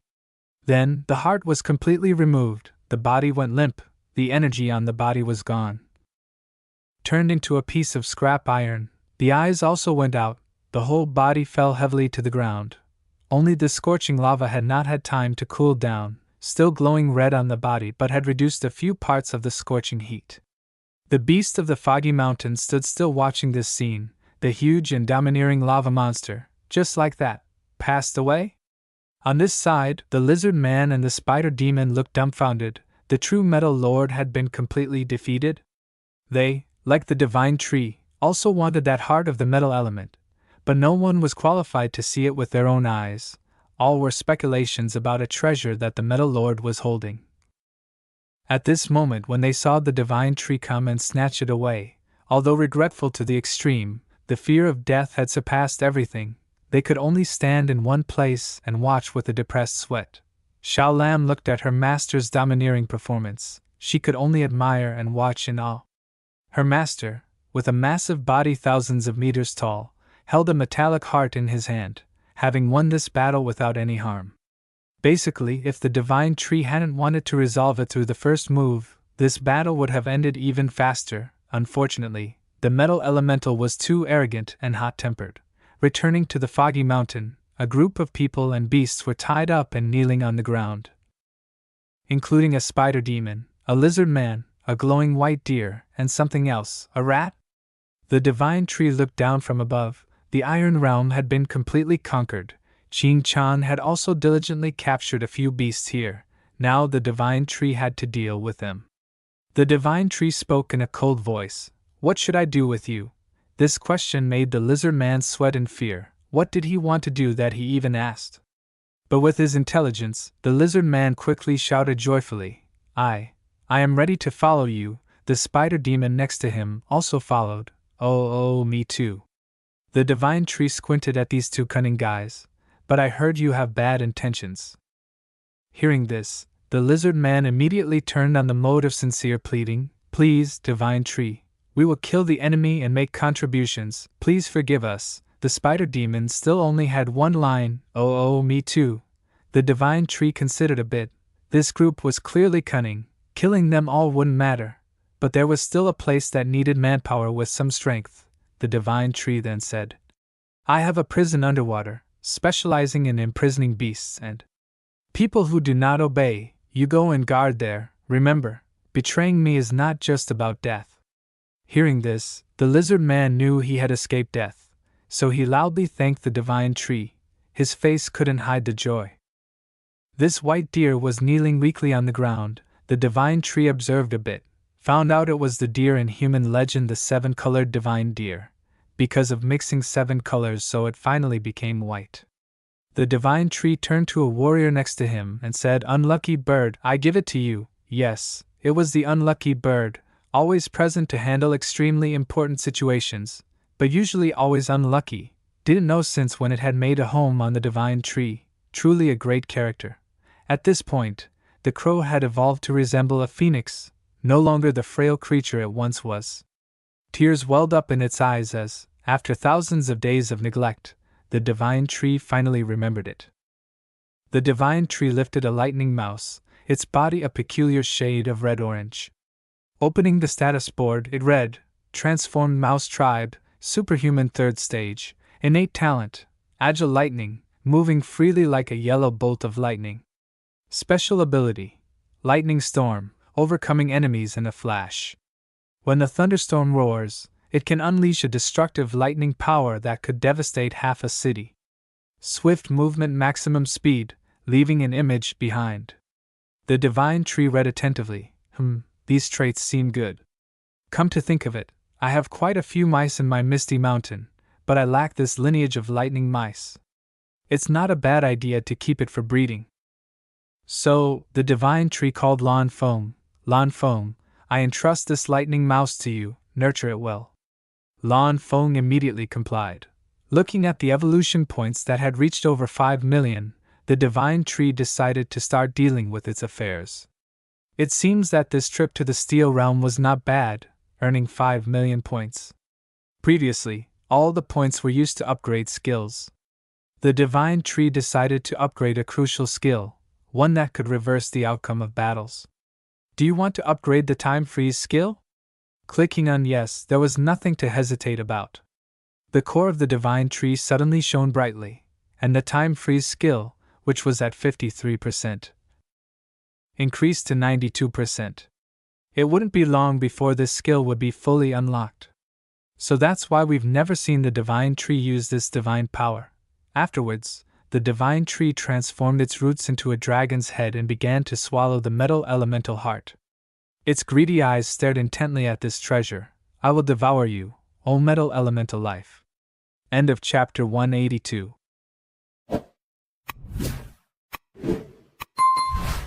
The roots of the dragon tree held the elemental heart in its mouth, offering it to the divine tree for inspection. Astonished by such a beautiful treasure, he began to feel a strange creative inspiration. This heart was the life core of the steel element. If following this logic, the divine tree could be considered a wood element. Surely in this world, there must also be life elements of fire and wind. Growing more curious, the divine tree couldn't wait and began to devour the elemental heart. The light of the fusion reaction, unable to be contained, burst forth from the dragon's mouth, after which the divine tree threw it straight into its crystal core. Space immediately fluctuated. As the divine tree's body was undergoing a continuous process of biochemical transformation, rebuilding its body. At this moment, the divine tree commanded the 9-tailed fox beside it, 9 tails, give me my life heart. 9 tails immediately agreed. She opened her mouth and a faint green sphere, enveloped by dark lightning, slowly emerged from her mouth. You may remember, the divine tree had entrusted this heart to the 9-tailed fox in case of unforeseen circumstances. If this body dies, as long as this heart remains, it will rise again. Looking at its heart one last time, the divine tree's plan was to fuse its heart with the elemental heart, wondering what miracle it would create. The divine tree then placed its own heart into the core, and the reaction process began. A strange spiritual force carrying a terrifying pressure began to emanate from the divine tree's mouth, causing all of Misty Mountain to shake violently. The land and mountains seemed to collapse. Then, There was only silence. The divine tree stood still, its core dimmed, as if it had died. The system screen displayed, skill of elemental assimilation can convert different elements into the element of steel. Nurturing skill can use the steel heart to nurture the characteristics of steel. Swallowing skill can acquire the characteristics of metal by swallowing metal. The divine tree awakened. Suddenly a mad idea appeared in its mind. With this skill, couldn't the entire earth be transformed into steel? These new skills completely baffled the divine tree, especially the swallowing skill, which would allow it to acquire the properties of metal. This time, it would have to find books to read about the properties of various metals again. It couldn't rush. It would take time to understand this skill. Looking at the handful of metal in its hand, the divine tree had another idea. It needed to find new metals with unusual properties. But in the world of iron and steel, there were only ordinary metals, nothing special. 9 Tails, go find some special metals and bring them to me. 9 Tails immediately obeyed. But this was a twofold task. 9 Tails wanted to ask the divine tree for permission to go and assist Xiaoling, who was currently being sent by the Federation to exterminate the White Dragon. Hearing the name of the White Dragon, the divine tree was a bit surprised. Dragons were legendary powerful creatures. Fighting with a dragon was not to be taken lightly, so the divine tree ordered, "Take the black bull with you. I still need to focus on the process of assimilating with the metal elemental heart." 9 Tails bowed her head in obedience. She always understood her master. He was not naturally cautious, except in cases where he was 100% sure. In a strange forest, loud noises continuously erupted, shaking an entire region. A pure white dragon was roaring in anger. It was fighting with dozens of human powerhouses. Suddenly a giant purple spider bared its fangs, biting into the body of the white dragon. The white dragon roared in pain. This bite definitely carried poison. It was extremely vicious. The white dragon used its dragon breath to counterattack, turning the spider into dust. Xiaoling attacked. Fire butterfly. A large fire butterfly rushed straight into the white dragon like a pillar of fire, hitting the dragon's throat. The divine elephant seized the moment when the dragon was in a disadvantageous position. He launched his familiar ultimate move, Sky Collapse. His 2 legs aimed straight at the dragon's head. If this hit, the dragon would meet its maker. But from nowhere, a black flame shot straight into the face of the divine elephant. The divine elephant didn't understand what had happened. This was not a skill of this white dragon. The next second, the divine elephant was thrown back to his original position. At this moment, the 2 sides were again engrossed in each other. Next to the white dragon, a monster resembling a fox, but its whole body was a strange dark blue flame. Its ferocious face was grinning maliciously at Xiaoling's group. These powerhouses were quite astute, immediately guessing that this could be a mutated fire fox. Indeed, too many bizarre creatures had appeared in this world. This fox was no exception. It was unclear whether its fur was always on fire or only during combat, but it must be said, its form was quite cool. In the distance, a group of people were observing the battle. These were Xiaoling's subordinates, and there was also a blonde kid following them, probably the kid who was kidnapped by the red-haired beastman the other day. The vampire saw this scene, knowing that it was almost their turn to take action, just needing a little more patience. Indeed, the beastman also agreed to wait, as the spokesperson had not yet spoken. If they joined at this moment, it could expose the spokesperson. They called Xiaoling the spokesperson? In that case, the leader of this dark guild would be the divine tree, and Xiaoling probably considered herself the spokesperson. Suddenly, 2 figures swept past, faster than lightning. The vampire was also a powerhouse, so naturally, he could sense the 2 terrifying forces heading towards them. The beastman also sensed it, a bit of unease rising, because these 2 had too much power. If they were enemies, they would be done for. The next second, these 2 had landed, right behind them. The vampire anxiously turned to look. It was the Black Bull and the 9-tailed fox, 2 main forces with very high ranks in Misty Mountain, standing before these 2 war gods. The vampire guy felt like he should just kneel down for safety. End of chapter 183.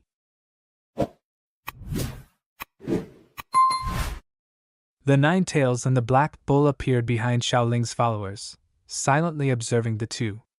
The vampire and the beast instantly froze, motionless, the tension in the air so thick they could hear their own hearts pounding chaotically. It should be noted that these two mythical beasts exuded a terrifying pressure, causing creatures below the transcendent second order to feel as if they were suffocating. Oh dear, are they just going to stare at each other like this? The beast touched the hilt of his sword, intending to end his life, but the vampire quickly raised his hand, signaling him to stop. Indeed, the vampire still had intelligence, while this beast seemed to have a beast's brain. The vampire gently said, "Stop, the mythical beasts of the Misty Mountain are on our side." The elder sister Ninetails began to speak. "What's the situation here?" The vampire immediately reported the situation to the Ninetails. The spokesperson was being forced to fight defensively. The super warriors of humanity really didn't contribute much to the battle, even they couldn't rush in. Besides, from the darkness, mythical beasts kept appearing, stealthily attacking the human side. For this reason, the spokesperson needed to conserve strength and couldn't go all out. The Ninetails sighed upon hearing this. She never thought Xiaoling would also be pushed into such a situation. It seemed embarrassing, haha. The Ninetails and the Black Bull moved to the edge of the cliff. They decided to join in right now. Let's go. On this side, Xiaoling was still fighting bravely. Of course, she always held back her main attacks, to conserve strength in case she had to fight with the strange beast coming to aid that dragon. But Xiaoling's fire had no effect on this black fox. It also had fire, a strange indigo flame, which was constantly devouring Xiaoling's fire. It seemed she had met her nemesis this time. The dragon had regained the upper hand, immediately launching a powerful counterattack. These two monsters wanted to crush Xiaoling. They knew well, the main force of the humans was only this girl.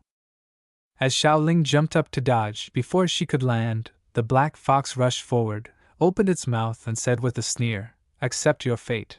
Xiaoling turned to look, her eyes wide in surprise. She seemed about to say something but then stopped, her gaze on it as if looking at a corpse. The masked team leader below, seeing this dire situation, shouted Xiaoling's name. If she were to sacrifice herself, it would indeed be a great loss for the Federation, and she was still unmarried. But in the next moment, a sharp battle axe swung through the air, cutting a deep gash into the fox's chin. From this angle, one could see that this black fox was truly enormous, even bigger than the mutated bull of Misty Mountain. Perhaps? But no matter, Xiaoling had been saved once. The black fox glared at the newcomer, its teeth grinding in anger, not knowing who this audacious person was who dared to interfere in its business. Seeing the black bull arrive, Xiaoling broke into a happy smile. This little brother of hers had indeed come. At this point, everyone below also recognized him. This was the bull demon, one of the main forces that had been making waves for many years from Misty Mountain. The bull demon roared, unleashing his skill, gravity. The bull demon was now a veteran warrior, extremely proficient. His gravity skill had also been applied to the extreme, affecting a space without needing a dragon.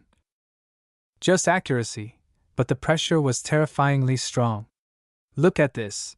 The upper body of the black fox had been pressed down, about to be flattened into a sheet of paper. Its mouth was also wide open, fresh blood splattering everywhere. Conveniently, the bull added another commemorative axe. The mass team leader suddenly felt his buttocks burning up. A spark of fire flashed across his face. The Ninetails spoke in a clear voice. "Turn back, humans. This is not a place you should come to." The team leader heard these words and replied doubtfully, You will help us?" The Ninetails cast a disdainful and cold gaze, saying, "Less self-love, humans. We are here to retrieve the dragon's body." The dragon on the other side, seeing the human reinforcements arrive and hearing the words of the Ninetails, felt extremely indignant and roared loudly, calling for more reinforcements. A white orangutan appeared from under the ground, and then, another white beast appeared. Indeed, this dragon had a colorblind autistic syndrome. Except for the black fox, all its friends were white. Seeing this scene, the human warriors were terrified, as two more powerful monsters appeared, all of whom had a reputation on the planet. The divine elephant rushed out to support Xiaoling, As expected, this white dragon still had reinforcements waiting to appear at the crucial moment. The forces on both sides could now be reluctantly equal. Both sides stopped and lined up, exchanging infatuated glances. It seemed that this time, they could all go all out. The white dragon's side roared, and the misty mountain side also roared, and the two sides began a great battle. At the same time at Misty Mountain, a brilliant golden light shone down on this piece of forest. The mutated mantis was kneeling on the ground. Today the divine tree had called him over. The divine tree sat on its wooden throne, thoughtfully asking the mantis, "Hey mantis, I heard that you and the golden ant are very close, right?" The mantis respectfully replied, "Yes, master." The divine tree sighed, then said with a mix of calm and disappointment, "You will be the leader of the mantis army in the future, our key. Inheriting a large amount of resources, that will be a bright future, but you have been at Transcendent Second Order for the past 3 years." Hearing this, the mantis knew he was about to be scolded, but he had to remain silent and continue to listen. Sure enough, when the divine tree got to this point, it got angry and yelled, "Look at yourself, do you still have the qualifications to fight alongside the golden ant?" This sentence really made the mantis, even though he was mentally prepared, tremble all over, his face full of sweat. It should be known that he was rarely scolded by the divine tree before. He always tried to complete his tasks, even compared to the golden ant in terms of temperament. This mantis was much more cautious and calm. The divine tree sighed again, pulled out a treasure. "If you work hard to listen to the scolding, one day you will receive a treasure, that's how it is, a shiny purple worm was pulled out." The divine tree said, "You eat this. This is a void worm. It has been gnawing at the roots of my tree for 3 years, and now it has developed into this shape. Ah, this insect looks really not gentle. Let it go wandering around. It will surely soon become the master of a place." The divine tree handed it to the mantis, not forgetting to warn him, "If you digest it successfully, you will become stronger, but if you fail, it will take over your body. Choose." The mantis, without a second thought, agreed to the experiment immediately, decisively replied, "I would rather die to become stronger than live as a weakling." The divine tree looked at him. Indeed, this guy hadn't changed for so many years, even though he was usually cautious. But before the challenge, he never backed down. That was also the reason why the assassination tasks were always assigned to him by the divine tree. So the mantis began to open his mouth to swallow this worm. The moment he closed his jaw, a terrifying purple energy began to overflow from his mouth, then quickly spread to every cell in his body, a pain like thousands of needles piercing into his body. The mantis opened his mouth and screamed in pain. The divine tree silently watched this scene. This was the reincarnation of Nirvana, had to go through the pain of purification, so that each cell could be reborn strong. Remove the accumulated impurities at the root, help the mantis escape from the inherent restriction cage of his own body. End of chapter 184. At Misty Mountain, a faint green light column once again shot straight into the sky. The divine flower sensed this spiritual breath, wondering if it could be the mantis? At the same time, the mantis was straining with all its might, as if resisting death. Its screams echoed throughout the region. Only now did the divine flower confirm that it was indeed the mantis. Was it evolving? The assassin mantis suddenly shot off. What was it planning to do? Attack the divine tree? The divine tree managed to block in time. At this moment, the divine tree's gaze focused on the mantis. Could it have failed? Had this creature been swallowed by that worm, lost its sanity, and attacked its own master? The mantis had gone mad, continuing to charge and intending to attack the divine tree once more, but this time it was captured. The divine tree looked at this younger brother with a bit of pity, speaking in a melancholy voice, "What a pity, I won't let you suffer any more pain." This was the final grace that the divine tree bestowed upon a loyal servant, killing him as quickly as possible. But just at this moment, the divine flower ran over and stopped it. "Master, wait a moment.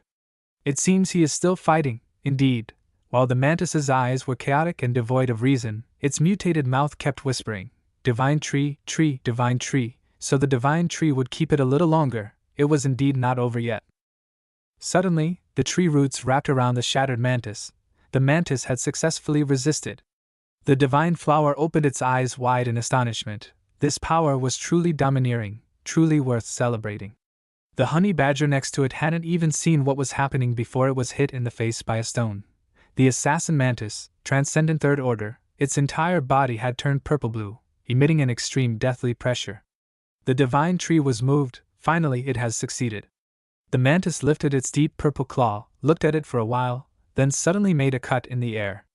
The cut was gentle and graceful but extremely fast, instantly cutting through space, creating a long spatial rift. The divine flower was excited to see this scene, not expecting that the mantis, after evolving, would possess spatial abilities. The unlucky honey badger sulkily left. The fun was over. Its nose needed to be stopped from bleeding immediately. The divine tree looked at its younger sibling for a moment. Indeed, after consuming the space worm, it gained additional spatial abilities. The divine tree's interest was piqued. It felt that the nickname Gentle Breeze was no longer suitable for the mantis.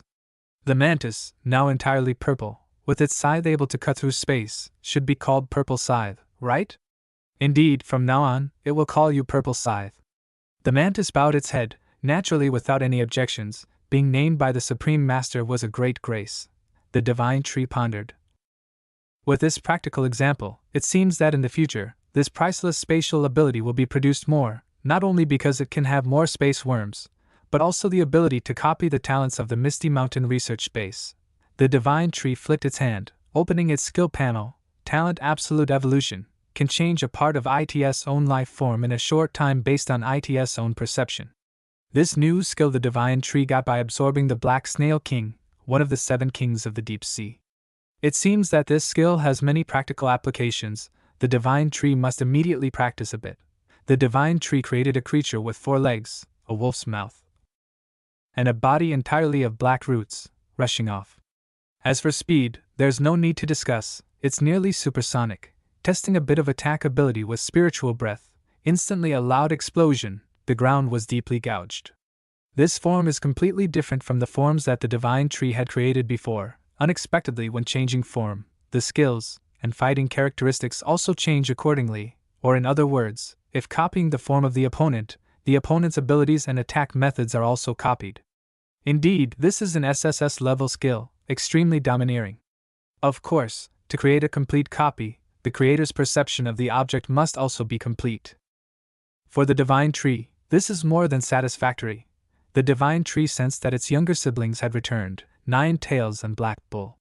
Unexpectedly, these two are becoming more and more efficient in their work, truly reliable. The dragon's body was thrown heavily onto the ground. The Black Bull and 9 Tails respectfully greeted their master. The divine tree encouraged them. "You've worked hard."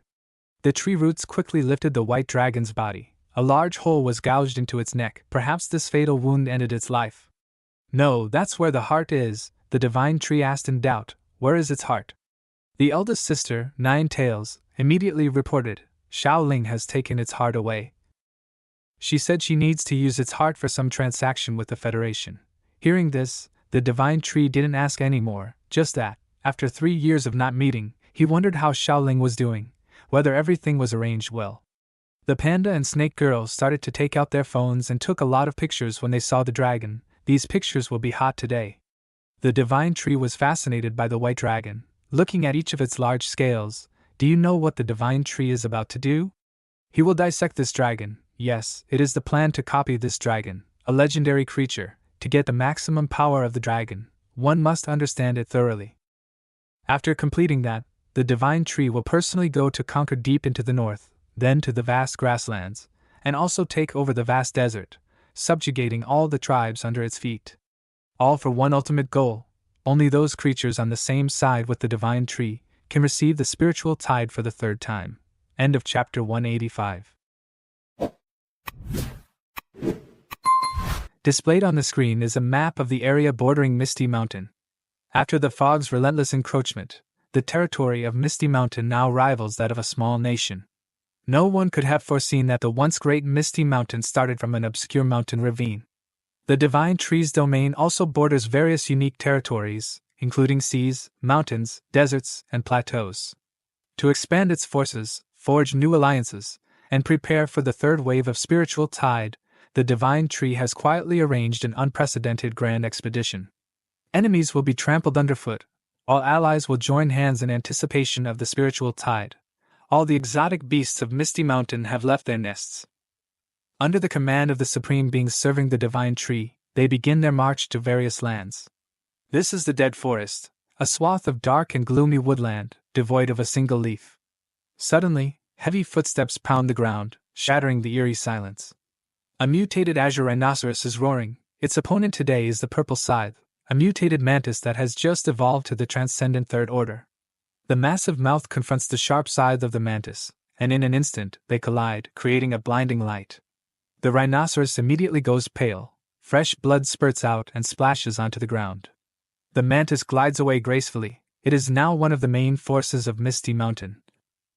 But this beast is no longer a match for it. The logistics team leader, Lan Feng, and his teammate, a mutated rat, appear after the battle. Seeing the rhinoceros panting heavily on the ground, Lan Feng orders the rat to take the rhinoceros back to Misty Mountain for treatment. Misty Mountain certainly prioritizes forming alliances over punishment, but sometimes they have to take action. Lan Feng watches the mantis's retreating figure, sighing inwardly. Relying on the power of the void, the mantis has truly become powerful, able to defeat its opponent with a single blow. On this side, the mutated beetle clan is roaring in intimidation. A swarm of gigantic beetles, hundreds in number. Their wings rustling, echoing under the vast sky. Their opponent is the thunder dragon of Misty Mountain. It gathers its spiritual power, and a bolt of lightning shoots from its mouth. A thunderous boom resonates, and in an instant, the swarm of hundreds of beetles disintegrates into nothingness. The thunder dragon stands atop a mountain of enemy corpses, sweeping its gaze once. Its mission to punish this tribe is accomplished. This marks the 5th year since the restoration of Misty Mountain's reputation. The main forces of Misty Mountain have ceaselessly waged wars and expanded their territories. The snow bear punishes the Red Ant army. The dinosaur eradicates the territory of the reptiles. The mutated spider goes to the territory of the red-eyed rabbits. On this side, the monkey army under the command of the white monkey, the most populous force of Misty Mountain, has also just completed its mission. Hurry up, give them bananas and nobody gets hurt. On the satellite screen of the Spiritual Power Monitoring Bureau, images of the beasts of Misty Mountain have occupied the entire frame for some time now. They are still shocked by the ferocity of Misty Mountain. Wars are breaking out everywhere, and Misty Mountain is winning overwhelmingly. The young manager stands in front of the screen and yells, "Have they gone mad? Waging wars everywhere. What on earth is happening?" At the headquarters of the 10 Nations Alliance, employees are frantically working to find out the reason for this, and they discover that Misty Mountain seems to have not broken the peace treaty with humans, not causing any harm to humans. What they are targeting are only the exotic beast forces in various forbidden areas. In Luo country, the government has begun to summon the hero Iron Fist Tyrant. If I remember correctly, this name is the first one to have signed a contract with the Divine Tree, considered one of the representatives of the Divine Tree in the human world. This male manager grits his teeth in impotence. After 3 years of deep slumber, Misty Mountain has been frenziedly active, waging wars and wreaking havoc everywhere. In the face of this situation, a manager like him can hardly sleep peacefully. Not just him. All of humanity has fallen into a state of high alert, for if the Divine Tree were to rise in fury and obliterate a city, what would they do? 15 minutes later, Tyrant arrives. A quick meeting among the powerhouses of the kingdom is held, just to ask Tyrant one question: "Do you know what's happening?" Tyrant listens with folded arms, and after hearing, he swears loudly, "Damn it, what's going on? If you guys don't know, how am I supposed to know?" A young powerhouse speaks up, "Didn't you sign a contract with Misty Mountain?" At this, Tyrant swears even louder, for the one who just asked has also signed a blood contract with the Divine Tree. "You're just like me. If you don't know, how the hell am I supposed to know?" So, the other denies it, and they start arguing, no one willing to accept this truth. It's uncertain how long this will last, but one thing is certain, it solves nothing. Suddenly, a mutated bird darts in like a bolt of lightning, shattering the bulletproof glass and barging into the meeting room. It turns out to be Aki from Misty Mountain. Aki doesn't greet anyone, just yells at the arguing crowd. Everyone is so surprised that they stop moving and listen. The Divine Tree has ordered, hunt down the powerful individuals of various races. There will be great rewards. If the target does not surrender, Keep yourselves safe and kill them immediately. Everyone hears clearly, no one says a word. Aki finishes and flies away immediately. There's still a lot of work at home. Tyrant's group watches Aki's retreating figure, still in shock. This creature rushed in and they couldn't detect or prevent it at all. Isn't it like they're fish on a chopping board? In the far northern region, this is the frost giant of transcendent second order. Today, the mammoth will test the hardness of its tusk. Its speed has reached 120 kilometers per hour. The mammoth charges straight at the ice monster. The skill activates, crushing all things. Even if the frost giant is huge and weighs hundreds of tons, it has to fall before this close combat attack. The mammoth turns to the ice dragon and says, "Let's take this thing back together." Could it be that this ice monster is also a beast carrying an elemental heart within it? At Misty Mountain, the divine tree is thrilled by the sight before it. Hundreds of exceptional exotic beasts from all over are bound at its feet, representing a myriad of species and talents. And all this has happened in just a few days. Among them, there are a few that the divine tree is particularly fond of. First is the ice monster, then this golden-winged bird, and finally, a green orc. Look, a flesh and bone orc. While the divine tree is still marveling, the orc quietly opens its eyes, cunningly spewing out a hot, golden spiritual power. Child's play? How could it trouble the divine tree? The next second, a root pierces through its heart, killing it instantly. If you don't want to follow me, then die. I don't want to be betrayed before the battle.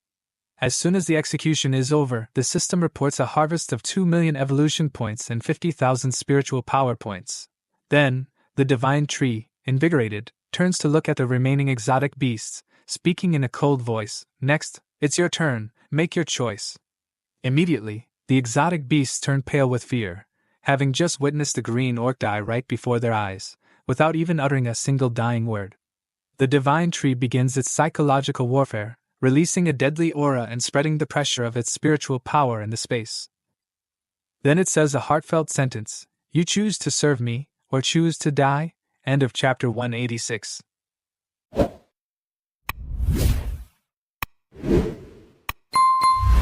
In a prairie bordering the frigid northern mountain ranges, 2 wolves, one black and one red, silently observe. They are moon wolves, and they have reached the transcendent third order. They are watching the movements of the Misty Mountain army. The black wolf appears cunning and scheming, seemingly waiting for the Misty Mountain army to lose their cool and make a mistake. The red wolf, a blood wolf also of the transcendent third order, agrees. Both are waiting for Misty Mountain to make their move, and indeed, the oppressive wave of Misty Mountain has reached their feet. The moon wolf seems very confident. It flashes a smug smile and says, "Let them come. These 2 wolves have ruled this prairie for a long time. They have been undefeated here. Perhaps it is this sense of dominance that makes them underestimate Misty Mountain. The wolf army is ready, numbering in the thousands, and other species of mutant beasts have also gathered here. This battle is the prairie's determination to halt the advance of the mist. At the same time in the north, a dangerous-looking mutant grasshopper stands on the head of an ice monster, looking into the distance. It seems the fate of the entire northern scene rests on its shoulders. At this moment, there is only one question in the grasshopper's mind: can this northern scene survive? In a deep cave located in the demon tribe's territory, a mysterious figure sits silently in the darkness. His eyes glowing coldly, he is deep in thought, wondering if it is too late to stop the mutant tree from growing to this extent. Damn it, no one can resist it anymore. The green prairie, the sky today is high and clear. A familiar foot just stepped on this land. It is the 9-tailed fox and her brothers. It has been a long time since the panda has fought. It seems that today he has to show his skills. Far away, the moon wolf has been waiting. Someone said he has been there since yesterday afternoon. The 9-tailed fox looks around, easily seeing a scene. The wolf army is neatly arranged, vast and endless, perhaps numbering in the thousands. Just then, the eyes of the moon wolf and the 9-tailed fox meet. They freeze for 3 seconds, then the wolf flashes a provocative smile. The 9-tailed fox knows that they have been waiting here for a long time. Her eyes look down a bit cautiously. The panda tries to count how many enemies. Damn it, too many to count. The black bull can only accept the truth. This battle will shed blood like a river. It is indeed not what Misty Mountain wants. They should just submit to the sharp horns, and the real strength needs to be preserved. The real enemy of the whole world is still behind. The elder nine-tailed fox gently reminded her. Two siblings to be cautious when confronting them, as their strength could rival the force of the sea. The moon wolf felt deeply insulted seeing only 3 of them appear, while they had rallied their entire family and clan for the battle, even inviting friends of friends from the neighborhood. Damn those Misty Mountain folks, so arrogant. Unforgivable.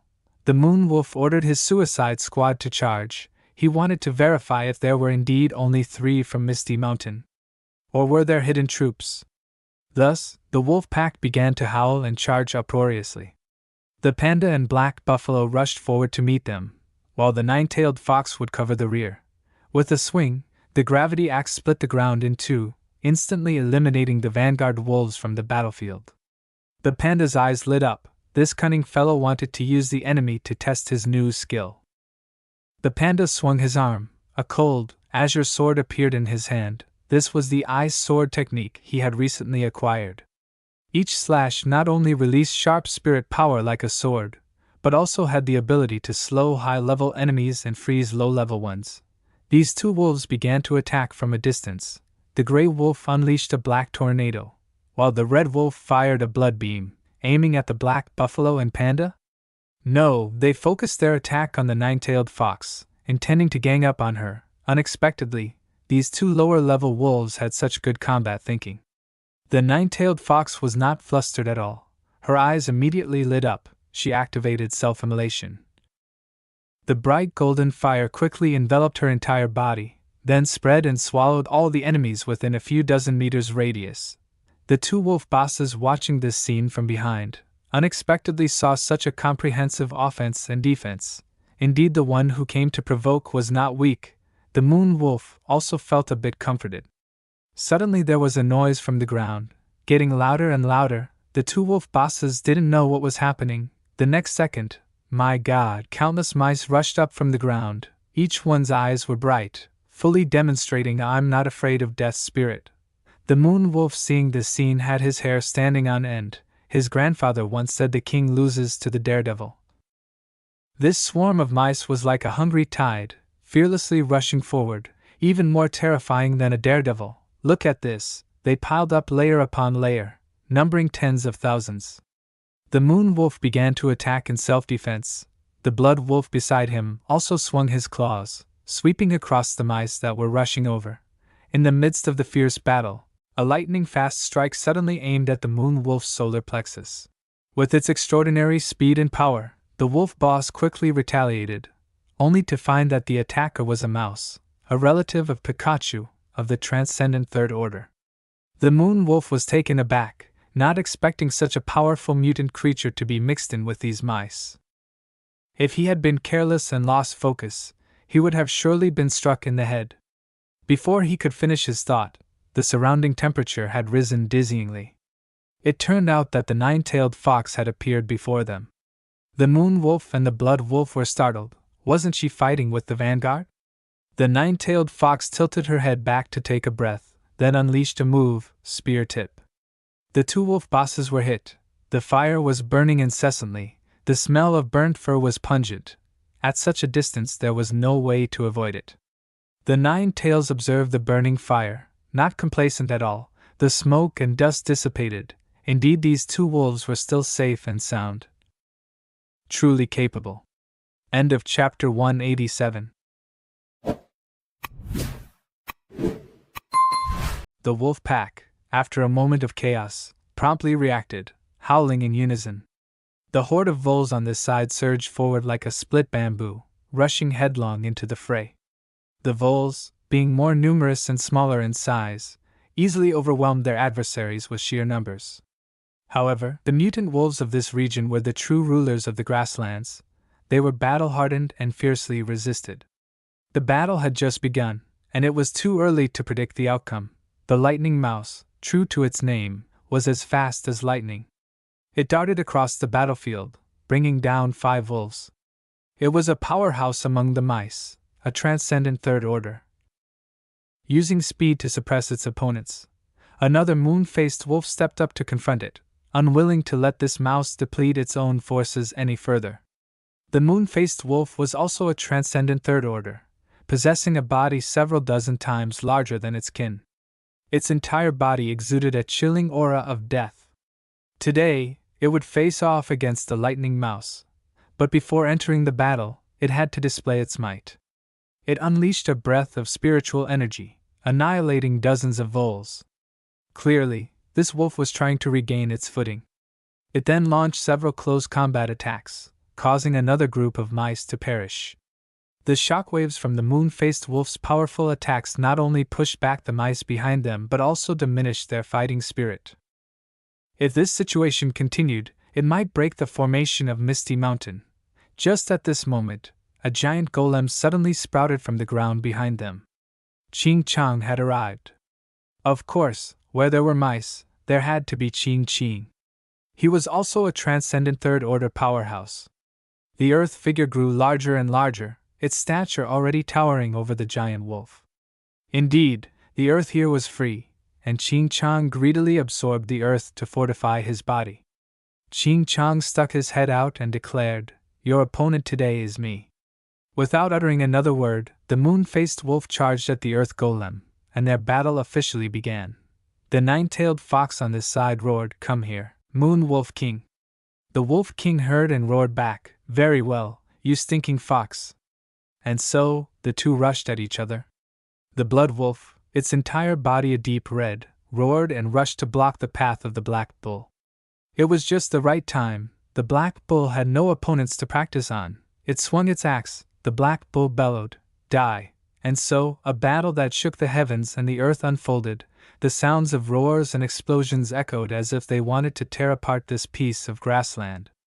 In contrast, it was a peaceful day at Misty Mountain, but the sun seemed a bit harsh. The divine tree was certain that the Ninetails had reached the grasslands by now. They would have to fight the king of the grasslands, the two wolf kings. Knowing the strength of the grasslands through intelligence, the divine tree had arranged a matching force, but still hoped that they would not be careless. Over here in Australia, a green dragon spread its wings. The golden ant was here, surrounded by variously colored mutant reptiles. It must be said that the golden ant was increasingly resembling the form of Sun Wukong, now even sporting two long whiskers. The golden ant took a moment to rest. Perhaps it was time for him and his people to leave this place and return to Misty Mountain. Looking at this, he had leveled this area. All the resisting beasts had become dead bodies. It was hard to imagine how powerful the golden ant had become. Returning to the battle on the grasslands, the black bull was gathering momentum and charging forward. He used the transformation skill Beast Body Enhancement. Immediately his whole body radiated an extremely powerful aura, rushing into close combat. His two horns had become four, sharp as spear tips, pointing forward. The speed of his body had reached the speed of sound, and then, the Blood Wolf Queen was hit. Fresh blood spurted out. These horns seemed to be just decoration. Unexpectedly it was a deadly weapon. The Blood Wolf Queen jumped back to keep distance. A hole in her body was continuously bleeding. At this time she could no longer roar, because the pain was occupying all her mind. Seizing this opportunity, the Black Bull began his speech. "Brother, it seems that you no longer have the strength to dominate the entire wolf pack. Perhaps it's time to change the leader." The Blood Wolf Queen was not the type to be easily persuaded. Hearing this, she retorted, "Don't be too arrogant, got a little advantage and already showing off. Wasn't the mutant tree warning you not to be complacent?" Oh dear. While the Blood Wolf Queen was arguing, fresh blood was still spurting out of her mouth. Indeed, the Black Bull's attack was a critical hit. But just at this moment, the Blood Wolf Queen also transformed, becoming a ferocious black and red wolf, with long fur and seemingly able to stand on two legs. This form was called Silver Moon Guardian. A powerful black breath began to spread around. Her eyebrows also became a piece of bright white fur. Under the blessing of the moon, the Blood Wolf Queen had become several times stronger. It seems that this opponent of the Black Bull was also evenly matched. The Ninetails and the Moon Wolf King were still struggling without a clear winner. But the Blood Wolf Queen's transformation had attracted the attention of the Ninetails. She sensed a clear danger from this wolf. She was really a bit worried for the Black Bull. Meanwhile, the Blood Wolf Queen began to gather spiritual power, creating a dangerous-looking purple-black sphere. The next second, this sphere was thrown straight at the Black Bull. The Black Bull, in his enhanced state, also had to grit his teeth to block it. Why didn't he dodge? Impossible. The distance was too close. The description was long, but the reality was extremely fast. There was no possibility to dodge, especially for the Black Bull, a tanker. The Queen, as she said, launched an attack on the Black Bull. A loud explosion echoed, and dust filled the air. The Black Bull in the smoke was coughing, but it seemed that there were no fatal wounds. Snap! A bite on the shoulder, unexpectedly. Using this dust, the Blood Wolf Queen had sneak attack from behind with a deadly bite. The Black Bull turned back to look, his eyes full of anger. Damn it! But the Blood Wolf Queen responded with a provocative look. Hello! And a powerful spiritual energy beam shot straight into the Black Bull's mouth, pushing him hundreds of meters away, crashing into a mountain. Of course, he was still not defeated. Knowing this beforehand, the Blood Wolf Queen just clicked her tongue, trying so hard but still no significant results. Indeed, the Black Bull again staggered out from the rubble. He must have been very angry. A beautiful horn had been cut off by the Blood Wolf Queen. The Wolf King looked at the 9 tails on a high rock. Of course, they had exchanged dozens of blows. Both were still not defeated, but the Wolf King knew. It seemed that prolonging the battle was a bad idea. He roared, "Stinking fox, admit it, your spiritual power is indeed endless. It's been a long time since I had such a lifetime battle." Before he finished speaking, a pillar of fire from the base of the 9 tails blazed up, shooting straight into the sky. The Wolf King was quite wary when he saw this scene. Damn it, just praise this guy a sentence. And he showed off again. But indeed, the spiritual power of the 9 tails was truly endless. To defeat her, he could only completely dominate, kill in one blow. Only then would there be a chance to win. The 9 tails began to speak coldly. The seal on her forehead also shone brightly. I did not come here to play with you. The Wolf King heard this, felt his pride rise. He also braced his whole body, clenched his buttocks, burst out his strength. He roared loudly, "Me either." End of chapter 188. The sunset's glow spread across the sea, blending with the blood of the beasts, turning the water into a peculiar shimmering red. On the water's surface, a figure was speeding along, the sea churning in his wake. Who could it be? It was the golden ant. He was focused on moving in one direction, but he was not alone. 3 dragons were flying behind him, a thunder dragon, a green dragon, and what appeared to be a fire dragon with a rugged head. This group of disaster-level beasts had completed their mission in Australia and were now returning to Misty Mountain, perhaps? Back on the prairie battlefield, the 9-tailed fox had activated its second form, Rage Mode. Its body was enveloped by pure spiritual power, which was also scorching hot. Reaching tens of thousands of degrees Celsius, the 9-tailed fox stood still, staring at its opponent without blinking, as if waiting for the Moon Wolf King's performance. Seeing this, the Moon Wolf King roared, "Don't think you're the only one who has hidden your power." Indeed, a moment later, the Moon Wolf King also strengthened his body, his entire body enveloped by a layer of green light. His power had now reached the realm of moving mountains and filling seas. The 2 beasts approached each other, and everything around them, under the pressure of their power, was crushed into dust. But I felt that the Moon Wolf King always seemed a bit lacking in confidence, didn't he? Turning to the side of the Demon Bull was being brutally tortured by the Blood Wolf King. The Blood Wolf King moved extremely fast, leaving only traces of her orange-red figure in space. Each time she moved, she cut deep into the flesh of the Demon Bull, who was completely helpless. Cut and cut, fresh blood gushed out. The Demon Bull had received countless wounds. This scene was so brutal that it would be censored. Finally, even the axe that the divine tree had given to the Demon Bull was knocked away by her, falling heavily to the ground. Having lost his weapon, his body scarred with dozens of deep, open wounds, blood continuously flowing out, the Demon Bull just stood there, looking at his opponent. The Demon Bull had realized that under the influence of the moon, the Blood Wolf King had received a blessing, significantly increasing her speed and strength. Damn it, even though overall, The two sides had equivalent strength. Their combat systems were different. When a tank and an assassin face off, the tank is sure to be whittled down to death, which made the demon bull grind his teeth in frustration. The Blood Wolf King, upon seeing the helplessness of the demon buffalo, laughed wickedly. Ha ha ha ha. I have absorbed the power of the moon and enhanced my attack stats. No need for defense anymore. The Blood Wolf King flexed his muscles and veins for the demon buffalo to see. Look at this. My strength has increased tremendously. Indeed. His muscles were firm, hot, and radiated an incredibly dense spiritual power. Having finished showing off, the Blood Wolf King roared, "Die!" She wanted to end this battle. Letting the demon buffalo know the reason for his death was also a display of the dominance of a king. The demon buffalo gritted his teeth. So this wolf only increased speed and raw strength? That made him cautious and defensive, listening carefully all this while, thinking there might be other skills, needing to be careful. Now that he knew, he could fight comfortably. The eyes of the demon buffalo shone brightly. He grunted, "Just speed and strength? Clearly, these are the most meaningless things when facing me." Indeed, from the beginning, the demon buffalo only used gravity in a limited way to increase the damage of his melee attacks. Hearing this, the Blood Wolf King seemed surprised and a bit worried. After she had dominated the opponent like that, yet he could still be so arrogantly confident? It seemed that she had been fooled from the start.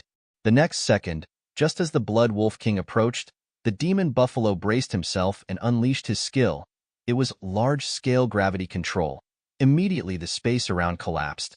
Everything was sucked down strongly. The Blood Wolf King was rushing forward, but at this moment completely stopped and was sucked down to the ground. What the hell is this? The Blood Wolf King could not resist. His whole body was increasingly pressed down to the ground. His four legs were about to give out. Crack! The sound of leg bones breaking echoed. His whole body was completely stuck to the ground. A terrifying suction force, making the Blood Wolf King unable to escape. At this moment she realized, who was the boss here? It turned out that she had been tricked by the opponent from beginning to end. All the ultimate skills had been released. Unexpectedly, the opponent hid the true strength until the last moment. The demon buffalo retrieved his axe. He calmly said, "I never intended to confront you directly, but this is my ability." Then he swung his axe up with both hands. It was a finishing blow. The divine tree was right. Patience and hiding strength will make the opponent reveal what they are proud of. That is the key to victory. The demon buffalo roared, "Shatter into pieces." At this moment, the Blood Wolf King finally felt the sense of death getting closer, invading her soul. She screamed in fear, "Wait, wait, I want to join Misty Mountain with my wolf pack." Unfortunately, it was too late. The axe fell. The head of the Blood Wolf King was separated from the neck. It should have said this earlier.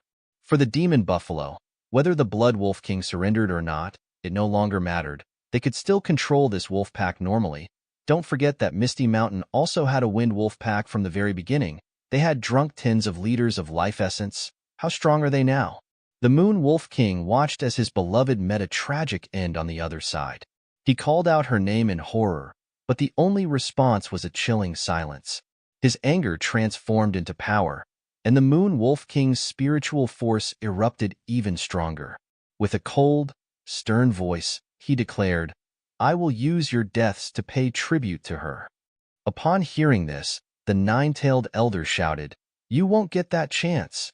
Instantly, the entire body of the nine-tailed fox transformed, and a colossal fox-shaped Susanoo appeared, its aura overwhelming.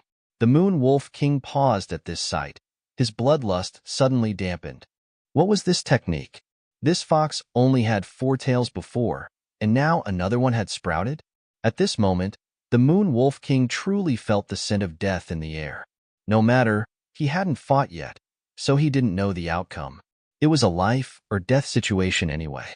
Gritting his teeth and squinting his eyes, he roared, "Even if you have 9 tails, I will slaughter you right here." The Moon Wolf King opened his mouth and released a blood-soaked light.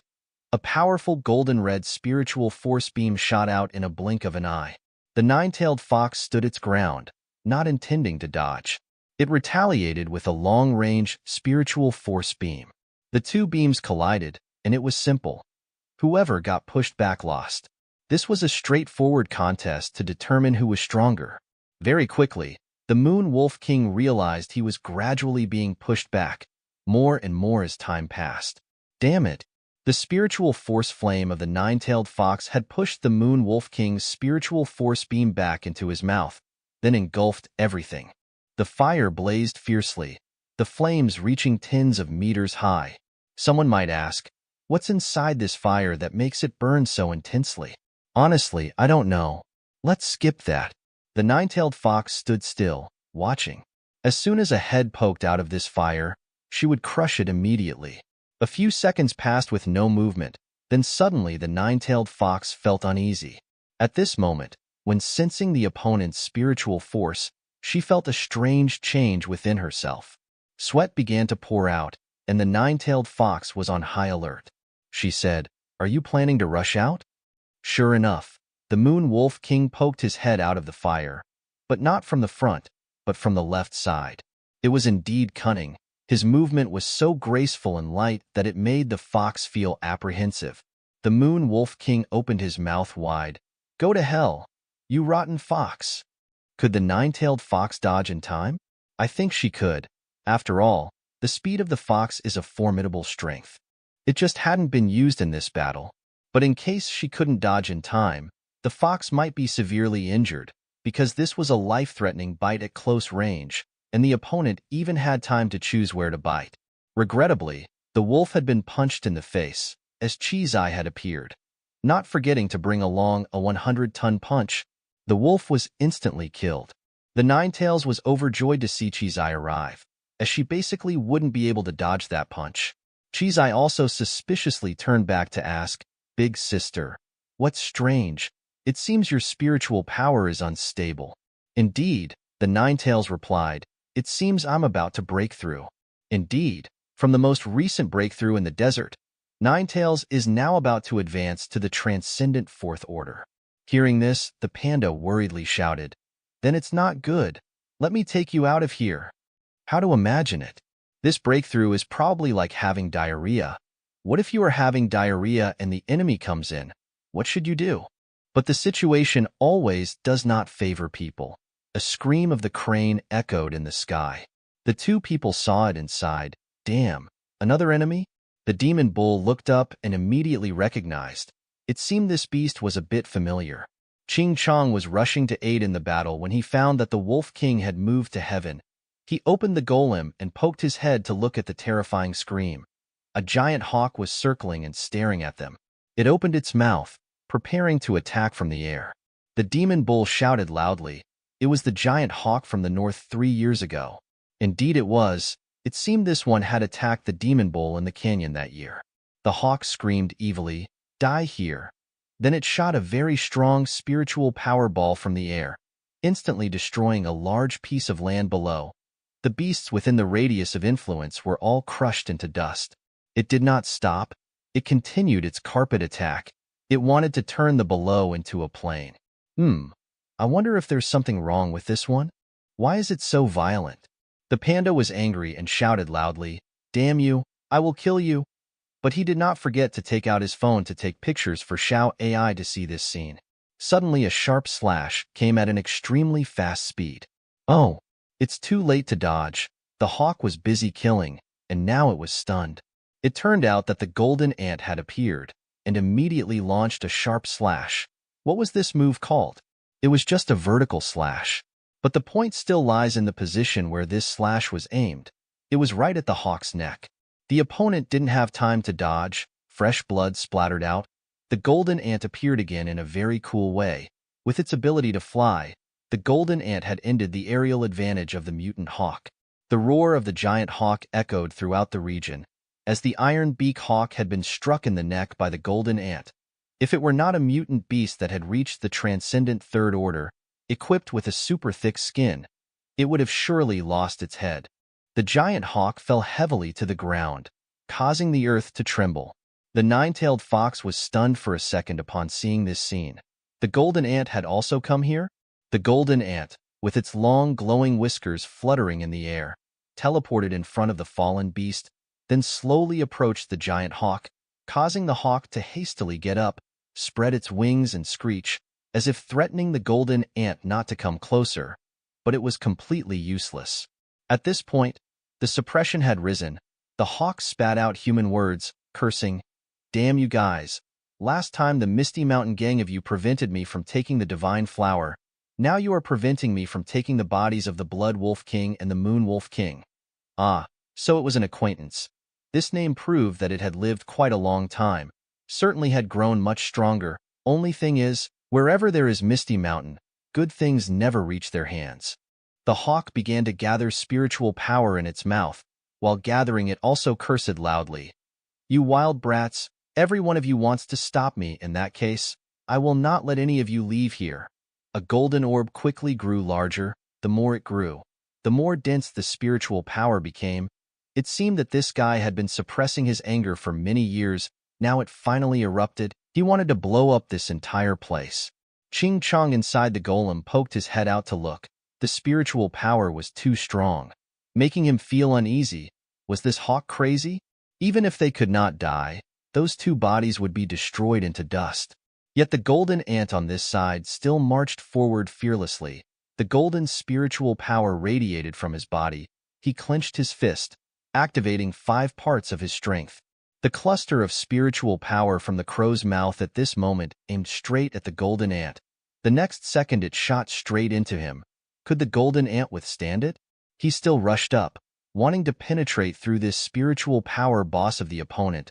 Crack! A harsh sound of bone breaking echoed. People saw nothing, only saw the crow had stopped attacking. Its beak was smashed up, shattered. Right after that, it fell to the ground. Was this a killing move? This is the power of the golden ant?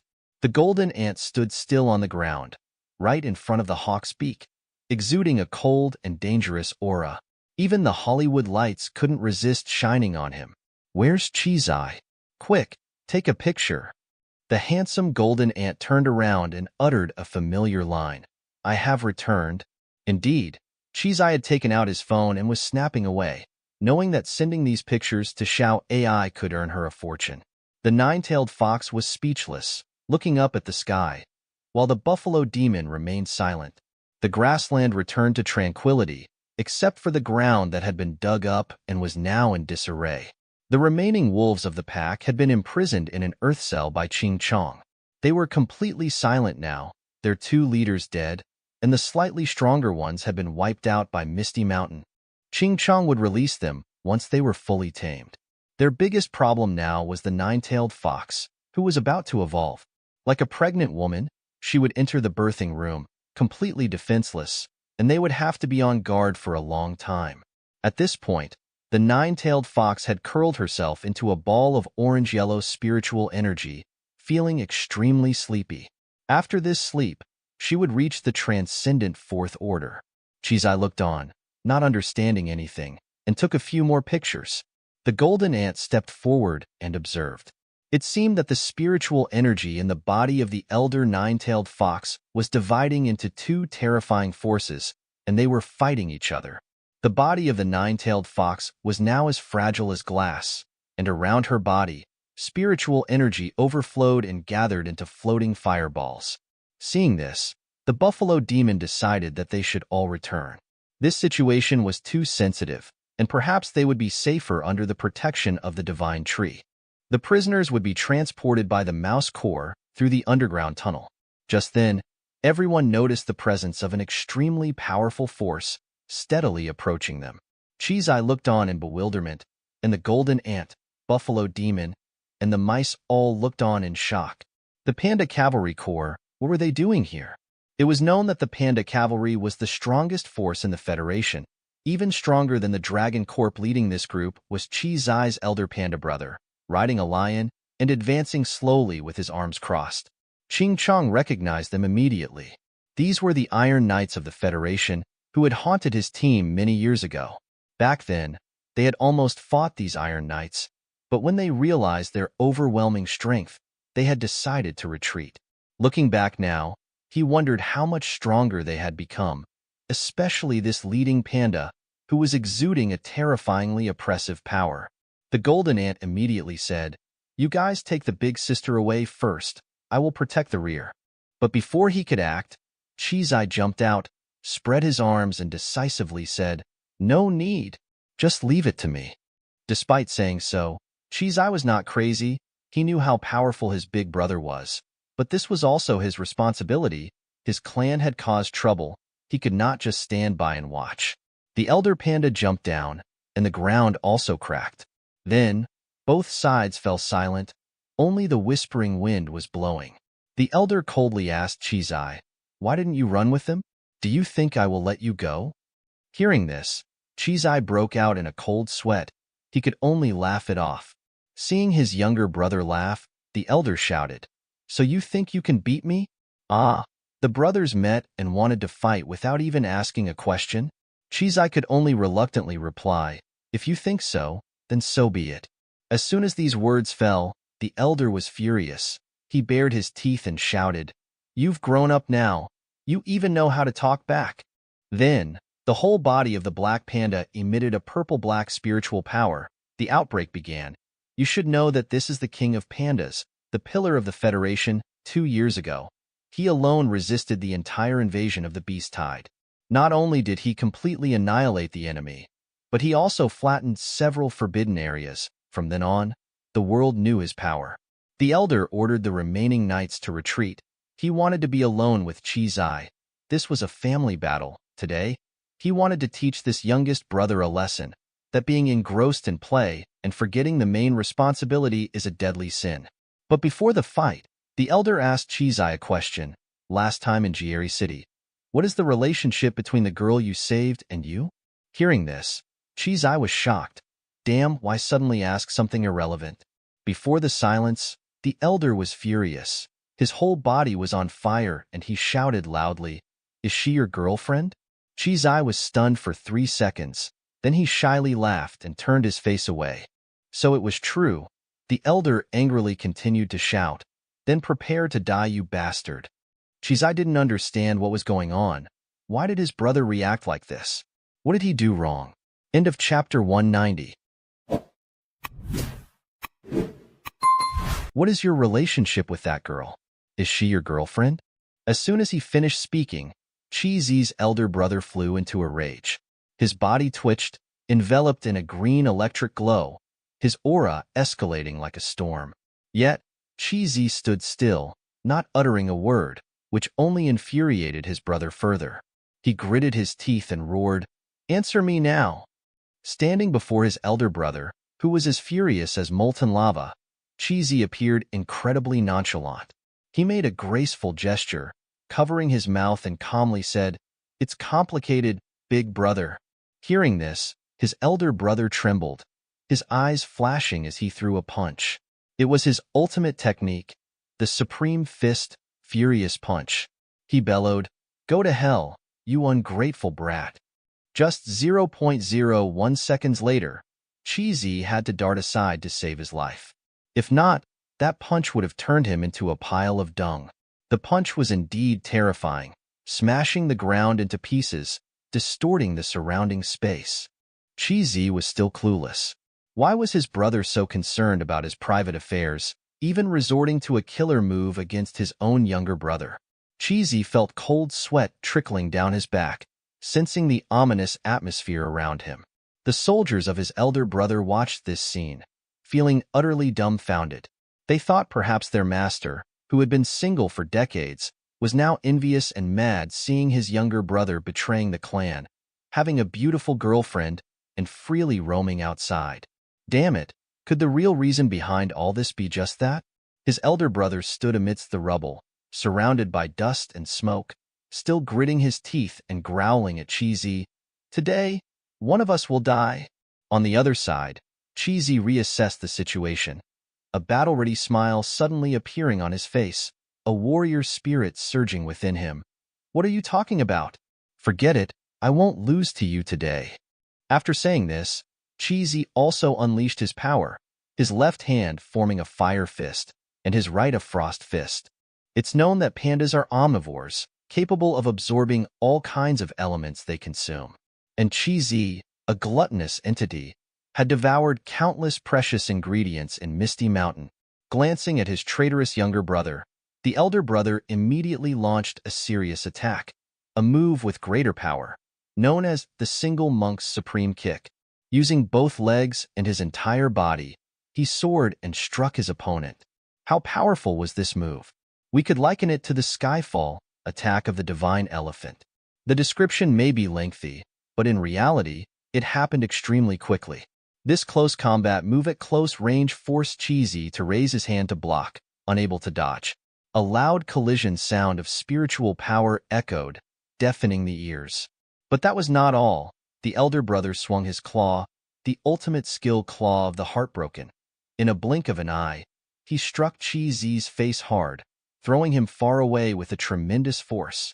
Cheesy collided with dozens of rocky hills, feeling like a ball being thrown hard and bouncing back and forth from one side to another. Cheesy was hurt. His face uncontrollably turned angry. He was truly enraged. He landed by wrapping his body with spiritual power. Then Cheesy used his best close combat move, that is the bullet. His whole body shot out like a bullet, organizing a successful counterattack, hitting the elder brother straight in the face. Unexpected, wasn't it? The elder brother was so surprised that he closed his eyes and passively blocked the attack. But this move was also extremely powerful, knocking the elder brother headfirst into the ground and causing a big explosion. Of course, it didn't hurt much. In the dust, a bright green eye shone. Cheesy looked timidly, clearly knowing that this elder brother was a monster, but he didn't think that with a powerful move just now, he couldn't cause any significant injury to him. At this time, Cheesy's elder brother got up from the rubble. His whole body erupted with dense spiritual power, forming a giant panda head, extremely ferocious. It seemed that the elder brother had activated a higher combat mode. The elder brother opened his mouth wide and said with a grin, "It seems you have also made a lot of progress, so I will also fight seriously with you from now on." "That's right. Be serious, big brother." All the while it was the combat skills of a heartbroken single man. Cheesy heard this and silently agreed. It turned out that both of them had not fought seriously. If his elder brother was serious, then he also had to be serious. This was mutual respect. Cheesy immediately activated his strongest aura, the red lotus fireball. Instantly a fireball shaped like a lotus flower enveloped Cheesy, turning him into a small sun. The elder brother saw this move and immediately remembered that this was the ultimate skill that Cheesy had used to fight Australith in the city of Gieri. "All right, it should be like this." The elder brother laughed heartily. "Ha ha ha ha. Excellent, excellent. This is interesting." Cheesy, within the fireball, roared, "Eat this, big brother." With all his might, Cheesy launched the fireball and himself towards his elder brother, who at this moment had activated his green panda-shaped Susanoo, also throwing a punch against the overwhelming presence of Cheesy's son. Who would win? Who would lose? This move could almost decide. A ground-shaking explosion occurred.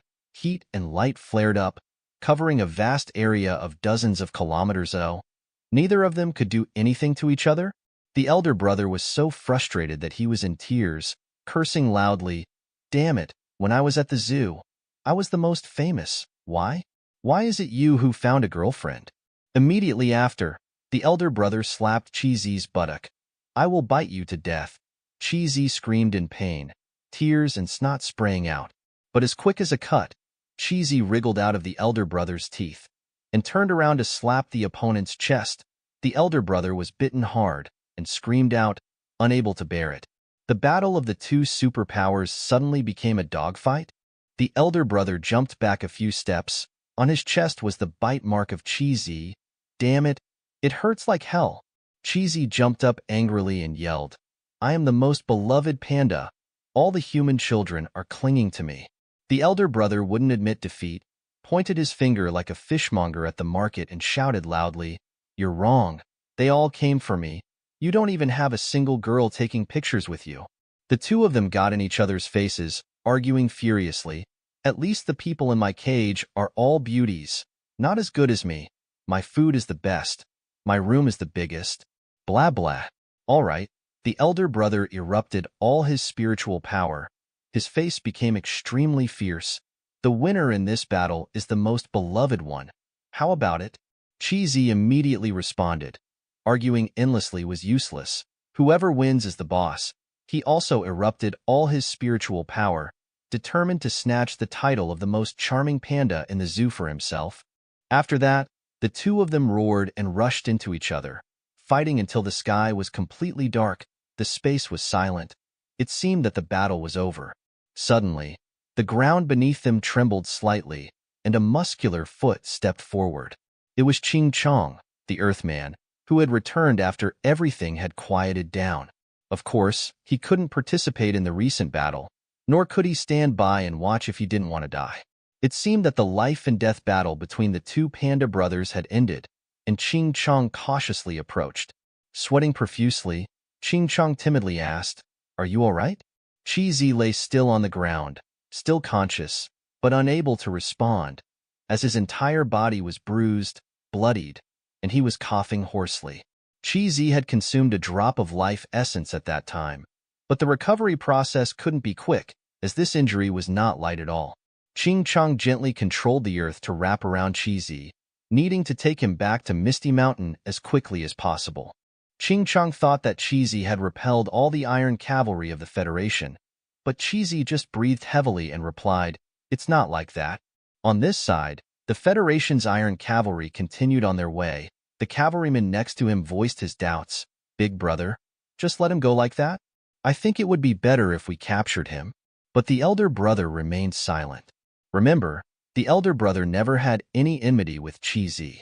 Recalling the time in Jerry City, it was the elder brother who had finally killed Australith. Although he disagreed with Chi's act of betraying the clan, he admired the courage of this foolish younger brother.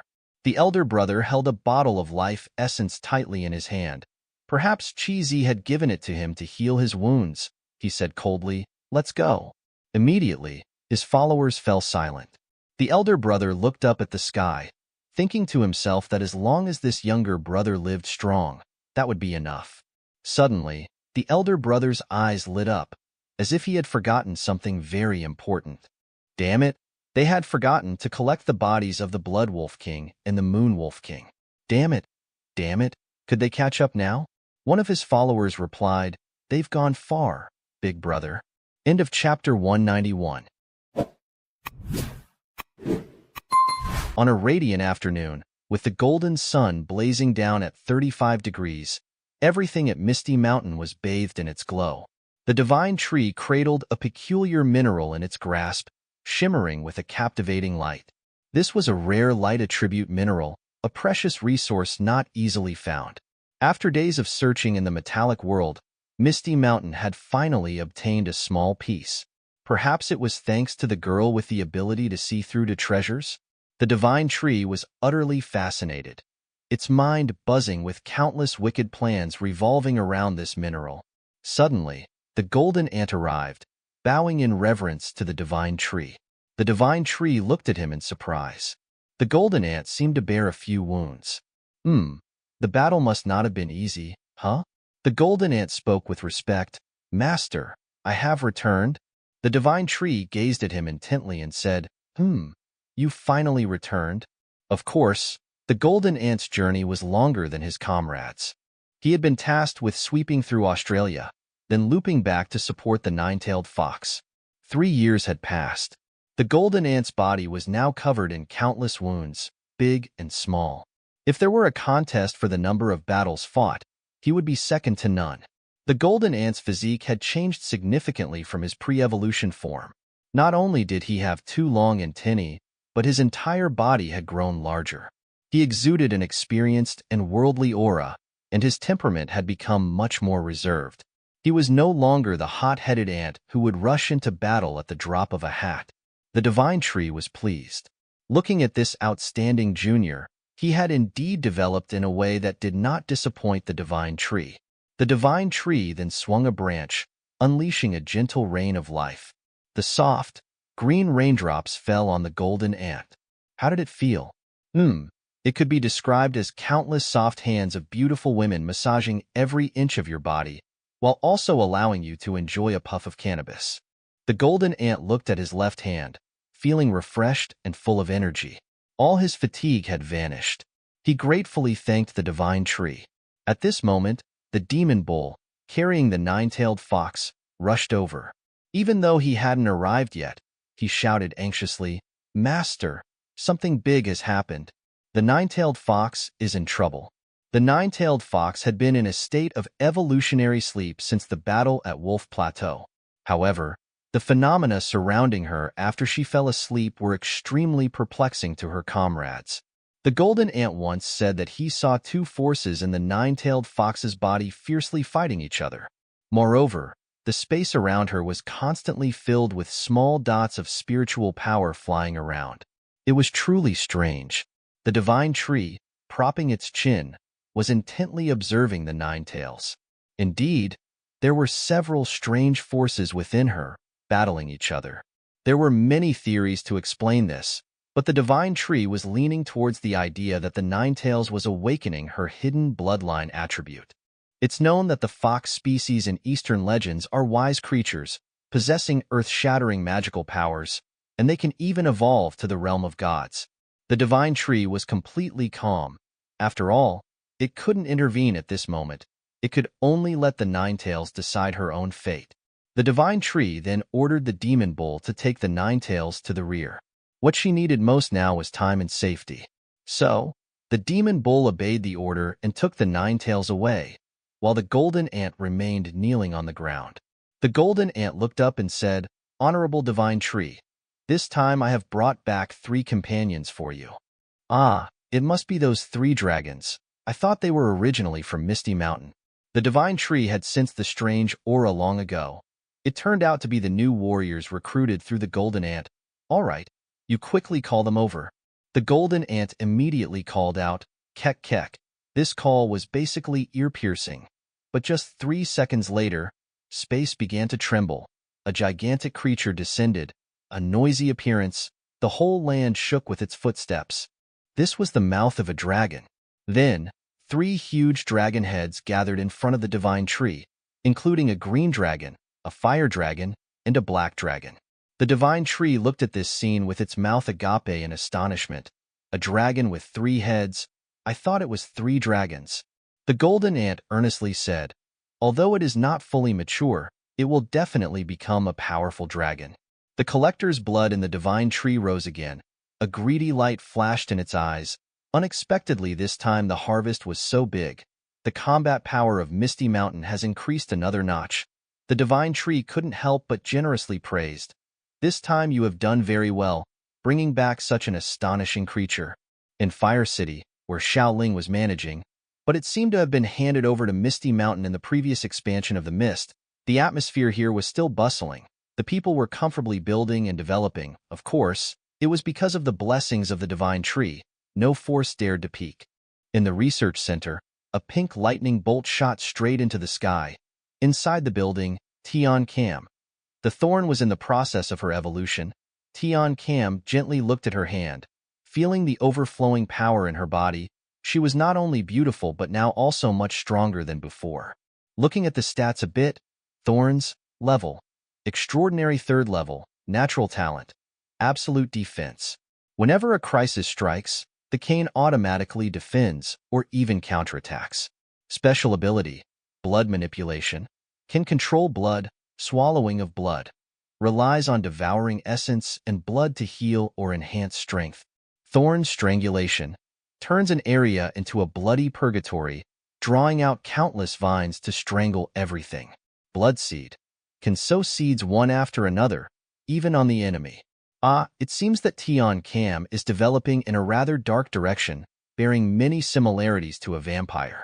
Regardless, it's reasonable, given that Tian Cam's original form was quite weak, and it was only after absorbing a blood-sucking insect at Misty Mountain that she became as strong as she is today. Many people ask what she has eaten to have such a seductive body. According to my guess, Tian Cam's diet must be full of fruits. Because this girl has a kind heart, she probably wouldn't go on a rampage to kill other beasts for a meal. After completing her evolution, Tian Cam cheerfully turned around and left. She wanted to get to the divine tree as quickly as possible to show off this strength. Xiao Lam hurriedly opened the door. "It's time to eat." Unexpectedly, these 2 lazy guys were playing games. Xiao Lam shouted, "What are you guys playing?" One was a white tiger, and the other was Xiao Lam's younger brother. Look at this. The white tiger is about to lose. But the honest white tiger absolutely didn't want to lose, so he secretly used his tail to knock over the little guy's chair, taking the opportunity to control the character to punch the opponent flying. Then he turned around proudly with his hands dirty like a hero. Xiao Lam was speechless looking at this scene. Having nothing more to say, Xiao Lam left. The little guy knew that the white tiger had cheated him, so he rushed to grab the white tiger's mouth and punched him. "You damn tiger, I'll risk my life with you." The divine tree over here was enjoying the passage of time. Of course, it couldn't be idle. It was studying the stats table.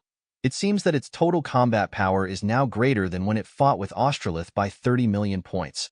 So the combat power of the divine tree is falling into the range of over 40 million. The problems of Misty Mountain have also been significantly resolved, especially since it occupied the grassland and the metal world. The problem of grass and metal is no longer a concern. According to calculations, Misty Mountain has enough capability to wage war with the rest of the world. Of course, among these countries, many countries have surrendered to Misty Mountain.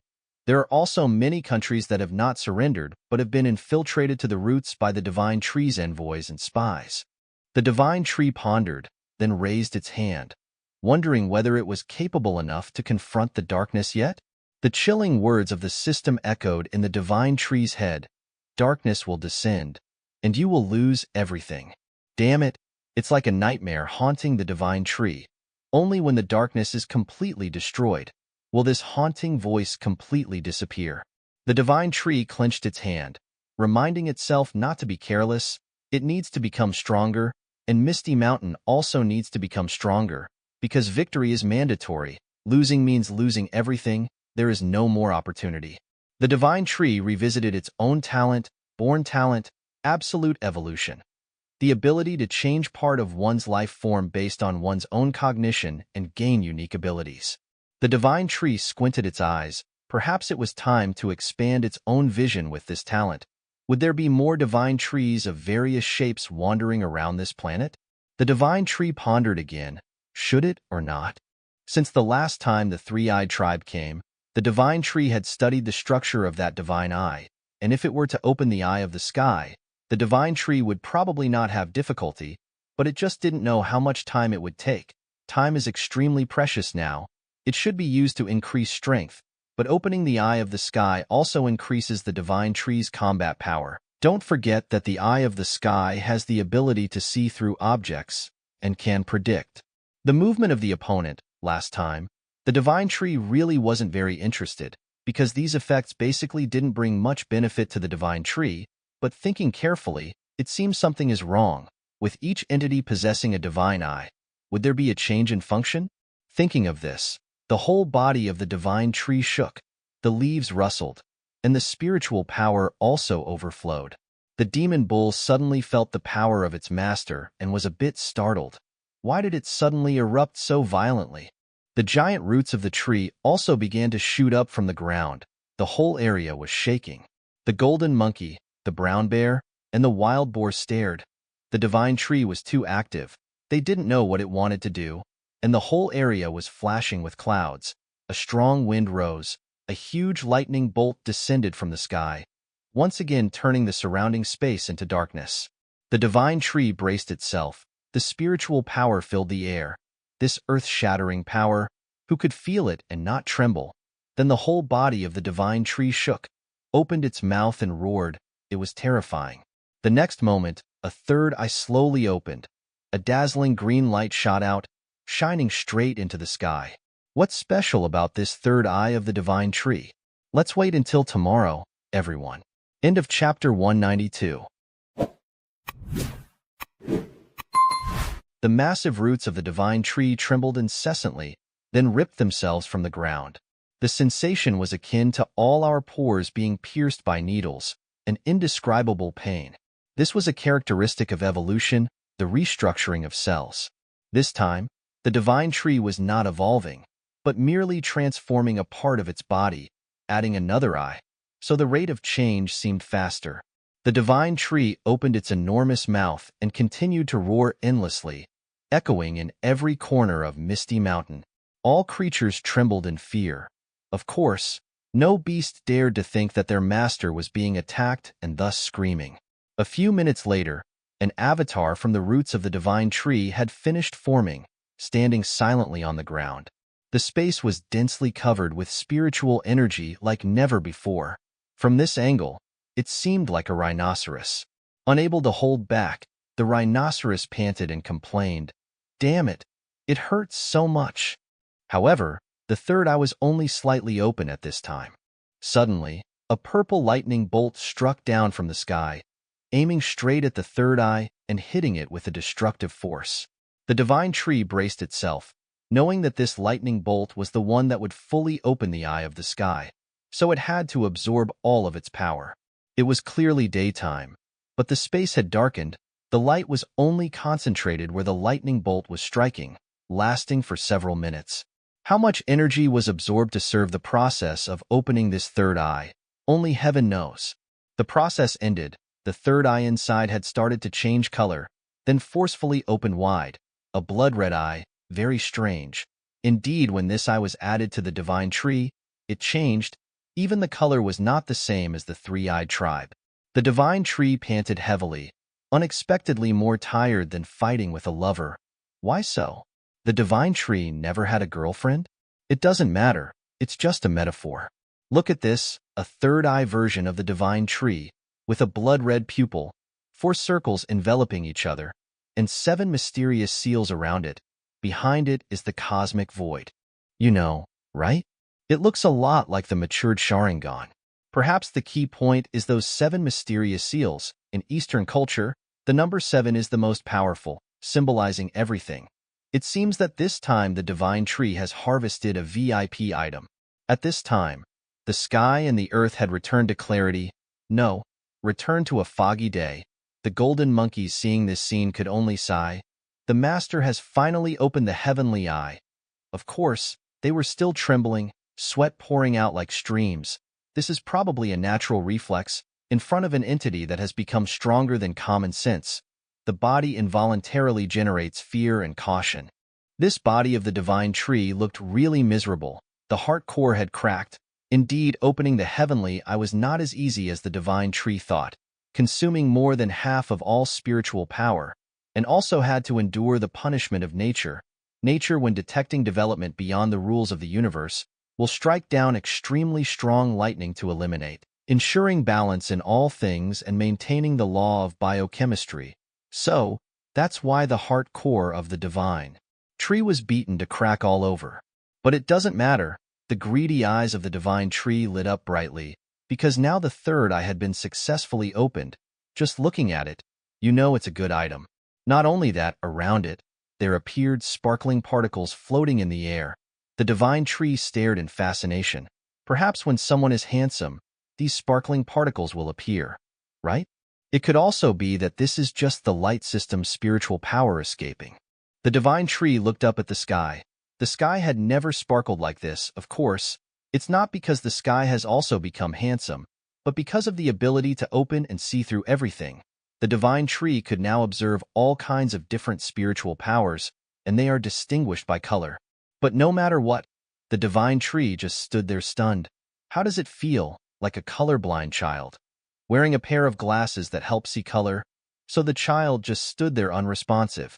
In his head, only an indescribable feeling of fascination. Enough. The divine tree retracted its roots. It decided to return to its original form and start careful research. Of course, an item that looks complicated like this, surely the way to use it is not simple. The divine tree used a root to observe itself. Oh my, this eye is really big, and the deep red is too prominent. The divine tree approached and observed carefully, discovering 7 magatama seals inside. For a moment, it was not clear what its function was. Then opened the user manual. An information screen was turned on. Let's see. Eyes of the sky. The 7 realms of heaven. Possessing the space of earth, the space of fire, the space of ice, the space of thunder, the space of void, the space of vitality, and the space of light. Note, each space can grow until it becomes a world. After reading, the divine tree jumped up, couldn't believe it. The heavenly eye contained such a large spatial power. The divine tree excitedly shouted, "Space! Where's the space? Why can't I see it?" Look carefully then, maybe corresponding to the 7 magatama is the 7 spaces. Indeed, when injecting spiritual power to feel, the divine tree had felt the exact corresponding elemental spiritual powers. Green will be the space element of ice, brown is earth, red is fire, green leaf is life, white is light, purple is void space, yellow is thunder. The divine tree is super smart, finally understood. He always feared the system would cheat him, but the problem is, how can these spaces be used? Propping his chin and thinking, the divine tree might have to use the method of elimination. If this is an active skill, then there must be a mantra or something to activate. But what if it's passive? Suddenly the fire system magatama moved to the center and became larger. What did the divine tree do? Then a gate leading to the fire space appeared in front of the divine tree. What's inside? Of course, nothing except for blazing fire. The divine tree was also startled, didn't understand what happened. Look carefully then, there's no harm to its owner. The divine tree decided to check, put an arm in and groped, determined that this space is still too small. Only about 10 meters. The divine tree looked into it with a bit of disappointment. What can this 10 meters do? For the divine tree, it can only be considered as a bag. The good thing is that these spaces can expand, even become a world, due to the previous punishment of nature. The divine tree had absorbed quite a lot of lightning into the heavenly eye. The system notified that the thunder space had grown to thousands of square meters. Now the divine tree just needs to fill these 7 spaces, then we'll calculate further.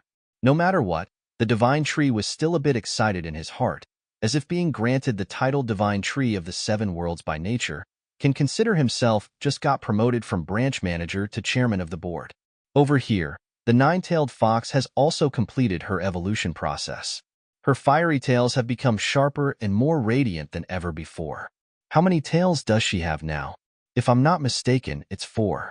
The last time the Moon Wolf King saw 5 tails, it was probably an illusion created by Susanoo. The 9 tails joyfully approached to congratulate her master. You've finally opened the heavenly eye. The divine tree, being busy, only responded indifferently. Oh, have you completed your evolution? The 9 tails evolution this time did not elevate her to the 4th order, but to the final stage of the 3rd order peak. However, her momentum and strength have been greatly enhanced.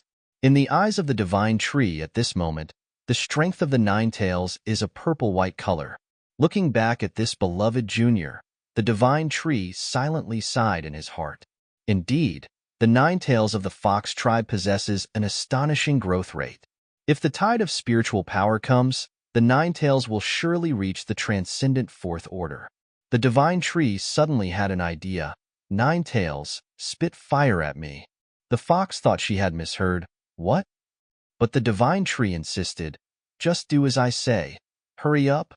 Immediately after, the loyal 9 tails used the skill, fire spit, spewing a burning breath onto the face of the divine tree. Over here, the divine tree opened the fire space and absorbed all the flames of the 9 tails. Intelligent, indeed intelligent. Seeing this scene, the fox was also surprised. Her flames had been completely absorbed. The divine tree was pleased and opened the system panel. Ha ha ha, indeed. Whatever you absorb, that space will grow. Now the system has expanded the space by an additional 3 square meters. The 9 tails saw that her master didn't care about her and thought that her attack was too weak. She then burst out with spiritual power. Her whole body turned into a destructive flame, as radiant as the sun. Master, if it's still not enough, then... Before she could finish her sentence, the 9 tails fired the flame. This flame was several times larger than the previous one. The divine tree felt his face heating up, just unconsciously looked over. Oh my, 9 tails, what are you doing? Look at this. The flame has filled the mouth of the divine tree. The push force is so strong that the whole body of the divine tree is shaking rustlingly. This time it certainly can't eat all. The 9 tails was scared at this moment and shouted the name of the divine tree, sweating like rain. Manslaughter also has to go to jail. It's not a joke. The divine tree poked out of the flame. The heart core had been slightly burned, grumbled and complained. It hurts so much. What are you doing? The system screen immediately displayed a warning. The fire space is about to explode. The divine tree frowned and looked. There was a bit of loss in his eyes, like a scientist who just ruined the last experiment. So if you absorb too much direct elements like this, it will lead to space overload and collapse. So this smart method of his can't be used. Have to go back to the long-term plan, that is, absorb with spirit stones. In the Flower Valley and Misty Mountain, there was none before, it was only built recently. Look at this, countless flowers of various colors, shining brightly, making this flower field like a paradise on earth, too beautiful, too fragrant, too captivating. The night wind blew through the field, bringing with it countless divine fragrances. The beasts here rumored that just by smelling it, it can increase strength and invigorate the spirit. Why so? So it's like marijuana? No problem, this stuff is not addictive. This place is also a place that produces countless precious materials, spiritual herbs, spiritual flowers, all kinds of levels. Who is the manager of this land? Of course, it's the flower goddess. She has been in charge of planting medicinal herbs since the early days of coming here, because at that time, the divine tree discovered her ability to radiate life energy in space, helping all things achieve extremely fast growth. The flower goddess and the butterfly were standing in front of a blooming flower. They sighed and looked, didn't expect this precious flower has successfully bloomed. The butterfly modestly gave all the credit to the flower goddess, but the flower goddess also gave all the credit to the butterfly. Where did this butterfly come from? She was brought back by the Ninetails from a field within about 10 episodes ago. The two girls refused to take credit for themselves, then they burst into laughter. Hick. I don't know why I find their laughter so fake. Just at this moment, the divine tree came. Today he came to inspect the work here a bit. A big black head with an additional blood-red eye appeared, unconsciously scared the two of them. They ran away from the monster, even didn't have time to pick up their slippers. A minute later they came back. The whole field was not a blade of grass. The flower goddess regretted and said, "Is there anything cleaner than this field?" The butterfly next to her just sighed heavily. "I don't want to work hard anymore." Thought the master came to ask about the health of his employees. Didn't expect a harvest all at once. It's too much. The divine tree has returned to his place. A root can also carry the heavenly eye. Indeed, this treasure is very convenient to use. After eating all the spiritual medicine in the garden of the flower goddess, the divine tree opened the system panel and checked. Indeed, the life space has increased to 1,000 square meters. Now the divine tree can build a mansion inside it. Suddenly a white furry foot appeared. It's the tribe leader of the snow bear. The divine tree saw it and doubted. "Big bear, you're not guarding the northern border. What are you doing here?" The big bear was not good at speaking. He was a tribe with a very proud and stubborn heart. He was originally an ally, not a subordinate of the divine tree. Today he came, brought a piece of news that he heard from the mutant whale to the divine tree, a piece of news related to the seabed. Hearing this, the divine tree was startled. News about the seabed? You have to know that this sea is very related to the dark. Last time the whale prophet was the messenger of the dark, organized a large-scale invasion of the land. Is this the mutant crocodile? He is coming at the summons of the divine tree. Just after a while, all the main force of Misty Mountain had gathered under the feet of the divine tree. The divine tree looked at the army, only missing the White Tiger and Tion Cam.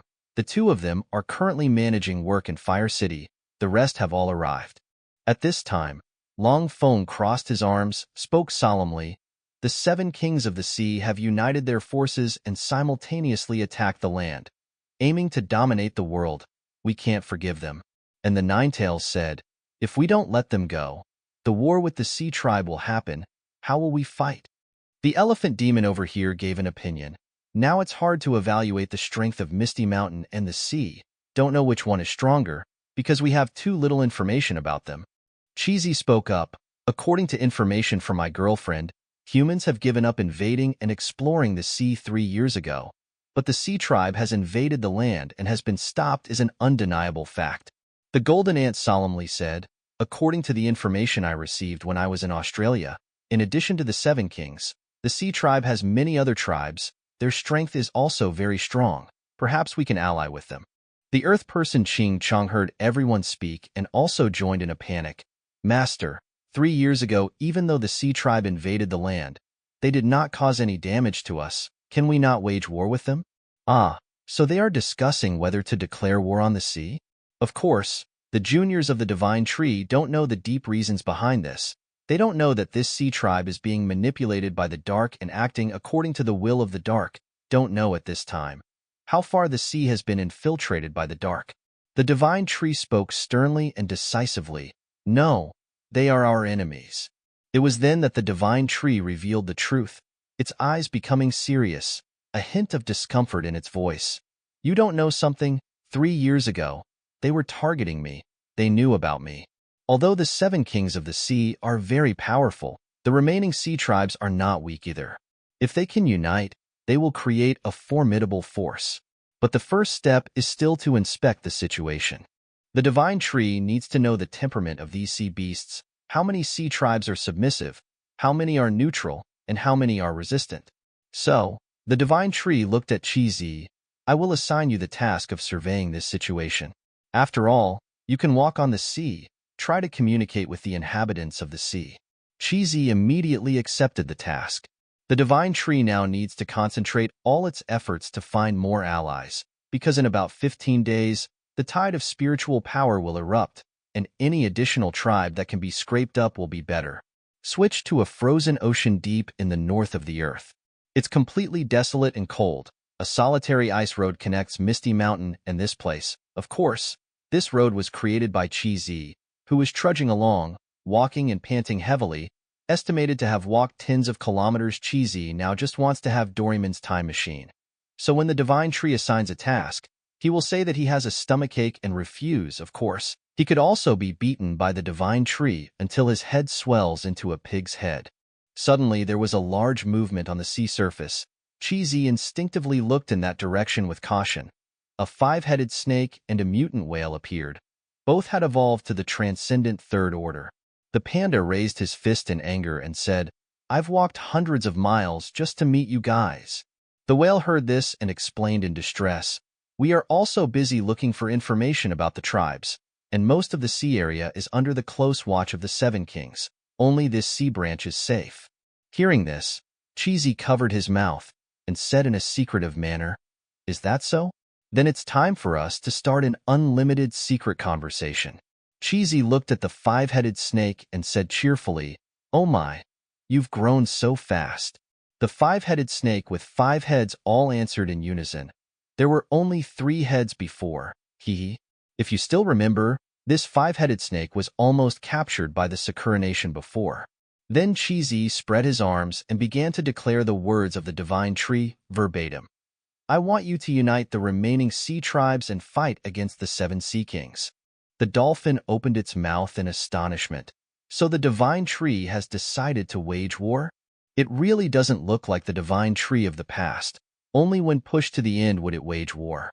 Chi-Zi also wilted. He himself was warlike but only solo. He didn't like war. Chi-Zi said sadly, "Yes, if war breaks out, your orca tribe will be the vanguard, casualties will surely be the most." On the contrary, the whale heard this and was silent for a second, then happily replied, "I understand."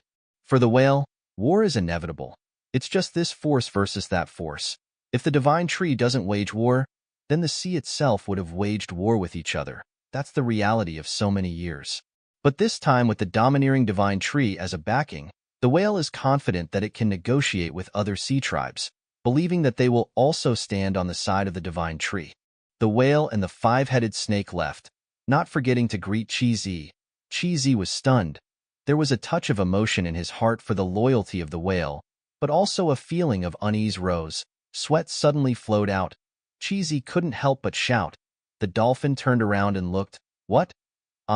Nothing." The dolphin and the snake glided away, their backs gradually disappearing in front of Chi-Zi. Chi-Zi wanted to wish them a safe journey, but would that be unlucky?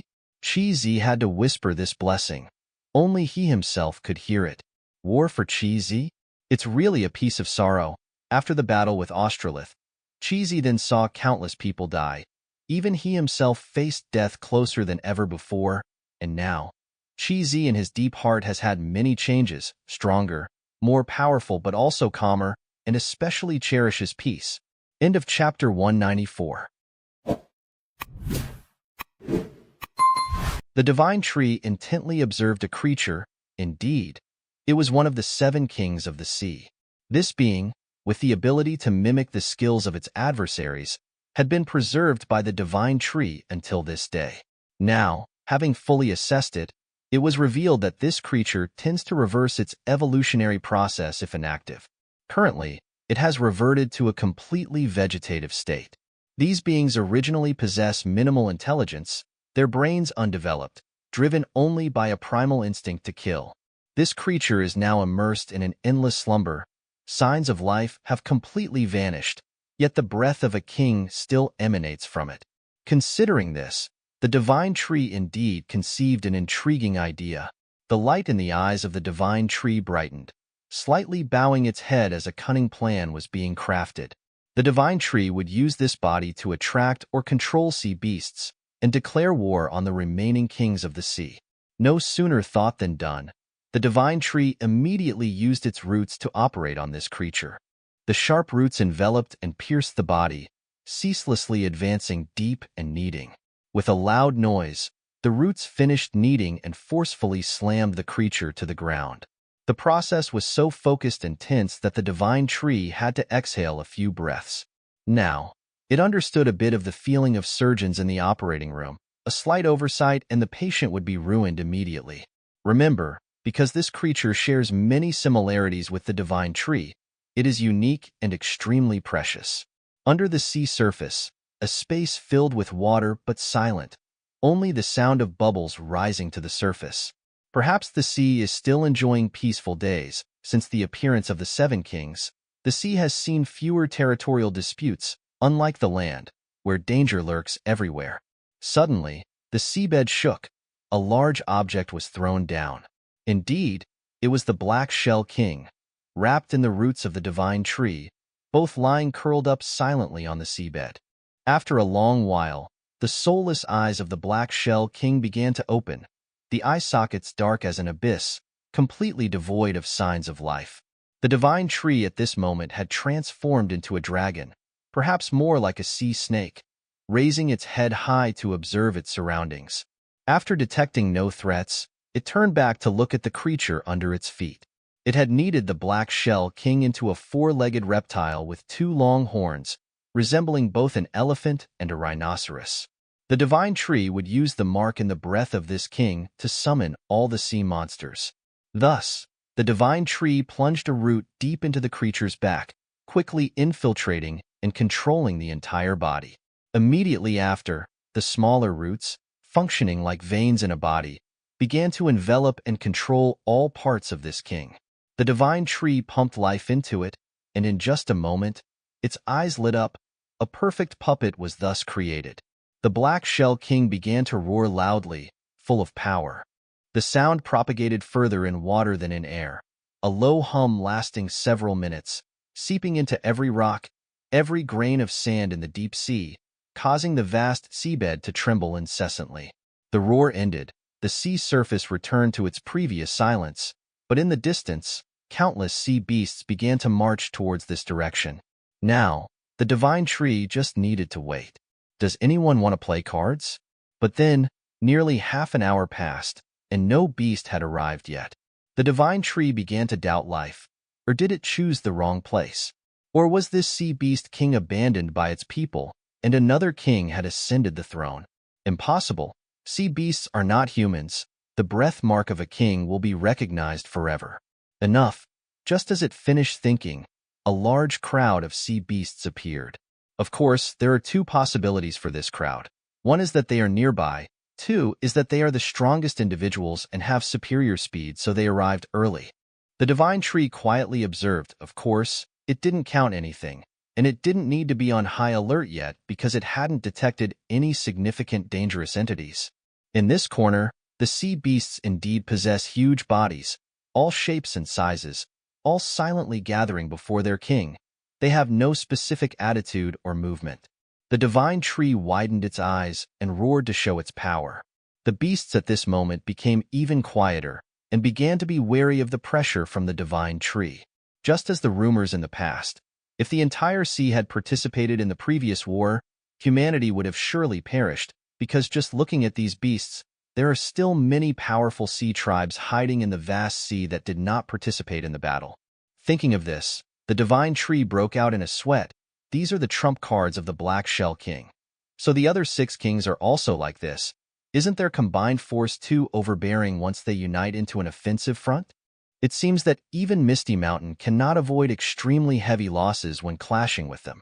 Looking at these beasts for a long time, stopping its train of thought, the divine tree calmly asked, "Do you agree to follow me? I will be your new king." At this moment, the beasts began to have different reactions. Their eyes all lit up. Some were angry, some were neutral, some were surprised. But the hammerhead shark that was grinding its teeth, perhaps this is a congenital defect, because I saw it grinding its teeth from the beginning. In the distance, a palace within a seashell suddenly lit up. The mermaid, one of the 7 kings of the sea, had noticed that countless powerful breaths that had been slumbering at the bottom of the sea had awakened, feeling quite strange. Remember, the mermaid is the king who tends to use her brain the most. She is very intelligent, always considering and logically processing problems.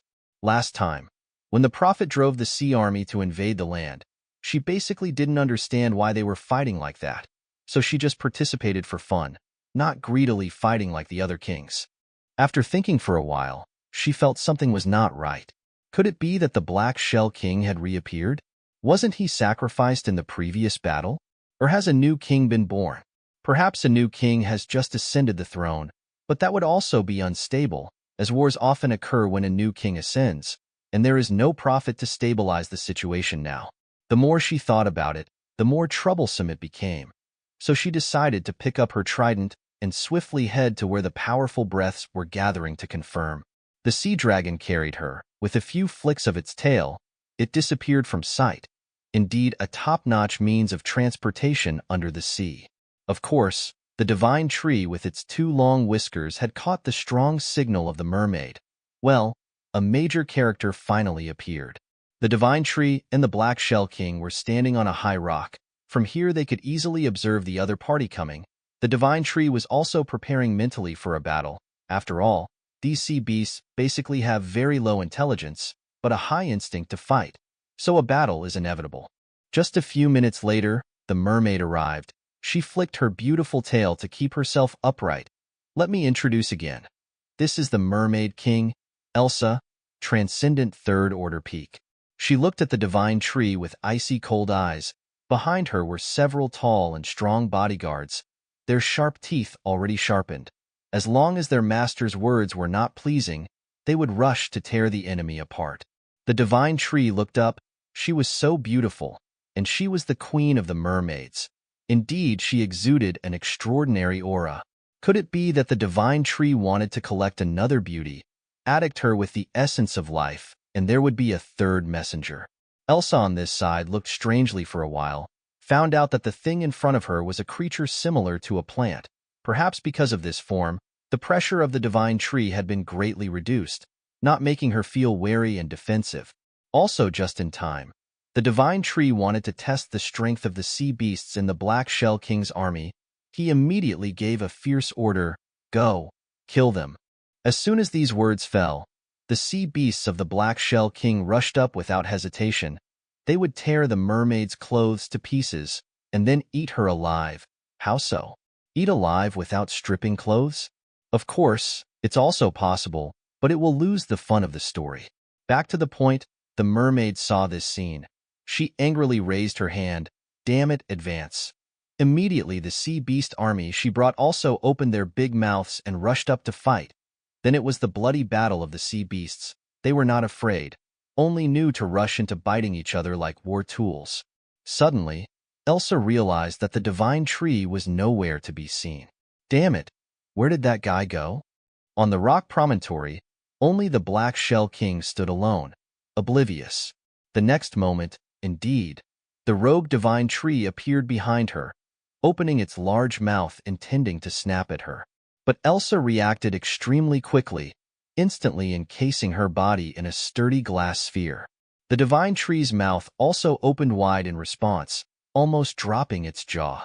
But don't underestimate the divine tree. Its teeth are extremely hard. Even without diamondization, it can bite through this protective layer. See, in just a moment, it cracked Elsa's protective layer, and just a second later, the protective layer shattered. Some people asked why it attacked stealthily like this. Why didn't it snap straight at her butt? Ah, perhaps we shouldn't confuse the divine tree with a watchdog. At this point, Elsa's protective shell had shattered. She quickly counterattacked, giving the divine tree a series of hot, distant kisses. That was the skill bubble attack. The divine tree looked at this attack. It seemed harmless. It didn't understand the opponent's purpose. But then, the divine tree's entire field of vision was blocked, as the bubbles exploded into thousands of air bubbles. At this moment, Elsa had maintained the necessary distance, but the divine tree also reacted very quickly, darted out of the bubble crowd and rushed towards Elsa like lightning. It seems that the divine tree felt like it was being played and became a bit self-conscious. Without saying much, it opened its large mouth, a mouth full of frost energy, ice age. The icy breath shone strongly on Elsa. She didn't have time to dodge. Anyway, in terms of strength, it was indeed a huge gap. Just now the divine tree was just probing. Under the influence of the ice age, an entire area of the seabed turned into ice. Elsa was also tightly trapped inside. The divine tree silently watched, its collection blood boiling. End of chapter 195. Deep beneath the sea, the sound of crystallizing ice echoed, accompanied by the clinking of newly formed ice shards colliding with each other. The process was swift, and in an instant, a vast expanse of the seafloor had transformed into a radiant, shimmering sheet of ice. Elsa, one of the 7 sea kings, was firmly trapped within these layers of ice by the divine tree. She was immobilized, her aura significantly diminished. Yet, the divine tree stood still, observing cautiously. It was aware that despite not being weaker than Elsa in its current state, it was restrained from fighting on her turf. The queen had more tricks up her sleeve, of which the divine tree was ignorant. As expected, the icy prison confining Elsa began to crack, creating a grating noise. In a flash, the ice shattered into fragments, and Elsa returned to the battle. Upon escaping, she took a long breath, as if she had been on the verge of suffocation. Indeed, marine creatures that have evolved absorb air by breaking down seawater, but what could they break down within the ice? She was nearly suffocated. Angry, Elsa swung her trident, ready to give as good as she got. Rhythm of the Sea was immediately activated, and around her, rapidly spinning water orbs began to appear. These water orbs started to form a large whirlpool, rushing towards the divine tree. Elsa believed that even steel would be torn to shreds by this crushing pressure, let alone a plant creature. The divine tree raised 2 of its roots to shield its face, snorted, and smirked. Then, it too began to spin, transforming itself into a rapidly rotating sphere. Elsa's whirlpool hit it and was instantly dispersed, causing no damage. Immediately after, a blindingly bright light appeared before Elsa, illuminating a large area of the seafloor. It looked like an eye. Elsa was stunned, unsure of what the divine tree was planning, but deep down, she felt a sense of unease, the intuition of a high-level creature sensing danger. The seawater around the divine tree continued to whirl, and bubbles followed suit. The divine tree's body seemed to have undergone a transformation. Indeed, the divine tree had changed its form, and its spiritual power was several times stronger than before. It should be known that the divine tree's previous body was just a wooden dragon, something it used for leisurely strolls in the Misty Mountain, with no significant combat power. But now, it was a combat version that the divine tree was quite fond of. Perhaps it could be called a tree person. The tree person coldly said, "With that form, I couldn't defeat you. So, I will use this form." The sharp words carried an overwhelming aura, suddenly arousing Elsa's fierce combat instinct. Did Elsa now know who the divine tree was? Of course, she did. This strong and overwhelming aura, there was only one creature in the world with it, the mutant tree of the Misty Mountain, famous everywhere. There were a few others before, like the prophet of the sea, but unfortunately, he had sacrificed himself to the darkness. What about the 10 great beasts of the great era? I can say that they are all in the past. Most of them have been domesticated by humans. The rest have been eaten by the divine tree, except for a few neutrals or allies, like the desert lizard god. Returning to Elsa, her eyes lit up with an endless fighting spirit. Now, Elsa had understood everything. She was indeed a wise queen. She voiced her suspicion. So it's you. You planned to act before us, didn't you? Oh, the mutant tree of the misty mountain. Then she switched to a sarcastic tone. Oh no. It's the Zoo of the misty mountain. Damn it. The divine tree felt too regretful for a beautiful and powerful queen of the sea. The divine tree coldly said, "You know too much." At a research center in the human atmosphere, this place belonged to the Free Federation. It should be known that this federation is currently leading in technology among humans. Through their long reach, they have absorbed all the scientists in the world, achieving astonishing scientific achievements. This also corresponds to their extremely powerful military force. This is the city of flying steel. Just one look, and you can understand their level. A city with a weight of hundreds of thousands of tons can float in the air at an altitude of tens of thousands of meters from the ground. It is also a place that holds many federal secrets. This is Yule, a high-ranking commander here. He has the ability to control magnetism. Oh, dressed like a mummy, with a set of clothes quite similar to Marvel's Magneto? Huh? He has watched too many movies. By the way, this guy is at Transcendent Third Order. At this time, Yule was observing the world map. He took a round trip through various countries, then returned to gaze at China.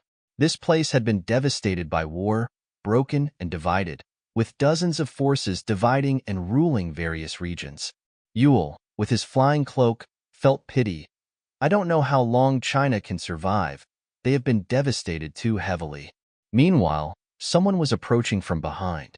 But among the desolate lands, there was a gloomy area covered by fog.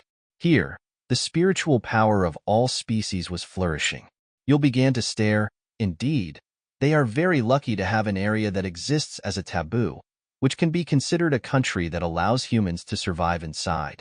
Yule was truly obsessed with this land.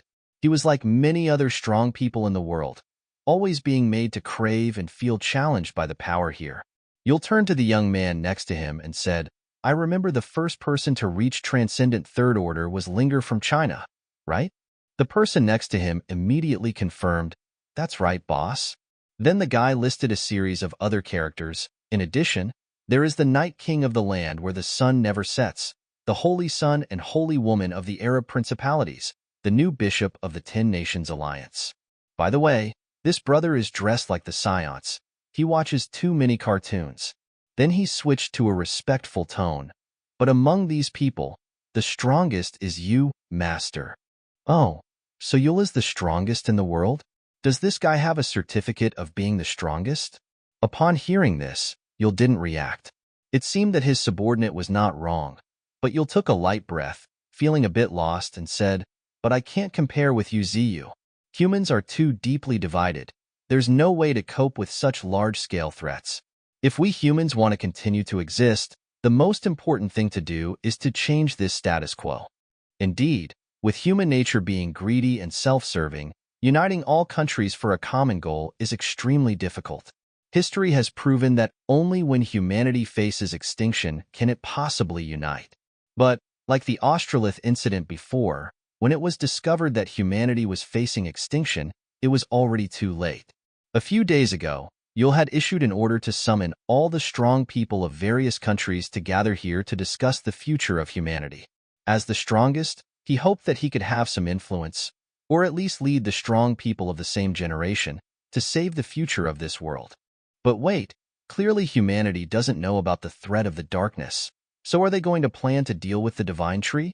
Then, Yule told his staff, "You continue to complete the invitation process. We need to urgently convene a strategy meeting for the next stage of humanity. Our target, that is the mutant tree." Damn, it really is so.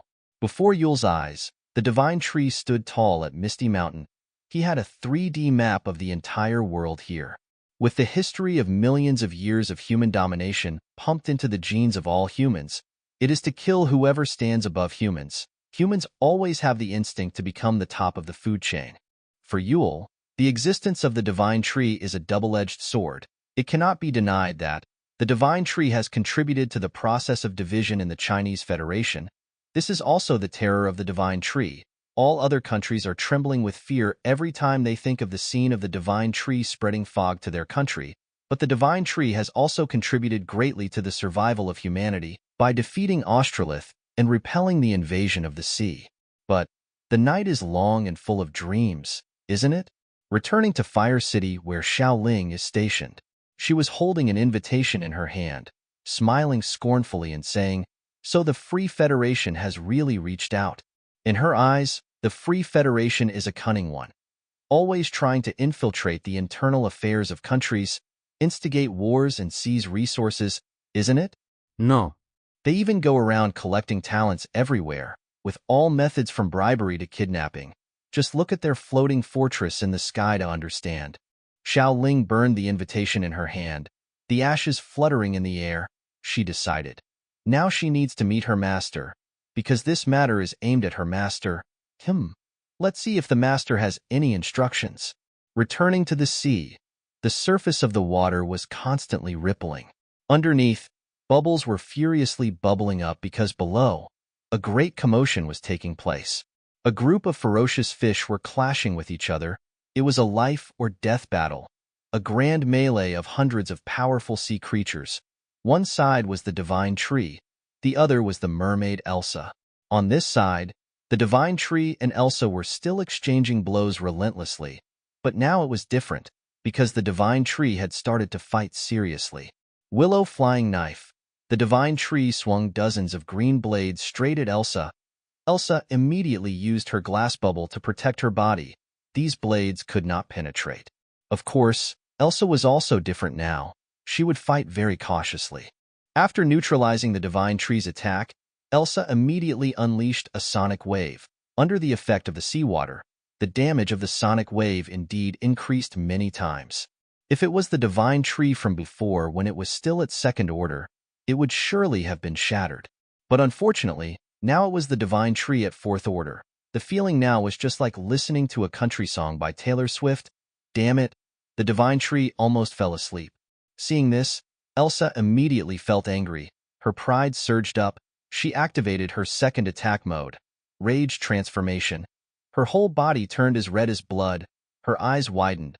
The spiritual power in her body suddenly increased several times. She screamed and rushed towards the divine tree.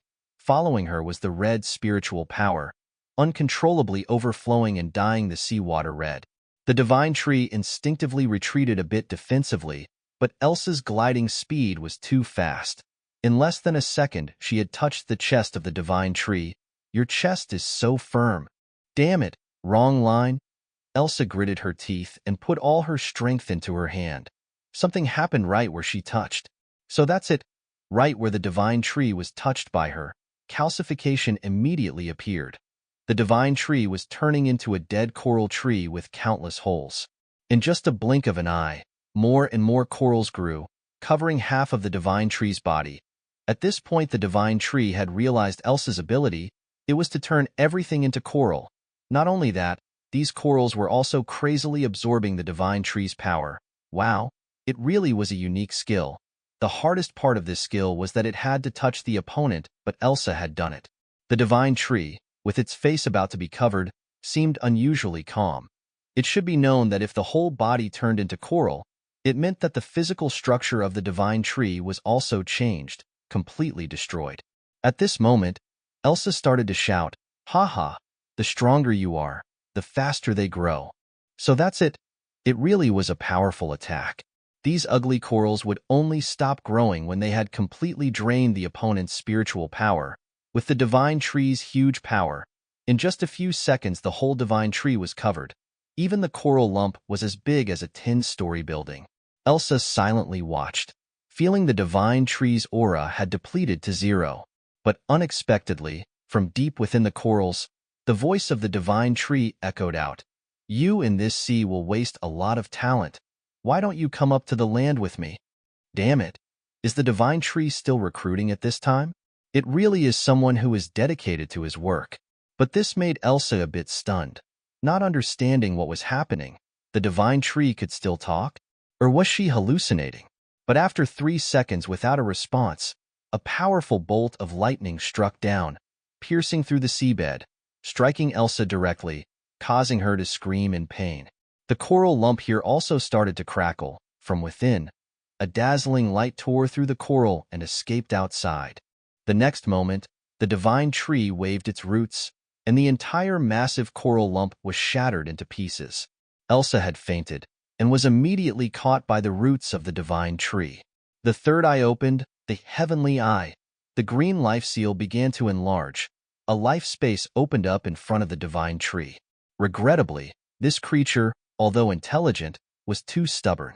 The divine tree had to use it as a material to expand its own space. The roots lifted Elsa up and slowly put her into the life space. A stream of green light began to sense the prey and gradually absorbed Elsa. The divine tree said softly, "Come with me." Could it be that it's not absorption but taking her as a prisoner? End of chapter 196. Where is this? A verdant expanse, where even the ground and sky are a soothing shade of green, sadly devoid of any breeze. It turns out this place is within the life space of the divine tree. A beauty is tightly bound by the tree's sturdy and large roots. The beauty grits her teeth and curses loudly. Damn it, how hateful. So the divine tree has decided to detain Elsa as a prisoner, instead of absorbing her to expand this space. For the divine tree, creatures that have opened high-level spiritual intelligence and have unique combat thinking will always be given precious opportunities. Of course, being female and having a beautiful appearance is an advantage. At this moment, Elsa looks around in astonishment. There is not a creature or guard in sight. A space completely alien to her. She exclaims in bewilderment, sweat uncontrollably pouring out. Where is this place? But she can be sure of one thing. She is not dead, because there is no hell or heaven where the life element is so abundant and concentrated. Glancing at her information a bit, Mermaid Elsa, Transcendent Third Order Peak, Innate Talent, Mermaid Song, Charming Voice touches the depths of the soul. Special ability, Mermaid's Tears, can dispel curses, poisons, and heal wounds. Sea Protection, has the ability to resonate with the sea, enhancing strength, speed, and recovery ability. Death Melody, the melody of the voice can strangle any soul creature. Rhythm of the Sea, stirring the sea causes shock waves or tsunamis. Endless sea currents swallow everything like a whirlwind. Just looking at this skill board, the divine tree feels that the decision to capture Elsa is indeed a correct decision. This creature has a rare healing ability. She can hold the role of a recovery master on the battlefield. Isn't this role seriously lacking in Misty Mountain? Whenever someone is injured or about to die, they have to ask the divine tree to take action, pouring into them the precious life essence, which is very inconvenient, because the divine tree is basically not free. The divine tree temporarily puts this matter aside, looks around, sees that all the monsters that Elsa brought have been cleaned up, and is quite satisfied. It seems that the soldiers of this Black Shell King are not useless. After completing the task, the sea beasts gather again in front of the divine tree waiting for instructions. The divine tree then issues a new order. You go, find more troops, we need to prepare for the next battle. But please ask, where is the hammerhead shark gritting its teeth? Don't tell me that guy is dead. The divine tree squints. The first battle was more successful than expected. Not only completely annihilated the main force of a king, but also captured the boss. It is indeed smooth. So there are 5 more kings of this sea. They will soon end. Following the divine tree's command, the sea beasts began to split up and search for more comrades. What's special about these sea beasts? They seem to be silent, each doing their own thing, without complaints or questions. The divine tree turned its gaze to the Black Shell King, who was silent at the bottom of the sea. It was time for the divine tree to return to the surface, and perhaps the Black Shell King should just be left here. Another concern in the divine tree's mind was the combat situation of the whale tribe. It hoped that everything there was also going smoothly. It should be noted that the whale tribe was the vanguard in this battle. They took on the task of recruiting new forces, attacking the resisting sea tribes, and finally attacking the kings of the sea. Someone asked why the divine tree didn't go to recruit other kings of the sea.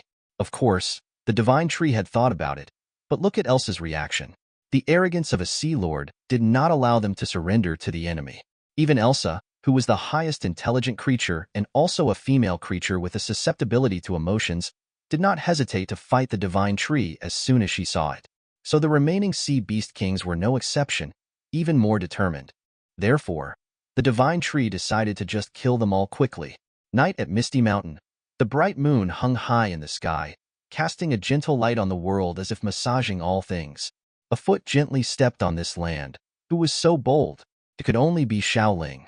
She was covered in a new dark green cloak. The artist finally decided to draw a new cloak for Xiaoling. She had a serious face, standing in front of the divine tree. She softly said, "Master, long time no see." The divine tree was not polite and asked succinctly, "Are you okay? Why are you here? People will suspect when they find out you're missing." The divine tree was too straightforward. Asking this question would make Xiaoling feel sad if she was self-conscious. After all, she hadn't visited her master for a long time, and the divine tree's words would make her feel unwelcome. But after hearing the divine tree's words, Xiaoling smiled and said, "Now Fire City, from top to bottom, all belong to me. People there are no longer bound by any federation. Even if I stay here for a year, nothing will happen." Then Xiaoling brought out a metal box, with some light panels on it glowing. She happily said, "This is a gift for you, master. I exchanged it with the heart of the dragon from last time." So that's it. Last time, Nine Tails reported that the dragon's heart had been taken by Xiaoling. Let's see what's in this box. The divine tree squinted, its head full of curiosity as it picked up the box. Let's see. Remember, besides Xiaoling, the divine tree had not received gifts from anyone else. The divine tree began to open the lid and suddenly exclaimed in excitement, "Excellent, excellent, excellent. Let's see. A jade heart? Or a scepter head? But it seems very precious. According to Xiaoling, this is the heartstone of the laurel tree. This tree 2 years ago in the forbidden area of the Federation had opened its spirit. It became more and more wise. For fear that this tree would be like the divine tree, so the Federation had it suppressed, even though it had lost a lot of troops. No wonder the divine tree became so excited. Without hesitation, the divine tree immediately brought out a magnifying glass and began to scrutinize carefully. Indeed, this thing is a treasure. The divine tree restrained itself from swallowing a mouthful of saliva to keep itself from the desire to absorb the stone. It's best to put it away. The life space opened up and the heart of the laurel tree was put into it. Exactly. It's best not to gaze at it for too long, otherwise it will swallow it. Later, when it has free time, the divine tree will calculate the method of using this treasure. Xiaoling looked at this scene and asked in astonishment, "Master, have you opened your heavenly eye?" The divine tree put its hand on its chin and stroked it, making a dangerous and contemplative pose, and said, "Aha, it's quite good." Of course it was going to say yes. I am now very domineering, but thinking again. Remember that those who brag too much usually die early. Damn it. Suddenly the divine tree's face turned bad, a chilling feeling. Then the divine tree began to vomit non-stop, retching, making Xiaoling have to dodge to one side. She asked suspiciously, "Master, what's wrong?" The divine tree clearly felt the uncomfortable feeling of wanting to expel coming from one of its spaces. Perhaps the life space is overloaded. Could it be that Elsa is deliberately causing trouble? The divine tree frowned, its face full of sweat. It probably needs to go check on this prisoner. The divine tree began to use its spiritual force to penetrate and check the life space, while Xiaoling silently observed. The divine tree then turned to Xiaoling and hastily said, "Let's go, Xiaoling. I have captured a mermaid queen, and now we are going to see how she is." Xiaoling was puzzled but agreed right away. She had long suspected her master's collecting hobby. It seemed to specialize in kidnapping women, and now it was a woman who was the queen of the mermaid tribe. This made Xiaoling unable to suppress the suspicious and funny look on her face. Oh, but don't misunderstand. If the divine tree incarnated into a six-pack human male, it would surely have a brood of hundreds of children by now. But with a body that is a genderless tree, the divine tree seems to have no physical needs. This is probably a habit from a previous life, haha. Inside the life space, this place has been expanded many times. At first glance, the eye can't see the limit. Under the ground, there are pearls shining brightly. Xiaoling curiously picked up one. This pearl was almost as big as a human head. She looked at it in astonishment and exclaimed, "It's really big." In front of her, a giant mermaid was being held captive by tree roots. Is this the mermaid? Elsa at this moment had noticed the two coming to her place. She opened her eyes wide and observed. Her face showed an uncomfortable, unwilling look. She turned towards the divine tree and shouted, "That rotten tree, let me go quickly." As soon as these words fell, Xiaoling immediately retorted, "It's the temperament of the spoiled ones. Then Xiao Ling changed her voice to cold and full of killing intent. If you dare to curse again, I will skin you, peel your flesh, roast and eat you with chili salt, while you are still alive and crying. Have you cried a lot, or what? The divine tree next to her heard this. Its fragile heart immediately trembled. Damn, this daughter of his is indeed more cruel than a demon. What's worth mentioning is, this voice makes the listener understand one thing, that is the speaker will do it for real, not just a threat. After hearing this, Elsa's face turned pale. She froze for 2 seconds imagining the scene of being tortured like that. She immediately screamed. I don't want to, Xiao Ling asked. So what are these pearl shells? Aren't they your tears? Elsa suddenly blushed, stammered and said, That's urine. Damn it. Xiao Ling would be furious, and the divine tree immediately squinted and grumbled. Damn it. Forget about this. The divine tree looked down solemnly and asked a question. I want to confirm with you one thing. Will the darkness come to this world along with the third spiritual tide? Elsa's eyes lit up and confirmed. That's right. Then the gods will appear. Along with the sea tribe, they will occupy the entire world. All other species will be completely destroyed. Then they will create a world full of sea creatures to replace. Xiao Ling and the divine tree listened carefully to each word, feeling that this was also the promise that the darkness had promised to the sea beasts when persuading them to be minions. Xiao Ling fell into thought, feeling that these words quite matched what the elephant god had said before. The divine tree continued to ask, Is my name told to you by the darkness? Elsa happily replied, That's right. Our God is omniscient and omnipotent. After the spiritual tide breaks out, it will descend on the sea. Then it is also the time when the continent opens the doomsday. The darkness covers all things. After hearing this, the divine tree looked down worriedly. Is it okay if you tell me these things? But Elsa was very confident, saying that even if the divine tree knew everything, it would not change anything. The divine tree was speechless. Indeed, these sea beasts were not simple.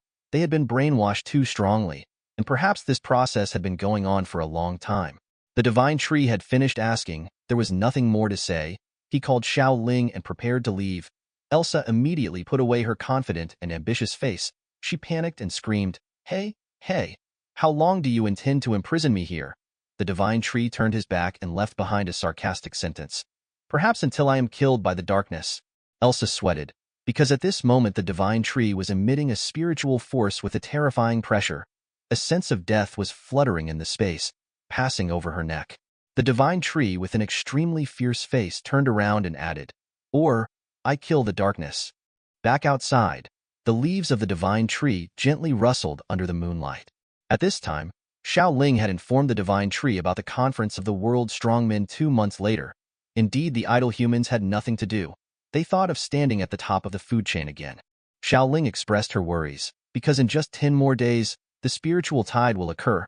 She does not know what changes will happen to humans and all things at that time. According to the divine tree's prediction, this spiritual tide will help all things open the path to upgrade to transcendent 4th order, which is also an opportunity for the divine tree to advance to 5th order. But anyway, it's just a guess. The first tide opened up the restructuring of the body structure and energy flow. The second opened up the spirit for all things. The third is probably to bring all things to the height of power. If thinking according to the Buddhist school, then all things follow 4 cycles, which are formation, existence, destruction, and emptiness. If the first cycle is considered the first tide, then this third one is also reaching the peak of the evolution wave, but it is also the sign of the beginning of a purification and destruction process, preparing for a new cycle. The divine tree inadvertently gazed at the moon, which seemed to be radiating increasingly potent spiritual power recently. Xiao Ling didn't pay attention to this. It was only when her master mentioned it that she took notice. The divine tree had an interesting idea. Perhaps it would sow the laurel seed on the moon and let the moon's spiritual power nourish it. That said, the divine tree wasn't sure if its ability was sufficient to stretch this route to the moon. Remember, beyond the universe is a vacuum. If not squeezed to death, then it would be frozen to death. The temperature in space is hundreds of degrees below zero. But thinking is doing. The root of the tree began to twitch and withdraw from the ground. This was the mutated void root that the divine tree had achieved after the most recent evolution, a large, bizarre purple root. The divine tree looked at Xiao Ling's puzzled face and whispered, I want to go to the moon once. All the spiritual power began to be poured into the void root by the divine tree in a rush. As much as there was, all was poured in. The void root, shaped like a bizarre purple dragon, began to coil and take off. It seemed that the power in it was already quite a lot. Then it shot straight up into the air, aiming straight up into the sky and flying off. The further it flew, the longer the route became, even longer. The speed was even faster than at the beginning, aiming straight at the moon and flying too. Xiao Ling smiled lightly on her lips. She got to see another interesting scene. It felt great to be next to her master and watch him create new miracles. In just a few minutes, the divine tree's route had stretched hundreds of miles, becoming an endless long line in the sky. The people who accidentally saw it were also amazed. Not knowing what the hell it was, it seemed to connect the moon with the earth. The divine tree had escaped the gravitational field of the earth. Reaching the space of the universe, it began to look around. Indeed, it was an endless empty space. Looking back at where it lived, oh my, it couldn't see with the naked eye anymore. Just saw a beautiful blue sphere. Yes, that was the origin of it. Also the place where the divine tree was trying to protect. Enough. The divine tree needs to rush to the moon right away. Why? To maintain this form has consumed a huge amount of spiritual power. Should not be prolonged. Thinking back, going to the moon is also a bit special. In its previous life, the divine tree would never dare to think about it. Today, a strange non-human foot has set foot on the moon, leaving the first footprint, yes, a four-toed foot. The divine tree transformed into a human form and stood still for a while, feeling the cold and desolation here. If it couldn't see the earth, the divine tree would definitely feel lost and extremely lonely. Checking its spiritual power reserves, indeed it had spent a large amount. The divine tree quickly brought out the seed of the laurel tree. It shone brightly, as if it also sensed an opportunity to continue living was coming. Now, this will be your home. Grow roots and sprout vigorously. Then the divine tree dug the ground and gently put the seed down, perhaps also watering it a few liters of life essence water to soften the soil, creating a growth premise for the seed. Humanity, upon seeing the severed purple thread, was curious and didn't understand what was happening. It looked quite strange indeed. Countless people began to pull out their phones and record videos. Look at this. What is this? A thread connecting to the moon? Breaking news programs in various countries also went crazy reporting. There were rumors that this was the longest mutated python in history. People flocked to observe. Some wondered how long this phenomenon would last. Some wanted to go eat snake meat immediately. It seems that after so many horrifying events, humanity is no longer as shocked as before. In a distant Rocky Mountain area, a giant stone man was rising from the ground, his huge and sturdy body colliding with the geology of this place, creating loud rumbling sounds. It turns out, he is a member of the Titan tribe. Seeing the spectacle of the divine tree climbing to the moon, he was overjoyed thinking that his ally was on his way. Indeed, as the divine tree predicted, after the appearance of the three-eyed tribe, it was the Titans. They also intended to invade the earth. Returning to this side with the divine tree, having sown the seed, the divine tree also released spiritual power and probed around, discovering that this place was filled with ice elemental spiritual power. But unfortunately, the divine tree's spiritual power was not enough for him to wander here for too long. Otherwise, he would dig every inch of soil and absorb all the elements for the 7 seals of the heavenly eye. Although it took a long time to describe, in reality, only a few dozen minutes had passed. The divine tree took a leap, returning to the earth. But this act caused a tremor in the human world, because a clan had measured the spiritual power of that purple python and determined it had reached the transcendent fourth order. This news immediately made the entire earth tremble. The meeting between the human strongmen from 2 months was immediately shortened to just 3 days later. And under the sea was not quiet either. The disappearance of the mermaid queen had also caused a stir here. The faction of the 7 kings now only had 5 left. The actual combat power had greatly decreased. Everywhere in the seabed, sea beasts were grinding their teeth, preparing for battle. Xiao Ling's face was as happy as a flower. She laughed loudly and congratulated her master. Master, you are so powerful. You can go to the moon by yourself? But the divine tree could only whisper. I am almost exhausted. Sweat on his face was pouring out like rain, like a sprinter specializing in running a 1,500-meter distance, now switching to pace at 20 kilometers distance.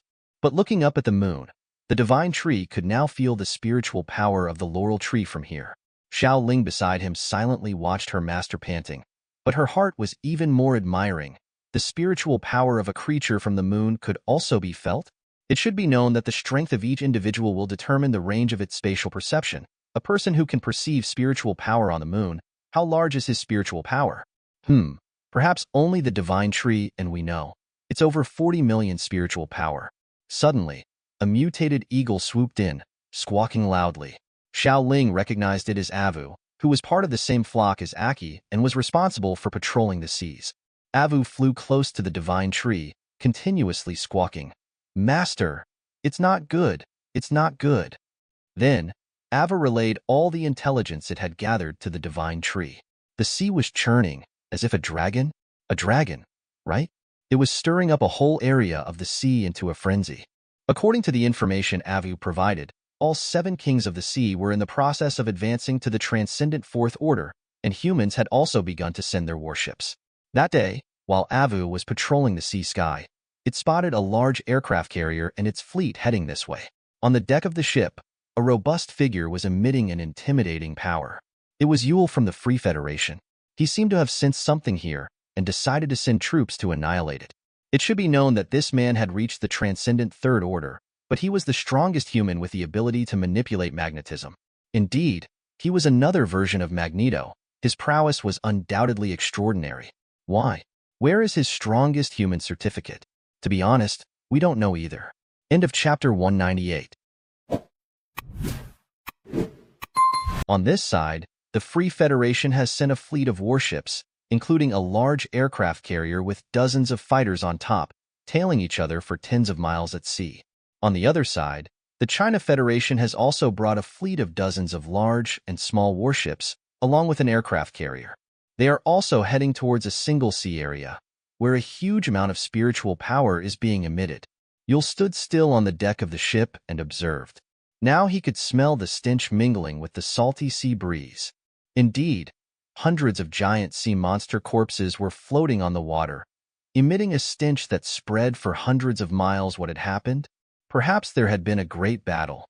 Suddenly, right in front of him, a bolt of lightning shot up into the sky, accompanied by a very strong spiritual breath. It seemed that there was a very powerful creature underneath. Based on the unique spiritual power that Yule sensed, he guessed that this might be where their target was hiding. He immediately ordered his subordinates to inform the entire alliance to stop, and he himself would go ahead to scout. Yule stepped on the ground and flew away. His spiritual power also overflowed from his body. As soon as they detected a strange creature invading their territory, the giant sea monsters rose from the water to warmly welcome him, their terrifying roars echoing across the sky. Yule stopped among the sea monsters, alone facing dozens of cold, hostile eyes. The space suddenly became quiet. Only the deep growls of the sea monsters remained. Yule took a deep breath, then calmly said, "Do you want to stop me?" After he finished speaking, he put his hand on his temple. His eyes lit up, using telepathy, and ordered the fleet, "Launch the spirit bombs." The fleet received the order and began to activate the large spirit bombs they carried. It should be noted that spirit bombs and spirit missiles have become important weapons, replacing most of the weapons using traditional explosives. And in just a moment, countless spirit bombs were thrown at the monsters. They exploded with terrifying destructive power. The sea monsters screamed in pain. The stench was replaced by the delicious smell of grilled seafood. On the side of the China Federation, they had received news of the Free Federation activating their spirit bombs. Upon hearing this, the chairman decisively ordered, "Activate the spirit rifles. We will not allow any more Fourth Order transcendent mutant beasts." At that moment, the sea trembled, and a massive, blackened head as large as a mountain emerged. The surrounding space immediately sank into its spiritual power coverage. An eastern dragon, majestic with its pair of blue horns and white mane, appeared. With a beard on its chin, it seemed that this dragon was quite old. Indeed, it had matured. Suddenly, on the scales in the middle of its chest, white lights began to shine and quickly spread throughout its body. Then, lightning shot out from it, accompanied by a deafening sound. The sea also stirred up waves. Was this dragon trying to show its power? It roared angrily, "Humans, get lost. No matter what, today I must advance to the Fourth Order Transcendent." So, it already knew the purpose of humanity this time. Wasn't it infuriating? It had only been diligently hunting and gathering to survive, never having a conflict with any human. And one day, it suddenly evolved to the peak of the Third Order Transcendent, just a little bit more to reach the fourth order, yet humans naturally came and declared war on it. Where was the justice? Deep within the continent, in the space weapon operation room, they had received the chairman's order and were executing the target lock. The target was completely locked. The female manager immediately ordered to fire. From the silent space above, a satellite suddenly lit up. A long howl began to echo, and just after a few seconds, a very strong spiritual force was shot down to the ground at an extreme speed, so powerful that it tore the sky apart. It turned out that the target was this dragon. It was unconsciously attracted by the light above its head. A star? Its grandmother said that when you see a shooting star, you should make a wish. Damn it, but this shooting star was getting bigger and bigger, emitting a terrifying heat. Moreover, it seemed that this star was reserved for the dragon, not anyone else. The next second, the dragon was hit. Its whole body was covered by spiritual power and sank. That was the power of the spirit rifle of the China Federation. The dragon was furious, gritting its teeth and glaring. Someone asked if it hurt. Damn it, of course, it hurt. But would the dragon scream out in pain? That would be too embarrassing. It just gritted its teeth tightly and endured this pain, to the point that even thousands of meters away, you could still hear the grinding sound of its teeth. Just as the firing of that round was about to end, a faint purple light suddenly approached the target. Yul knew that the China Federation had made its move, using its killer move. Perhaps everyone didn't want any more fourth-order mutant beasts. Yul took advantage of the moment when the dragon was being overwhelmed by the firepower and released countless other spirit bombs. Under his control, they hovered and rushed towards the dragon. Yul shouted with determination, "Today, you must perish here." The dragon was terrified when it saw these bombs. Thanks to its ability to sense spiritual power, it knew all too well how much total damage these bombs could cause. But what could it do? The bombs had surrounded it. The dragon only had enough time to cover its skin with spiritual power once more. Its muscles quickly contracted, and its whole body also contracted to defend itself. The continuous explosions echoed. The sea was full of waves. From one wave of bombs to another, hundreds of spirit bombs had exploded. But Yul was a careful man. He still tirelessly threw more bombs at the target. He laughed loudly, "Haha, it's not over yet. I still have many bombs." That's right. Being careful is never too much. While overwhelming, throw out as many as you have, completely not giving the dragon a chance to resist. But it seems a bit unconvincing for the strongest person in the world to fight in this way, doesn't it? In the area where the dragon was being attacked, even the air was gone, because the explosions were still continuously echoing, burning, and constantly destroying. No creature could withstand it. Yul was like a dancer. He used his left hand to control, then his right hand, then his left foot, then his right foot. What? Did he use the foot in the middle? We didn't see it. The China Federation also tried to show its strength, continued to mobilize a second shot. The satellite lit up again. A large spirit bullet was loaded again. The female director below shouted, "Hurry up! We must prevent this beast from advancing to the fourth order transcendent at any cost." The huge spirit bullet fell again. The dragon was once again submerged in the light of Hollywood. This time, it seemed that its skin was about to be torn apart. Moreover, the spirit bullet even penetrated straight down to the seabed, destroying countless layers of geology below, creating a wave tens of meters high, covering the surrounding space, covering Yul. At this point, Yul had also stopped, seemingly very satisfied with the firepower just now. It should be known that he had never used so much firepower before. With this amount of firepower, even 10 third-order transcendent beasts would have to die. But as the smoke and dust cleared, a sharp gaze shone through. Damn it! The dragon was still alive and had silently approached Yul, its mouth wide open, taking a long breath. Yul was startled. His heart almost dropped to his stomach, as if playing a heart attack game in a graveyard at night. Then his friend caught him from behind. He stepped back a few steps, cursing loudly, "Damn it!"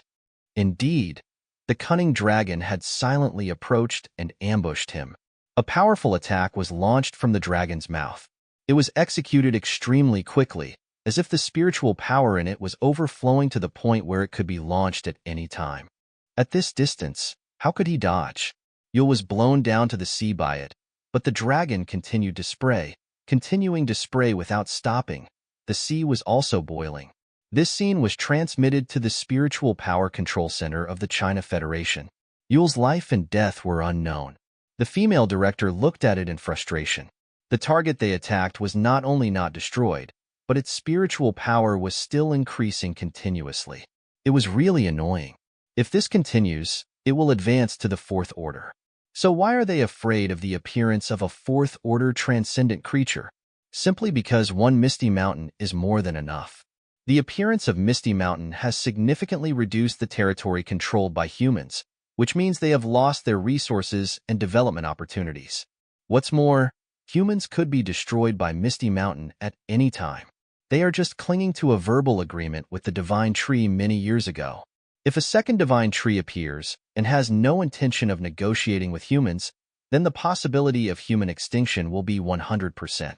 Far away, there were two figures silently observing everything. It was the Divine Tree in the shape of a purple wooden snake. Yes, this is the shape of the hammerhead snake in the early episodes. Perhaps this is the root of the space mutant tree, and Xiaoling stood beside it. Xiaoling spoke up, "Master, why don't we help a little?" The Divine Tree was silent, then gently said, "Don't rush. Let them fight a little longer." "Oh, I wonder who they want to help." But Xiaoling seemed worried. She said, "So what if it gets destroyed?" Immediately, the Divine Tree roared. The space trembled. The Divine Tree shouted loudly, "Let this space snake check it out." The Divine Tree opened its snake mouth wide, probably preparing to fire a long-range attack. End of chapter 199. The figure, like teleportation, pulled up to the dragon. With a big mouth open, it spat out two purple, shimmering fangs. Stab, accompanied by the fangs drilling into the body. The entire dragon was bitten by it. Next, as the spiritual power surged, purple flames kept igniting. And this heavenly purple python has already bitten the dragon's body, rushing towards the sea fiercely, straight like a line, like a meteor falling from the sky. Boom! The moment it smashed into the sea, the 10,000-meter sea area suddenly sank, like a huge bowl, constantly sinking. What's even more terrifying is roar. The miserable dragon roar has echoed through the sky. Visible to the naked eye, that heavenly purple python is taking the dragon, one-way trip, still fiercely going towards the deep sea floor. The sound of rage, not yet transmitted, the entire sea level shook again. And at this time, countless humans and even sea clan powerhouses all saw that the deep sea seemed to rise a touch of purple. That is, spiritual power. Every scale of the heavenly purple python is shimmering with purple light, emitting countless spiritual power. Endless spiritual power has dyed the entire sea area purple. Million shockwave, a sound like the 9 netherworlds ringing in the heart, in the deep sea, dyes the entire sea purple. The spiritual power is all gathered, and it turns into a purple beam of light that reaches the sky. Boom! With a loud noise, in the deep sea, a purple beam of light has pierced through. And that, just because of the recoil, the purple beam of light splashed onto the sea surface. And the more vast beam of light is already hitting the body of the dragon, smashing towards the deepest part of the sea. Chapter 606 Dragon Meat. Without lingering, with a sway of his body, Yuziyu is already controlling the heavenly purple python, turning into an arrow off the string, rushing towards the sky without looking back. As for whether the dragon is dead or not, he is not sure. It should not be dead. After all, Ziyu did not hear the crisp prompt from the system. But that's enough. The Million Shockwave is the most terrifying killer move of the Titan Python transformed by Yuziyu, triggering the million spiritual power stored in the scales, turning into a beam of light, wiping out everything. Such a terrifying move, even more so, hit the body of the dragon at 0 distance. That dragon, even if it does not die, is bound to shed a bloody skin. Now, Yuziyu can think of that dragon, lying in the sea, covered in blood. It's a very miserable sight. However, unfortunately, Yuziyu's spiritual power is now almost exhausted. If he lingers, he might let some deep-sea behemoths who are secretly peeping pick peaches. And not long after Ziyu controlled the heavenly purple python to leave, in the deepest part of the sea, a deep in a pit hundreds of meters deep. Cough, cough, continuous coughing, coughing up internal organ blood foam from the mouth. The Dragon King's face is pale. Purple, in the very cold voice.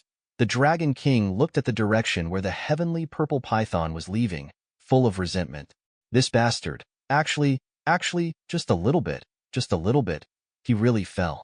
Feeling the extremely serious injuries in his body now, the resentment in the Dragon King's eyes is almost substantial. If it was said that the demon tree was the existence he most wanted to kill before, then, just today, 2 guys in a row replaced the demon tree. One is the human race, with thousands of nuclear weapons and even spiritual power beams, taking advantage of his weakness to sneak attack him. And then, it was this purple python that suddenly burst out, almost burying him. Until now, the Dragon King still feels a wave of pain coming from his body, and his flesh and blood seem to be separate. Especially just now, when that beam of light that reached the sky hit his body. If it wasn't for him timely use of the Dragon Clan's secret method One Dragon's Fury, greatly enhancing the physical fitness, I'm afraid it will be straight just annihilated. Damn it, I won't let you go, never. One after another, the voice of gritting teeth, the Dragon King is dragging his seriously injured body on the verge of death. The body found a direction and quickly disappeared into the deep sea. At this moment, he has already smelled some dangerous breaths. Not to mention, that purple python will not come out again. Just some deep-sea behemoths attack. There will be big trouble. As for those of the same race, a bunch of useless guys can only watch him almost get slaughtered. When I returned to the Misty Mountain again, it was already dusk. And at this time, when the consciousness returned to the body, Ziyu also learned some news through Linger. For example, the entire federal high level is shaking, holding several highest meetings, countless armies. More is rushing towards the coast. Obviously, they are also worried about the Sea Clan's revenge. Not only that, after confirming that the spiritual power railgun can cause damage to the Transcendental 4th stage, the Federation has decided batch build. Even nuclear weapons can be in the thousands, and the spiritual power railgun is naturally not a problem. It's just that the cost might be a bit high. According to Linger's statement, the cost of a spiritual power cannon is not inferior to the old era's aircraft carrier, and what does this mean? With the foundation of the Federation today, it is estimated that 10 spiritual power railguns will hurt the muscles and bones. However, considering the threat of the Transcendental 4th stage, the construction of the spiritual power railgun is imminent. Even the Federation is not hesitating to seek resources from Yin City, Tian City, these nearly independent cities. And considering that Yin City still belongs to the Federation on the surface, Linger also agreed. After all, although the spiritual power railgun is strong, it seems that it does not threaten the owner. And more importantly, in order to obtain these resources, the Federation also compromised and gave the Spirit the semi-finished blueprint of the power railgun was given to Yin City. TSK. I am looking forward to meeting that person from the Federation. With a smile, Ziyu looked at the blueprint in his hand and was also a little admired. It is worthy of being an existence that can still hold the entire Federation in this troubled world. This courage is really good. Even the blueprints of the spiritual power railgun. If you say give it, just give it. Although this is a semi-finished product, it is enough. Of course, looking at the extremely complicated design on the blueprint and the huge demand for resources, Ziyu also shook his head. Things like the spiritual power railgun are not worth it for the Misty Mountain. Such ultimate weapons are suitable for countries, but it is not suitable for a force like Misty Mountain. However, in the future, if the country is really established, it is possible to install such a spiritual power railgun. Thinking of this, Ziyu also handed the blueprint to the Iron Eater Beast Old 9, Panda Cheesy. These things, it's better for the Iron Eater Beast Old 9 to be responsible. And at this time, looking at the surrounding gathering of mutant beasts, Ziyu also laughed for a moment. Ripples appeared in the void. Then, in the somewhat astonished eyes of the mutant beasts, the root of the void has already emerged. Master, what is this? Somewhat astonished, the white tiger was also puzzled. But, the next moment, it saw this root of the void slowly spit out a large group of black meat. Yes, a large group of black meat. And, as soon as this meat appeared, the surroundings were violently shaken. That terrifying and violent breath, impacting every mutant beast. Dragon meat, just when I was fighting with that guy. I took it by the way. Having said that, Yu Ziyu also divided the entire piece of Jiao dragon meat into dozens of portions and distributed them evenly among many mutant beasts. However, when it came to giving it to the elemental ice Jiao, Ziyu hesitated a bit. Nevertheless, after a moment, as if realizing something, the elemental ice Jiao also chuckled and said, "Master, don't mind, I and the Jiao Dragon King are not of the same race. He is a sea snake transformed into a Jiao. I am a white snake transformed into a Jiao. Now, I have even achieved the elemental body. It's not as simple as a Jiao dragon." After saying that, Jiao also actively took over a large piece of Jiao dragon meat. For her, a transcendent third stage, the fourth stage Jiao dragon meat is not ordinarily precious. Even, it might make her breakthrough. Such a precious thing. How could the elemental ice Jiao have any grudges? They are not human beings. Secular ethics and even moral views have not yet been truly formed, although, under the guidance of the divine tree, they know some rights, righteousness, integrity, and shame. But when it comes to strength, those are still thrown behind the head. Chapter 607. The unfathomable Emperor Crocodile. The deep darkness covered down, concealing the last point of light of the misty mountain. However, at this moment, roar, like the most ancient beast roar. In the light of surprise of each mutant beast in the middle, a figure sitting at the rough trunk of Ziyu burst out a terrible breath. Visible to the naked eye, red, blue, white, yellow between the four colors intersecting, 100-meter-high aura vortex has emerged. Old Nine has broken through. This guy's foundation is really not ordinary. Indeed. One after another, many mutant beasts are showing astonishment. Even not far away, Ninetails and Linger, looking at Old Nine's eyes, also can't stop flickering, and at this time, as if thinking of something, Linger on the side cupped her hands, even made a joke. "Congratulations to the master, happy to add a contemporary supreme." You girl, shaking his head. Yu Ziyu is also helpless, however, looking carefully. On the face of Yu Ziyu, who has always been calm, there is an extra deep meaningful smile. Being able to add a contemporary supreme at this critical moment is indeed good. Moreover, the combat power of the Iron Beast Old Nine has always been strong, even at the imperial level. It also has the capital to fight the contemporary supreme. Now, it has broken through again. Its combat power of 697 naturally is not ordinary contemporary supreme can compare. Just, the gaze turned, Yu Ziyu at this time, but pulled his gaze to not far away, like a small mountain, like the Emperor Crocodile. The breakthrough of the Iron Beast Old Nine. Yu Ziyu is not surprised. With his accumulation, breakthrough is inevitable. And the Jiao Dragon meat is just as a kind of catalyst. It has triggered the deep accumulation of the Iron Beast Old Nine. Accumulation, there is also 9. Guessing that it can also break through to the contemporary supreme in a short time. Like them, mutant beasts with inheritance, it is very easy to feel the heaven and earth. The real difficulty is only the accumulation of spiritual power. And now, the most concerned about Ziyu is still the old 4 Emperor Crocodile. As one of the 3 most outstanding return phase beasts, the old 4 Emperor Crocodile has always been silent, few words, cold. But the strength is indeed not bad, even it can be said to be terrifying, especially after swallowing the subdragon egg last time.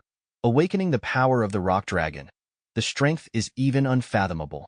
Until now, Yu Ziyu is still unsure of his strength. However, just now, after swallowing the Jiao dragon meat, the Emperor Crocodile, like cast from granite, terrifying beast, actually emitted a very subtle breath. That breath can make Yu Ziyu care. Thinking of this, Yu Ziyu's consciousness also condensed. After a while, in front of this huge beast like a small mountain, countless roots have been woven, turned into a slender figure. Old Nine has broken through original with a light sigh. Yu Ziyu also slowly walked to the top of this huge beast, step, step, step, with the light footsteps. This towering beast, like a dragon, golden vertical pupils suddenly blinked a bit, and then coldly responded, "Not bad." The faint voice, still as usual, but if you listen carefully, you can hear a hint of joy. Obviously, the breakthrough of Old Nine. The Emperor Crocodile is also quite happy. And at this time, Ziyu also smiled and said directly, "When will you break through?" "Me." Slightly startled, the Emperor Crocodile only understood Yu Ziyu's meaning. Then, pulling a cold corner of his mouth, the Emperor Crocodile also said frankly, "Master, want to see when I break through?" Somewhat surprised, Yu Ziyu also curiously looked at the huge beast under his feet. Nearly 2 to 300 meters long body like granite, the rock skin covers the whole body. Behind, a tail tens of meters long, like a steel whip lightly resting on the branches, even if it is occasional lifted up, are all stirring up howling. Its mouth is the most unique, long, like the platypus in the legend, but it has a row of sharp and extremely sharp teeth, reflecting a chilling light under the moonlight. Looking carefully at its face, you can even find that its face and the dragon clan have 4 or 5 points similar, with an indescribable majesty. You guy, you're not simple. With a touch of admiration, Ziyu finally found that he seemed to underestimate the Emperor Crocodile. Or to say, underestimated the existence of the awakened rock dragon bloodline. Dragon, the strongest race. Whether it's the Western lizard dragon or the Eastern divine dragon, they are all dragons. They are in the mythology of the legendary species. It itself cannot be measured by the usual. And now, after a good look at the Emperor Crocodile, Ziyu was surprised to find that although the Emperor Crocodile's spiritual power is only 8 or 9 million, but the body has long exceeded the cognition of the transcendent third stage. In other words, this guy doesn't know when the body has broken through to the transcendent fourth stage. It's just that compared to the movement caused by the spiritual power breakthrough, this guy's physical breakthrough is silent, so that Ziyu did not find out. Moreover, now Ziyu has found that every muscle of the Emperor Crocodile is vibrating at a terrifying frequency every moment.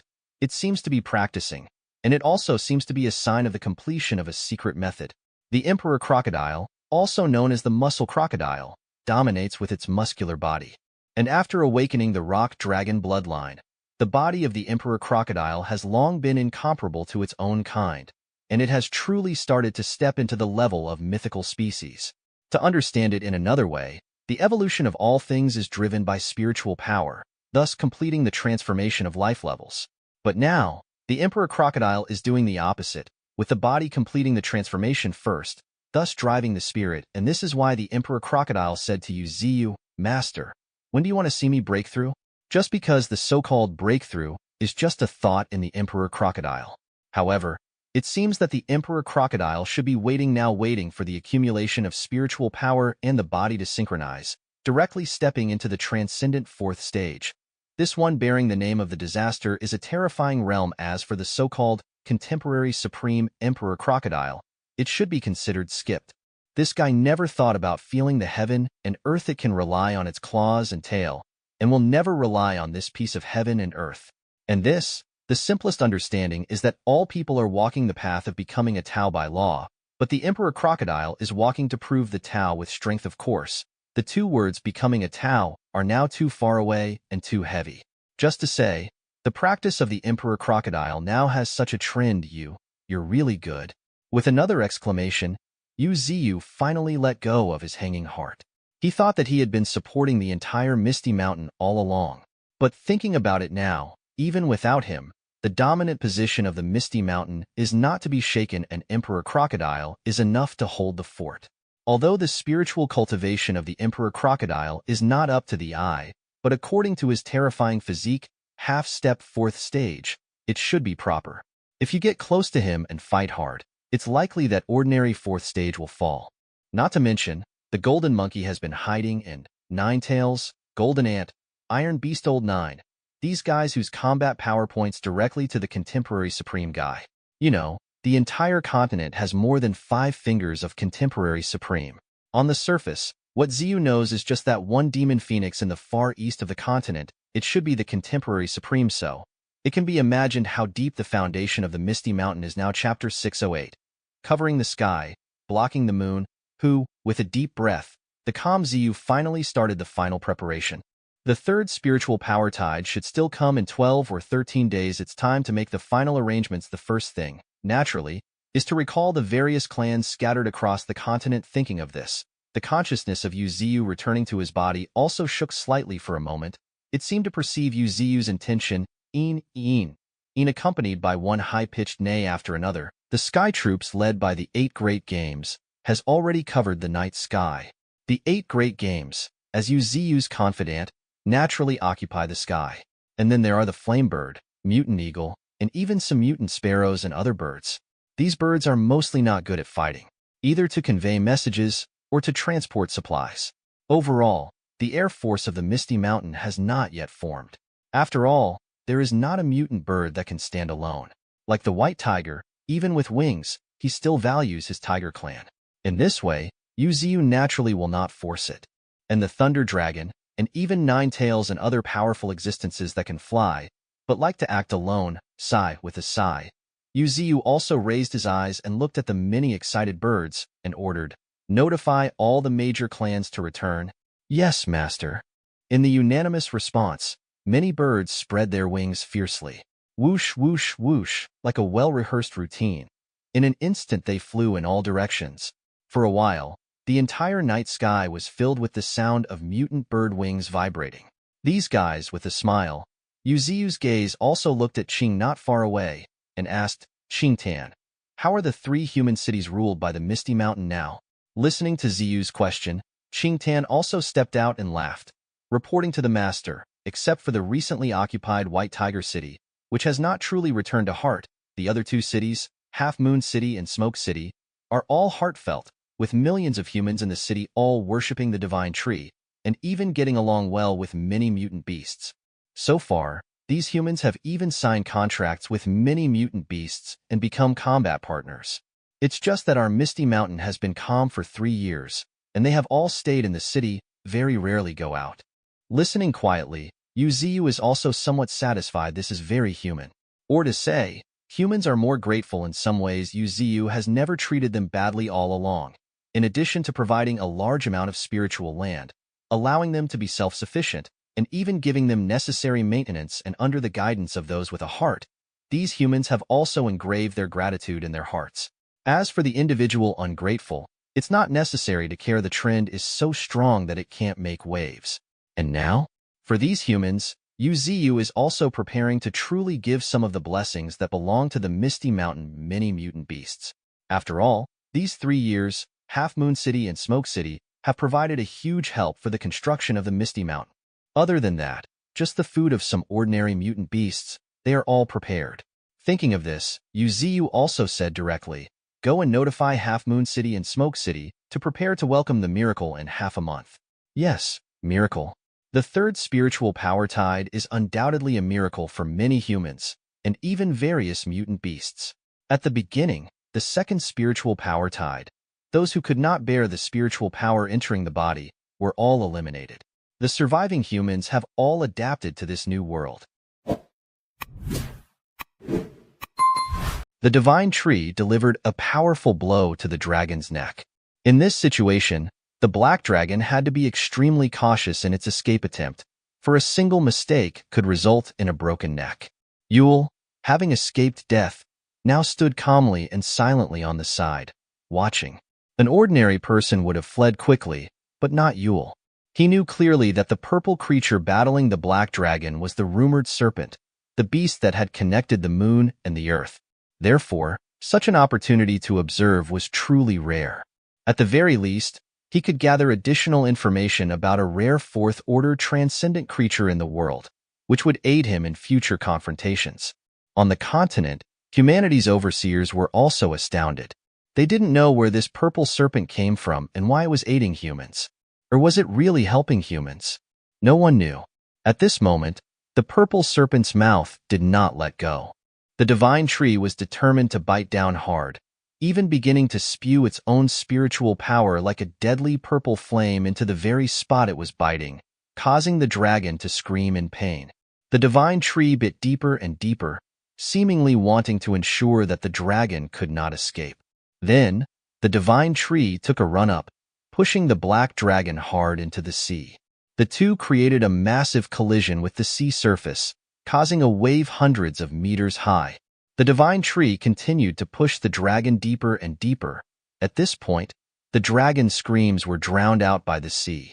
Finally, the divine tree pushed the dragon to touch the seabed, a horrifying collision. The dragon at this point had almost lost consciousness. It had never been so oppressively cornered by an opponent before. This was complete domination. Was the dragon opening its mouth to accept death? The divine tree opened its mouth wide, preparing to deliver a finishing blow. Spiritual power was fully concentrated in its mouth. Indeed, the The divine tree had seen the potential growth of this dragon, and it decided that it must die, otherwise, it would be a big trouble in the future. The sound of thunder was deafening. Was the divine tree using thunder under the sea?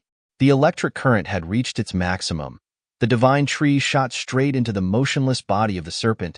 Yes, it aimed at the spot it had just bitten. The extremely strong electric current seemed to have penetrated and torn the dragon's neck. The black dragon could not dodge at all, for it had lost consciousness. The divine tree continued to spew fierce electricity. Even the electric current had pushed the dragon's body to slide hundreds of meters under the sea, and it still did not stop. At this moment, the divine tree stood still, observing. The entire seabed had shuddered once, dust and sand clouding everywhere. The black dragon lay there, its eyes seemingly about to close, its body heavily injured. It was struggling to breathe out its last breaths. The divine tree released its spiritual power and checked the opponent. Indeed, the dragon was extremely weak.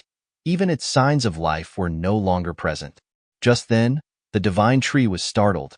If it had hair, surely its hair would stand on end, for a strange but extremely powerful stream of spiritual power had just passed by.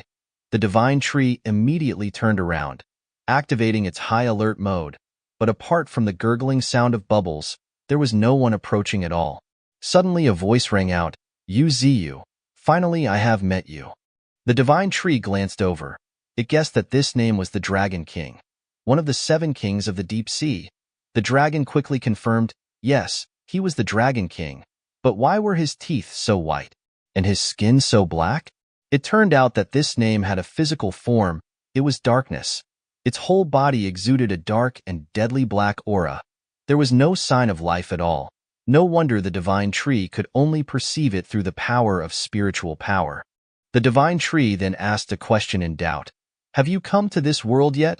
The dark dragon replied, "This is just a wisp of my soul. It will quickly dissipate. This time I have something to say to you."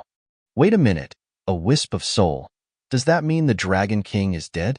The dark dragon continued, "Do you want to join us? There is no conflict of interest between you and me, so there is no reason for us to become enemies. If a war starts, it would be a foolish thing."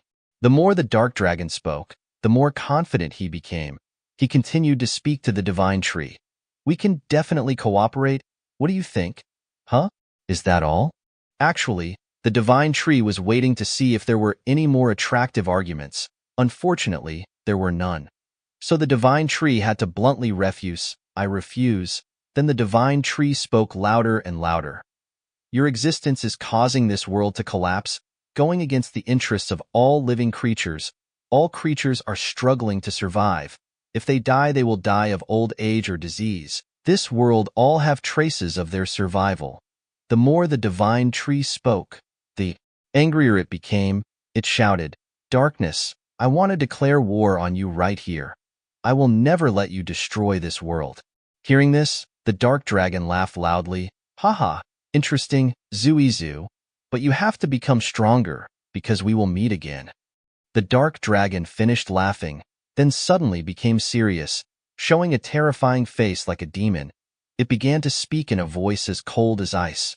"The more I want to fight with you, you mutant tree." Then the dark dragon suddenly turned around and glided away. He left behind a sentence, "But now I can't let you kill my subordinate." Oh, perhaps the black dragon was a subordinate of the darkness and it had manifested to save the black dragon? The divine tree watched the back of the dark dragon. It did not want to chase after it at all, catching a wisp of soul. What's the point of catching it? Not to mention the power of the soul is not weak. If there is any accident, it would be nothing but trouble. The divine tree thought about the black dragon just now. Basically, the dragon could be considered dead. It had eaten a full blow from the divine tree. The spiritual power in its body had mostly been dissipated. The remaining part should probably be left for humans to deal with. At this point, the divine tree also decided to flick its tail and withdraw from this place. Meanwhile, the dark dragon was coiling itself at the bottom of the sea. Indeed, it was determined to protect its subordinate. Just as Elsa had said, all 7 kings had joined hands with the darkness, and the black dragon was panting. It was exhausted.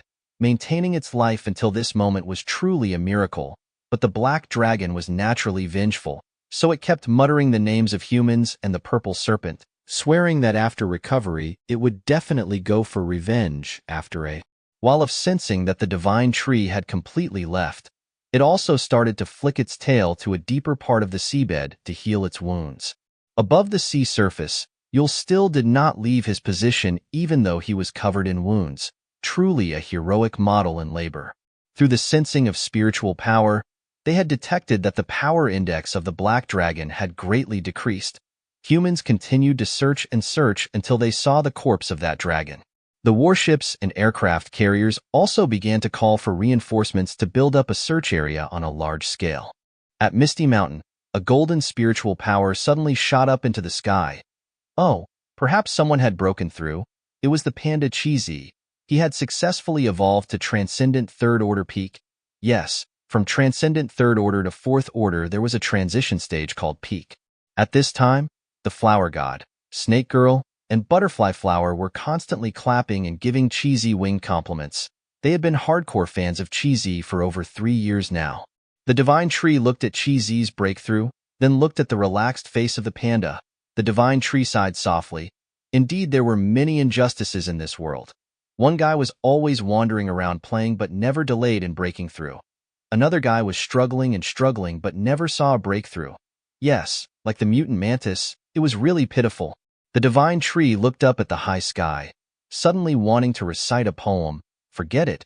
Making oneself tense is not good. Thinking about it, the day when the spiritual power tide comes for the third time is getting closer and closer. Perhaps it is time to call everyone back.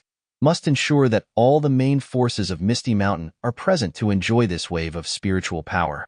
Gently signaling, immediately 3 members of the Mutant Eagle team were present. This was also the only intelligence and reconnaissance force of Misty Mountain. They had followed the Divine Tree since the first days he came to this world. The Divine Tree immediately ordered, "Go and inform all the legions, quickly return to Misty Mountain." The 3 birds immediately flapped their wings and disappeared from sight. The Divine Tree turned to Xiaoling and asked softly, "Can Peace City make spiritual power bombs and spiritual power rifles from space?" Xiaoling replied, "Bombs and spiritual power rockets can be made, but with spiritual power rifles firing from space, we still do not have enough level to do." Hearing this, the Divine Tree immediately ordered Xiaoling to focus on making spiritual power bombs and spiritual power rockets first. Try to make as many as possible. Before, the Divine Tree had never cared about these weapons, but after observing their power on the battlefield after the battle with the Black Dragon, the Divine Tree had changed his mind. Don't look at that dragon not being heavily injured and underestimate it. These weapons, if used to attack lower-level mutant beasts, are indeed devastating. And before the power of darkness, the more power the better. Xiaoling immediately obeyed. The Divine Tree summoned Ching Chong. The guy appeared from under the ground again. Since having the ability to manipulate the earth, Ching Chong seemed to have forgotten his instinct to walk with his feet. The Divine Tree looked at Ching Chong for a moment and asked, "How are our 3 cities being managed currently?" End of chapter 201.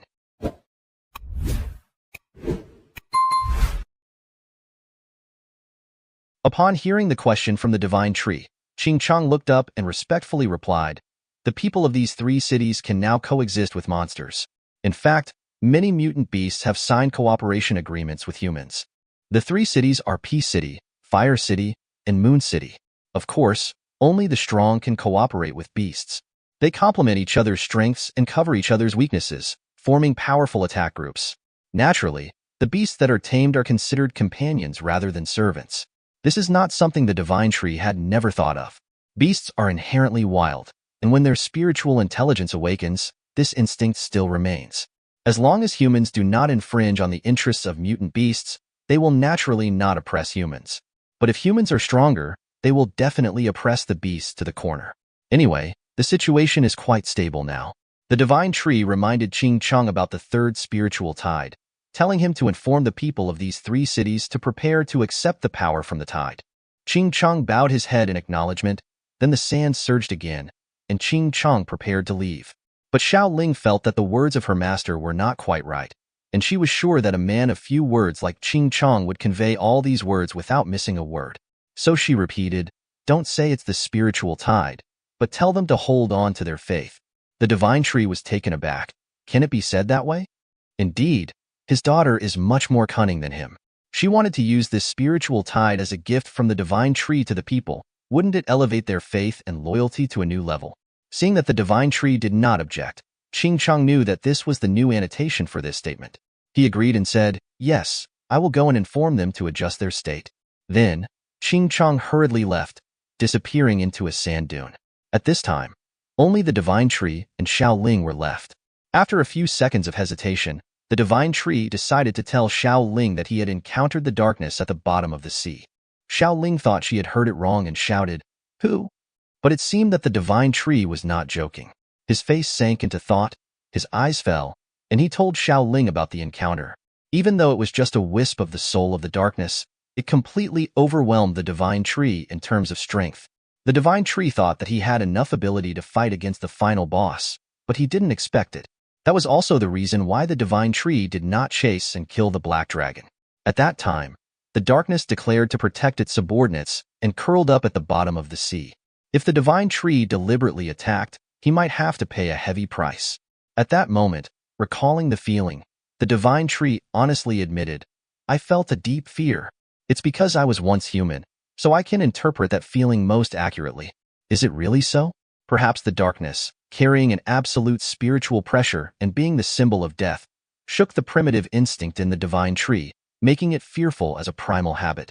The final boss is still a different level, isn't it? Xiao Ling encouraged her master that surely the beasts in this world and all humans will win and survive, but her face also showed worry. She had never heard her master say such things. Never had her master felt fear before another creature, let alone deep fear. Damn it, the divine tree felt that he had misspoken, successfully deducting 90% of Xiao Ling's faith points. He had to do something to salvage this faith. So the divine tree changed his tone decisively and shouted, "Yes, we will not lose." Basically, the divine tree still has the intelligence of a human, and of course, humans will have a tendency to find someone to share secrets. At least telling Xiao Ling about his feelings will help the divine tree reduce some stress, yes, by sharing some stress with others. The divine tree turned over, pulling up huge roots that made the ground shake and dust rise. Don't think too much. The most important thing now is to prepare for the incoming spiritual tide. The divine tree switched to a squatting posture, then stood, then lay down. He didn't know which posture would create the best absorption ability. Today the moon is clear in the daytime sky. Has its spiritual power weakened? It must be the divine tree's illusion. At the same time on the moon, a blue-silver root broke through the ground and grew vigorously. Then the trunk also grew nonstop from below, constantly stretching up, like you are watching a video of the growth process of a seed in 300 days, but fast-forwarded 1,000 times. The branches and leaves also grew fully. The gentle biochemical sounds of plants were pleasant to the ear, and just after a few hours, a complete tree had grown there, with lush branches and leaves, a noble silver canopy, a blue-silver trunk, and spiritual power radiating in all directions, carrying a special aura. That was the laurel tree that the divine tree had sown before. The divine tree kept watching, trying to analyze through the perception of spiritual power. This spiritual power was getting stronger and stronger. The divine tree realized that the laurel tree had really grown up. No wonder its spiritual power was more intense. But it was not yet considered mature. The spiritual intelligence had not yet opened, but it didn't matter. As long as it could grow up at such a fast speed, the opening of spiritual intelligence would be soon. What did the divine tree intend to use this tree for? Many unimaginable benefits had been drawn by the divine tree. How about an attack station outside the Earth? Or it could also be a backup copy for the divine tree in case the main body of the divine tree encounters a mishap. The moon has been a celestial body orbiting the Earth for so long that no one knows exactly when it began. As soon as humanity developed the ability to think, we began observing the moon. There's a legend that a civilization once thrived on the moon, reaching the pinnacle of evolution, possessing extraordinary beauty and miraculous abilities. This tale has left its mark in many classic Eastern works, such as Journey to the West. At the Chinese Federal Astronomy Department, they discovered a tree on the moon, a revelation that sent shockwaves through the department. They scrambled to look through their telescopes, and indeed, the man who claimed to have seen it was not hallucinating from alcohol. A massive tree stood on the moon, so large that it seemed to shift the moon's trajectory. The bald professor immediately recognized it. It was a laurel tree. Was humanity's nightmare returning? The professor closed his eyes in dread. After all, when the laurel tree matured on Earth, it took countless lives and resources to eradicate it. If it were to grow into a second mutated tree like the one in Misty Mountain, the consequences would be disastrous. This time, it was growing on the moon, beyond humanity's control. Even more terrifying was the fact that this tree could disrupt the gravitational fields of the moon and Earth, causing sea levels to rise uncontrollably. This could potentially upset the ecological balance on Earth. But wait, is the divine tree to blame? You're mistaken. It's a fourth-order transcendent mutated python, completely unrelated to Misty Mountain. Today, the sky over Misty Mountain is a vibrant blue, with a gentle sun at 39 Celsius. Suddenly, the ground rumbles with the sound of marching. Troops from all directions are converging on Misty Mountain. The Horse Brigade, the Boar Brigade, they're all here. The sound of cicadas is truly stressful. Over there is a regiment of thousands of monkeys, neatly lined up. The Tiger and Rat Brigades, the Snow Bear Brigade, they've all withdrawn from the northern border to gather here. The Red Ant Brigade, with their giant queen ant and thousands of birds are flying in the sky. But as soon as they enter the vicinity of the mountain, they fall silent and fall into line. These are the messengers, including the mutated eagles, the lucky storks, and the fire cranes. And these are the pets that Lanfeng has cared for. They are special individuals that the divine tree has raised since they were young. Actually, the divine tree killed their entire species and then brought them here. Can someone please move the golden monkey and the boar elsewhere? And these are the human-like figures. Even Lanfeng's sister is here, followed by the first-generation powerhouses of Misty Mountain. Someone asked where the mutated crocodile is? It's the giant behind the elephant. The crocodile is now bigger than a dragon. No single photo can capture it. All the creatures in the Misty Mountain territory have gathered here at the command of the divine tree. This is an emergency order. All other tasks are set aside. Indeed, it's for a very important event.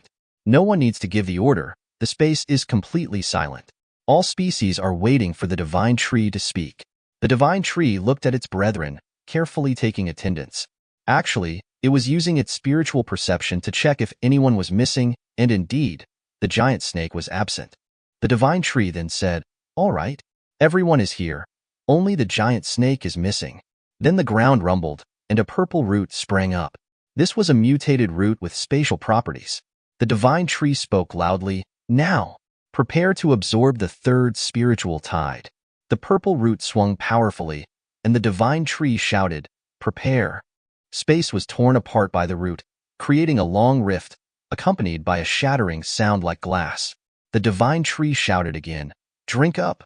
Then from the torn space, chunks of radiant spiritual energy like crystals began to fall, sparkling and illuminating the entire space. All creatures below were immersed in this spiritual light, all silent and motionless, except for the dragon which still had to flap its wings. At this moment, the divine tree squinted its eyes, reminding its brethren to concentrate. Immediately after, a massive beam of light from the torn space began to pour down, covering the entire area where the Misty Mountains army stood. It was an extraordinary sight, incredibly beautiful. This was the third wave of spiritual energy, carrying the most abundant spiritual energy ever, but it only appeared in space instead of on the planet's surface. After absorbing it, what would happen? Would it open the path to the fourth-order evolution for all creatures? At this moment, at the sea, the surface was still silent. Suddenly, something shot up from the sea, a dark sphere like the shadow, standing there silently. Then it suddenly opened its eyes, a blood-red pupil with a chaotic iris. Then it fixed its gaze in one direction. Yes, it was looking towards Misty Mountain. Indeed, the darkness had appeared on the exact day when the spiritual tide emerged. End of chapter 202. The ultimate darkness has finally appeared in the world. He stood silently for a long time, perhaps reminiscing about the last time he was punched in the face by a human powerhouse. 1,000 years have passed since then. He squinted his eyes and sighed, "Finally, I have returned. It's been 1,000 years." Thinking back on the long time he was trapped in the cold darkness at the bottom of the deep-sea trench, he sighed with relief. He had finally escaped. Could he now begin to conquer this world?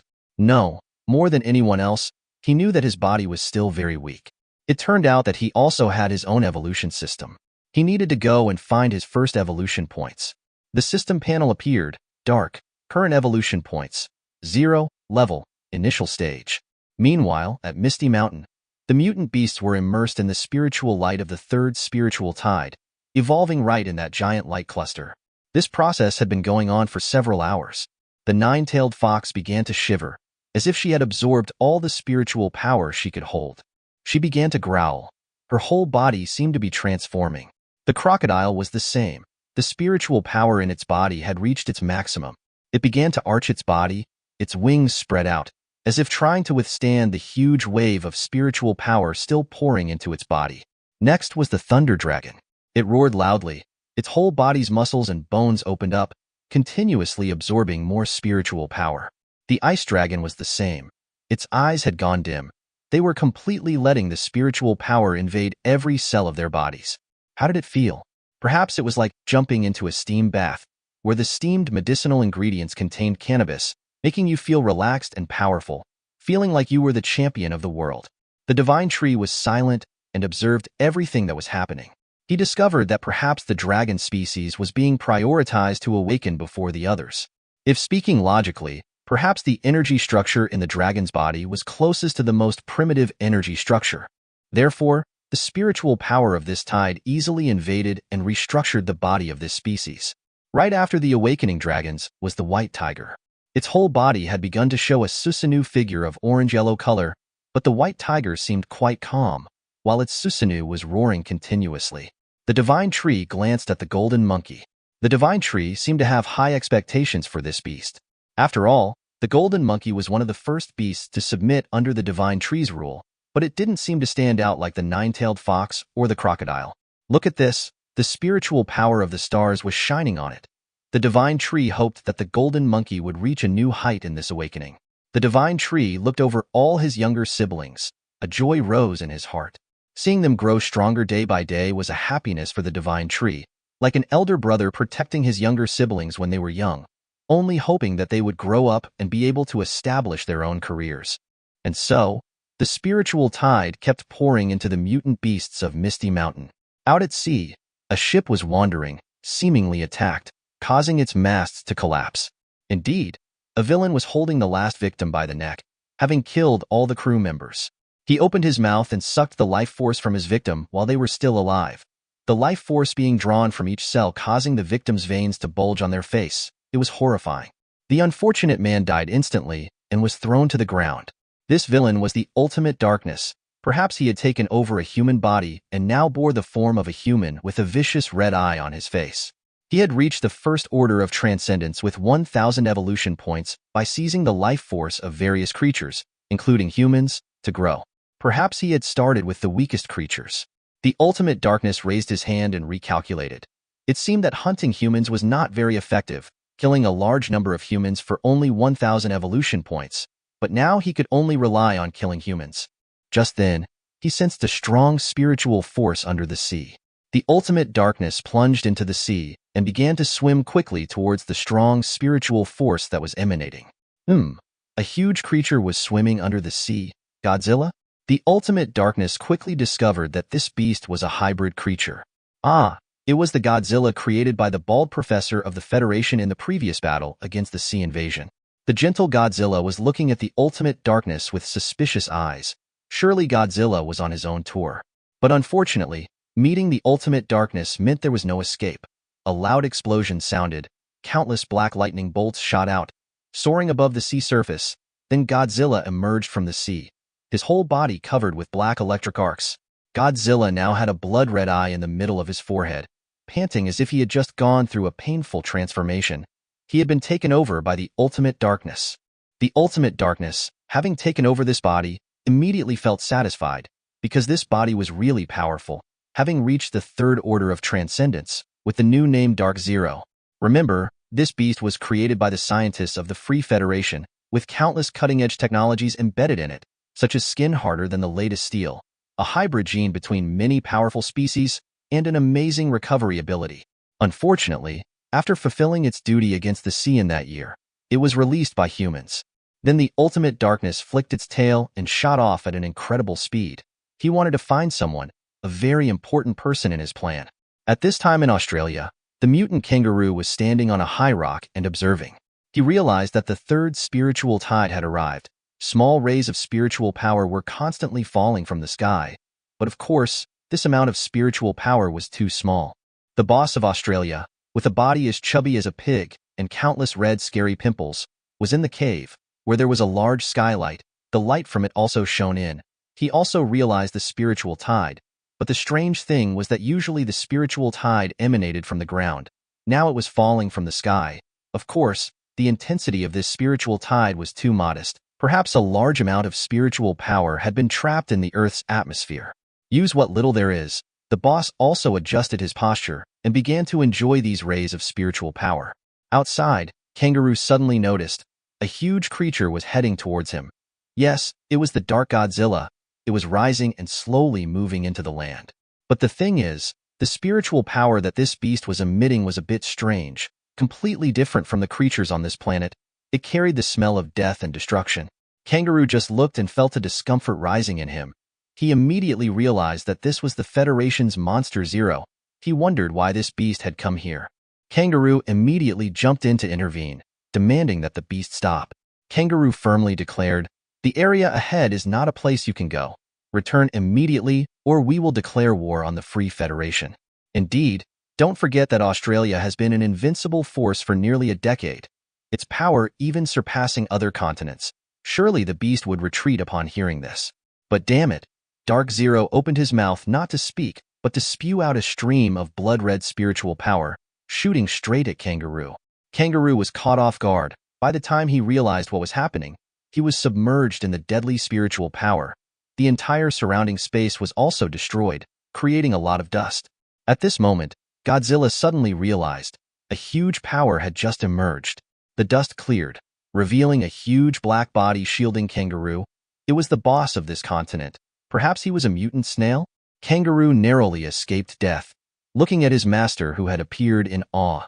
It should be known that his master only appears in the most critical moments, such as the previous time when the three kings of the sea launched a joint attack. So, could this time be as dangerous? No. This time is even more dangerous than ever before. Indeed, the king of Australia had appeared, proving that the opponent this time posed a threat to the entire continent, forcing him to not let his subordinates die. The eyes of this snail were indeed as terrifying as before, countless blood-red bubbles inside the pupils. He began to speak to Kangaroo, "Quick, retreat, because you are not an opponent of this monster." Dark Zero coldly looked at the king of this continent, like death staring at the next victim. This time the king would directly fight against the threat to the entire continent.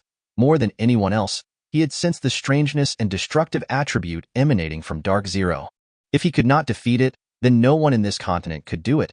But if he lost this battle, Dark Zero would seize the opportunity to absorb him and officially become the strongest monster.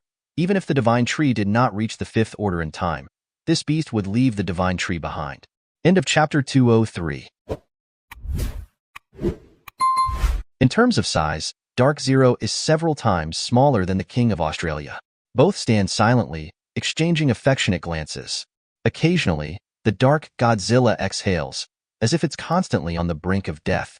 The King of Australia, on the other hand, is like a demon king, his body pitch black, his horns towering like a mountain, radiating an intimidating aura with two gigantic horns on his head.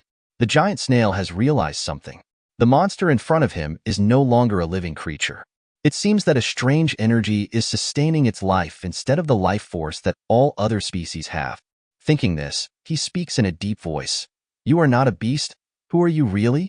Dark Zero has nothing to say. Faced with such a difficult question, he immediately attacks. If he had to explain, he would start from when he was born in the darkness tens of thousands of years ago. It's a coming-of-age story of 5,000 chapters that he can't possibly tell in full. The snail raises a tentacle to shield itself from this scorching attack, acting decisively, as if it's a natural reflex to protect its body. It seems this strange beast has chosen death. The snail looks at Dark Zero with a cold gaze. Not only is it strange, but it's also impolite, never answering others, truly deserving of death. Immediately, the space around the snail trembles. Countless gigantic tentacles rise from the ground, their blue-gray color wrapped in a layer of green life aura. Yes, this is the part of the snail's body hidden under the ground. It seems calling it a snail is no longer appropriate, but a land octopus is too absurd, isn't it? In the blink of an eye, These tentacles sway and rush to capture Dark Zero, moving extremely fast. The tentacles divide, locking its limbs, tail, neck, and short.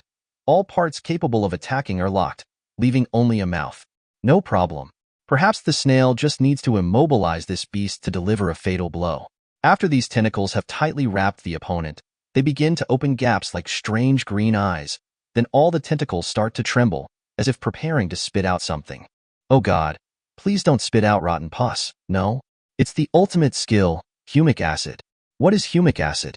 Humic acid is a main component of humic substances, important organic compounds of peat, lignite, coal, many mountain streams, eutrophic lakes, and seawater. It is created by the decomposition of dead biological organic matter. It is not a single acid. Rather, it is a complex mixture of many different acids containing carboxyl and phenolate groups so that the mixture functions as a dibasic acid.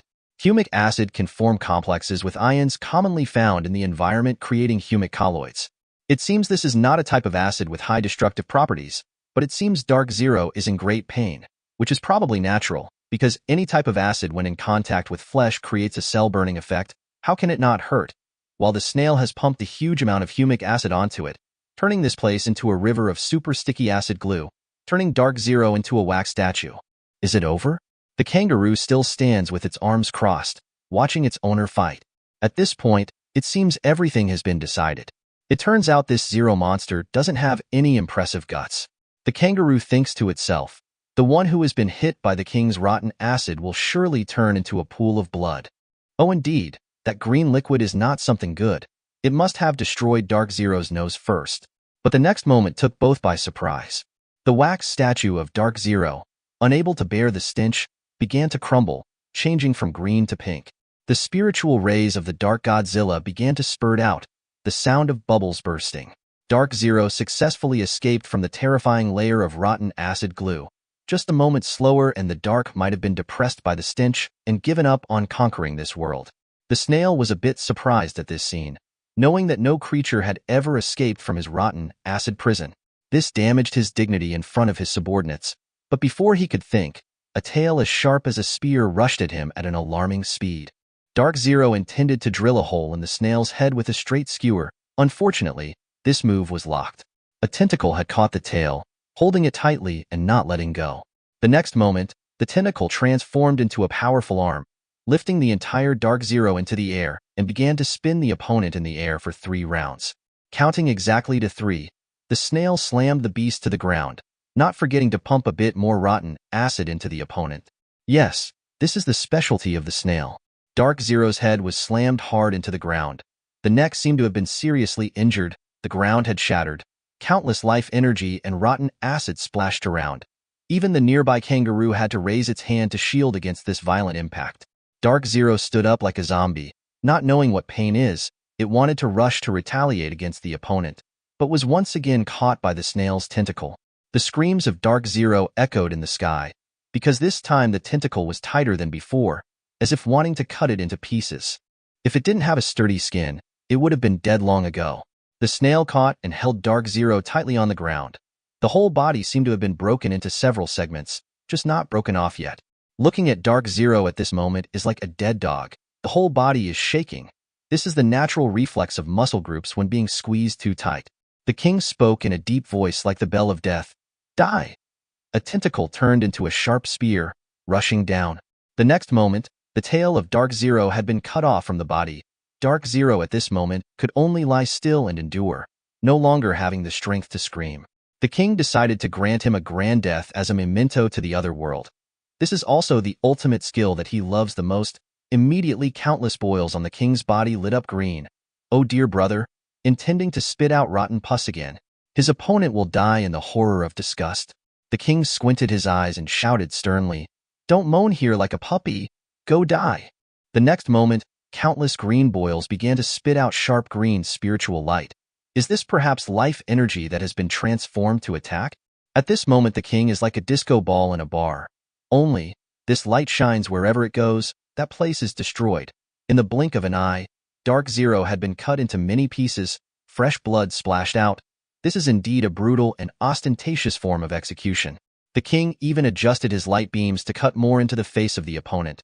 The spiritual rays pierced through and hit the ground, causing countless large explosions. The king continued to spit, ensuring that this enemy must die completely. Yes, he has gone through hundreds of battles, with all kinds of enemies with a myriad of different skills. Reality has taught him that, even if there are no signs of life, the opponent may not necessarily be dead. After a super bloody execution, the king looks coldly. The whole area is full of Dark Zero's blood. The tentacles still hold his body tightly. Fresh blood continuously flows from hundreds of open wounds. The skin of the beast has also been burned to almost charcoal. Dark Zero at this moment only has one arm and one leg left. It seems to have breathed its last breath. Indeed, no physical body can withstand such a terrifying firepower. The kangaroo below is certain that its owner has won, because it sees the opponent is just a lump of dry charcoal, the smell of burnt meat everywhere. Kangaroo now needs to prepare some winged compliments for its owner. But damn, that happened. From the expired body of Dark Zero, a shadow is rising from its neck, carrying countless whispers from the realm of death. The king looks surprised. This is clearly not a recovery skill, because there is no smell of any signs of life increase. The king guesses that this beast is trying to preserve its soul to resurrect once more. Surely it is. Right now this king still thinks that he is the strongest villain in the world, the final boss of the planet. The darkness is increasingly expanding on Dark Zero's body. Suddenly the king feels a vague chill, perhaps also like the divine tree. This is the fear of deep natural instinct. What is this beast? Not a single soul ray is black, and a corpse cannot resurrect itself.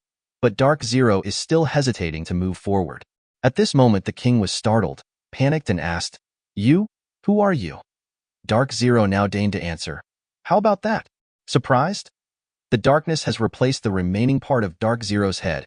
He continued to excitedly say, "Unexpected, really unexpected. There is such a powerful mutant beast in this world. Not inferior to that mutant tree. He, deciding to come here first is correct." Kangaroo saw this scene. The whole body was cold. Sweat also wanted to freeze. This beast actually survived, and talked casually like that. Don't say it is the scariest villain, right? Instinct tells Kangaroo to run fast, but the responsibility of a close warrior number one of the king does not allow him to do so. After hearing Dark Zero's words, the king suddenly felt self-esteem rise. He growled. His eyes emitted a deadly angry ray and asked back, "Coming here first is correct? Damn, who are you really? What is your purpose?" But the dialogue seemed to have ended. While King Snail was off guard, Dark Zero stomped hard on the ground with his remaining leg, took a quick start and rushed to grab King Snail. He screamed loudly. His mouth seemed to be laughing weirdly, uttered a taunting sentence as if thousands of souls were saying together, "Let me have your body, ha ha ha ha." Another arm had recovered. His two hands grabbed the king's body tightly. The darkness began to stretch out, wanting to capture the head of King Snail. But at this moment the king had realized. The whole body began to erupt green energy. Perhaps he wanted to self-destruct, not to let this bastard snatch his body. The darkness came and let out a taunting sentence. "You can't do anything." Is that true? The life energy of the king had erupted into a sphere, with huge spiritual power. It seemed about to explode. Inside the sphere, the darkness like a floating creature was trying to envelop the king's body. At this moment the darkness also felt terrified, because the energy is getting stronger and stronger, bigger and bigger. In the last second, the king did not hesitate to explain to the darkness that this is the energy that can destroy everything. Even spiritual energy will be destroyed. Immediately, perhaps like the power of nuclear weapons, they decompose everything. Kangaroo exclaimed, "Damn it!" Then it quickly ran away. If it didn't escape in time, it would turn into ashes. Look, the energy sphere was as big as a mountain. The darkness squinted its eyes, using all its strength to capture its prey, but it was too late. It couldn't stop this terrifying energy. It began to expand uncontrollably, creating circular reactions flying into the air. The next moment, the green energy spread in all directions, then retracted to a point. A nuclear reaction occurred. The explosion was so big that it could be seen from space. Did the Earth shake? Probably not to that extent, but this explosion was enough to cause a terrifying impact on the entire continent of Australia. Chapter 205. Indeed, that explosion turned a large area into lava. No creature could survive within the radius of that explosion. Of course, powerful creatures could escape death with their skills if they were far enough away. And Kangaroo was one of them. At that time it moved at supersonic speed. It was the speed of running away from death. Now looking at this whole land turned into lava, it had to look quite far to see the place of its owner. So the move just now was not suicide, It was an ultimate move of the king. What was its name? I don't know either, but indeed that move was very strong, with a huge damage area. At this time, the darkness only had its own entity left, a black eye with blood-red pupils. It stared intently at the king. Indeed, the king's move just now made it unable to complete the process of body possession. Perhaps it had underestimated the enemy. The darkness squinted its eyes. This time it would be more careful. The king looked into the darkness, suspiciously asked, "Is this your true face?" After a few seconds, seeing that the bastard still didn't answer, the king got angry. A huge mouth full of sharp teeth rose up. Oh dear, a new trick. At this time the king revealed something. His power is creation and combination. He will swallow the darkness and create another entity, stronger than ever. Indeed, this is the boss of the Australith-like monster species. They eat other creatures to possess the body structure and power of the opponent. But damn it. So stupid. Why swallow the darkness? After saying that, the king opened his mouth wide and rushed forward, wanting to swallow the darkness into his stomach. The darkness heard that and laughed loudly. His eyes squinted in laughter. He whispered a sentence full of satisfaction. "I understand." Hee. Snap. The harsh biting sound echoed. The king successfully bit the darkness. Kangaroo now no longer fantasizes about victory. On the contrary, it is extremely nervous. Both hands are also clenched tightly. The next moment, its owner's whole body was as black as darkness. The darkness spread down from the mouth, spread gradually to the body. The darkness became more and more intense. The screams of countless souls were screaming in it. The darkness continued to invade every inch of the king's body. It seemed that the king was also resisting. We can see that there were a few times the darkness seemed to stop, but then it slipped down the remaining parts of the body quickly. Too stupid. Once swallowing the darkness into the body, the king no longer has the ability to resist this invasion. Kangaroo was stunned, not understanding what was happening, because this time its master absorbed another but seemed to be in great pain. His whole body twisted like a demon. The process was complete. The king had truly been dissolved. His whole body now radiated a strange dark color, carrying a strong breath of death. Kangaroo felt that its master was a bit strange, never before carrying such a strange and scary breath. But he still stood there, motionless. Kangaroo decided to exclaim, "That guy has lost, the king has won." But the reply to him was a deadly cold voice of the darkness. "You think I will lose? Damn it." This voice made Kangaroo scared to the point of dropping his heart out. He had secretly known. His world champion master had truly been liquidated. But Kangaroo, in order to survive, still had to pretend to kneel down and respectfully say, "I'm sorry. It's because I was too excited." Kangaroo was sweating like rain. The one standing in front of him had the shape of the king, but the temperament was very messy, carrying a strong, strange breath of the beast. But he dared not ask more, because then he might die. At this time, a tentacle rushed to the back of Kangaroo. What did his master intend to do? Want to kill him to shut him up? Kangaroo was scared to sweat. His eyes widened in horror and screamed, "Master, it's me. It's your servant here." The next moment, the tentacle shot a pale pink energy into his body, not causing any pain at all. On the contrary, Kangaroo's whole body became full of momentum. A dark power merged into the body. Kangaroo felt as if he had become several times stronger. He exhaled a few breaths, as if every cell in him had undergone a big change. Kangaroo's eyes emitted a dark ray. He exclaimed in delight, "This is amazing." Perhaps also like when the divine tree poured life essence into other creatures, they supplemented energy and had a healing effect to eliminate fatigue, reaching a certain state of excitement. However, this skill of the darkness seemed to have the ability to pump dark attributes into the beast and control or bind them. This is not a skill of the darkness, but a skill of the king. But through the hands of the darkness, it seems to have a higher level of influence. The darkness secretly thought this skill is really wonderful. Perhaps he will summon other species under his rule and grant them power in this way. Thinking so, he decided to do it. He roared loudly. The sound spread to every nook and cranny, every pebble of the continent. The tentacles around also kept waving, transmitting this sound down to the ground. Just in a short time, the dinosaur and Komodo dragon species had responded. They also roared loudly and rushed over together, followed by the mutant bats, pulling a flock of thousands of them. The mammals on the ground, including koala bears, mice, hedgehogs, cats of various kinds. Then the Australiths also rose from the ground. These are the key mutant beast forces under the rule of the king. Indeed, a powerful army. Most of them have reached the evolution level above Transcendent first. The darkness looked at the army around him. Indeed, too numerous and powerful. He once again felt that the decision to come here to conquer this place was an excellent decision, beyond excellent. He spoke loudly for all the beasts to hear.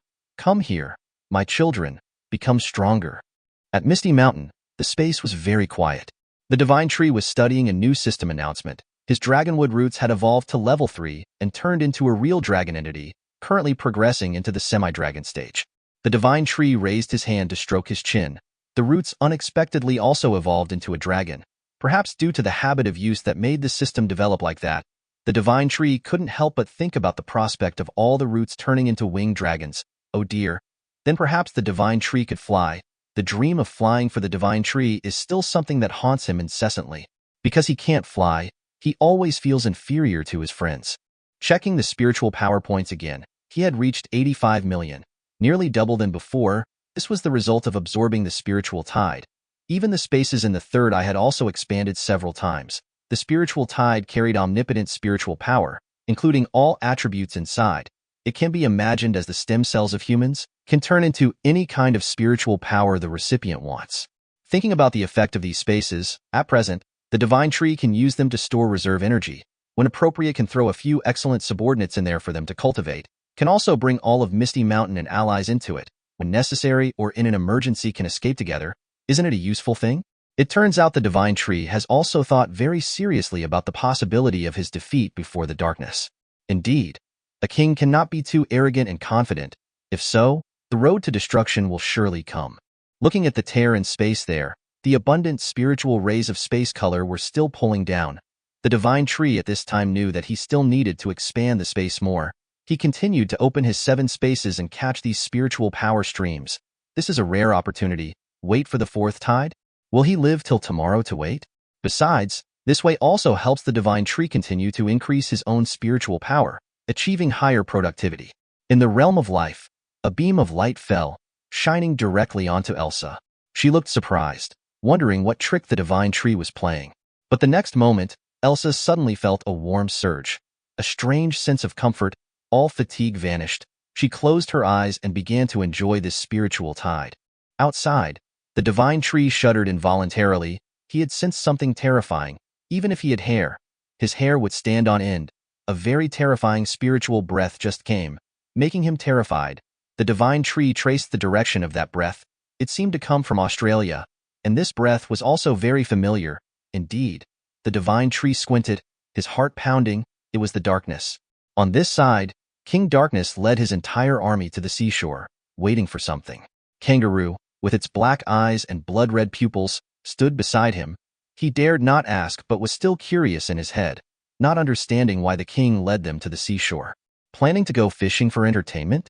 The sea suddenly stirred incessantly, as if thousands of sea monsters were rushing together. Indeed, after that, the sea parted, revealing countless sea beasts of all shapes with huge bodies, including the black dragon from before, and all the remaining kings of the sea, including the king crab, the king octopus. It seems that's all. Seeing this, Kangaroo cursed loudly. Do you guys want to fight again? He didn't know that these were the subordinates of his king. On the contrary, the kings of the sea were silent, not even daring to utter a word. King Darkness still stood there casually. Then, the black dragon stepped forward and respectfully said, "Long live the king, you have finally awakened."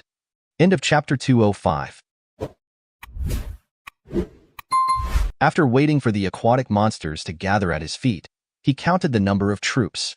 It seemed that no one was missing, and he was ready to do it. Kangaroo, seeing this, was stunned.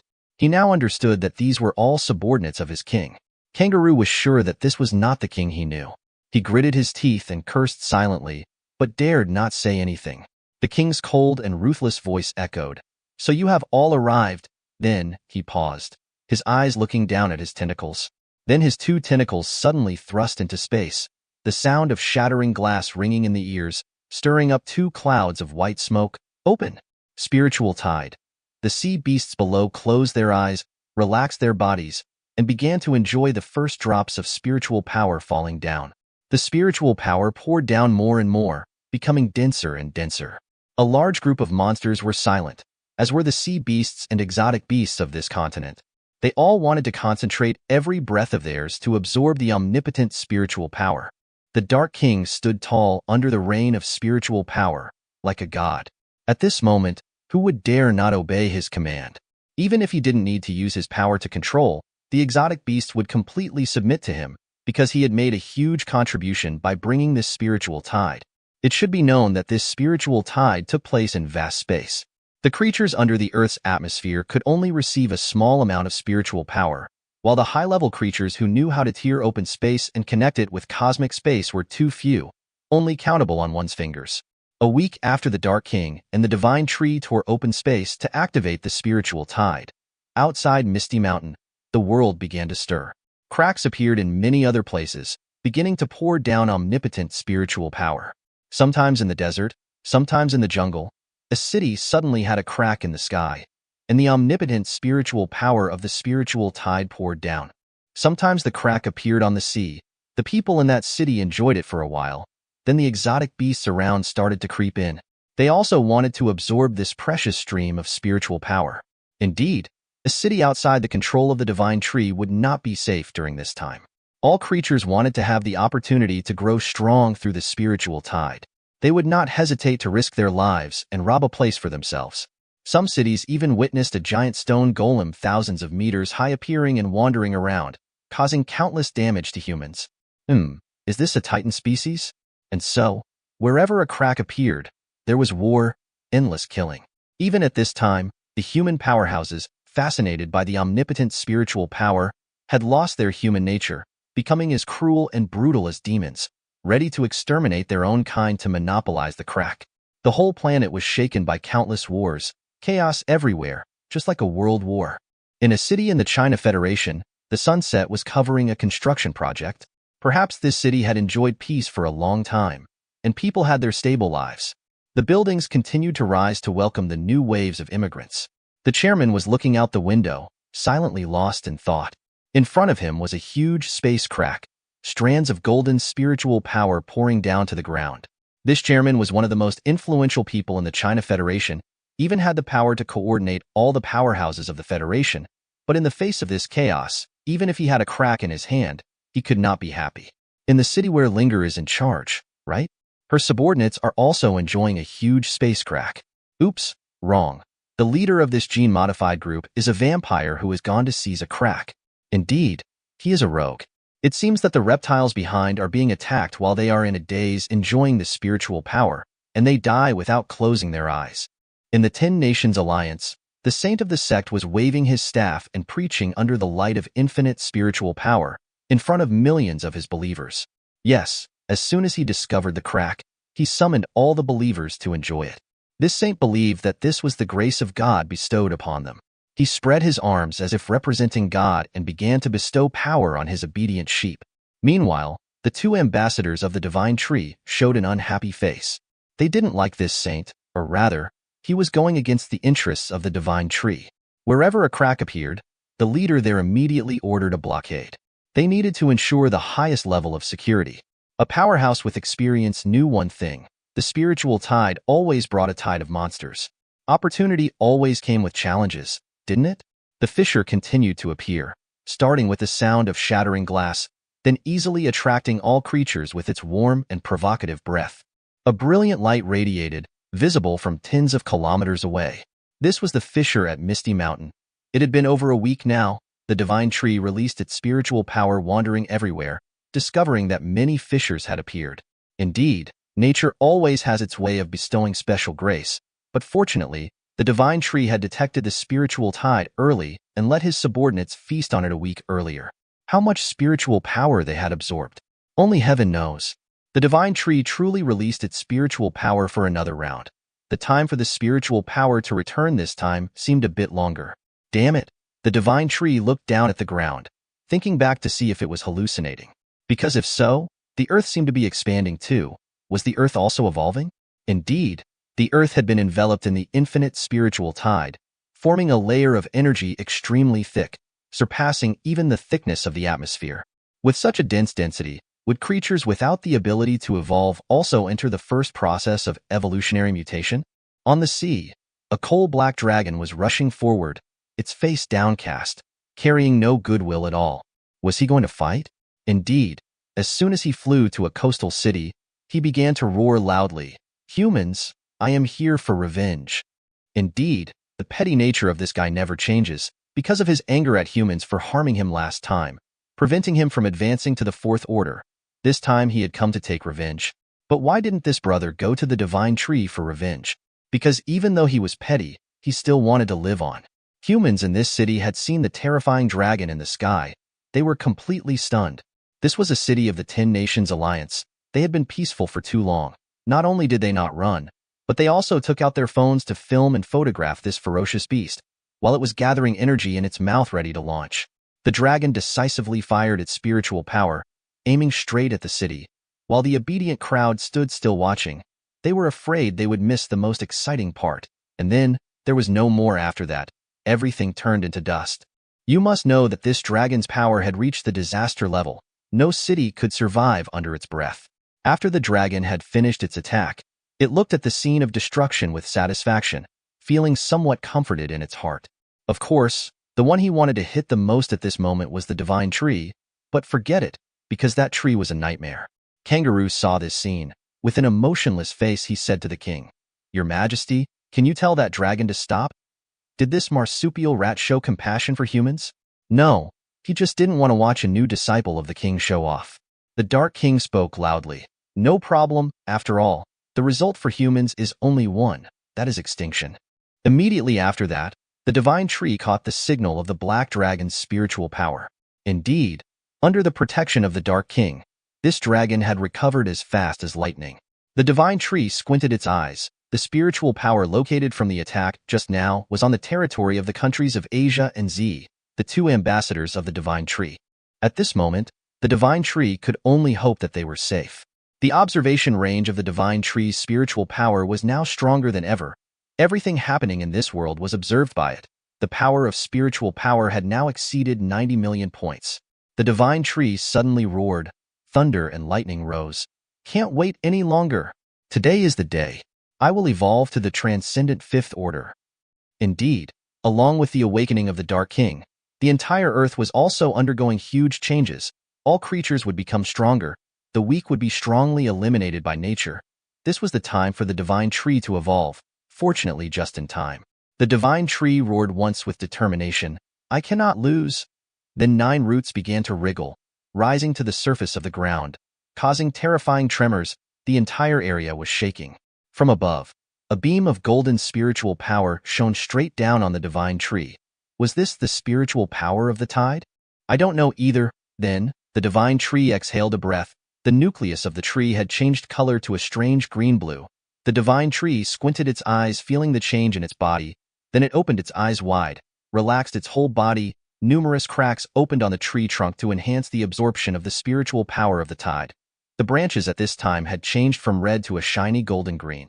Mutated willow, extraordinary 5th level, evolution points, 50 million, natal talent, endless life level 4, inexhaustible spiritual power, endless vitality seed of vitality level 4, rapidly grow trees from the ground, instantly becoming an ancient forest, moment fixed time, absolute evolution, power control level 4, special power, mutated branches level 4, spiritual field level 4, hallucination level 4, willow leaf flying knife level 4, ice and snow storm level 4, mutated tree roots level 4, control of mist level 4, river of earth level 4, blood contract level 4, wooden dragon level 4, minor magical powers, crystallized flame broken feathers, ice age lightning kill, summoning of light, summon a beam of light with devastating penetrating power, big and small Rui, great supernatural power. The 17th session of the 9 realms of heaven has been opened, with a territory of 10,000 meters, which can make living creatures survive and replenish spiritual power. Oh, so it has evolved to the 5th Order? I didn't expect the evolution from 4th Order peak to 5th Order to be so fast, haha. End of chapter 206. The divine tree swayed gently, its leaves rustling. Numerous cracks opened on its trunk, revealing a golden glow of spiritual power within. Could this be a new form of the divine tree? It even had 2 pointed ears like those of the elf race, but of course it was not an elf. In fact, it was deep in thought, its eyes reflecting disappointment and resentment. Damn it, its skills hadn't changed at all. As soon as it saw this, it immediately thought of the deceptive system, feeling tricked and cornered. Look at this, Everything was still at level 4. How could it fight against the dark? But then, the system sent a notification. The direction of evolution after the 4th extraordinary level must be chosen by oneself. The final direction of evolution depends on you. So that's how it is, like a player who has reached the necessary level and must change jobs to gain new strength. The divine tree relaxed a bit when it read these lines, so it needed to set a direction for the rest of its evolution, feeling lucky that the system that specialized in scaring people didn't cheat it. The divine tree gently turned itself, causing the leaves to lightly shake. It adjusted its posture a bit as it prepared to make the most important decision in its life. Evolution Direction 1. The seed of vitality can be transformed into a world tree. Evolution Direction 2. Absolute evolution can transform all phenomena into one. Evolution Direction 3. Controlling lightning can be transformed into immortal thunderwood. Evolution Direction 4. In an instant, it can stand tall in the long river of time. Please choose one of the main attacks. The remaining 3 need to be consumed by yourself. These were the innate talents that the divine tree had collected over the journey of several decades. Indeed, it had to be extremely hard to get them. But at this moment, the system required it to choose only one? Wasn't that too stingy? The divine tree's eyes still reflected a bit of loss, except for the time talent. It hardly used it. The rest were extremely useful, had helped it destroy countless enemies. It began to concentrate and think carefully about each choice. The first evolution direction, this was its first initial talent. With infinite spiritual power and vitality, it sounded domineering. This talent was also closest to its nature. Control the mind? This skill was unnecessary, completely unsuitable for the divine tree. Control the flow of time, although very powerful, but also not suitable for the divine tree, because being a time which would make it like those unstable old wizards, and every use would deplete its spiritual power, the price was too high. It looked at the absolute evolution talent. It could imagine it was like the way Australith and the black shell evolved. It seemed to be a way to increase strength terribly by absorbing others, but it was also a double-edged sword. If it didn't absorb others, it couldn't evolve, right? And if it absorbed a creature with conflicting characteristics with its current body, then what? This was too dangerous. This evolution direction could take Australith and the black shell as examples. They were both killed. The result was in, and the divine tree whispered, "I choose the seed of life." Like a student who had just finished their exam, it relaxed its back, thinking that this was the best and most positive choice. It was one of its earliest talents, aiming for ultimate development, becoming an immortal tree, granting life to other species. At this moment, a golden light began to shine. The divine tree was firm in its decision. It once again confirmed that this decision was correct, because currently this innate talent was also the strongest. The remaining innate talents were all top-notch skills, but unfortunately, their power was not significant. If in the future it had enough evolution points, it would strengthen them later. The system recorded the answer. A dark green system board appeared. Race. Immortal tree. The natural talent is endless. When it reaches level 7, it can condense the source of vitality. Even a drop of spiritual liquid is enough to summon a dying person. Now, even a branch of dead wood can instantly restore derivative abilities when the spiritual power is sufficient. An endless recovery. Even if the branch breaks, it can regenerate in an instant. Immediately after, a huge column of spiritual power enveloped the land where the divine tree stood. The spiritual power it emitted was so dense that it was even more than the spiritual power from the space crack. All of Misty Mountain saw a scene that had never been seen before. This breath was too powerful. It was the strongest they had ever seen. No creature when evolving had ever appeared such a terrifying column of spiritual power. All creatures too close would surely be annihilated. Over here, the black dragon was roaring to show its dominance. Confronting the black dragon was the extraordinary warrior force of the 10-Nation Alliance. It seemed that they had exchanged quite a few tactics, causing the land under their feet to shatter. No, this dragon had killed 30 cities in a row, fighting from the 10-Nation Federation, fighting to the China Federation. It was now on the land of the China Federation. Oh my, this was a crazy dragon. Didn't the Dark King tell it to stop? Did it need to rush to its death like this? A warrior suddenly spoke up, "Retreat. We can't beat this transcendent Fourth Order dragon." But among them, there were still people who wanted to fight to the end. They were worried about the cities behind if this line of defense was breached. Millions of people had been killed by this dragon, just in a few short days. Of course, this warrior was not afraid to retreat. He was very wise. Knowing that behind was the place of that person, he shouted, "Retreat now. Behind this city is the territory of the mutant tree. Let it fight with the mutant tree." Fortunately, the China Federation still had a powerhouse capable of dominating the four directions. At times like this, they could still rely on, right? All the warriors retreated as fast as lightning.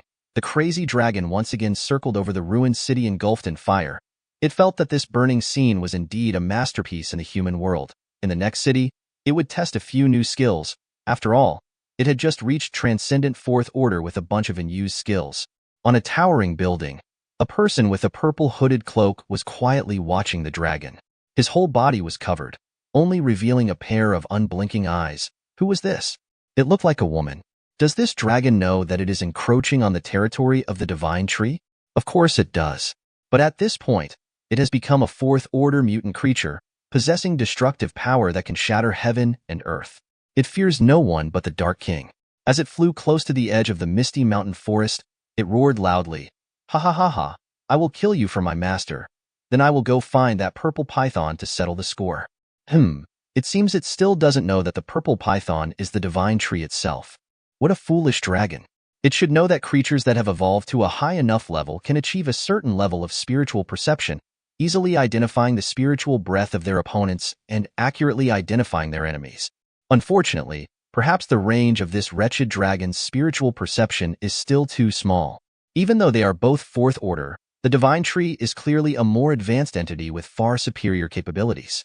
The white tiger and the beasts of the misty mountain remain silent as statues under the reign of the spiritual tide. Suddenly, the white tiger detects a strange presence, a breath that is not from its ally. Indeed, a dragon is flying like an omit insect in the air, advancing into the range of the illusionary fog. The white tiger, emotionless, simply says, "Everyone will die."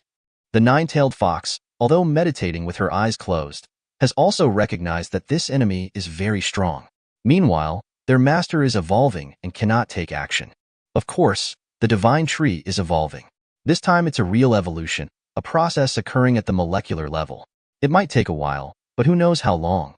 No wonder the advancement to the fifth order was so fast. It turns out that the appearance was prioritized for transformation first, and the true essence needs the host to choose. Hopefully, the divine tree will wake up in time to confront the Dark King. At this moment, among the beasts of the misty mountain, a pair of huge crawling legs move, creating a shockwave that spreads around. That's the crocodile. Now it should be called the lava dragon. Its eyes light up, turning to its teammates and saying, "All right, leave it to me." The nine-tailed fox heard this and did not object. The enemy is strong, but not too strong. So a guy like the lava dragon should be able to fight. But to protect the lives of the remaining teammates, she decides to lock the entire area in a protective barrier, mentally transmitting a message to the crocodile. If you want to, then fight. So, the lava dragon begins to lumber out of this cultivation area with its gigantic steps. Of course, it tried to walk lightly and gracefully because its massive body, if running, would shake the ground and affect everyone. The mad dragon stopped and began to observe this land. Everywhere was fog. This was the illusionary fog containing the magic of the divine tree, but this dragon had evolved too high, causing it to no longer be affected. But it cannot be denied that these layers of fog made it feel extremely uncomfortable. At this point, it also felt like it was being surrounded, with countless pairs of cold, judgmental eyes looking at it as if looking at a ragged addict entering the party of the nobles. Perhaps that's the ability to perceive spiritual power. Indeed, all the beasts in Misty Mountain knew of its existence because they had released their magic and checked it from afar. The mad dragon got angry and began to concentrate its spiritual power. It shouted, "This fog is really annoying." Then, it shot straight forward, instantly dispelling all the obscuring fog, revealing a radiant misty mountain under the sun. Indeed, it felt much more comfortable. The dragon tried to breathe a bit of fresh air, but the fog dissipated. The ability to perceive presence also became clearer, suddenly making the black dragon jump. A dragon had been walking on the ground appeared before its eyes from who knows when. At this point, the two silently looked at each other. Not a sound. The lava dragon knew well that this enemy had advanced to the fourth order, was a powerful entity, but it felt that it was not unbeatable. Thinking so, it spoke up, its voice deep and stern. "Stop here. Do not advance any further." The mad dragon was stunned for a moment, thinking that this guy should have rushed out to curse and hit it. Then the two would fight heaven and earth. Did not expect it to be so noble and polite. For a moment, the dragon also did not know what to say. It scratched its chin, then squinted its eyes. It had found a reason. It cursed loudly. "Damn it, You guys killed our sea prophet 3 years ago. Today I come to take revenge. As soon as it finished speaking, a terrifying wave of spiritual power swept across the face of the black dragon. Because the lava dragon had started to tense up, bursting out its spiritual power, the lava dragon roared. Is that so? Then let's fight. Its huge wings stood up, its whole body's muscles bulging, like a drug addict picking a fight with a gold medal bodybuilding policeman. Haha. But the black dragon is not shit. It is a disaster-level powerhouse.